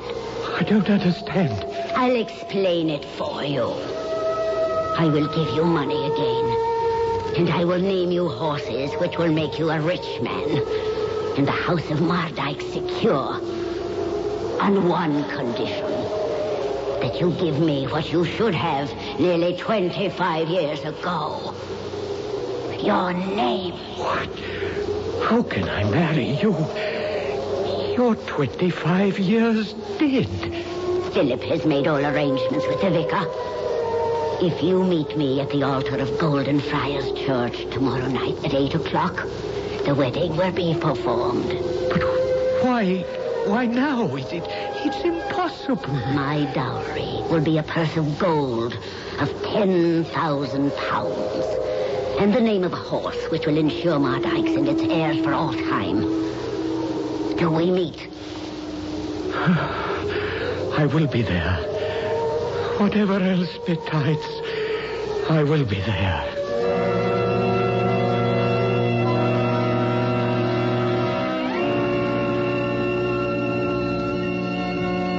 Dearly beloved, we are met here in the sight of God to join this man and this woman in holy matrimony.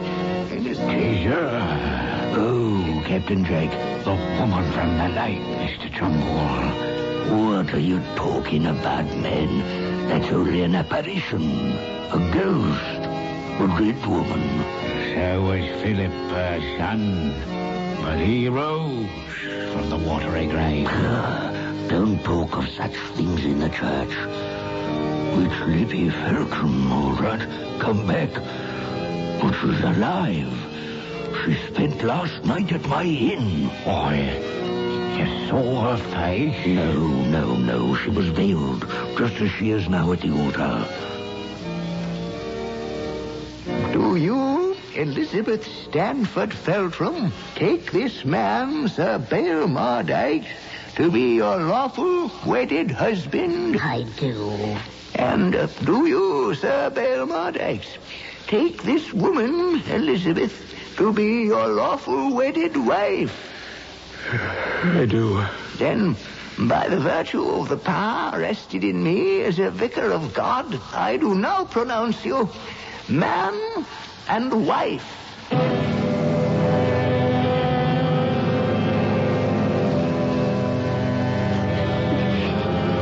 Jenny, girl.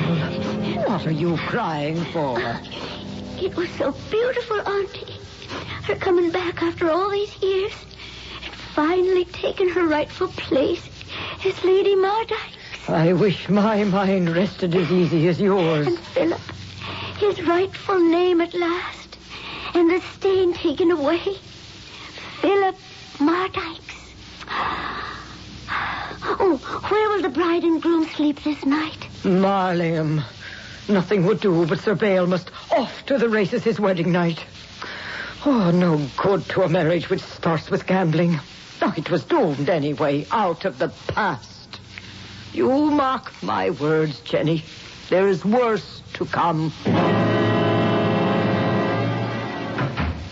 Don't pop your eyes at me, my girl. I'm alone, as you can see. But the Lady Lady Mardykes will not be coming here. Get Philip and have him bring the rest of these heavy bags to my room.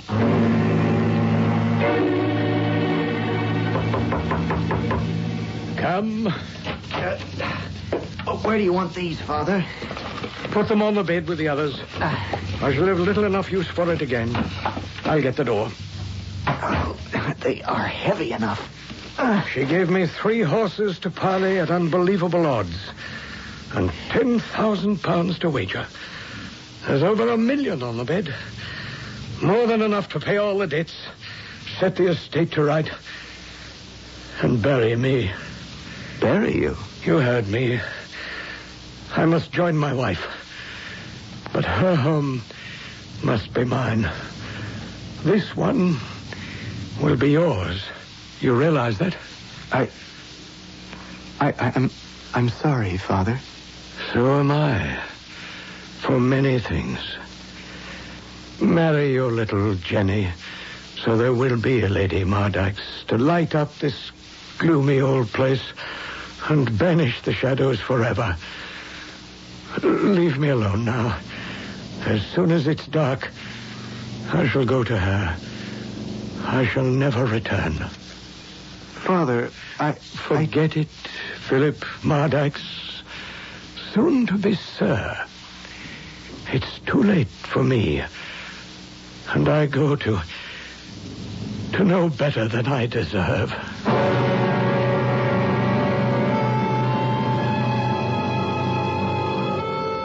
It was 3 days before they found Sir Bale Mardykes floating face downward just off the point of Snake's Island. And when they brought him to shore, the exposure to the air set the corpse's face in that haunting grin of death, the Rhesus Sardonicus.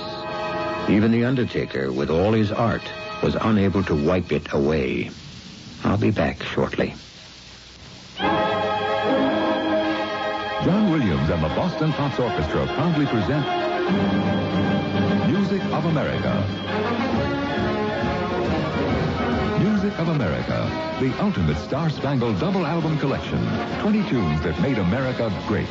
Over 70 minutes of your favorite American melodies, performed by our greatest conductor. And you can get John Williams, the Boston Pops, and 20 classic American songs on 2 records or 1 extra long play cassette for just $14.95 plus shipping. Only $15.95 plus shipping for the compact disc. Only through this exclusive radio offer from Teledisc. To order Music of America for yourself or as a gift for a loved one, simply call 1-800-292-3800. That's 1-800-292-3800. Credit cards accepted and satisfaction is guaranteed.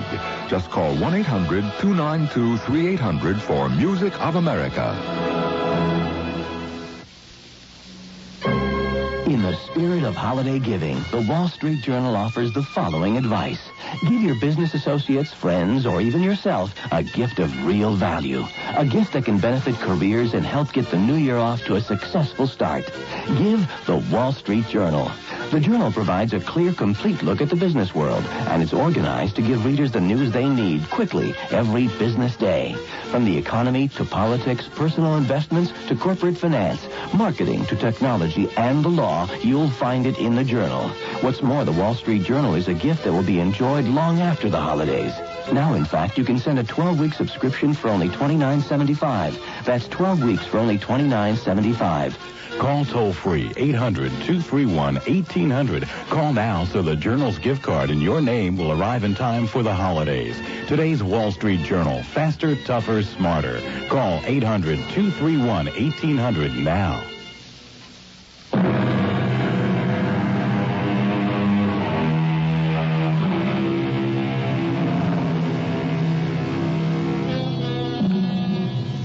Sir Bale Mardykes rests now in the family crypt, but not alone.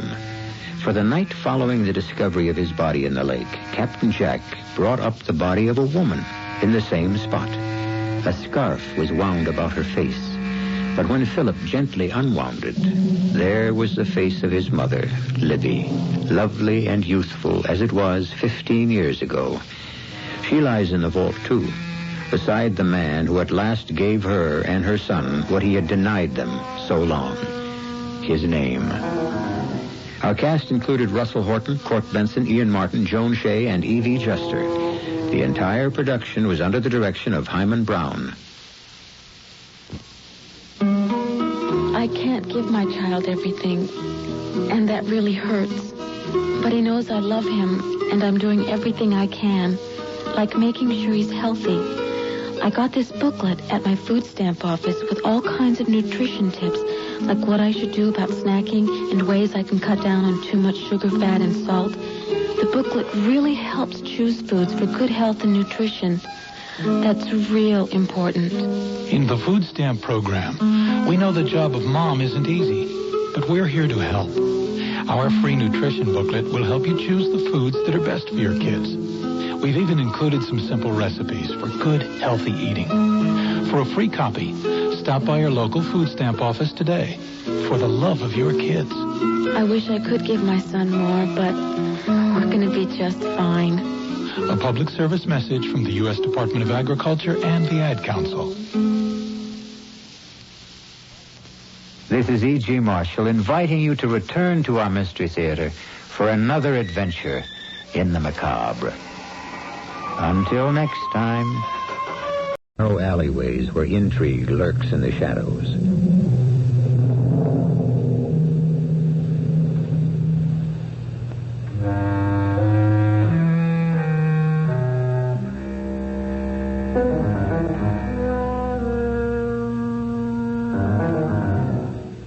Venice is the perfect background for a mystery.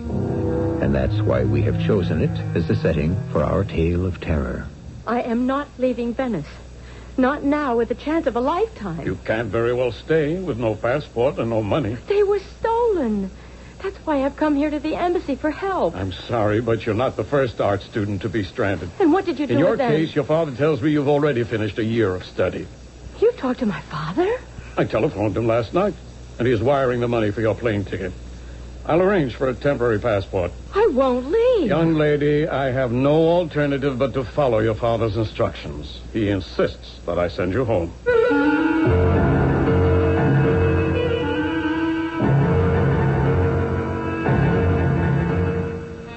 Our mystery drama, Portrait of Death, was written especially for the Mystery Theater by Elizabeth Pennell and stars Tony Roberts and Rosemary Rice.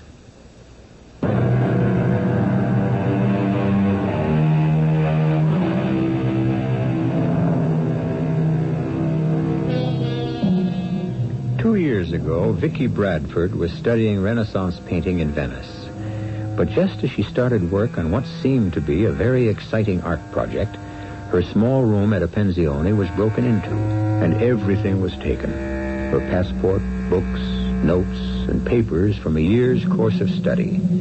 Although everyone tried to assure her this could happen to anyone, she was convinced that the burglar had singled her out. You know that feeling. Why me?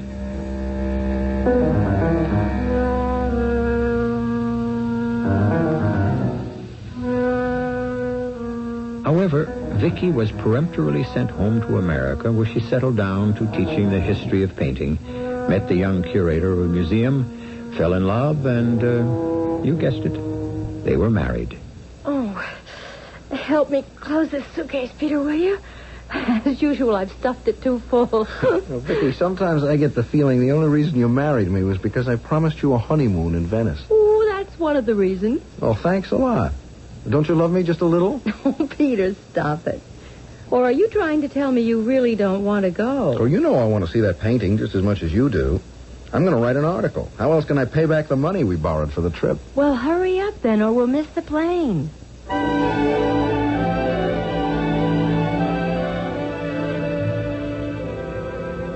Venice still looks like a picture postcard. Oh, isn't it beautiful? Oh, I'm so excited. Peter, I love you. That's the proper spirit for a honeymoon. But can't we sit down for a minute? Have a Campari or something? Not until I show you that painting. Yeah, what makes you so sure it's in the Doge's palace? Well, it's the only clue I could get after all those letters I wrote. And besides, Antonio... Honey, look, I don't want you to be disappointed. If that painting is as great as you say it is, there would have been some publicity, and I would have heard about it. Well, there must be a reason.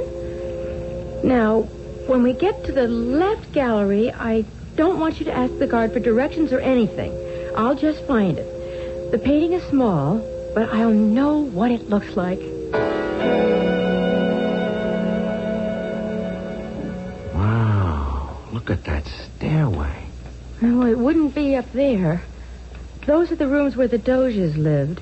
And that staircase goes to the armory. Yeah, well, how about this way? Oh, no. Those rooms were never open to the public.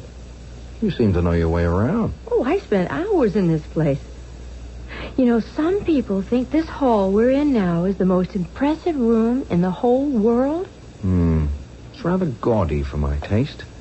Those murals aren't so hot. Snob. The better ones burned up years ago in a big fire. Hey, wait a minute. I want to look at that Tintoretto. And this Veronese. Not now, Peter. First, the small Galleria. There's some unusual things in there. It's not like the rest of the palace. Well, this is where they exhibit gifts to the city and new discoveries. Only I don't see it. Yes, Peter, over there in that corner. This is what we have come 5,000 miles to see? Isn't it beautiful? Oh, your enthusiasm led me to expect a good deal more. Well, the light's not right. How could they possibly have hung it in such a dark corner? Honey, you told me it was an original Raphael. Well, it is. Yeah, well, then why does it say here, Di Scuola di... That means the school of Raphael. Well, that's wrong. Antonio authenticated it. He knew. That's why we were so excited. Honey, you've been had. I don't believe it. It must be the light. Well, before Antonio cleaned it, maybe. Well, afterwards... Why, you've seen the photograph I took in his studio. Yeah, many times. It looks a lot better in that photo than it does in real life. Well, I brought the snapshot with me. It's in my purse. I'll show you what I mean. There's some nice things about this painting, but I must say it's disappointing. Here. Now look how radiant the colors are, even though the print's faded. The colors on film can be exaggerated, especially when you use a flash. Here, I'll show you. I'll take a shot right now of this painting. Your original. No, senor. No photography. It is forbidden. Well, perhaps I could get permission. To do what, senor? To take a photograph of this painting. Oh, no, not that one, senor. No. It's not. Never allowed. Well, it must be on a postcard. Oh, many nice carte postale of the Doge's palace, senor. But of this painting, no. But I would have thought... Oh, so many things I don't understand. Look, let's find Antonio and get an explanation. Not now, we won't. We are going to have ourselves a nice, leisurely lunch. I am starved.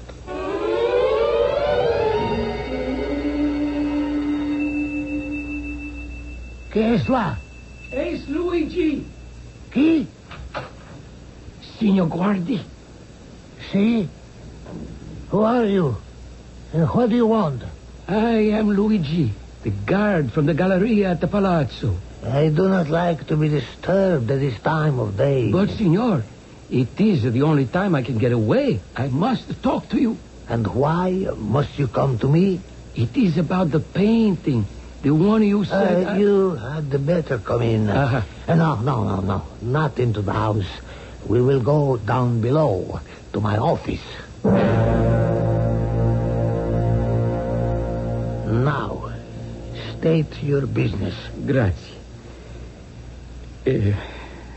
Signor, do you still require information about the people who pay attention to that painting? Yes. But the amount I pay depends upon the quality of the information. Today, there was an American couple, very interesting. Go on. The gentleman, he attempted to take a photograph. You stopped the man, of course. Naturalmente. But the young woman, she had a photograph. You allowed her to use a camera? Oh, no. She brought the photograph from her purse. Although she held it up beside the painting, I was too far away to... You must tell me exactly what you saw. Really, senor, I was not close enough. Everything, Luigi.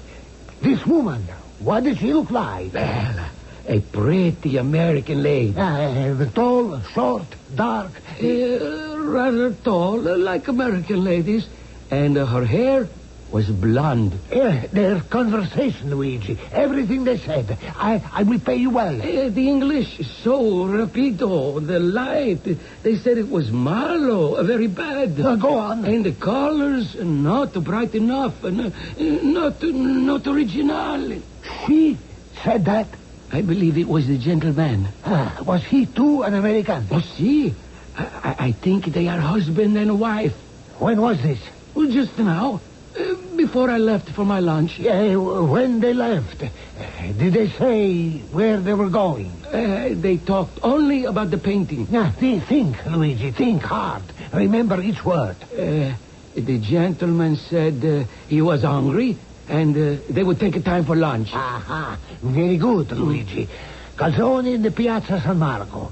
We will go there and you will point them out to me. But, signor, I have very little time. I told you I will pay you well. It is important that you come with me. I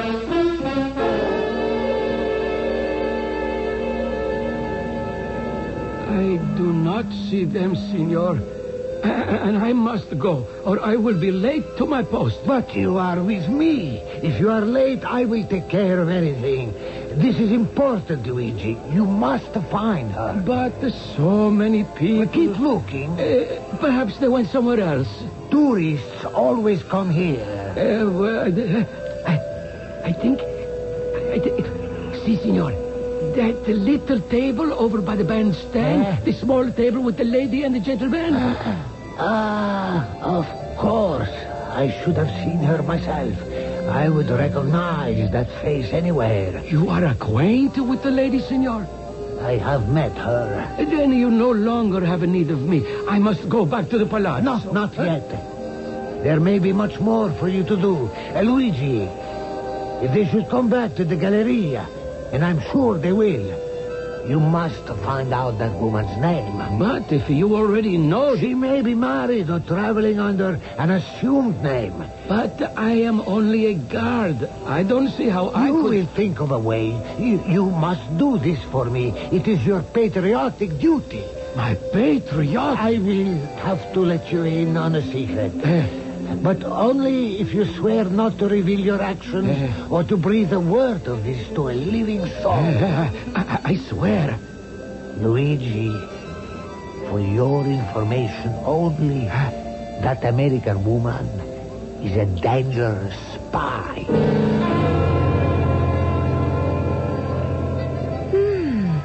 Good lunch, wasn't it? How about another espresso? Oh, no. We must find Antonio. You said he wasn't listed in the telephone book. Well, that doesn't mean much in Venice. We'll go to his studio. Come on.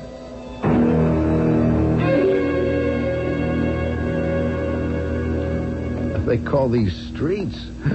This wouldn't even be an alley back home. Oh, but it's all so charming. It's kind of spooky. I don't think the sun ever gets in here. Hey, when you were a student, did you honestly wander around here by yourself? Of course. Weren't you frightened? Of what? I was so in love with Venice that everything seemed safe and wonderful. Well, I feel uncomfortable. As though someone is following us. Imagination, Peter. Oh, here's the little street I used to know so well. Well, I'm glad you know where we're going. Oh, What's the matter? this row of houses. Why, well, they've been remodeled. Well, that's progress for you. This is Antonio's house, with the big bow window on the second floor. But downstairs, where he had a studio, it's a laundry. It's just like home. It can't be. It just can't be. Why not? He's moved. Unless we're on the wrong street. But we're not. His marvelous workshop gone. Yeah, listen, the man's probably been run out of town for being a forger. I don't believe that, Peter. Well, I'm beginning to. I mean, because if that painting had been genuine, the whole art world would have known. No, something is wrong. And that's why Antonio did not answer my letters.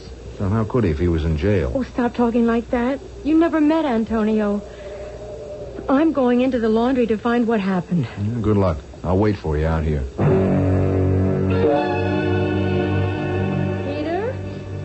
Peter, where are you? Yeah, I'm right here. I'm right here. How'd you make out? Oh, I didn't. They never heard of Antonio, right? Well, the laundry has been there about a year and no idea who was there before. Now you can relax.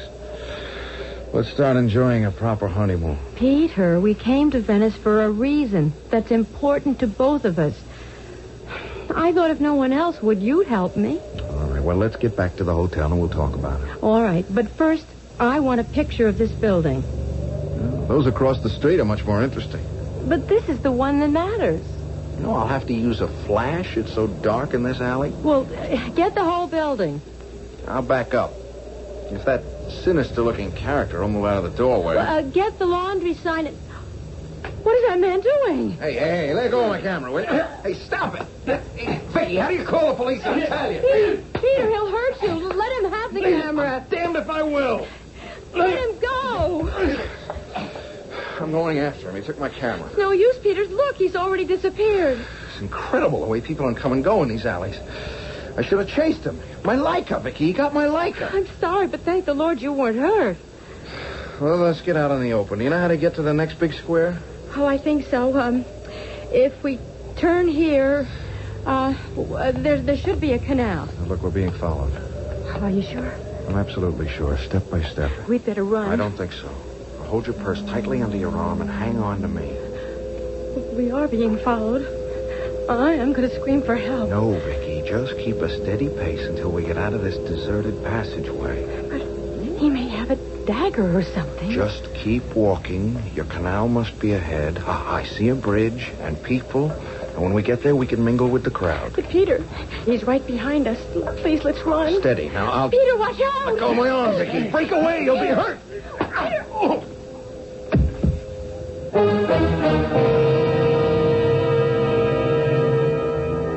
Peter has been struck from behind by an unknown assailant and lies unconscious. You must realize that the main streets of Venice are waterways where public transportation is by boat only. Tiny alleyways between the canals are traversed strictly on foot, and a body, alive or dead, could remain on the stones for a long time before any cry for help is heeded. I'll return shortly with Act 2.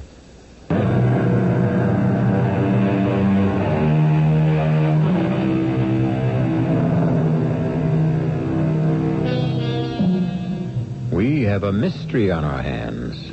It started out as a search for a famous painting, but now the question has been raised as to whether or not such a painting ever existed. We've heard certain accusations, but if a crime has been committed, what was that crime? Who is the perpetrator? And even more to the point, who is innocent and how many victims? We intend to find the answers. But remember, Venice is full of imponderables. There is even a good deal of speculation about how long before this beautiful city sinks into the sea. Poor Peter. Don't move your head. Maybe I'm lucky to still have a head to move. Hey, this is our hotel room. It's not a hospital. And you're going to be all right? Oh, Peter, I've been so frightened and worried. Someone stuck smelling salts under my nose, and from then on I don't remember a thing until I came to in this room. It was a blackout from that terrible blow to the base of your skull. Oh, not even a Venetian dagger.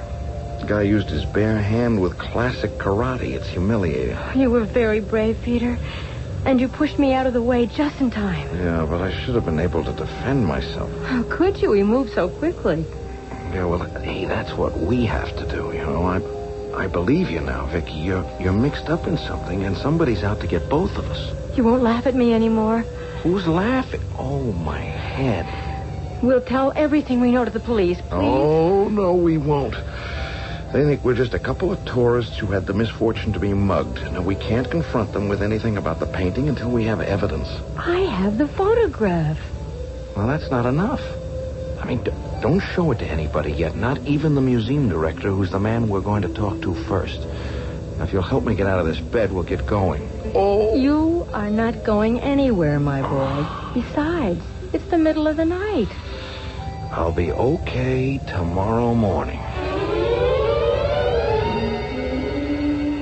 It is always a pleasure to meet a visiting curator from a distinguished museum. You speak excellent English, senor. I had the pleasure of attending school in your country. And I had the pleasure of attending school in yours. Did you indeed? Now, what may I do for you? We came to Venice to examine a certain painting. And which one, may I ask, would that be? The small Raphael in the Galleria. A minor work, Signora, not worthy to hang on our walls. But, Signor, I was in Venice at the time that painting was discovered. I see. My wife tells me there was very much excitement when the painting was first brought to light. Well, I was not in Venice at that time. I have only been at the Palazzo for the past year. But surely you knew it was authenticated as an original Raphael. I know no such thing. After the announcement was made, it was discovered that the man who examined the painting had made an error in judgment. But My wife was led to believe that there was documentary proof. I know of no such documents. Where is Antonio? Why don't you get the documents from him? But there is no one named Antonio. The scholar, the craftsman who had the studio where the discovery was made. Is he dead? Who knows, Signora? That man disappeared. The painting was re-examined by experts who knew. They found it was not from the hand of a master. But you did think it important enough to hang? Only to save face. It has been judged from the school of Raphael. You think, as I do, that it's an out-and-out forgery, don't you? Oh, no, I wouldn't go that far. But if you and your wife are interested in Raphael, I suggest you go to Rome, or Naples, or even London. Well, we have other reasons for being in Venice. It's a romantic city, and we're on our honeymoon. My felicitations. And since you have come such a long way, I will give you a special treat, seldom offered to strangers. If you will come with me, I will show you our view from the tower.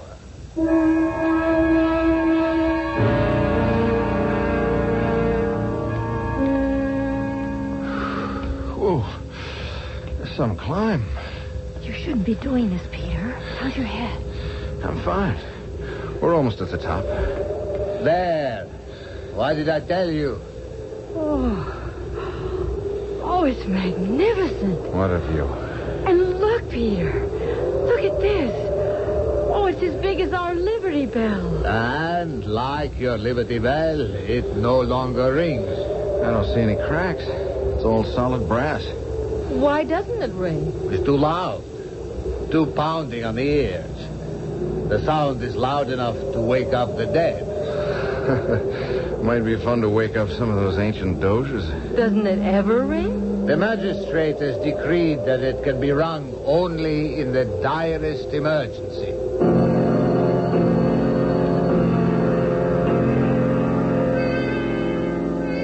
But, Peter, I was there in the studio when the canvas was brought in. From a flooded basement covered with mud and partially painted over. Who else was in that studio? Only Antonio. Classes were over, and I had asked for the best place to observe the technique of restoration. I begged Antonio to let me watch him at work. I was there that day that he burst into tears over what he had found. And you took pictures? He let me because he wanted a step-by-step record. Oh, it was tremendous to watch those glorious colors emerge. I was getting together an album of photographs to give to Antonio. And? And then everything of mine was stolen, except the clothes I was wearing and the book I was carrying with that one photograph between the pages. I have an idea. Do you have your mini pocket camera with you? Sure. Okay. Let's go into the gallery. And I'll touch the painting or do something to attract the guard's attention. While he's stopping me, you snap a picture. Wizard! I'll palm the camera and try. It's loaded with fast film. Even the texture of this painting is wrong. The blue is good, but the fine line over here and these coarse brush strokes... Senor, do not touch. It is forbidden. No hands to come near the painting. Oh, I don't think running my finger along here will harm this fake painting. Oh, no. You are breaking the rules. I will have to place you under arrest. Oh, look here, guard. I didn't mean any harm. I must ask for your name, senor. The name of you and the senor. Oh, well, that's easy. I have both our passports. Come over by the window and I'll show them to you. Our ploy worked very well. Did you get a picture? Took 3 shots just to be sure. Buono, molto buono. You are a very smart man, Luigi. Not like these other idiots. There are others, senor? Oh, they don't know what you know, but they were hired to follow the American couple and get a photograph. You said was in the lady's purse. They were not supposed to attack the man with the camera. And what should I do now, senor? The finding of the names has earned you an extra 10,000 lire. That will be all, Luigi. And no more visits to my casa. From now on, I will handle everything myself.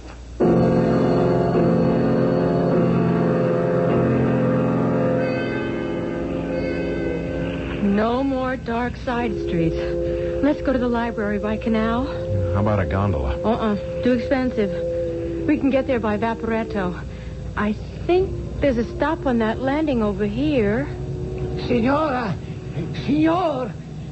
you are American visitors, si? Si, senor. Permit me to introduce myself. I am Signor Enrico Guardi. I believe we may have met before. No, I think not. Always, I would have remembered such a lovely lady. But you have perhaps seen my picture. I am what you call in your country a city official. Pleased to meet you, sir. Permit me to introduce my wife, Victoria, and I'm Peter Bradford.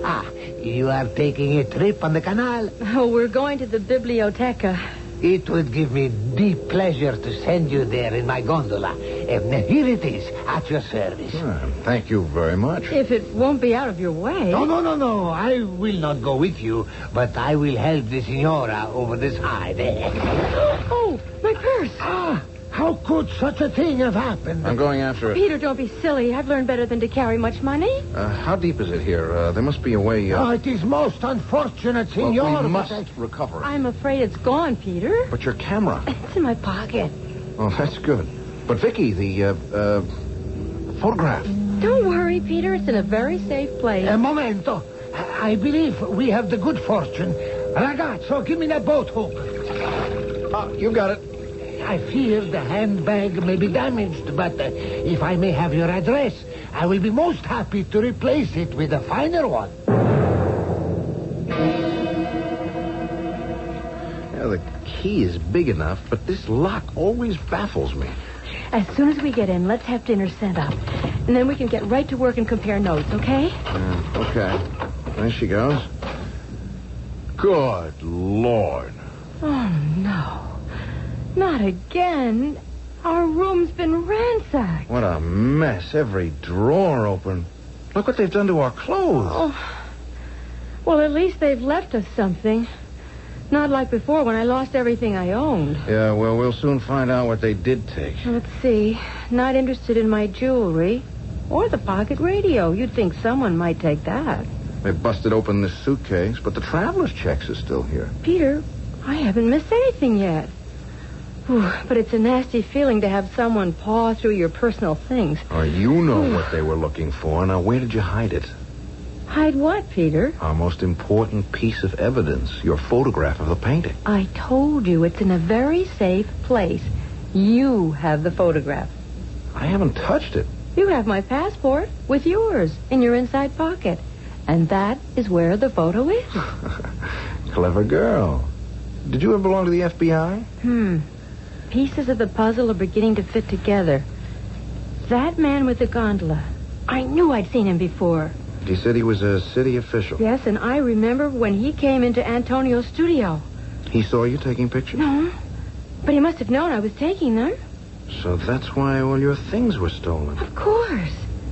But they didn't know I had one photograph that wasn't in my room. Yeah, they know now.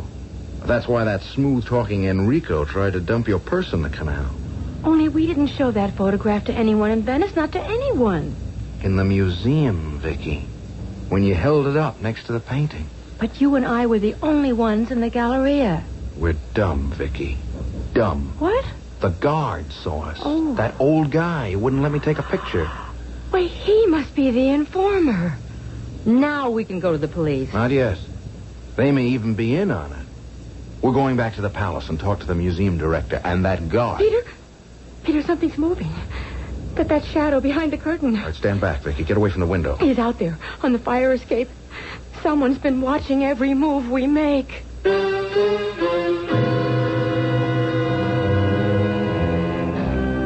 Venice has a reputation for being a city of intrigue. It is also a city which has long been a storehouse for art treasures. Collectors will go to any extreme to get what they're after.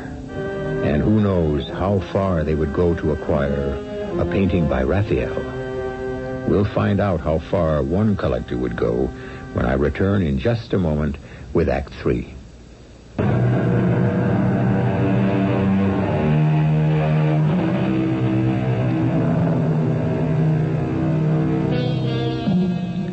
Vicky and Peter have deduced what we already know. The museum guard Luigi is an informer. His employer, Enrico, has told him his mission is over, but Luigi is a slow-thinking man and has now recalled some observations of the dangerous American couple which he thinks Enrico should know.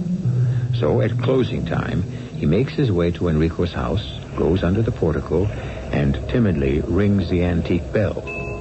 No one answers. He rings again. Signor Enrico, why does no one answer your bell? Answer, please. I must speak to you. Perhaps he is down in the little office next to where he keeps his gondola. I am afraid the signor may not like what I am doing. But he said to tell him everything. He said I would be helping the state. That it was my patriotic duty. I believe now the time has come to take direct action. Yes. They know about the painting, so we must act quickly. Luigi? I have that old fool paid off. He thinks they're spies. Shh, no more conversation. Hang up at once. Is someone there? Si, signor. Luigi? You were standing by the door.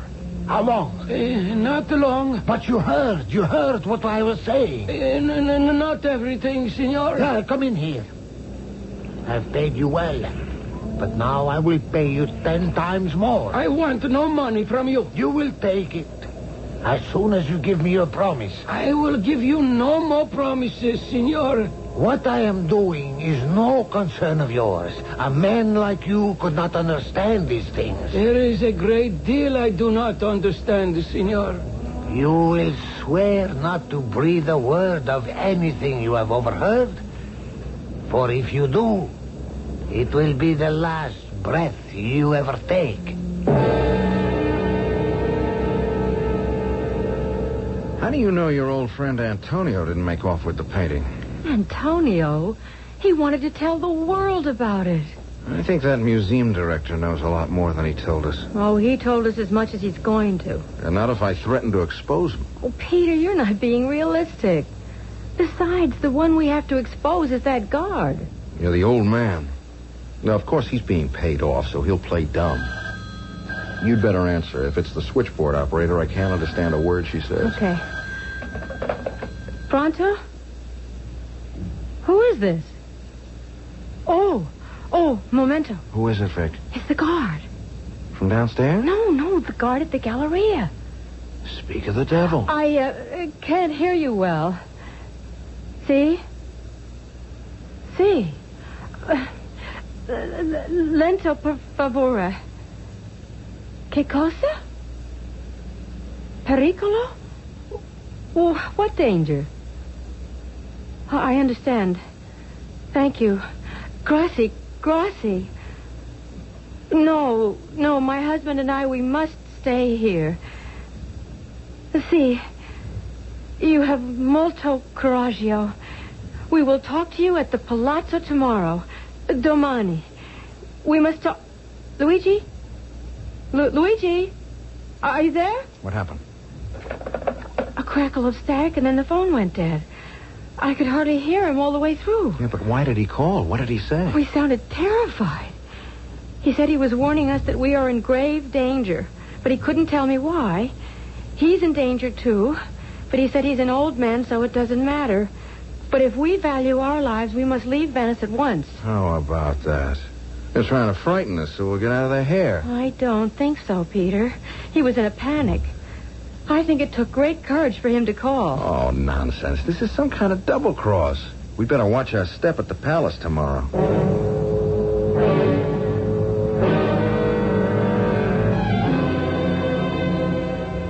I don't see him. Peter, there's a new guard in the Galleria. That's not the man I talked to last night, not Luigi. Well, he's probably been moved to a new post. But we could spend an hour looking for him. Let's go right to the director and find out. Mr. and Mrs. Bradford, please excuse me. I cannot see you now. We are looking for your guard named Luigi, the man who's usually in the small gallery. Unfortunate, most unfortunate. I cannot speak about it. But we want to talk to him. A terrible tragedy. Something happened to Luigi? I cannot speak. Please to go away. Where is Luigi? He is dead, Signora. An accident, surely. This morning, he was found floating in the Grand Canal.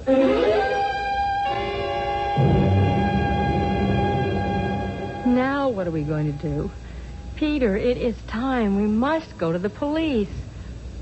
Or should we first get in touch with the American Embassy? One more look at that painting on the wall. Peter, that man in there.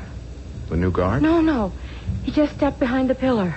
It's that city official, the man with the gondola whom I thought I'd seen before. Mr. and Mrs. Bradford, I will speak to you. Oh, good. Go right ahead. No, not here. We must have absolute privacy. Well, there must be a room in the palazzo where we These can talk. walls have ears. You will come with me. I'm not sure we want to. If you come quietly, there will be no trouble. Otherwise, we shall all be sorry.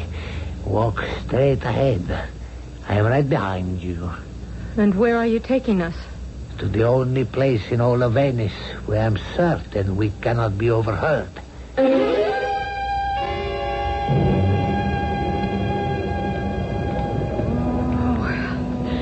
Never thought I'd climb these stairs again. Don't let him know we've been here before. Keep right on, straight to the top. And don't be afraid. You will like it here. The view is magnifico. That's what they all say.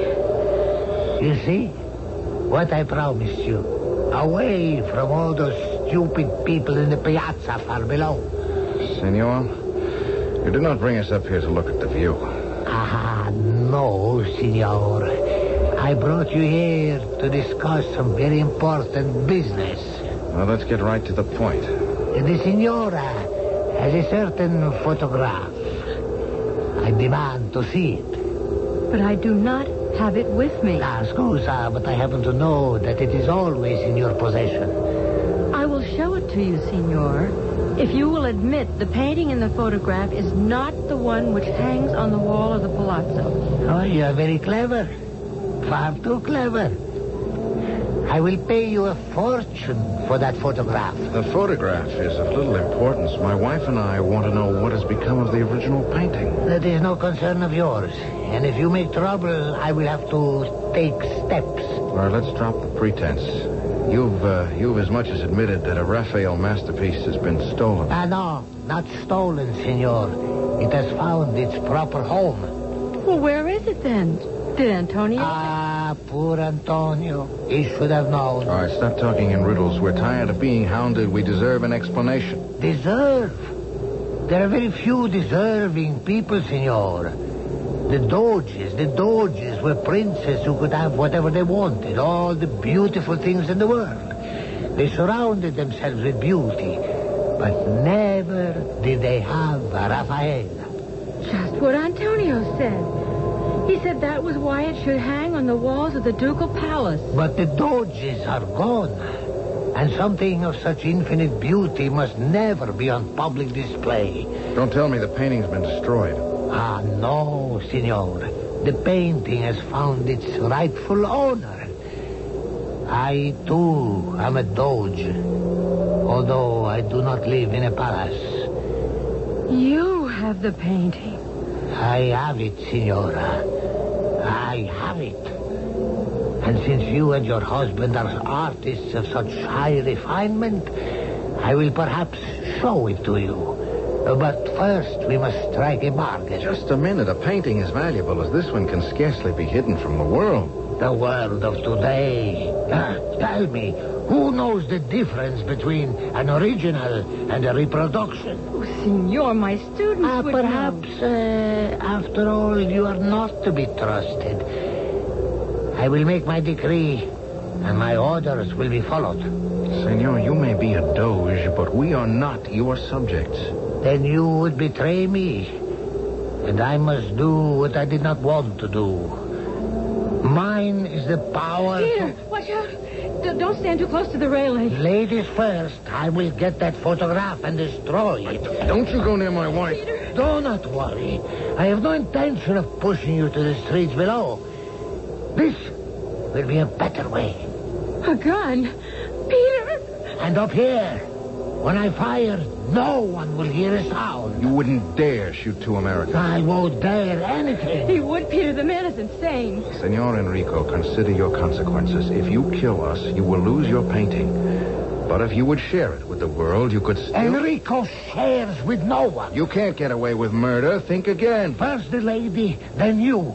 And then I will kill myself. He means it, Peter. Do not move. Look behind you, Enrico. Before you pull the trigger, look behind you. There's no one behind me. Of course not, but you turned your head for a moment, and I have your gun hand. Be careful, Peter. Be careful. Vicky, the bell. Grab the rope. Let go of me. Let go. Hurry, Vicky. Pull as hard as you can. Pull the bell cord, Vicky. Make that bell ring loud enough to wake the living as well as the dead.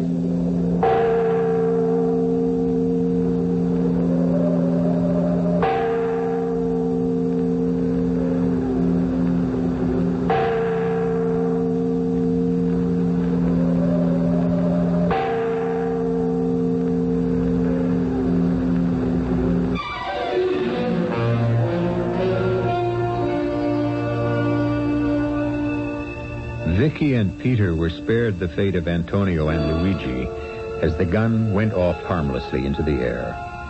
And as the great bell roused the Venetians, Enrico slumped to the floor of the tower, helpless. Oh, yes, the painting was recovered, although I cannot guarantee that you will find it hanging on a wall in the palace of the Doges. I'll be back shortly.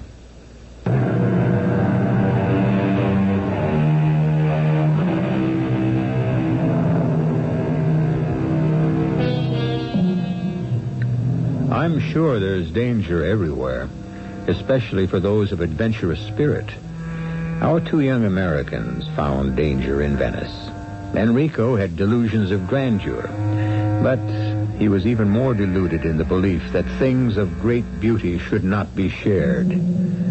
What pleasure it is to look upon the treasures we share every day in our great museums.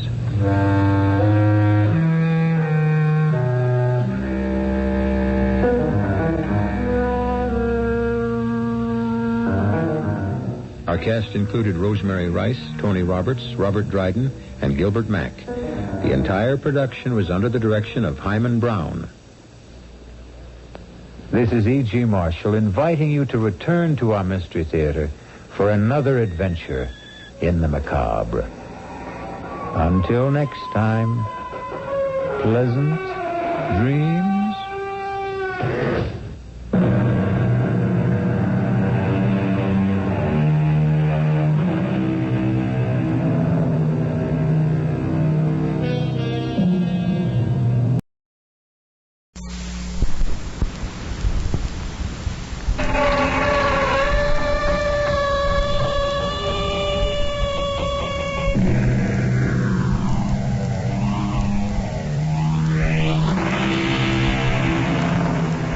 Come in. Welcome. I'm E.G. Marshall. I don't know about you, but to me, the tinkling sound of a music box has always charmed and soothed me, conjuring up pleasant memories and the balm of sweet nostalgia. It still does, in spite of this story. But if it sends a chill through you, don't please blame it on music boxes in general. Just on this one, and its haunting tune that struck a chord from the past that stirred up something infinitely more gruesome and deadly than nostalgia. Oh, Susanna, we're so lucky. This wonderful house. The future is a dream almost come true already. Do you like your birthday present? I love this music box. I love you, Hank. Everything you do for me. Until I found the past coming up to haunt me. What do you mean? I don't know. It's just the music box. As soon as it started to play, my eyes were drawn away down to the end of the garden path. To the summer house. To the girl in the crinoline dress who's dancing there. What girl? I can't see anyone. I was afraid you might say that. 'Cause somehow I know she isn't really there. She has to be a ghost. But why would she want to haunt me?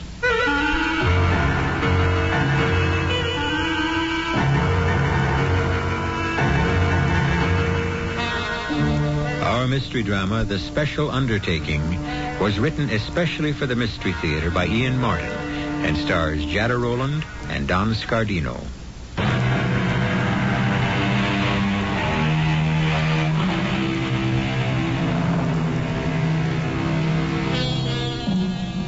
I was reminded of this story a week or so ago when I picked up the morning paper and read that a small town was advertising for a doctor and willing to finance him and as many partners as he could attract in setting up a clinic. In outlying areas, medical men, general practitioners, are always in demand today.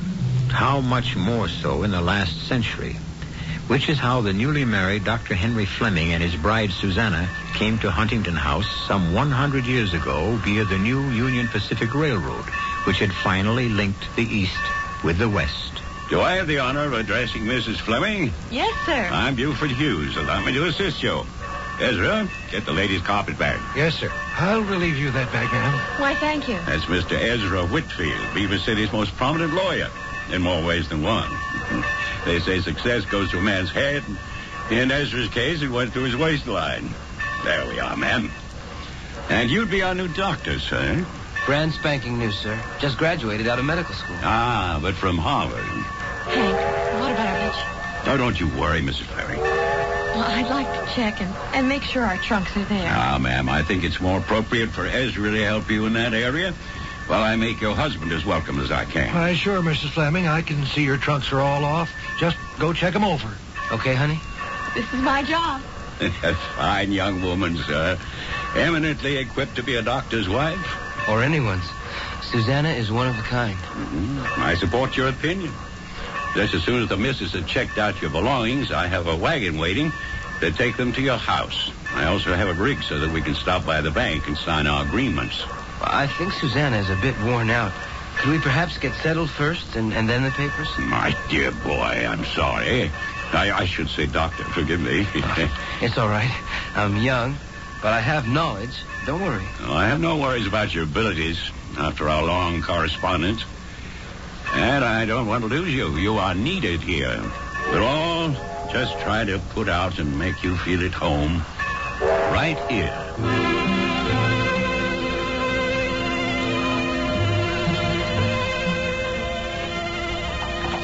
Well, now, sir, there she is. Huntington House. Oh, Hank. Right on the ridge. It's beautiful, isn't it? Oh, it surely is. The house certainly is big enough. Well, we're only going to be using a corner of it. The rest is for a clinic, as we planned. I hope we can get some other doctors to fill it up. You leave that to me, ma'am. Beaver City's made me a very rich man. I want to plow some of my good luck back into it. And that's why I advertised in the East to get a doctor out here. I'll try not to make you sorry for your generosity in any way. Oh, easy now. Right before your front door. Oh, Hank, I'm scared. It looks so big.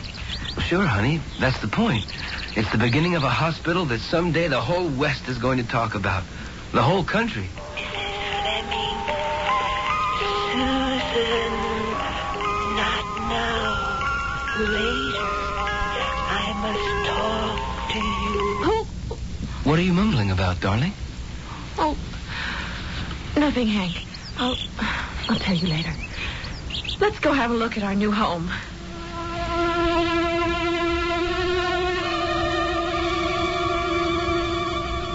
I calculate, with you tired and all after your journey, I should have taken you straight into the house. But with the light going, I wanted to see a little of the grounds. It's amazing. I can't believe the house has been empty all that time. After 15 years, I expected a jungle. No, there's been a housekeeper here all these years. Mrs. Bunter. And for years, her son kept the outside of the place. Oh, Hank, look at that little summer house down at the end of the path. Isn't it lovely? Oh, sure is, Susanna. I want to go there right now. It's almost sundown. I'd let it wait if I were you, Mrs. Fleming. Why? Why, because they ain't going to go away. And I can smell that Mrs. Bunter has supper about ready. I'm sure you must be hungry after the long trip.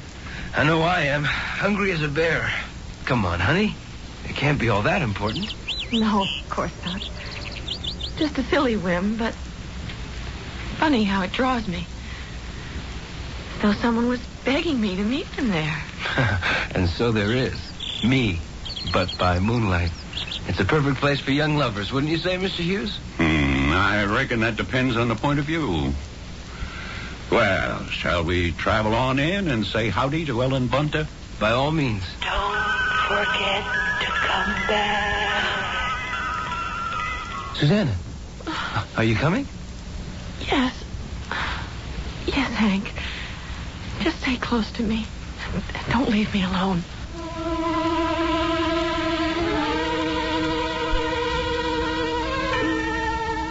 My, what pretty clothes you have, Mrs. Fleming. Boston must be quite a city. Why, yes, Mrs. Bunter. It is. It's a beautiful town. I'm surprised you ever come away from there out here to the west. If I was you, I'd pick up the skirts and get right back there. Why? Whatever do you mean? Oh, there's things best not talked about. I'm just saying what I think has to be said. You sound as if you don't want us here. There's a black shadow lays over this house, Mrs. Fleming. And I don't want nobody else should lose their light under it. Special ways, no two nice young'uns like you. But please, don't say nothing to Mr. Buford about what I said. Wouldn't want to lose my job. Well, we can hardly just leave it at that.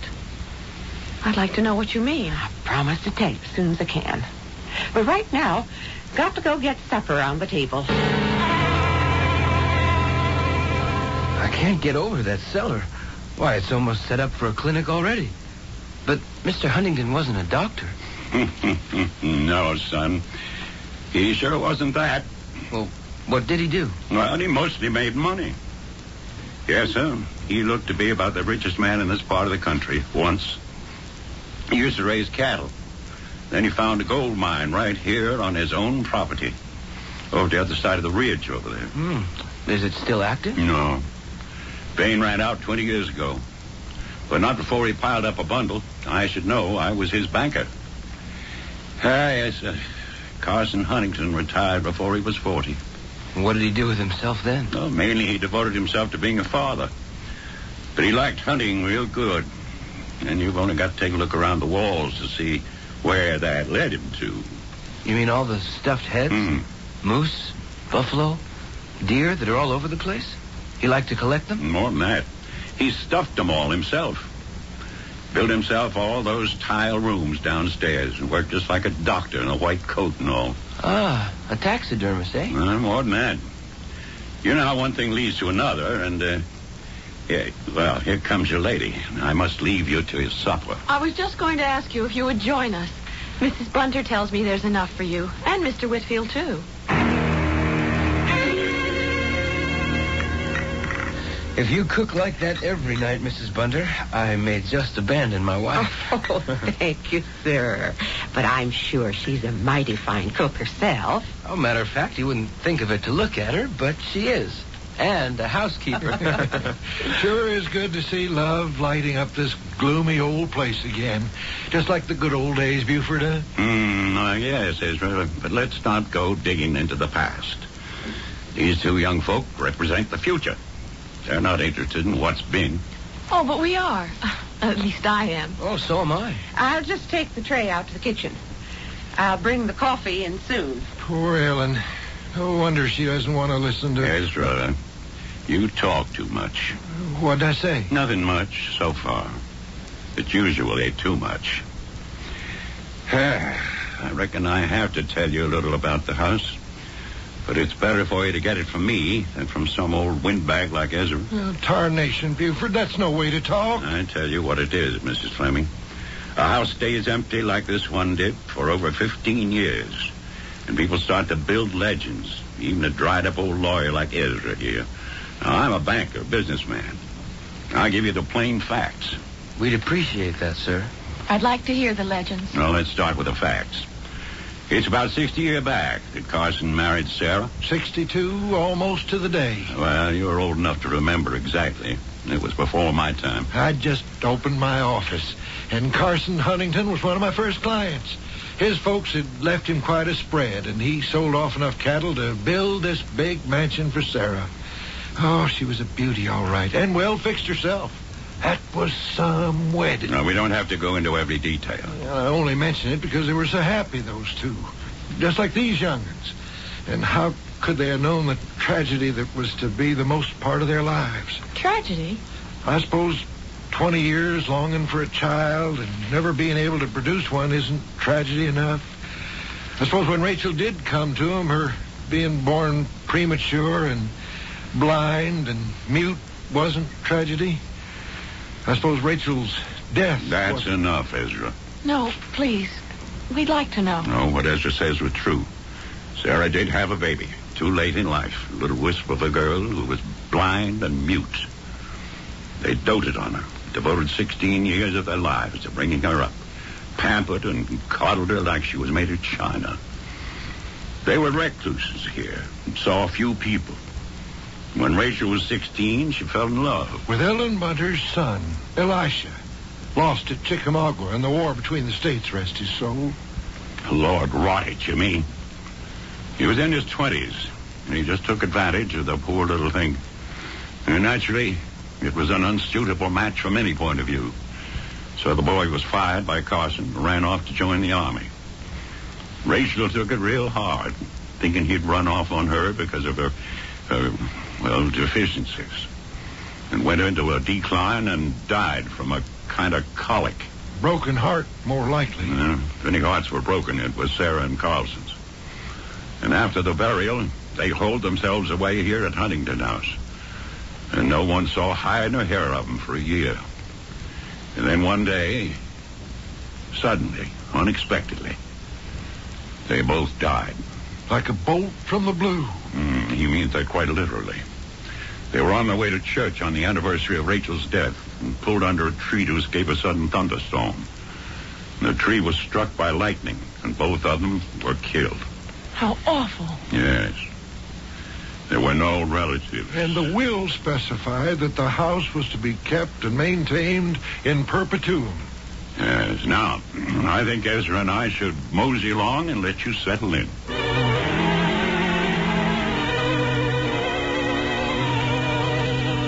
Good night, Mr. Hughes. Mr. Whitfield, and drive carefully. Ooh, come on. Bedtime. Oh, look at the moon. Isn't it lovely? Not when I'm so tired I can't even open my eyes to see it. You're not that tired. Maybe you had too much wine. Let's walk down to that little summer house. Oh, come on. Have a heart, honey. Susanna, come to me, come to me, come to me, come to me, come to me. What do you expect to find there? I don't know. Well, you're not going to find out tonight. Come on.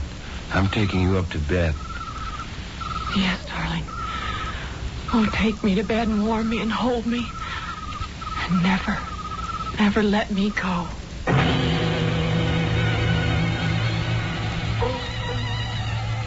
Susanna finally fell asleep, shutting her ears against that still, small voice in her head. Tomorrow she will talk to Hank about it, and about Huntington House. Outdoors, the moon is at its zenith. Does something move strangely in the shadows?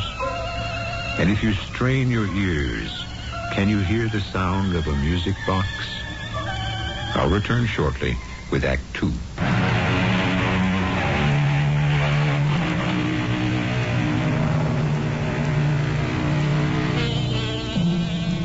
It's just before dawn, with the moon sloping down the sky, the last of the full moon. In the strange new bed in Huntington House, Dr. Henry Fleming lies sleeping gently. Beside him, Susanna stirs with little whimpers as that importunate voice penetrates her sleep.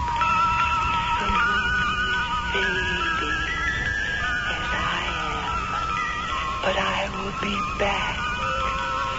Susanna, forget me not. Forget me not. Who is it? What do you want? What did you say, honey? Oh, nothing, Hank. It's just a dream. It's just... Oh, I don't like it here. What do you mean, sweetie? There's something wrong. It isn't a happy house the way you and I want. Well, you mean you want to leave? You know we can't do that. You've tied up your whole future here. I've tied up my whole future with you. That comes first. But why? What is it don't you like here? All the sad history which is buried in the past, as Mr. Hughes said? It isn't buried in the past. No matter what he says. What does that mean? Since the first moment I got here last night, there's a voice. Voice? A young girl's voice. That calls to me, speaks to me. Just to you alone? I guess, if you haven't heard it. Well, so that's why you've been so funny a couple of times. Well, what does this voice say? Nothing, really. Just calling me to help and to come to her. Susie. Oh, I always mistrust your motives when you call me that. Well, don't this time. I just wanted to say we were both dead tired after a 10-day journey across the country. Nothing about last night was wholly real. Our life in the West starts as of this morning. Now, let's give it a day or two so we can really judge it. Then if it's wrong or your voices still speak to you, I promise we'll face up to it. You don't believe me. And perhaps you're right. This morning it was so faint, I could scarcely hear it. All right, Hank, darling. Let's forget about me and concentrate on your life.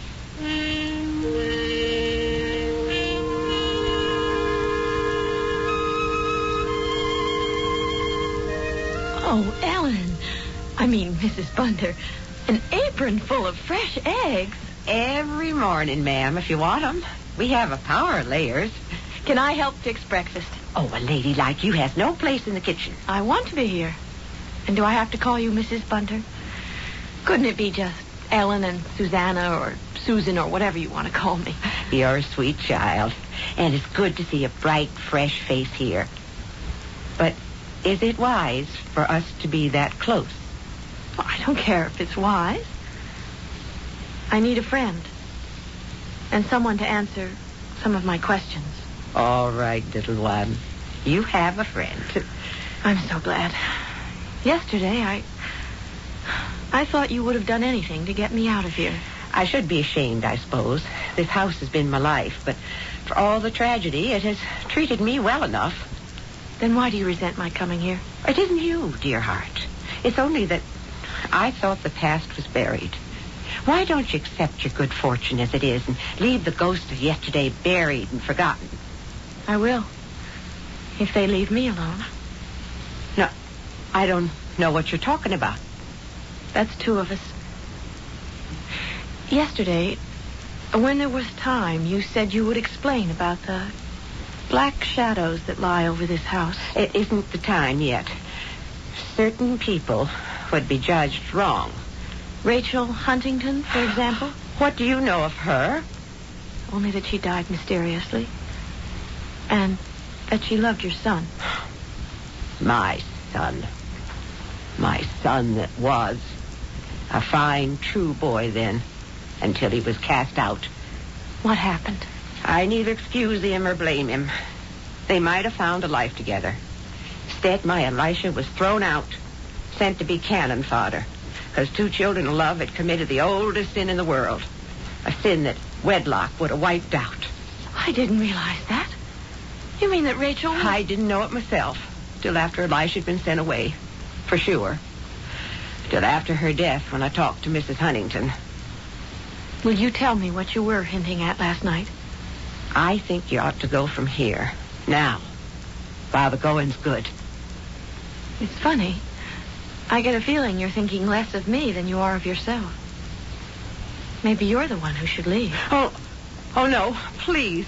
Please don't send me away. I promise. If you promise to let me stay, I won't open my mouth again.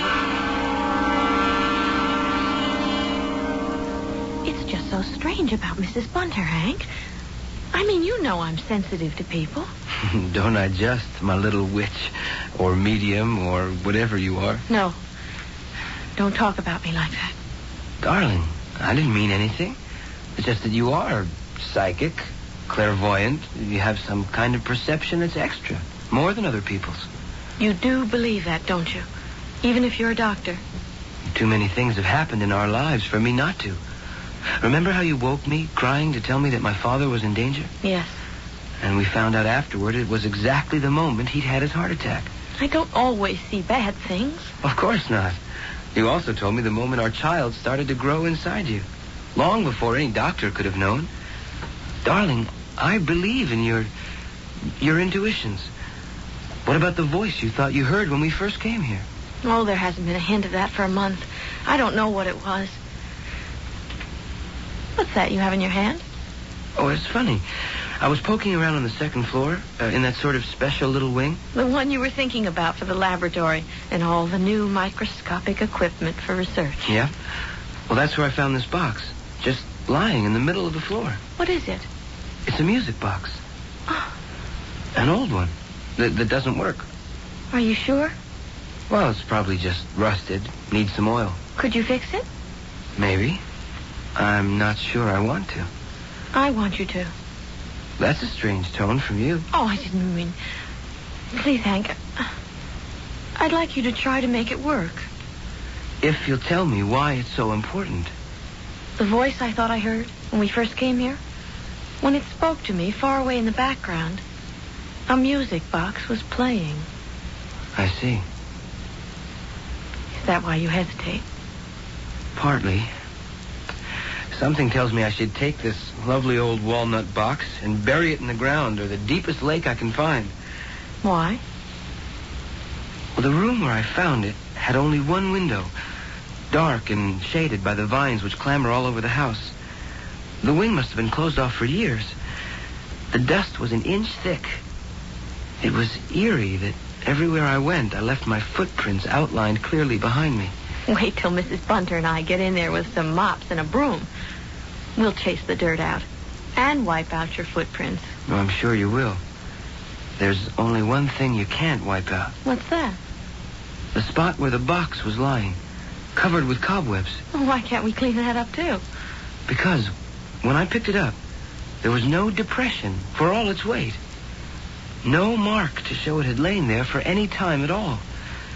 Except for the fact that it lay in the center of the room, with no footprints in the dust coming or going. It could have been placed there yesterday, or this morning, before I entered the room. Do you still want me to see if I can make it play its song again?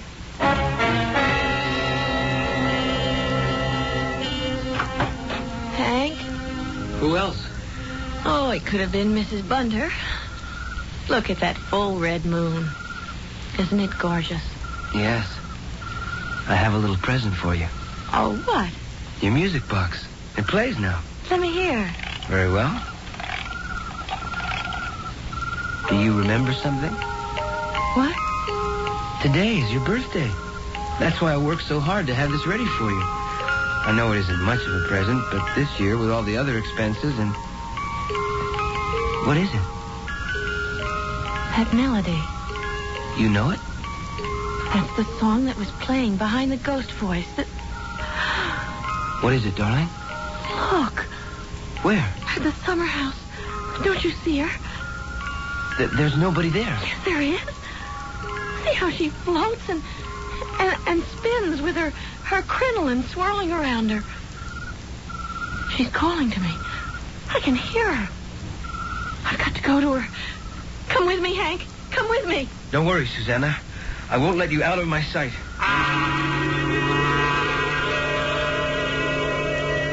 You see? There's no one here. But there was. There still is. Only... What happened to the music box? It ran down. Wind it up. No. I should never have fixed it so that it would play. It doesn't matter. She would have reached me anyway. Wait. Find me. Come to me, Susanna. It's Rachel. How? The music box. The music box. Was she just talking to you? The ghost? Yes. It was Rachel. But she's been... How could she talk to you? She was amused. I don't know. I don't think she wants to hurt me. She wants me to help. Help her to do what? How? I don't know. I'm not even sure it's a ghost that's trying to reach me. That's what scares me more than anything. Susie, you can't be serious. What are you trying to say? There's something terribly wrong about it all, darling. And somehow Mrs. Bunter is mixed up in it. I know she is. In what way? Well, you know I like to keep charge of household accounts and things. The supplies, the towels and linens, everything that goes with the house. Too many things are missing. In too obvious a pattern. Hank, there's someone living in this house we don't know about. And you think... What can I think? You mean that Rachel never died? That somehow she's still alive? I think she's not in her grave. And that she is calling me for help to get her out of some captivity that has chained her for 15 years. Somehow, I've got to find a way to help her.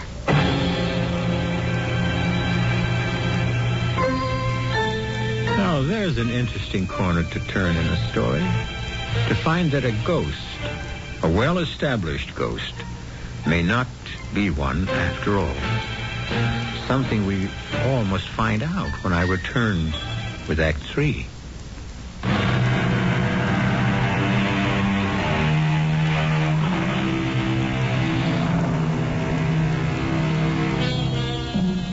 The full moon passes for a moment behind clouds, allowing Hank a worried frown which he can conceal from his wife. His mind is a spinning mixture of thoughts he is fighting to keep from coagulating. They must be kept separate to evaluate them. Is Susanna simply suffering from the vagaries of a lady in her, as would have been said in those times, interesting condition? Or is there really an extra presence hidden in Huntington House? If Rachel, if that's who it is, won't reveal herself to us openly, how can we find a way to help her? You don't think I'm crazy, do you, Hank? There is some mystery that's got to be cleared away before we can ever live in this house. But you really believe it's possible that someone or something is hiding here? Someone. From the amount it uses up in food and linen and towels. But at the same time, something that isn't natural. That's supernatural. What is it? Oh, it's just the moon coming out from behind the clouds again. As bright as some enormous chandelier hung in the sky. If only I... Wait. He said the music box. Start it again, dear. Quick, before the moon goes behind the clouds. You sure you want to? Yes, quickly. Okay.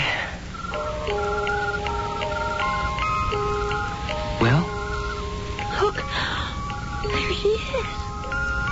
Dancing. Where? Up the path, towards the front door. And she's beckoning for us to come. Oh. What is it? Oh, the moon behind the clouds again. I can't see. Come on, let's go. There's no one here. The front door's opening. What happened to the music box? It stopped. I don't know why. Oh, there you are, Dr. Fleming. What is it, Ellen? What's wrong? I think he's dying. Please, could you come to him and try to save his life? Even if he isn't worth it. Save whose life? My son. I'll show you where he is. He's hiding out in the barn. Hold the lantern higher, Mrs. Bunter. That's it. Hurt there? Some. How about here? Oh, that hurts pretty good. He's burning up with fever. We've got to get him up to the house, see if we can't bring it down. Oh, no, sir. You bring me up to the house and you're just signing my death warrant. What's he talking about? There's a wanted poster out for him. Murder and highway robbery. He killed a United States Marshal making his getaway up Cheyenne Way. If I can't get him where I can treat him properly, it won't be the government signs your son's death warrant. This is your son, Ellen? More's the shame. Yes. But I thought he was dead in the Civil War. I'd take more pride in him if he had been. But he deserted the army to take up with a bunch of cutthroats and outlaws, robbing and stealing and killing. Till he got wounded and came crawling home to me to beg me to save his life. What could I do? He was my only child. I didn't know how to turn my back on him. I should never put you on the spot, Ma. I don't deserve nothing better than I got. A bullet in the gut.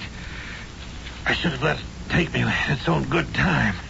Just what it's doing. Oh, no. I was wide open and bleeding like a stuck pig when I crawled in here over a month ago.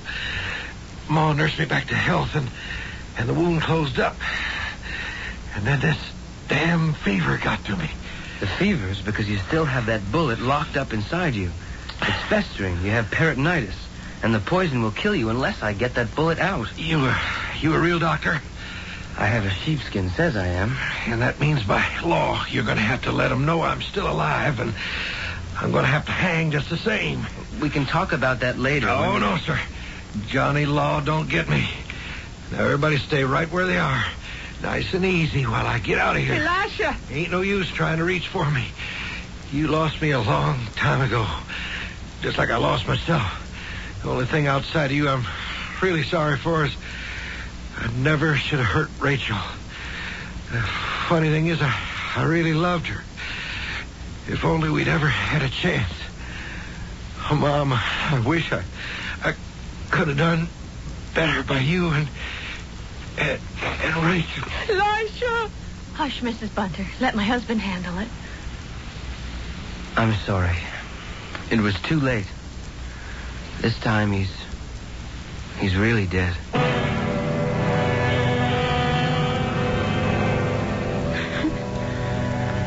There's nothing much I can do, Mrs. Bunter. I'll have to ride in and tell the authorities. There was no real excuse for all the things he'd done the past few years. If he'd ever had the chance, he might have amounted to something. You should have seen him with Rachel. Oh, don't torture yourself with memories. Well, I can with the good ones. In spite of the misfortunes birth brought her, she was so bright and full of the joy of life. You should have seen her dance. Dance? She was blind, wasn't she? Oh, that seemed to make no difference. She could hear, sharp as a bat. I always said what a pity it was they never got her a pianoforte for her to learn to play by herself. But they never did. Just music box? Oh, yes. Like this? Well, yes. That looks like one of them. That box does seem familiar. Ellen, are you sure Rachel Huntington is dead? Well, I'm sure she is. I know it. To keep her from running after my Elijah. They poisoned her. What? Did you actually see her dead? They'd sent me away. And then she died so sudden. And I came to the funeral and I stood in the back so it wouldn't be seen. And I saw the coffin lowered into the ground and the dirt covering it. And the minister commending her to heaven. Is that what you mean, Miss Susan? I don't know what I mean. And this isn't any time to talk about it. First of all, let's go get the minister and see your son decently buried. You sure you don't want to come with me? No, darling, I really think I ought to stay with poor Ellen. You're not afraid of anything? Why should I be? Well, you were the one who sensed another presence in the house. But that's all over. Now we know it was Ellen's son. Only that's not what you were hearing. You were hearing a woman's voice calling to you. To help the man she loved, who just died. And who must be with her now. There's nothing to be afraid of anymore. I don't know. I'm not sure I should leave you alone. Oh, don't be silly. He'll be back in an hour or so. And even if poor little Rachel wanted to haunt me, she couldn't mean me any harm. Well, it's a dark night. And even if she wanted to, she only seems to come when the moon is bright. Promise me you'll go straight to bed, lock the door, and wait for me. I will. Hurry, darling. Like the wind. You go straight upstairs. Bye, Susanna. Bye, Hank. Aren't you going up to bed, Ellen? Yes, I suppose so. I don't know what for. I won't sleep. You must. Come on. We'll have a hot toddy in the kitchen and then go up together.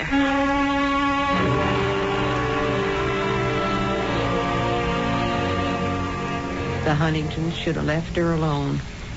She'd been better off with him the way things happened. Lord knows, he'd have been better off with her. They loved her and wanted to protect her. Would have been the same if she'd been normal. They waited too long to have a child. When at last she came to them, they smothered her.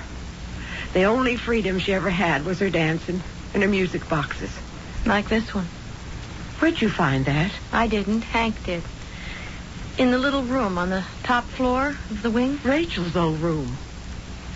But that part of the house has been shut up ever since I came back.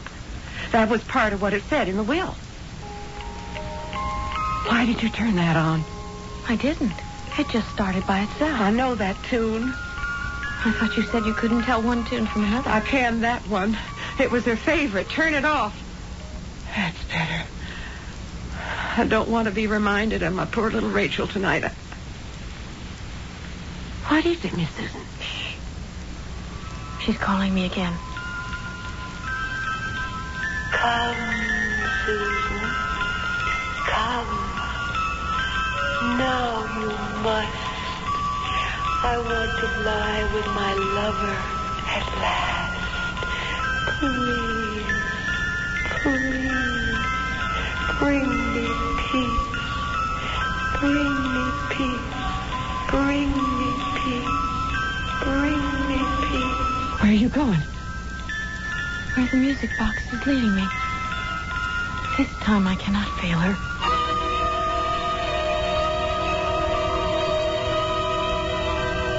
Don't go in there.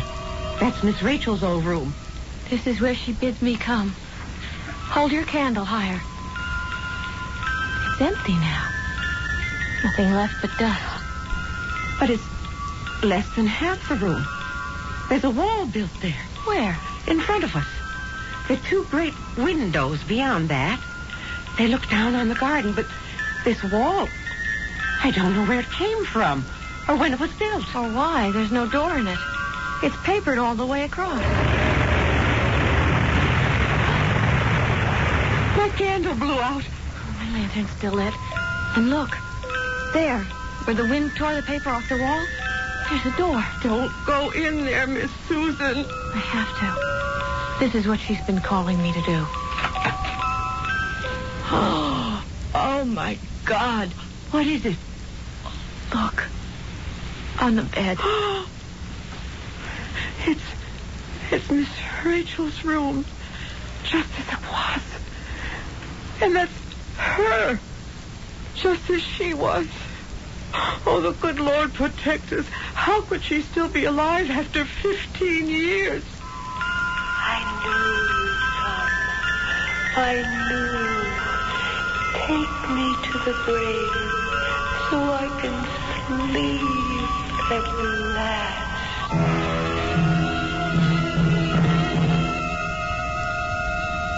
Oh, my darling, I can't believe it. When Mr. Hughes and I came home in that wind and couldn't find you, I thought I'd lose my mind. I imagined all kinds of things, but nothing like this. Is she alive? No. She's dead. And she has been all these years. But it's not possible. 15 years. You can't preserve a corpse. How? Excuse me, Dr. Fleming. What, Mr. Hughes? Believe me, I had no idea. I knew how Carson and Sarah worshipped the child, but I never dreamed of a love as sick as this. This was their way of keeping her for the rest of their lives, preserved, so that they could never lose her. But how? I'm a banker. I can't tell you. But a room hermetically sealed and all Carson's skills. I told you he was a taxidermist. But I never did get a chance to tell you. He ended up his life here in this city as our undertaker.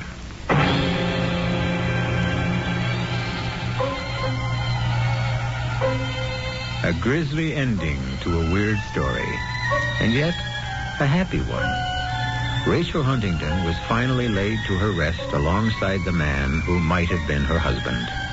Huntington House was cleared of all shadows and became the nucleus of one of the country's finest hospitals, renowned for the miracles it achieves in saving life rather than preserving the illusion of it. I'll be back shortly.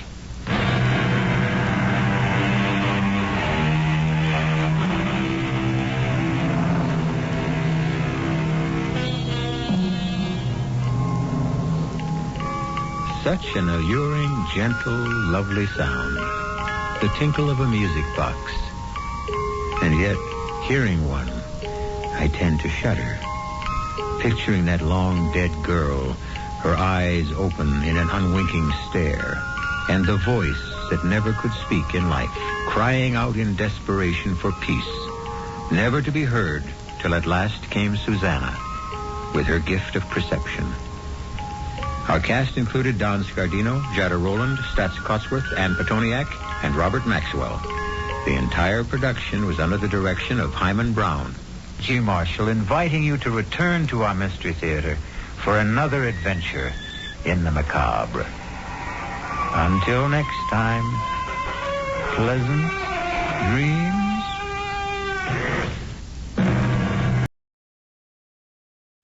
Mystery Theater.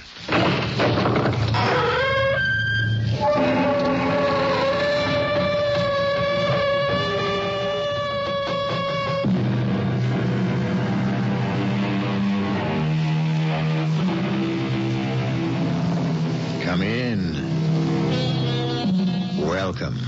I'm E.G. Marshall. What are you doing right now? As a matter of fact, what are you doing most of the time? Is it something that makes your heart sing and your spirit soar? Or do you just put in your 8 hours? Is life a challenge, an adventure, a thrill for all 5 senses? If not, be careful. Something inside you may be trying to tell you something, and you'd better listen before it's too late. On the other hand, maybe you'd better not listen. But you can't be serious, Olivia. Oh, I'm deadly serious, if you'll excuse the pun. But why do you want to kill your husband? Why? Well, Doctor, he bores me. But, Olivia, that's not a reason. I disagree. It's an excellent reason. Olivia, I could say you're joking, but something tells me you're serious. I'm always serious, Doctor. But why do you have to kill John? Why don't you just divorce him? If I divorce him, I get nothing. If he dies, I get his entire estate. Oh. So that's what it's all about. Money. That's what the whole world is about, Doctor. Love and money. Right now, I have neither. Within a week, I shall have both.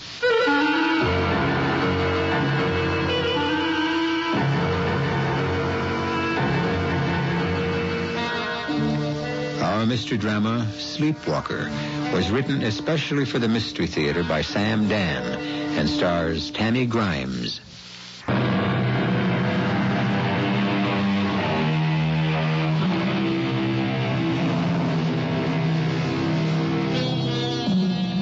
John Worcester is 70. His wife, Olivia, is 35. And as some of you are already saying, aha, believe me, you have something to say, aha, about.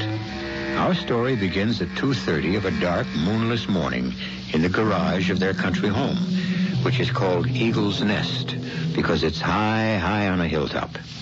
And why does it begin in the garage?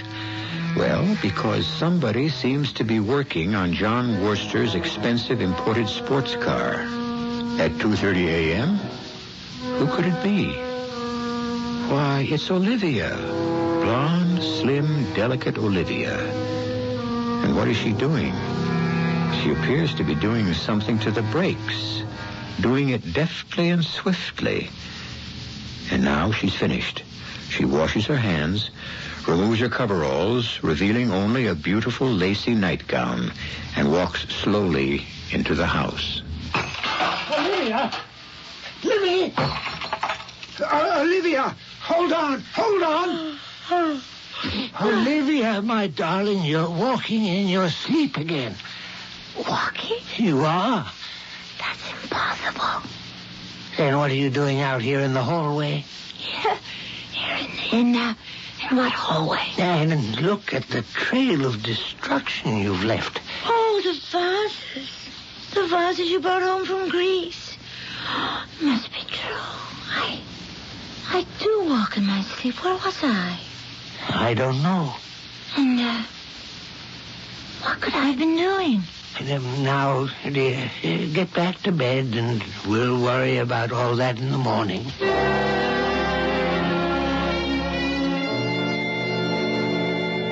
Good morning, dear. Good morning. May I pour you some coffee? Thank you. Did you get through the night without further ambulatory activity? I wouldn't know. Now, are you convinced that you walk in your sleep? Yes. I suppose I am. Did you know there's an opera about sleepwalking? It's called La Sonnambula by Giacomo Bellini. I never would have suspected it. Bellini. He was a contemporary of Rossini. Rossini, Bellini, Donizetti. They were great rivals. Why should I walk in my sleep? Poor Bellini died very young, 34, I think. But La Sonnambula was produced in New York 50 years later. Oh, who cares about all that? Honestly, darling, sometimes... Sometimes what? Oh, sometimes... Can't you just let things go? I don't have to have a history of every little... Darling, please, I thought you'd be interested. Oh, I'm very much worried. I'm concerned. Why do I sleepwalk? That's what you're going to ask Dr. Schwartz. I don't think this is anything to see a doctor about. I spoke with him just a few minutes ago. You're to drop over there right away. Oh, but I can't. Why not? Because you need the car. You have a golf date. I canceled it. But you were looking forward to playing. It would be better for all concerned if I stayed home and started another chapter on my book. Now, I want you to see the doctor. Please, dear. It could be quite serious. All right. But what can he give me for my sleepwalking?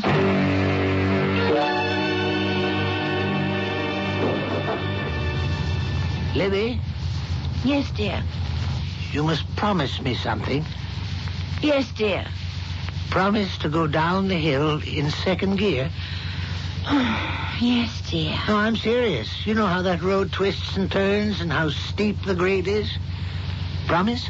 Yes, dear, I promise. You see, the rate of acceleration can be expressed by the formula T equals... Darling, have I ever broken my promise? Wait a minute. You have a little smudge on your nose. Where? On the tip. Oh. And on the lobe of your ear. Oh, how did it get there? I did wash this morning. Highly significant. Of what?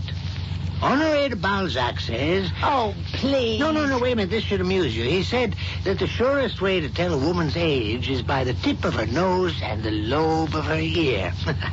I've got the same kind of smudge on my thumb. I better go back inside. You'll be late. The doctor's trying to fit you in. Now, please, drive carefully. I always do. And remind him of Emily Dickinson's warning to doctors. Surgeons must be very careful when they take the knife. Underneath their fine incisions stirs the patient's life. Yes, I'll do that. There are times when I could kill him. No, I don't mean that. I just wish he'd shut up. Now, what are those smudges he mentioned? How did I get them? I didn't notice it when I went to bed last night, and so it must have happened while I was sleepwalking. And I'd better slow down. I really had better slow down. The brakes. What's wrong with the brakes? I'll never make it. I'll never get around that curve. I can't make it.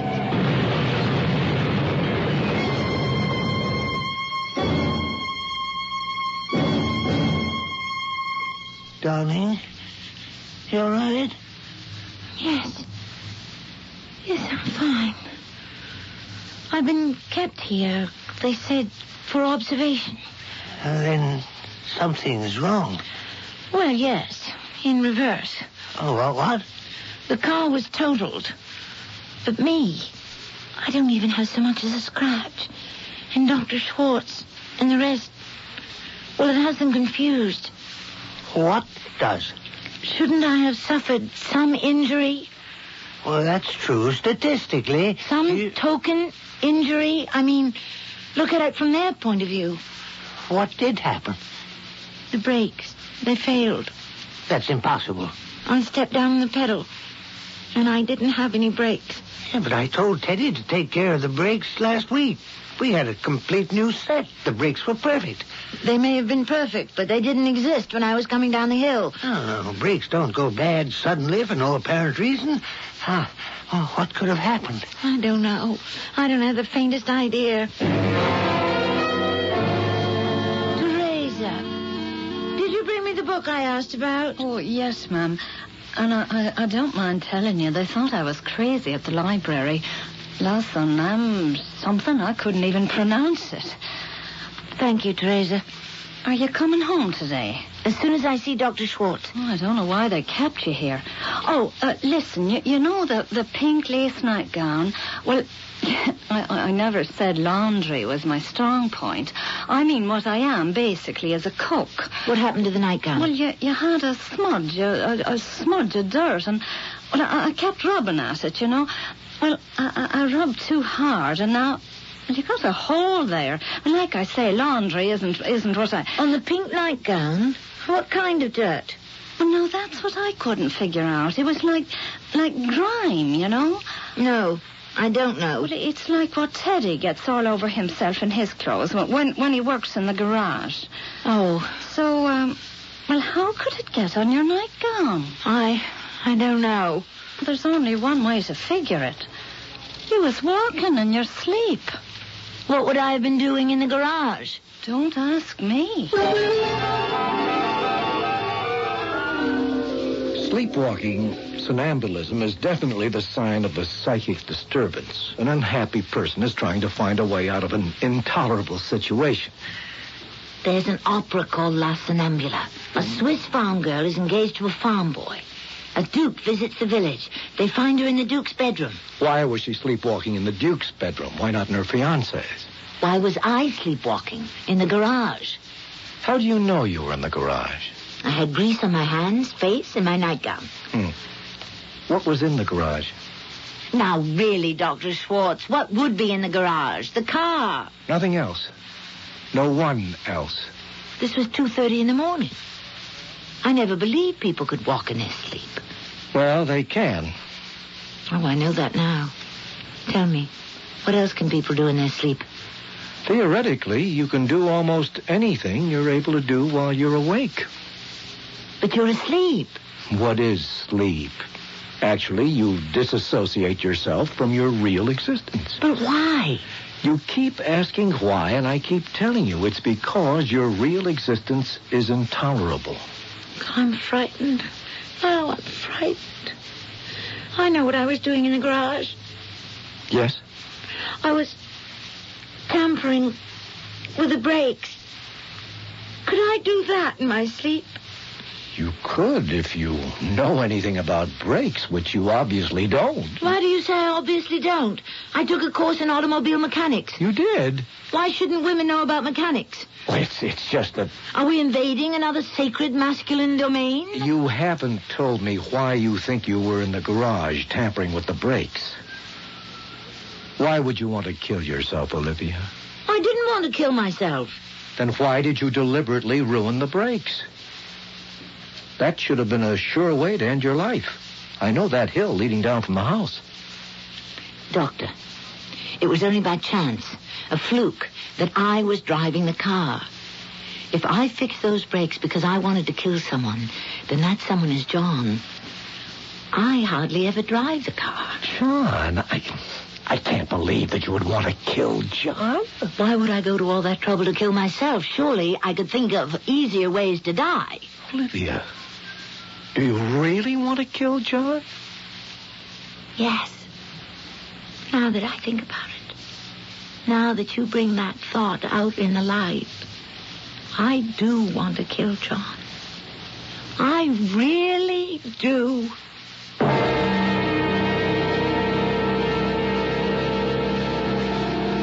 And they appeared to be such a happily married couple, too. But that's how it goes. We all tend to make our judgments based on surface things. And what kind of surface do you present to the world? Well, we'll be dealing more with the subconscious, the unconscious, and even the conscious when I return shortly with Act 2.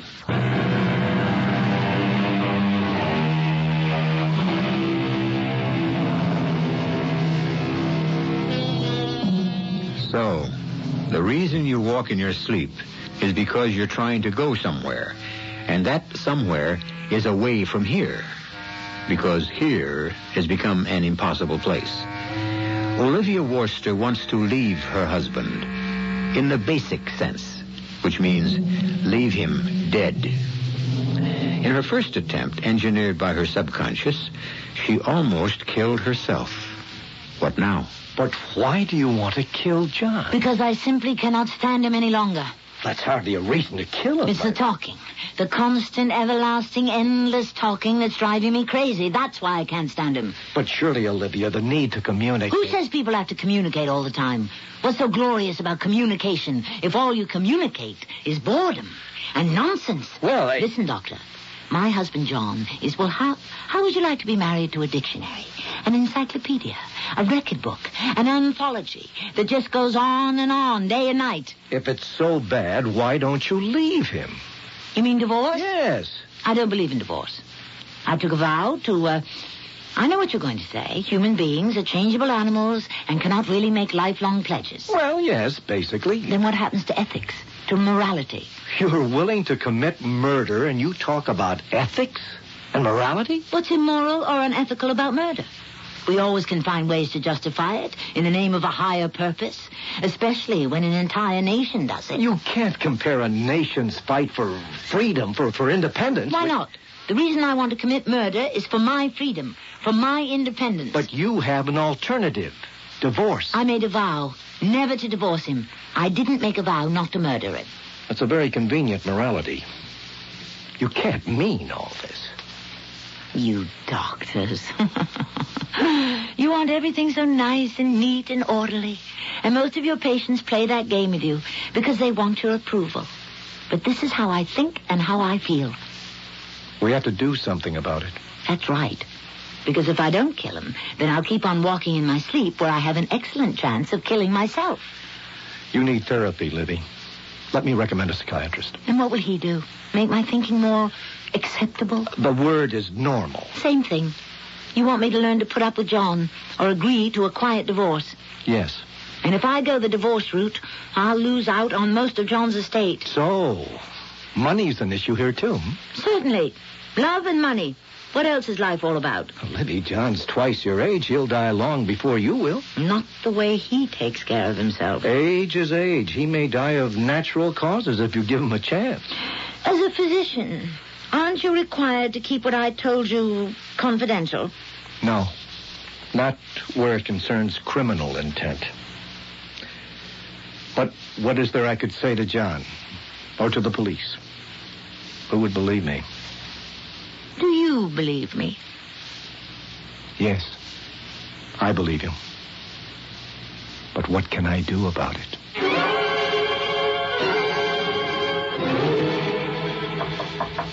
Come in. What is it, Teresa? Mrs. Worcester, I was wondering if you'd go downstairs and put in a good word for Teddy. Why? Well, Mr. Worcester's fixing to fire him. Fire Teddy? Why would anybody want to fire Teddy? Well, the mister's real upset with Teddy. And, well, if he fires him, I don't know what I'd ever do. You see, Teddy's asked me to marry him. He did? Well, not in so many words, but, well, he's been hinting at it. So, well, how could I stay here if he's canned? Well, we can't let that happen. Wait. What have you got there? Is that a gun? Yes, ma'am. It's Teddy's old .32 caliber revolver. What do you do? Well, when Teddy loses his temper, he's apt... Well, you see, he shouldn't be near a gun. Oh, he calms down mighty quick, but to be on the safe side, well, could you take this and just hide it somewhere? But No, please. He'll know I took it, and he'll get it out of me. All right, go downstairs. I'll hide the gun till he comes to his senses. And you will try to make Mr. Worcester see reason and not fire him? Of course.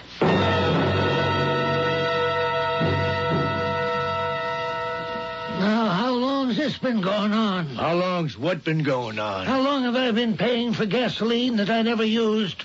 Repairs that were never made? Supplies that were never delivered? I don't know what you're talking about. I have here a bill for $72 for new brakes. You got new brakes, Mr. Worcester. Brakes that lasted less than a week. Mrs. Worcester was almost killed. How do you explain that? I can't explain it. I'm sure you have a very comfortable arrangement with all the shopkeepers in town. Now, look, I don't have to take that from anybody. John, dear, I can hear you all over... You're fired. You can't fire me. I quit. Please, listen to me, both of you. I want you off this property immediately. Now pack your things and go. You couldn't pay me $50,000 to stay here another 5 minutes. Over the years, that's probably what you've stolen. Once a jailbird. I'm coming back here with a gun, and you better be ready to apologize. John, I cannot believe... Be quiet, my dear. Hello? Who is this? Oh, Amanda, connect me with the sheriff right away. John, will you please? I will not be taken advantage of. Oh, hello, Sheriff Adams? John Worcester. No, damn it, I don't want to go fishing. All I want to tell you is if ever I should be shot to death, the killer is Teddy Kellogg. Yes, I caught him stealing. John, you did no such thing. I faced him with it. He turned nasty and he threatened me. No, it won't do you any good to come up. If he's going to do it, he can do it before you get here. Now, I just want you to know, if it happens, who the killer is. Yeah, that's right. How Teddy wouldn't kill anybody? He couldn't. Teddy would, could, and has. 30 years ago, he got into a fight over a girl. Teddy? Yeah. He killed his rival in a fit of anger.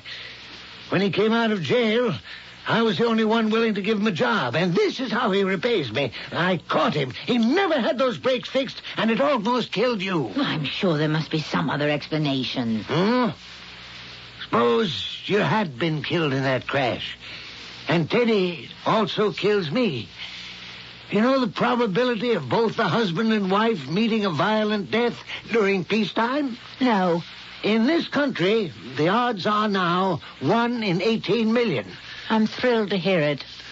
The word kill has a fascinating etymology. Darling, I'm not interested. Kill and quell share the same root. What would you like for dinner? And oddly enough, so does qualm.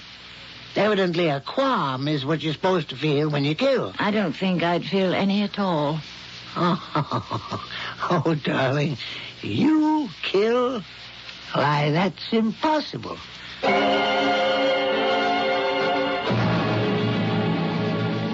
And now, dear, you're sure you don't mind staying alone in the house? I'm sure.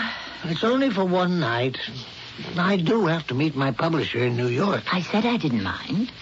I'm sorry about Teresa. John, you'll miss your plane. I realized she had to quit after I fired Teddy, but I couldn't help that. The man is so obviously a thief. Well, all that's over now. Are you sure you'll be all right? Yes. Talking about thieves, do you know the very first time the word thief is mentioned in written history? John!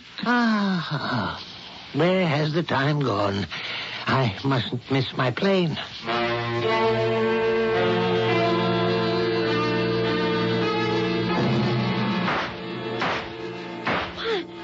am I doing? Where? Oh, no. I was standing next to John's bed. His empty bed.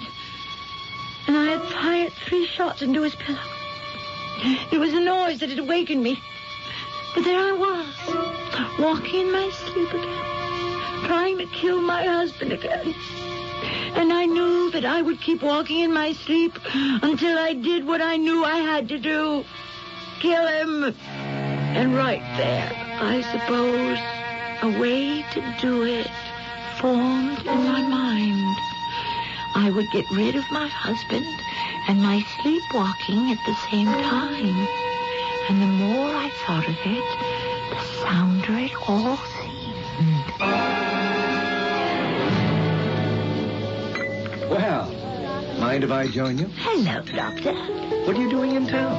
Oh, John is in New York today, arranging to have a new book published. What about your problem? Which problem? The basic problem, sleepwalking. Oh, that. Are you still at it? Why should I be? Because you really haven't faced up to facts. Olivia, you have to leave him. What kind of horrid thing is that to say? Because if you don't, you're going to kill him. Wherever did you get that outlandish idea? You gave it to me. Oh. Well, I just had a harrowing escape from death. I may have been somewhat out of my head. I love John. Truly.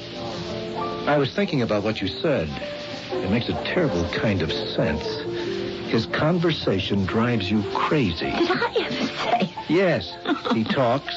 He tries to be witty and entertaining because, well, that's all he can do now. And it's, well, a pathetic attempt to cover up his inadequacy in other marital areas. You put that so delicately. Livy, don't be a fool. It's December and July. It doesn't work. It does? For so many people. But not for you. Your entire psyche is an open rebellion. Do you think there are too many calories in the New England clam chowder?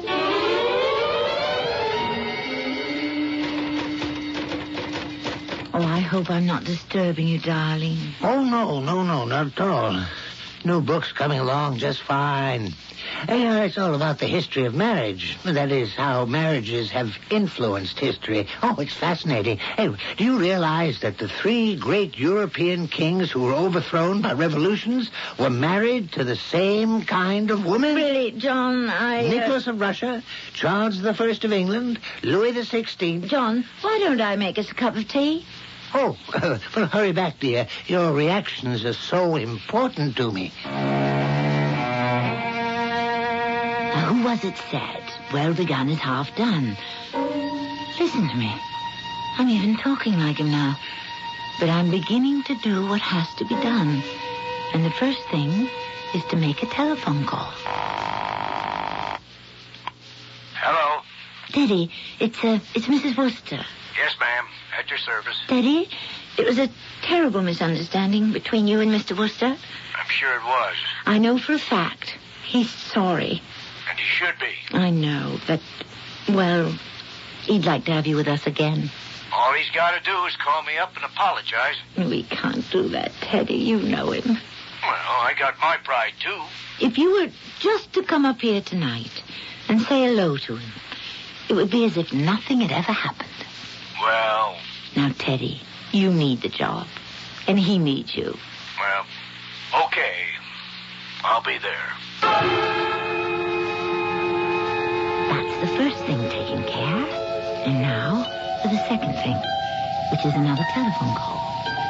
Did Professor Alexander Graham Bell ever consider how indispensable his invention would be to all sorts of people? Sheriff Adams speaking. Sheriff, this is Olivia Worcester. Yes, ma'am? My husband just received a phone call from Teddy Kellogg. It was a very threatening call. I listened in on the extension. Threatening? But John refuses to take it seriously. Teddy has been threatening to kill him. Yes, I know that. You see, John fired him and won't give him a reference. Now, maybe that's wrong. But right now I'm terrified. Maybe I'm being silly. I'll be right there. Don't you open the door to nobody till I arrive. And now, of course, for the third thing, the act itself. I must get Teddy's gun from the drawer where I've kept it hidden, and I shall walk very quietly back to the study. Tiptoe quietly. I will spare him the sight and the knowledge. Ah, John, like so many heroes, you shall die with your boots on. That is, in your case, busily creative at your typewriter.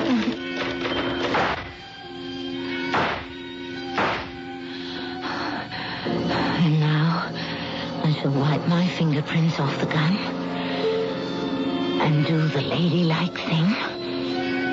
Faint at the sight of this awful blood and violence.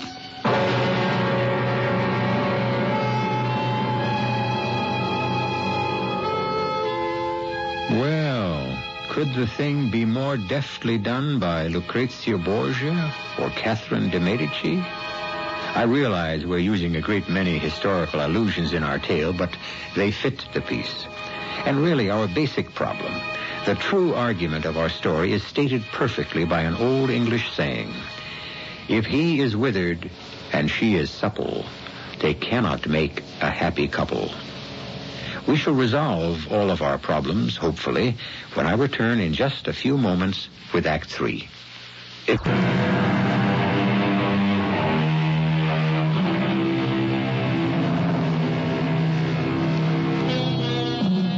Sleepwalking, or somnambulism, is a deep psychic disturbance, an indication of a dangerous problem. Therefore, if one is to rid oneself of the affliction, one must rid oneself of the problem. And that's just exactly what Olivia Worcester has done. She got rid of her problem, utterly, completely, and permanently. She killed him. Mr. Worcester, the missus said I was to come... Mr. Worcester! Mrs. Worcester! What happened? Mrs. Worcester, what happened? What happened? You killed him! You killed him! No, Mrs. Worcester, I did no such thing. Murderer! Mrs. Worcester! You threatened to kill him when you came up here! Murderer! Now, hold on. You got this all wrong. I saw you do it. I was here and I saw you do it. But I never... You had your gun and you fired at him. No, I didn't. You killed him. You're crazy. You just called less than 20 minutes ago. You threatened his life. I did no... I heard you on the extension. I better get out of here. Murderer! They'll believe her. They'll believe her. You won't escape. You won't escape. Hold on there. Hold on. Stand still, Ted Kellogg. I'm being framed. Just hold still. You're not going to make me pay for that murder. What murder? John Worcester. You mean you killed him already? I didn't kill him. Let go of me. Sheriff, he killed my husband. He killed my poor darling husband. I didn't kill him. He came into this house like a madman. And he had the gun in his hand and he just shot John down. In cold blood, he emptied the gun. I fainted. Oh, it's too horrible to talk about. Now, you just take it easy, Miss Worcester. Sheriff, it's a lie. And you shut up. You'll get your chance. Mrs. Worcester, I don't know what to think. Oh, Teresa, I forgive him. He didn't know what he was doing. He says you'd called him on the phone and asked him to come here. Oh, no, my dear, I'm sorry. Well, he never lied to me. My dear Teresa, he has to deny his guilt to you. He's afraid he'll lose your love. I keep telling him I'll stand by him no matter what. Poor man. I mean, after all, his reputation is important to him. I'll see to it that he gets a good lawyer. You will. After all, part of it is John's fault. Oh, Mrs. Worcester, you are a saint.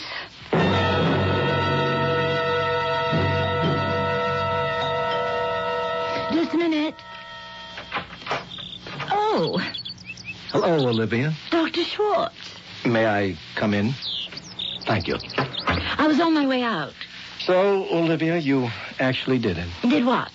Livy, you know what? Please, I'm busy. You killed him. I killed John? Oh, yes.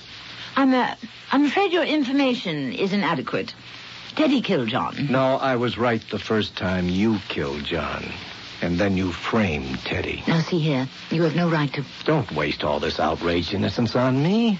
Save it for when you'll need it. I haven't the faintest notion of what you're talking about. We were all through this before. We spoke about your absolute need to kill John. But the police have Teddy. The police, being human like the rest of us, can make mistakes. No, Teddy threatened my husband, who warned the sheriff that Teddy might try to kill him. My husband gave Teddy ample motive. I know all that. Furthermore, the murder weapon was Teddy's gun. Which was in your possession. Oh, no. I had returned it to Teddy. He denies that. I'm sorry. So? What happens now, Does Teddy pay through the nose for your murder? Teddy, of course, was drinking that night. He was brooding. He felt he had been ill-used. It was a crime of passion. He may get 5 or 10 years. On the other hand, you could plead temporary insanity. You're psychologically disturbed. You would get an indeterminate sentence to be served under psychiatric supervision and treatment. You could hope to be cured. You can't inherit an estate if it comes to you through an act of murder. Olivia, I'm trying to save you. By throwing me into prison? By trying to cure you. You can't prove one word of what you're saying. Olivia, you're playing for the highest stakes in the world. Your life, your sanity. My life is in no danger, and I'm perfectly sane. Olivia, you and I know better. You and I know what you felt you had to do. Perhaps. But Teddy has obligingly done it for me. It won't work. Oh, but it's working nicely. Why do you want to rock the boat, Doctor? In the long run, everyone will be happy this way. I still say it won't work, Olivia. It'll backfire. You can't get away with it. Doctor, can it be that you are the one who's psychotic? I'm sorry, Olivia. I know what I know. And I'm going to work on it full time. I'll see that justice is done. Off the record, why? Because it's the right thing to do. I couldn't forget that tone in his voice. It just terrified me. This man is out to destroy me. And then I said to myself, don't be a fool. What can he do? Soon the trial will be over, and it will all be forgotten. I decided I had nothing to worry about. That's what I decided consciously. And then, a few days later, while waiting to testify at Teddy's trial, the sheriff asked me... Say, Miss Wooster, why'd you buy a gun? A gun? Yeah. .38 caliber revolver. I mean, it's legal in this state and all that, but... But Jim Richards over at the sports shop happened to mention that you picked one up the other day. But You really don't need one. And people have more accidents with those things. Well, there it was, in the glove compartment of my car. A .38 caliber revolver, fully loaded, and a sales slip. I looked at my checkbook, and there was the stub. I'd written a check to Jim Richards' sports shop. But when? When had I done this? And then I knew. I knew it was sleepwalking. Because I remembered everything Dr. Schwartz had told me. And I even knew why I bought the gun. Because I knew I had to kill. And now I'm sleepwalking again. Now, Mrs. Wooster, let us continue your testimony.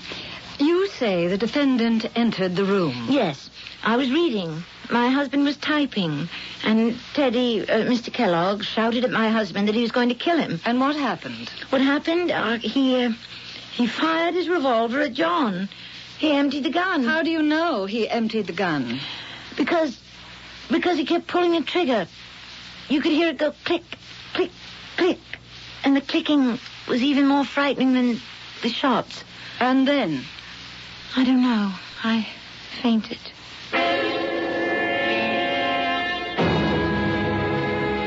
You were a very effective witness today in court. Yes? Believable, sympathetic. But you made the mistake I warned you about. Look, this just isn't going to work. Now, I read the complete report. As a matter of fact, I performed the autopsy. Well? Now, you say he emptied the revolver at John. Yes. The revolver has 6 chambers. Only 3 bullets were found in John's body. So? What happened to the other 3? I don't know. How would I know? There were 6 empty shell cases in the gun, but only 3 bullets are accounted for. Why don't you ask the sheriff? I'll do better than that. I'll tell the sheriff. I'll tell him that he has neglected to look for 3 missing bullets. I don't see how that could prove anything. Olivia, you're lying. And if you're lying, then Teddy's telling the truth about everything. You never gave him back the gun. You fired those first 3 shells at an earlier time. It may have been an unsuccessful effort to kill John. You may not even be aware of it. I'll have to ask you to leave. Olivia, I'm not a detective. I'm a doctor. You're a doctor. I won't say anything to anybody till tomorrow. You do some thinking tonight. And then in the morning, we'll talk to the sheriff and to the judge together. It's your only chance.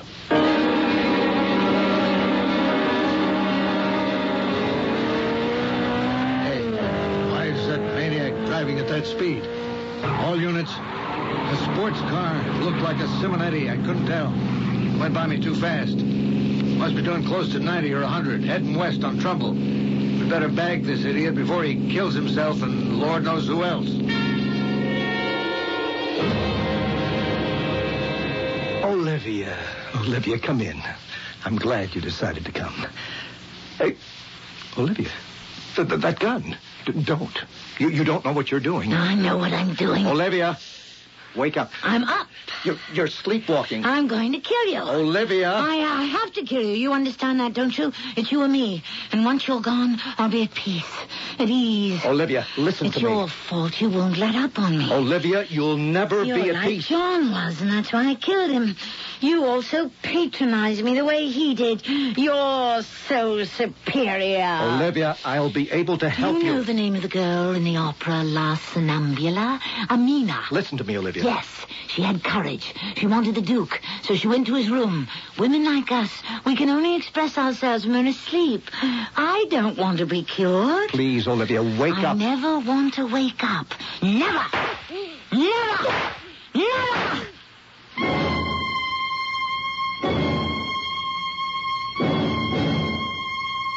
I'm sorry, Mrs. Wooster. I must arrest you for the murder of Dr. Stephen Schwartz. What? I must advise you that you have the right to remain silent. Murder? Your car was seen outside the doctor's house. The shots attracted attention. We have a number of witnesses who saw you coming out. We've looked in the glove compartment of your car, and we have the revolver. But he was my doctor. Why would I want to kill him? You'd know that better than we would. Why? Miss Worcester, you were described as wearing a robe over a nightgown. And this could have been a murder of passion. How dare you imply? I'm sorry. I'm only telling you what it looks like. And since you recently purchased the gun, that's premeditation, which could make it first degree. If people say they saw me do it, then I must have done it. You want to sign a confession? But I was walking in my sleep. It was all sleepwalking. Miss Worcester, as an old hand, let me give you some advice. Don't tell that story. But it's true. I do sleepwalk. Ask Dr. Schwartz. Yeah, well, that's the problem. Dr. Schwartz is dead. But it's true. Yeah. Well, for your sake, I can only hope a jury will believe it.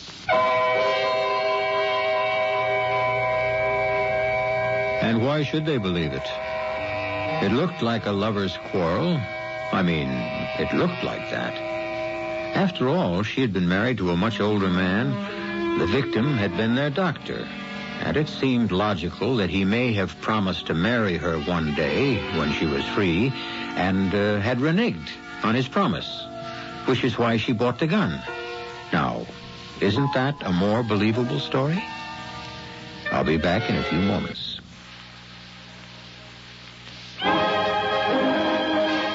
John Williams and the Boston Pops Orchestra proudly present Music of America.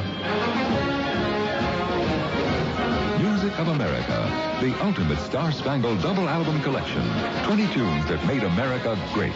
Over 70 minutes of your favorite American melodies, performed by our greatest conductor. And you can get John Williams, the Boston Pops, and 20 classic American songs on 2 records or 1 extra long play cassette for just $14.95 plus shipping. Only $15.95 plus shipping for the compact disc. Only through this exclusive radio offer from Teledisc. To order Music of America for yourself or as a gift for a loved one, simply call 1-800-292-3800. That's 1-800-292-3800. Credit cards accepted and satisfaction is guaranteed. Just call 1-800-292-3800 for Music of America. In the spirit of holiday giving, the Wall Street Journal offers the following advice. Give your business associates, friends, or even yourself a gift of real value. A gift that can benefit careers and help get the new year off to a successful start. Give the Wall Street Journal. The Journal provides a clear, complete look at the business world, and it's organized to give readers the news they need quickly every business day. From the economy to politics, personal investments to corporate finance, marketing to technology and the law, you'll find it in the Journal. What's more, the Wall Street Journal is a gift that will be enjoyed long after the holidays. Now, in fact, you can send a 12-week subscription for only $29.75. That's 12 weeks for only $29.75. Call toll-free 800-231-1800. Call now so the Journal's gift card in your name will arrive in time for the holidays. Today's Wall Street Journal. Faster, tougher, smarter. Call 800-231-1800 now.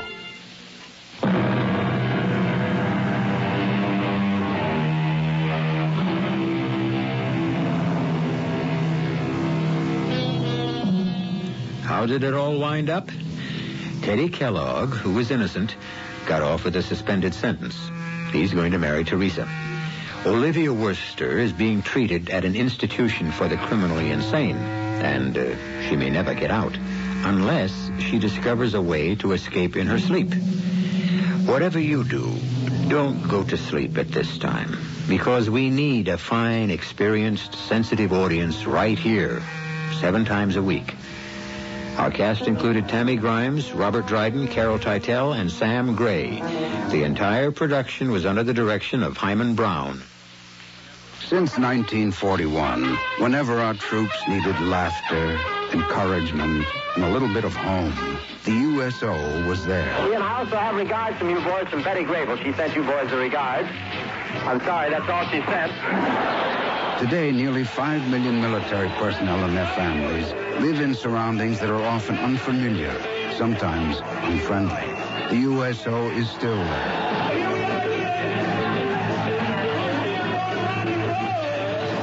Captain Bill Hayden, Executive Officer, USS Eisenhower. When you guys take the trouble to come out here and visit us, we feel like the country's really behind us. Without you, there'd be no USO, because the USO is supported by contributions from private citizens. So let our service people know that wherever they're serving, they're not forgotten. The USA still needs the USO, and the USO needs you. This is E.G. Marshall inviting you to return to our Mystery Theater for another adventure in the macabre. Until next time, pleasant dreams. You're listening to WWJ News Radio 95. I'm Earl Dickinson. In the next few minutes, we'll have complete details on the stories of police pursuit in Pontiac. Ends in an accident, and Domino's pizza owner Tom Monahan is considering selling his pizza company to his employees. The Hotel Pontchartrain was supposed to have gone in the auction block this month, but it has received a reprieve. CBS News is next. We'll check out our chilly forecast following CBS News. All news, all the time. News Radio 95. WWJ, Detroit. CBS News. I'm Jim Sheneby. Doctors in Chicago have completed the